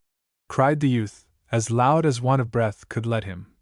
"You loved my father, I'm Bugefort." The paladin had never seen Bugefort, but he saw the likeness to the good old man of the mountain, his father, and he let go the youth's hair, and embraced and kissed him. "Oh, Bugefort," said he, "I loved him indeed, my good old man, but what does his son do here, fighting against his friend?" Bugefort was a long time before he could speak for weeping. At length he said, "Orlando, let not your noble heart be pained with ill thoughts of my father's son. I am forced to be here by my lord and master Marsilius. I had no friend left me in the world, and he took me into his court, and has brought me here before I knew what it was for, and I have made a show of fighting, but have not hurt a single Christian. Treachery is on every side of you. Baldwin himself has a vest given him by Marsilius, that every body may know the son of his friend gone, and do him no injury. See there, look how the lances avoid him. Put your helmet on again," said Orlando, "and behave just as you have done. Never will your father's friend be an enemy to the son. Only take care not to come across Rinaldo." The hero then turned in fury to look for Baldwin, who was hastening towards him at that moment with friendliness in his looks. "'Tis strange," said Baldwin. "I have done my duty as well as I could, yet no body will come against me. I have slain right and left, and cannot comprehend what it is that makes the stoutest infidels avoid me." "Take off your vest," cried Orlando, contemptuously, "and you will soon discover the secret, if you wish to know it. Your father has sold us to Marsilius, all but his honorable son." "If my father," cried Baldwin, impetuously tearing off the vest, "has been such a villain, and I escape dying any longer, by God, I will plunge this sword through his heart. But I am no traitor, Orlando, and you do me wrong to say it. You do me faute d'honneur, and I'll not survive it. Never more shall you behold me alive." Baldwin spurred off into the fight, not waiting to hear another word from Orlando, but constantly crying out, "You have done me dishonor." And Orlando was very sorry for what he had said, for he perceived that the youth was in despair. And now the fight raged beyond all it had done before, and the paladins themselves began to fall. The enemy were driven forward in such multitudes by Marsilius. There was unhorsing of foes, and reseating of friends, and great cries, and anguish, and unceasing labor, and 20 pagans went down for one Christian, but still the Christians fell. One paladin disappeared after another, having too much to do for mortal men. Some could not make way through the press for very fatigue of killing, and others were hampered with the falling horses and men. Sansonetto was thus beaten to earth by the club of Grandonio, and Walter d'Aemilion had his shoulders broken, and Angilin of Bayona, having lost his lance, was thrust down by Marsilius, and Angilin of Belanda by Syrian, and Berlinghieri and Ottone are gone, and then Astolfo went, in revenge of whose death Orlando turned the spot on which he died into a gulf of Saracen blood. Rinaldo met the luckless Bugefort, who had just begun to explain how he seemed to be fighting on the side which his father hated, when the impatient hero exclaimed, "He who is not with me is against me," and gave him a volley of such horrible cuffs about the head and ears, that Bugefort died without being able to speak another word. Orlando, cutting his way to a spot in which there was a great struggle and uproar, found the poor youth Baldwin, the son of Gon, with 2 spears in his breast. "I am no traitor now," said Baldwin, and so saying, fell dead to the earth, and Orlando lifted up his voice and wept, for he was bitterly sorry to have been the cause of his death. He then joined Rinaldo in the hottest of the tumult, and all the surviving paladins gathered about them, including Turpin the archbishop, who fought as heartily as the rest, and the slaughter was lavish and horrible, so that the eddies of the wind chucked the blood into the air, and earth appeared a very seething cauldron of hell. At length down went Giuliviero himself. He had become blind with his own blood, and smitten Orlando without knowing him, who had never received such a blow in his life. "How now, cousin?" cried Orlando. "Have you too gone over to the enemy?" "Oh, my lord and master, Orlando," cried the other, "I ask your pardon if I have struck you. I can see nothing, I am dying. The traitor Archelaus has stabbed me in the back, but I killed him for it. If you love me, lead my horse into the thick of them, so that I may not die unavenged." "I shall die myself before long," said Orlando, "out of very toil and grief, so we will go together. I have lost all hope, all pride, all wish to live any longer, but not my love for Giuliviero. Come, let us give them a few blows yet. Let them see what you can do with your dying hands. One faith, one death, one only wish be ours." Orlando led his cousin's horse where the press was thickest, and dreadful was the strength of the dying man and of his half-dying companion. They made a street, through which they passed out of the battle, and Orlando led his cousin away to his tent, and said, "Wait a little till I return, for I will go and sound the horn on the hill yonder." "'Tis of no use," said Giuliviero, "and my spirit is fast going, and desires to be with its Lord and Saviour."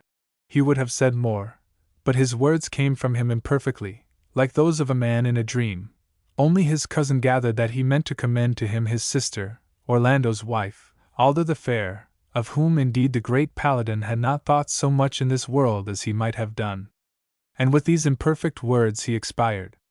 But Orlando no sooner saw him dead than he felt as if he was left alone on the earth, and he was quite willing to leave it, only he wished that Charles at St. John Pied de Port should hear how the case stood before he went, and so he took up the horn, and blew it 3 times with such force that the blood burst out of his nose and mouth.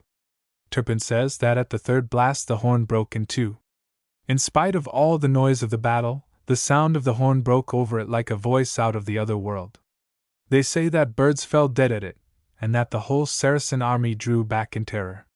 But fearful still was its effect at St. John Pied de Port. Charlemagne was sitting in the midst of his court when the sound reached him, and Gon was there. The emperor was the first to hear it.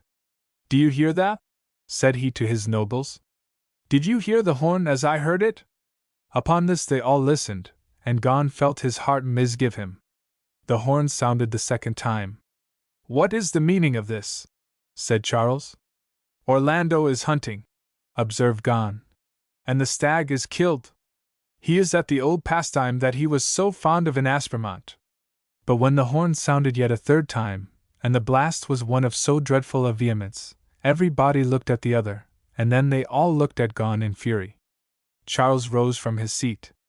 "This is no hunting of the stag," said he. "The sound goes to my very heart, and I confess makes me tremble.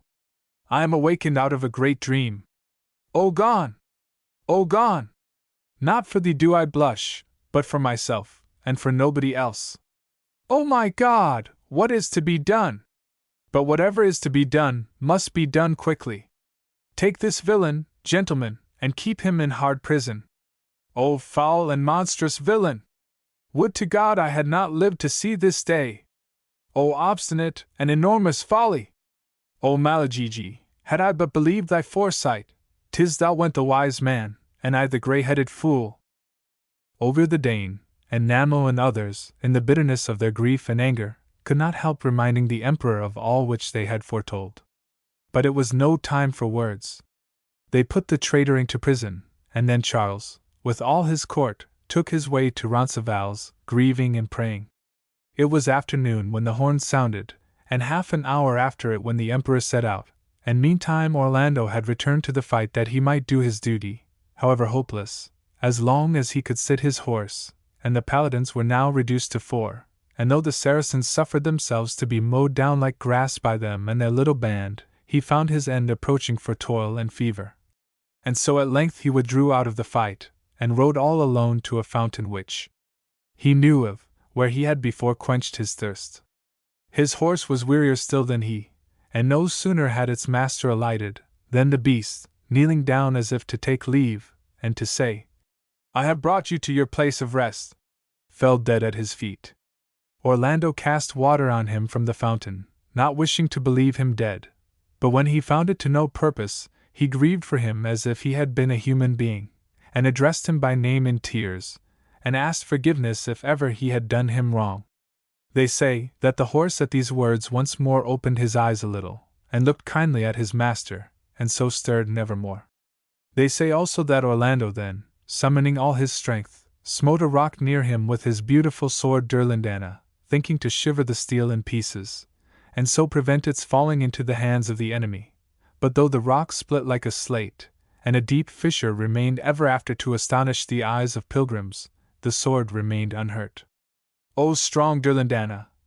cried he. "O noble and worthy sword, had I known thee from the first, as I know thee now, never would I have been brought to this pass." And now Rinaldo and Ricciardetto and Turpin came up, having given chase to the Saracens till they were weary, and Orlando gave joyful welcome to his cousin, and they told him how the battle was won, and then Orlando knelt before Turpin, his face all in tears, and begged remission of his sins and confessed them, and Turpin gave him absolution, and suddenly a light came down upon him from heaven like a rainbow, accompanied with a sound of music, and an angel stood in the air blessing him, and then disappeared, upon which Orlando fixed his eyes on the hilt of his sword as on a crucifix, and embraced it, and said, "Lord, vouchsafe that I may look on this poor instrument as on the symbol of the tree upon which thou sufferedst thy unspeakable martyrdom." And so adjusting the sword to his bosom, and embracing it closer, he raised his eyes, and appeared like a creature seraphical and transfigured, and in bowing his head he breathed out his pure soul. A thunder was then heard in the heavens, and the heavens opened and seemed to stoop to the earth, and a flock of angels was seen like a white cloud ascending with his spirit, who were known to be what they were by the trembling of their wings. The white cloud shot out golden fires, so that the whole air was full of them, and the voices of the angels mingled in song with the instruments of their brethren above, which made an inexpressible harmony, at once deep and dulcet. The priestly warrior Turpin, and the two paladins, and the hero's squire Teragi, who were all on their knees, forgot their own beings, in following the miracle with their eyes. It was now the office of that squire to take horse and ride off to the emperor at St. John Pied de Port, and tell him of all that had occurred. But in spite of what he had just seen, he lay for a time overwhelmed with grief. He then rose, and mounted his steed, and left the paladins and the archbishop with the dead body, who knelt about it, guarding it with weeping love. The good squire Teragi met the emperor and his cavalcade coming towards Roncesvalles, and alighted and fell on his knees, telling him the miserable news, and how all his people were slain but two of his paladins, and himself, and the good archbishop. Charles for anguish began tearing his white locks, but Teragi comforted him against so doing, by giving an account of the manner of Orlando's death, and how he had surely gone to heaven. Nevertheless, the squire himself was broken-hearted with grief and toil, and he had scarcely added a denouncement of the traitor gone, and a hope that the emperor would appease heaven finally by giving his body to the winds. Then he said, "The cold of death is upon me." And so he fell dead at the emperor's feet. Charles was ready to drop from his saddle for wretchedness. He cried out, "Let nobody comfort me more. I will have no comfort. Curse be gone, and curse this horrible day, and this place, and everything. Let us go on, like blind miserable men that we are, into Roncesvalles, and have patience if we can, out of pure misery, like Job, till we do all that can be done." So Charles rode on with his nobles, and they say, that for the sake of the champion of Christendom and the martyrs that died with him, the sun stood still in the sky till the emperor had seen Orlando, and till the dead were buried. Horrible to his eyes was the sight of the field of Roncesvalles. The Saracens, indeed, had forsaken it, conquered, but all his paladins but two were left on it dead, and the slaughtered heaps among which they lay made the whole valley like a great dumb slaughterhouse, trampled up into blood and dirt, and reeking to the heat. The very trees were dropping with blood, and everything, so to speak, seemed tired out, and gone to a horrible sleep. Charles trembled to his heart's core for wonder and agony. After dumbly gazing on the place, he again cursed it with a solemn curse, and wished that never grass might grow within it again, nor seed of any kind, either within it, nor on any of its mountains around with their proud shoulders, but the anger of heaven abide over it forever, as on a pit made by hell upon earth. Then he rode on, and came up to where the body of Orlando awaited him with the paladins, and the old man, weeping, threw himself as if he had been a reckless youth from his horse, and embraced and kissed the dead body, and said, "I bless thee, Orlando. I bless thy whole life, and all that thou wast, and all that thou ever didst, and thy mighty and holy valor, and the Father that begot thee, and I ask pardon of thee for believing those who brought thee to thine end. They shall have their reward, O thou beloved one! But, indeed, it is thou that livest, and I that am worse than dead. And now, behold a wonder." For the emperor, in the fervor of his heart, and of the memory of what had passed between them, called to mind that Orlando had promised to give him his sword should he die before him, and he lifted up his voice more bravely, and adjured him even now to return it to him gladly. And it pleased God that the dead body of Orlando should rise on its feet, and kneel as he was wont to do at the feet of his liege lord, and gladly, and with a smile on its face, return the sword to the Emperor Charles. As Orlando rose, the paladins and Turpin knelt down out of fear and horror, especially seeing him look with a stern countenance.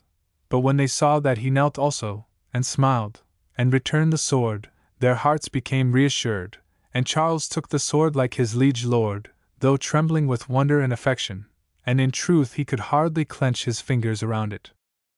Orlando was buried in a great sepulchre in Aquisgrana, and the dead paladins were all embalmed and sent with majestic cavalcades to their respective counties and principalities, and every Christian was honorably and reverently put in the earth, and recorded among the martyrs of the Church. But meantime the flying Saracens, thinking to bury their own dead, and ignorant of what still awaited them, came back into the valley, and Rinaldo beheld them with a dreadful joy, and shewed them to Charles. Now the Emperor's cavalcade had increased every moment, and they fell upon the Saracens with a new and unexpected battle, and the old Emperor, addressing the sword of Orlando, exclaimed, "My strength is little, but do thou do thy duty to thy master, thou famous sword, seeing that he returned it to me smiling, and that his revenge is in my hands." And so saying, he met Baliagant, the leader of the infidels, as he came borne along by his frightened horse, and the old man, raising the sword with both hands, cleaved him, with a delighted mind, to the chin. O sacred Emperor Charles! O well-lived old man! Defender of the faith! Light and glory of the old time! Thou hast cut off the other ear of Malchus, and shown how rightly thou wert born into the world, to save it a second time from the abyss.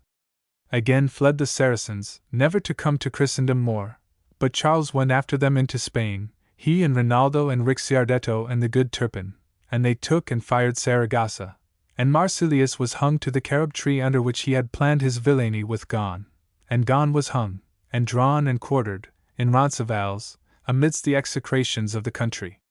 And if you ask, how it happened that Charles ever put faith in such a wretch, I shall tell you that it was because the good old Emperor, with all his faults, was a divine man, and believed in others out of the excellence of his own heart and truth. And such was the case with Orlando himself. Story of Paolo and Francesca. Pascia chibil mio dator udito nomar libdan anti chei cavalieri, piedami vince, e fui quasi smarito. I cominciai, poda, volentieri parlare che duo d'ensine vano, e pagan si al vento esser legeri. Ed egli a me, vedrai, quando saranno più presso a noi, e tu aller glipiga, per quel amor cei mina, e che verano. Si tosto come il vento a noi glipiga, mossi la voce, o anime affinate, venite not parlar, altri non niega. Quali colombi del dizio chiamate, con el ali e prudi firm, al dolce nido volan per el air dal voter portate. Catali usser de la sciera ovie dido, a noi venendo per el air maligno, si forte fu el alfetuoso grido. O animal grazioso e benino, che visitando vi per el air perso noi che tignemo et mondo di sanguigno, esse fos amico il re de el universo, noi pregaremo lui per la tua pace, poic hai pieta del nostro mal perverso. Di quel siec udier e che parlar ti pies, noi uderemo, e parleremo a vui, mentre che il vento, come fa, sites. Sed la terra, dove nata fui, su la marina, dove el padescend, per aver pace cos seguasi sue. Amor chl cio argenti ratto esapprend, pris costri de la bella persona che mi fu tolta, e el modo anchor emifend. Amor si che no amato amar perdona, mi pris del costri pieser si forte, che cum vedi anchor non abandona. Amor condus noi ad una mort china attend chi en vida ci spens. Quest parole de lor ci ferport. De ciontisi quel anime offense, shinai el viso, e tanto el teni basso, fincel potami dis, che pens? Quando risposi, cominciai, o lasso, quanti dolce pensier, quanto dizio meno costoro al doloroso passo. Per mi rivolsi a loro, e parla io, e cominciai, Francesca, I tue martiri a lagrimar mi fanno tristo e pi. Ma dimmi, al tempo de dolcis aspirai, a che, e cum concedet amore che conoscesti wsi desirai? Ed ella a me, nessun maggior dolor, che ricordarsi del tempo felice e la miseria, e cio sal to dator. Ma esse conoscer la prima radis del nostro amor to high cotanto affetto, ferro cum colui the piangi dice. Noi legiavamo tin giorno per diletto di Lancellato, cum amor to strinz soli eravamo, e senza alcun sospetto. Per più fight gliaci ci sospens quella lettera, e scolaraci el viso ma solo in punto fu quel che ci vince. Quando legemo il desiato riso esser baciato de cotanto amante, questi che mai de mi non essi diviso. La bocca mi bacio tutto tremanti, Gelato fu il libro, ici scris, quel giorno più non six legemo avant. Mentre the eluno sperto questo dis, l'altro piangeva si, che di pietate I veni men cosi com io moris. I cati cum corpo morto cade. Translation in the terza rima of the original. Scarce had I learnt the names of all that press of knights and dames, then I beheld a sight nigh reft my wits for very tenderness. O guide, I said, fain would I, if I might, have speech with yonder pair, that hand in hand seem borne before the dreadful wind so light. Wait, said my guide, until then sayest their band sweep round. Then beg them, by that lose, to stay, and they will come, and hover where we stand. Anon the whirlwind flung them round that way, and then I cried, Oh, if I ask not ill, poor weary souls, have speech with me, I pray. As doves, that leave some bevy circling still, set firm their open wings, and through the air sweep homewards, wafted by their pure goodwill. So broke from Dido's flock that gentle pair, cleaving, to where we stood, the air malign, such strength to bring them had a loving prayer. The female spoke. O living soul benign, she said, thus, in this lost air, visiting us who with blood stained the sweet earth divine. Had we a friend in heaven's eternal King, we would beseech him keep thy conscience clear, since to our anguish thou dost pity bring. Of what it pleaseth thee to speak and hear, to that we also, till this lull be o'er that falleth now, will speak and will give ear. The place where I was born is on the shore, where Pa brings all his rivers to depart in peace, and fuse them with the ocean floor. Love, that soon kindleth in a gentle heart, seized him thou look'st on for the form and face, whose end still haunts me like a rankling dart. Love, which by love will be denied no grace, gave me a transport in my turn so true, that too 'tis with me, even in this place. Love brought us to one grave. The hand that slew is doomed to mourn us in the pit of Cain. Such were the words that told me of those two. Downcast I stood, looking so full of pain to think how hard and sad a case it was, that my guide asked what held me in that vein. His voice aroused me, and I said, Alas, all their sweet thoughts then, all the steps that led to love, but brought them to this dolorous pass. Then turning my sad eyes to theirs I said, Francesca, see, these human cheeks are wet, truer and sadder tears were never shed. But tell me, at the time when sighs were sweet, what made thee strive no longer, hurried thee to the last step where bliss and sorrow meet?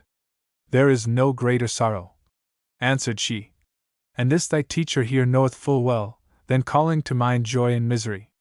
But since thy wish be great to hear us tell how we lost all but love, tell it I will, as well as tears will let me. It befell.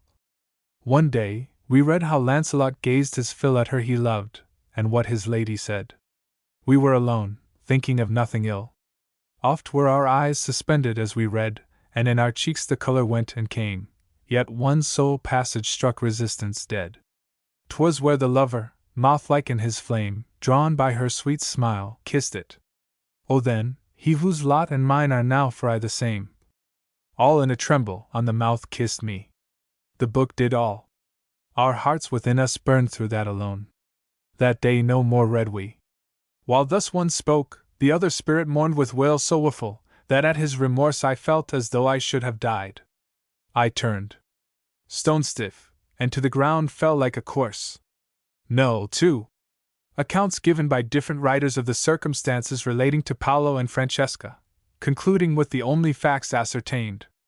Boccaccio's account, translated from his commentary on the passage.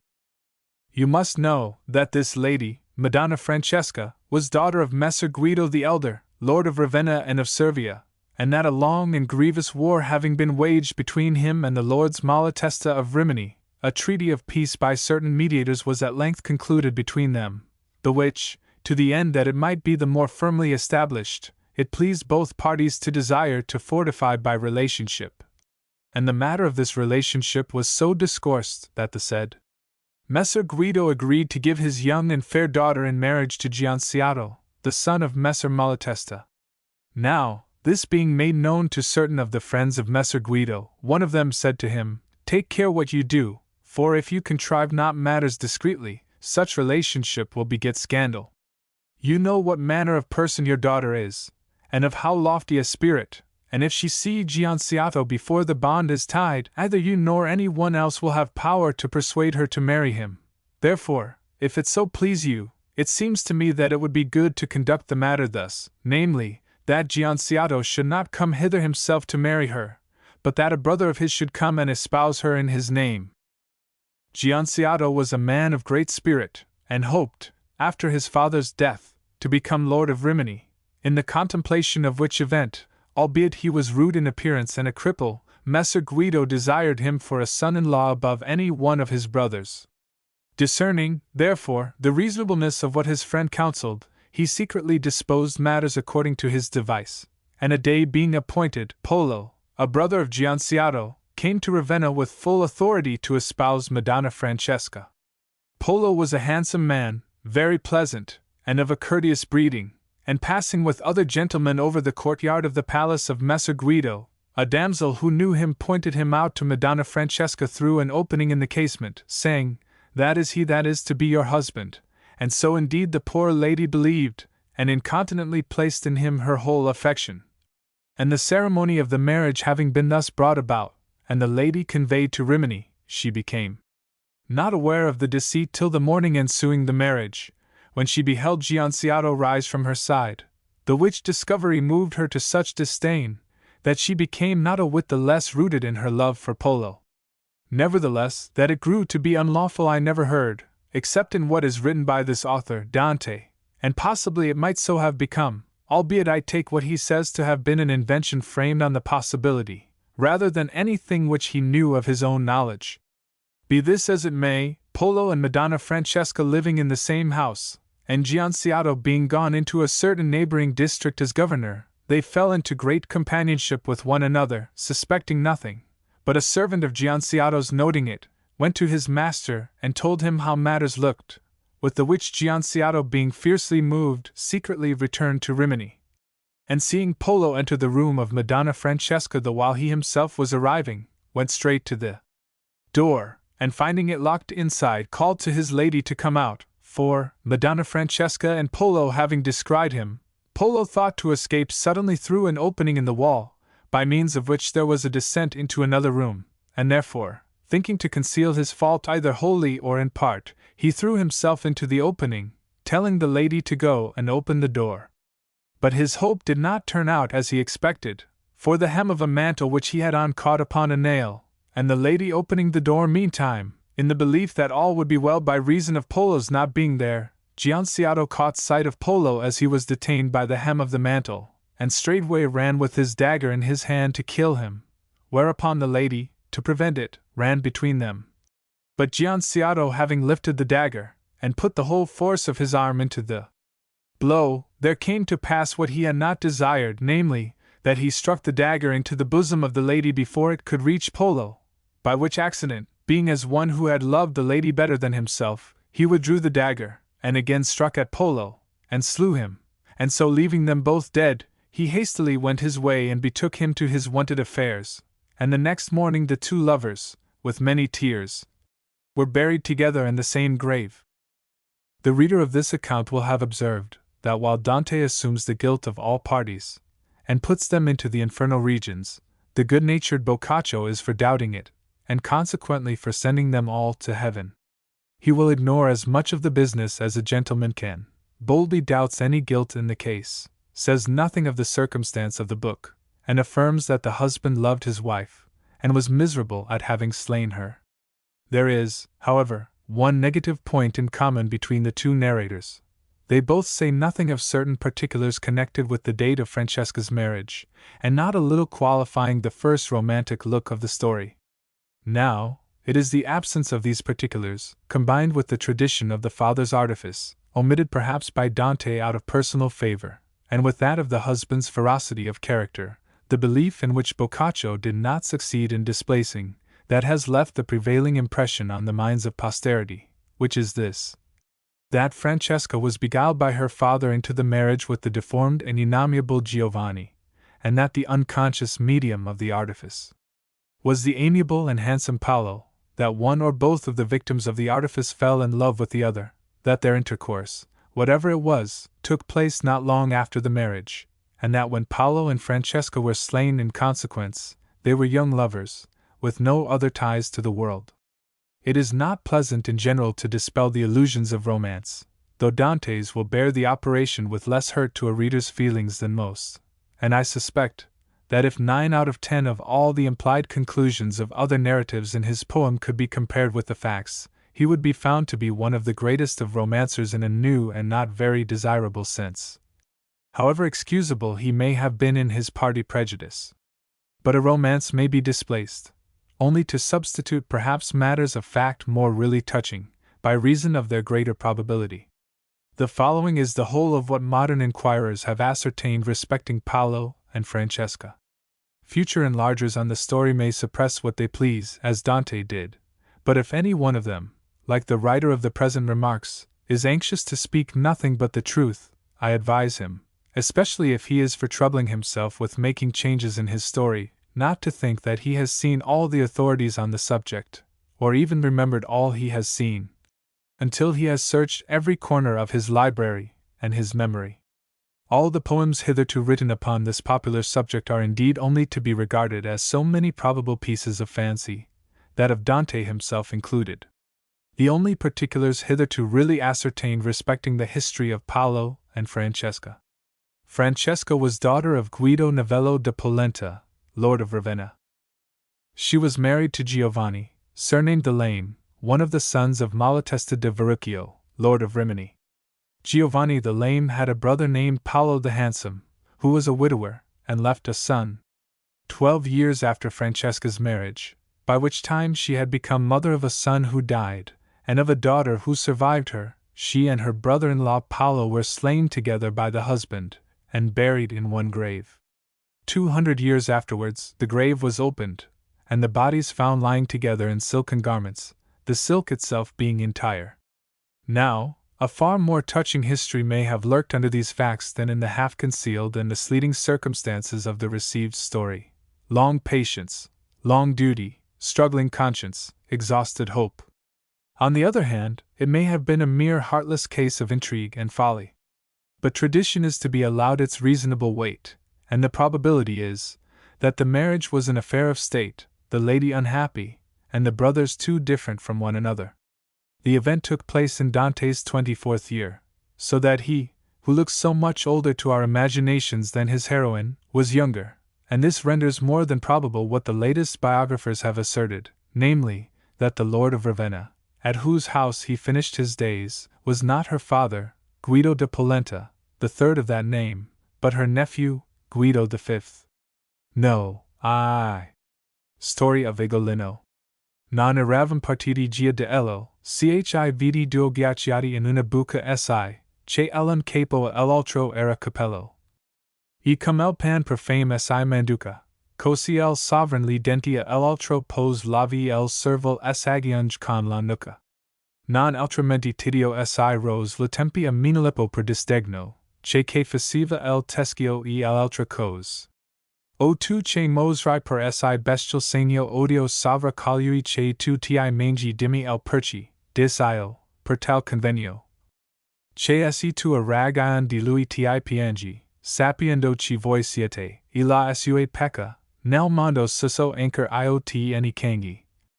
Esi quella con chi parlo non si secca.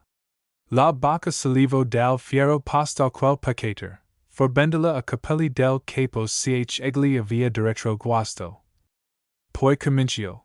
Tu voi renovelli disperato dolor del cure mi prim gia per pensando, pria ne favelli. Ma esse la mia parole esser denseme, che frutti infamia al traditor rodo, parler e lagrimar vedrai insieme. I non so ci tu sei, eni perche modo venuto esse quaggio, ma fiorentino mi sembri veramente. Quando ti odo. Tu de saper chi fu el conti Ugolino, e questi el arcivescovo Ruggieri, or ti diro per I son tal vicino.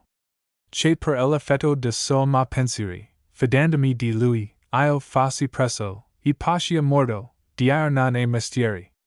Pero quel che non puoi avere intiso, sio, cum la mort mia fu cruda, uteri e saprai sem ha effiso. breve pertugio dentro de la muda, la qual per mi ha el title de la fame, en che convene anchor ch altrui si chuda. Emma via mostrato per lo so frame più longia, quando I fisi el mal sano, che del futuro mi squarcio el vilum. Questi pariva mi maestro e dono, cacciendo el lupo e I lupaciro el monti, perci I pisan veda luca non pano. Con cagni mager studios e conti gualandi con sismondi e con lanfranci essa via messi dinanzi de la fronte.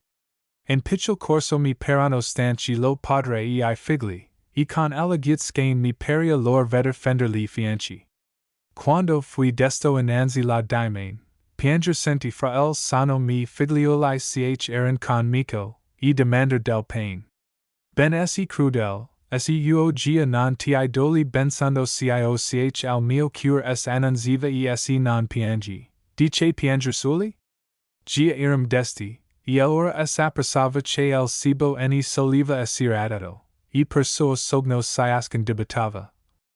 Ed io senti caevar el uscio di sato ell'orabatori, and io guardai nel viso a mi figliui senza farmato. I non piangiva, si dentro impietri piangevanelli, ed ansel mucho mio dis, tu guardi si, padre, che hai? Pero non lagrimai eni rispose io tutto quel giorno eni la notte appresso, infin che l'altro sol nel mondo uscio. Come un poco di raggio si fu messo nel doloroso carcere, ed io scorsi per quattro visi il mio aspetto stesso. Ambo le mani per dolor mi morsi, e che pensando il fessi per voglia di manicar, di subito lavorsi.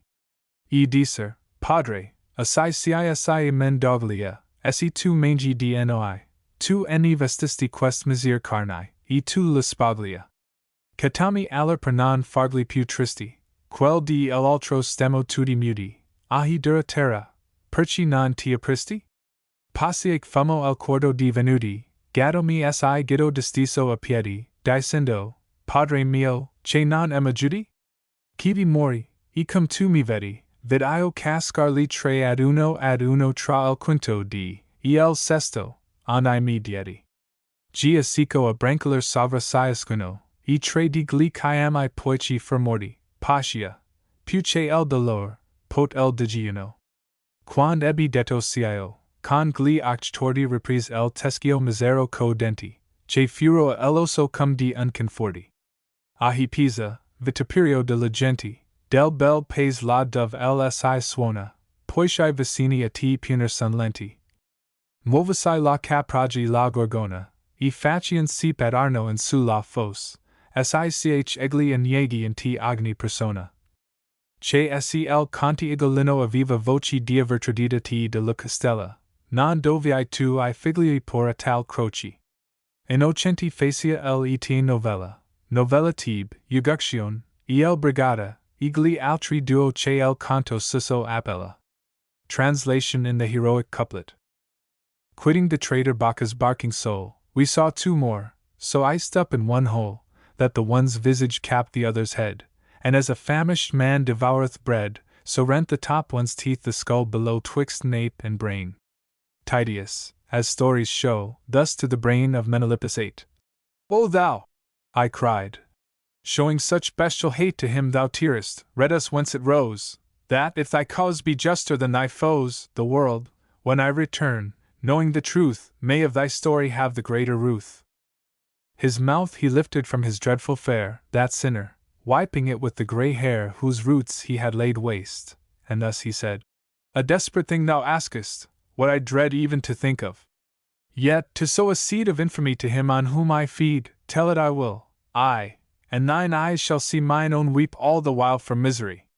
Who thou mayst be, I know not, nor can dream how thou camest hither, but thy tongue doth seem to skew thee, of a surety, Florentine. Know then, that I was once Count Ugolin, and this man was Ruggieri, the archpriest. Still thou mayst wonder at my raging feast, for though his snares be known, and how his key he turned upon my trust, and murdered me, yet what the murder was, of what strange sort and cruel, few have had the true report. Hear then, and judge.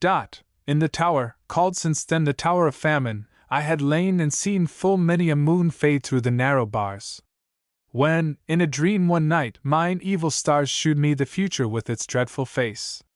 Methought this man led a great lordly chase against a wolf and cubs, across the height which beareth Luca from the Pisan's sight.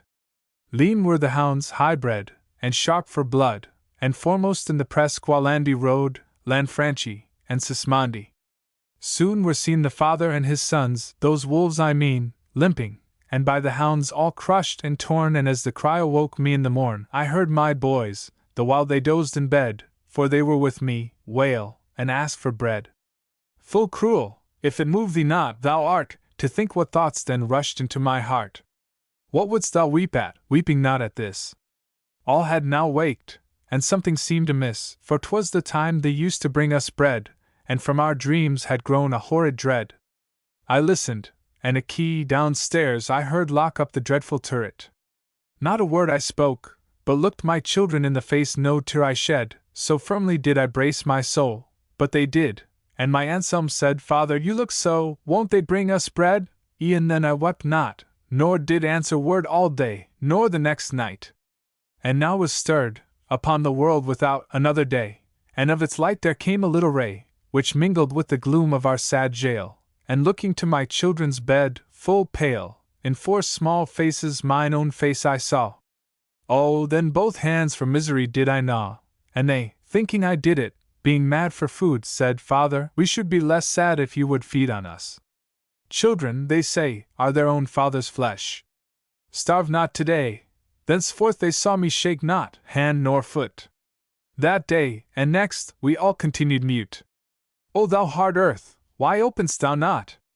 Next day, it was the 4th in our sad lot, my Gatto stretched him at my feet, and cried, Dear father, won't you help me? And he died. And surely as thou sayest me here undone, I saw my whole 3 children, one by one, between the 5th day and the 6th, all die. I became blind, and in my misery went groping for them, as I knelt and crawled about the room, and for 3 days I called upon their names, as though they could speak too, till famine did what grief had failed to do. Having spoke thus, he says with fiery eyes that wretch again, his feast and sacrifice, and fastened on the skull, over a groan, with teeth as strong as mastiffs on a bone. Ah, Pisa! Thou that shame and scandal be to the sweet land that speaks the tongue of Si. Since Florence spareth thy vile neck the yoke, would that the very owls would rise, and choke thy river, and drown every soul within thy loathsome walls. What if this Ugolin did play the traitor, and give up, for so the rumor runs, thy castles to the foe? Thou hadst no right to put to rack like this his children. Childhood innocence he is. But that same innocence, and that man's name, have damned thee, Pisa, to a Theban fame, too. Real story of Ugolino, and Chaucer's feeling respecting the poem. Chaucer has told the greater part of this story beautifully in his Canterbury Tales, but he had not the heart to finish it. He refers for the conclusion to his original height. Dante, the great poet of the tale, adding that Dante will not fail his readers a single word, that is to say, not an atom of the cruelty. Our great gentle-hearted countryman, who tells fortune that it was great cruelty such birds for to put in such a cage, adds a touch of pathos in the behavior of one of the children, which Dante does not seem to have thought of. There day by day this child began to cry, till in his father's barm lap, adown he lay, and said, Farewell, father, I must die, and kissed his father, and died the same day. It will be a relief, perhaps, instead of a disappointment, to the readers of this appalling story, to hear that Dante's particulars of it are as little to be relied on as those of the Paolo and Francesca. The only facts known of Ugolino are, that he was an ambitious traitor, who did actually deliver up the fortified places, as Dante acknowledges, and that his rivals, infamous as he, or more infamous, prevailed against him, and did shut him up and starve him and some of his family. But the little children are an invention of the poets, or probably his belief, when he was a young man, and first heard the story, for some of Ugolino's fellow prisoners may have been youths, but others were grown up, none so childish as he intimates, and they were not all his own sons, some were his nephews. And as to Archbishop Ruggieri, There is no proof whatever of his having had any share in the business, hardly a ground of suspicion, so that historians look upon him as an ill-used gentleman. Dante, in all probability, must have learnt the real circumstances of the case, as he advanced in years.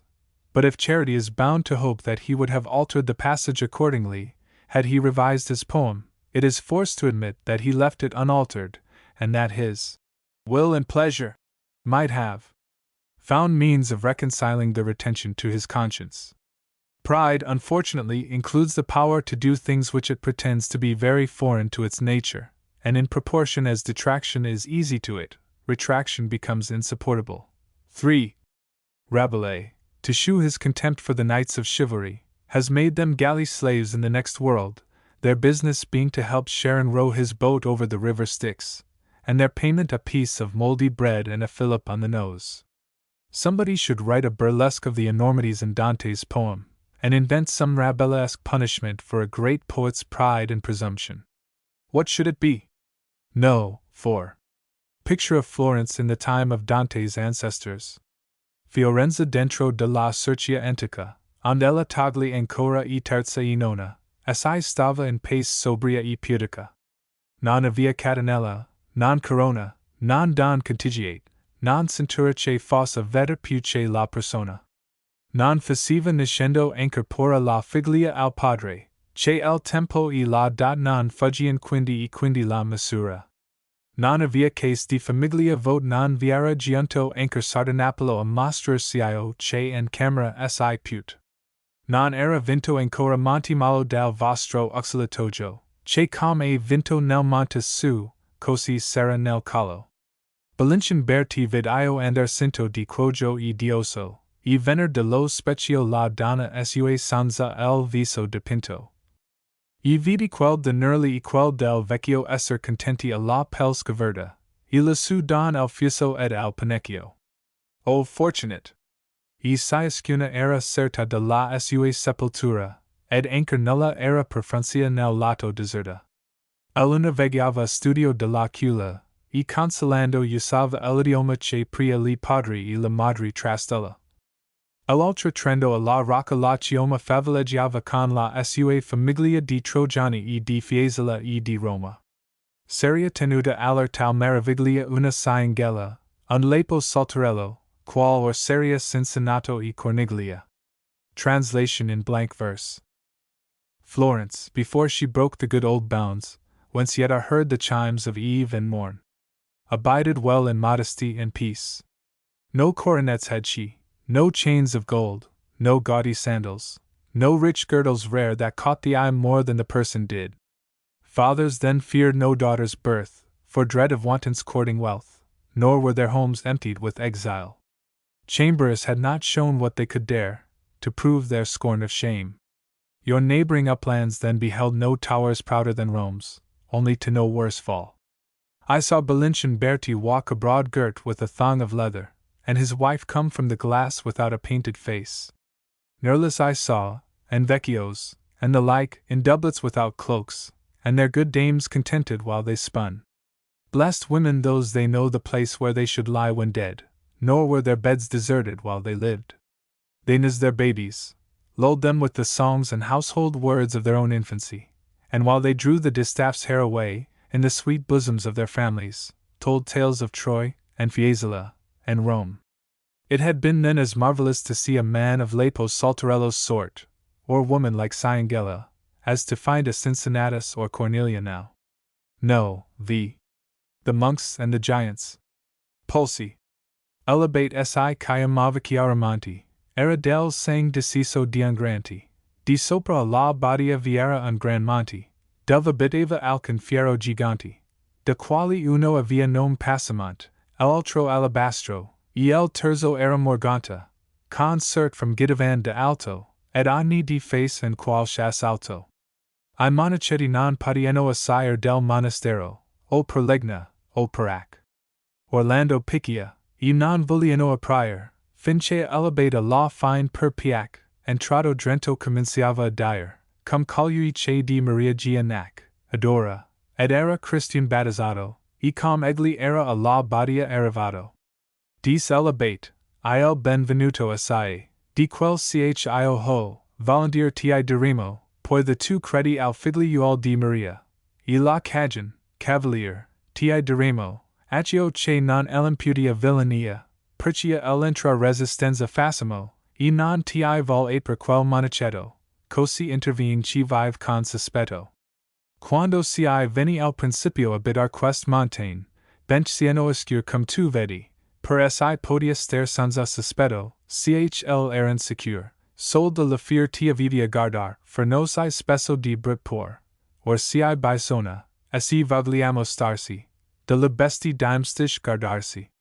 Quest si fan patasto stare segno, sansi appariti tre fear giganti, non so di qual paese o di qual regno, ma molto son feroci tutti quanti, la forza el malvaler giant alone gegno si che pio el tutto, noi non siam bastanti, questi perturban si l'orazione nostra, che non so più che far, altri non mostra. Gli antici padri nostri nel deserto, si la lor opersante erano e just, del ben server de Dio enavien buon merto, eni creda sol vivescenti locust, piovia dal ciel la manna, gesto e certo, ma che convien che spesso assaggi e gust sassi, che piovon di sopra quel monti, che gattano alabastro e passamont. E el terzo che morganta, assai più fiero, isvigli e pini e faggi e cherry e gli api, e getagli infinca.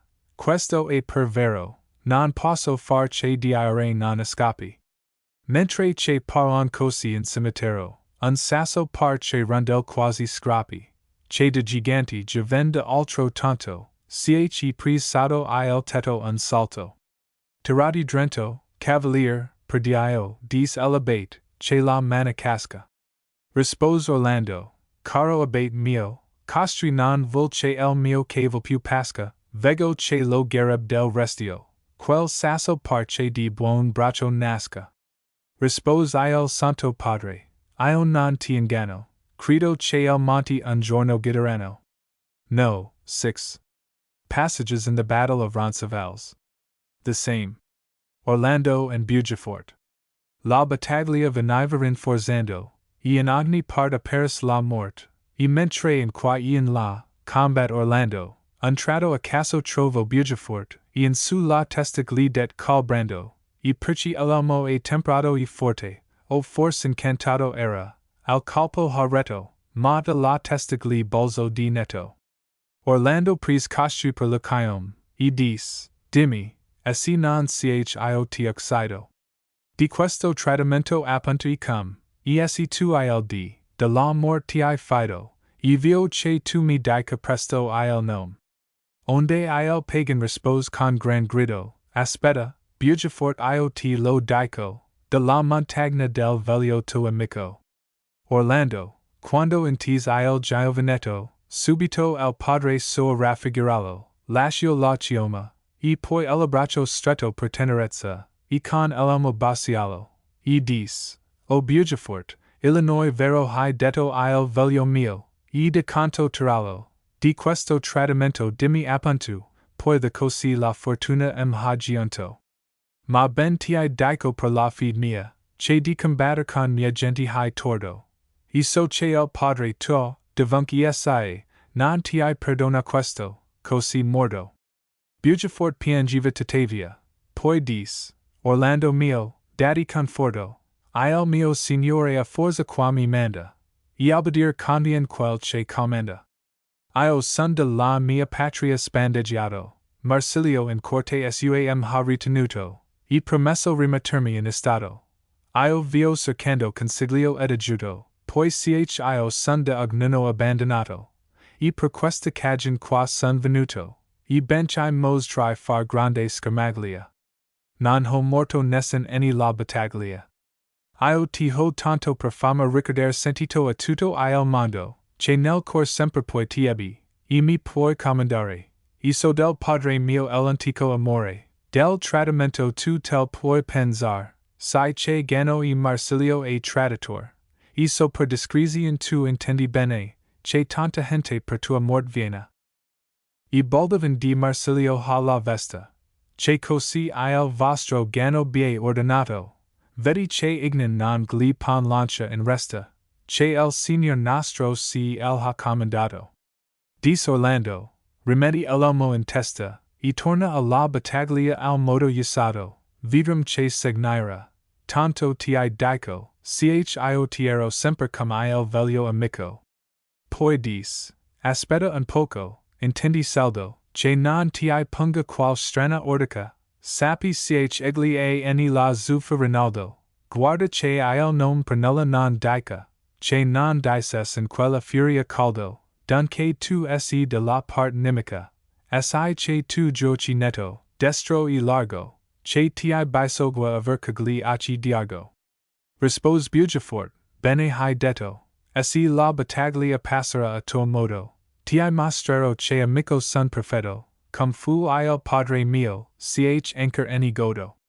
The poor youth takes his way through the fight, and unfortunately meets with Rinaldo. Rinaldo ritrovo quel Bugefort, al mio parer, che sarebbe scappiato, esi non avesse trovato la morte, e cum egli ebbe a parlar cominciato del re Marsilio, e di stare in sua corte. Rinaldo gli rispose infuriato, chi non è amico, averso mi assai detto, e comincio gli a trascinar l'ometto. E tras un mandaretto e due tre con tanta furia, e quattro e cinque sei, che non ebbe agio a demander mers, e morto cata senza dire me. Orlando and Baldwin. Orlando, poi che lascio Bugefort, partly millenni trova Baldovino, che circa pure e non trova la morte, e riconab il cavo vegliantino per la battaglia, e vie correndo forte dove era Orlando, e diceva il meschino, sappi il ho fatto oggi il mio devoto, e contra me nessun mai venuto.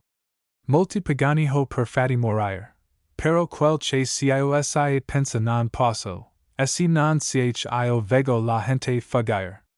Rispose Orlando, tu tifai ben grosso, di questo fatto stu ti voi cairire, la sopravvesta ti cava di dasso, vedrai che gon, cum tu ti la cavai, ha venduti a Marsilio per schiavi. Rispose Baldwin, esi il padre mio ha condati cum traditor, si posso oggi campar, pel nostro idio con questa spada passeragli il cor, ma traditor, Orlando, non so io ti ho seguito con perfetto amore, non mi potresti dir maggiori injuria dat, poi si straccio la vesta con gran furia. E dis, io tornero eni la battaglia, poi che tu hai per traditor scordo, io non son traditor, esi dio mi valia, non mi vedrai più oggi esi non morto. E in verso elas de pagan si scalia dicendo semper, tu hai fatto torto. Orlando si penti di aver cio detto, che disperato vid il giovinetto. Per la battaglia cornia Baldovino, e riscontro quel crudel Mazarigi e dis, tu ca, con Saracino, per distrugger la gente di Parigi? O marin renegato Paterino, tu sarai presto giù eni bassi stigi, e tras con la spada in modo aquesto, che lo mando dove egli dis presto. Orlando meets again with Baldwin, who has kept his word. Orlando corsa la grida e el ramor, e trovo Baldovino il poveretto era gia presso el time suor, e de du lance via passato il petto, e dis.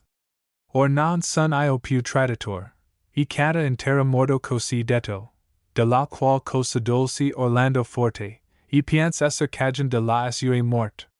Footnote 1, si, the Italian yes. A similar territorial designation is familiar to the reader in the word Languedoc, meaning long doc, or tongue of Oc, which was the pronunciation of the oui or yes of the French in that quarter. Footnote 2, alluding to the cruel stories in the mythology of Boeotia. Footnote 3, the controversial character of Dante's genius, and the discordant estimate formed of it in so many respects by different writers, have already carried the author of this book so far beyond his intended limits, that he is obliged to refer for evidence in the cases of Ugolino and Francesca to Balbo, Vita di Dante, Napoli, 1840, page 33, and to Troia. Del Vetro Allegorico di Dante, Firenze, _1826, pages 28, 32, and 176. End of Volume 1.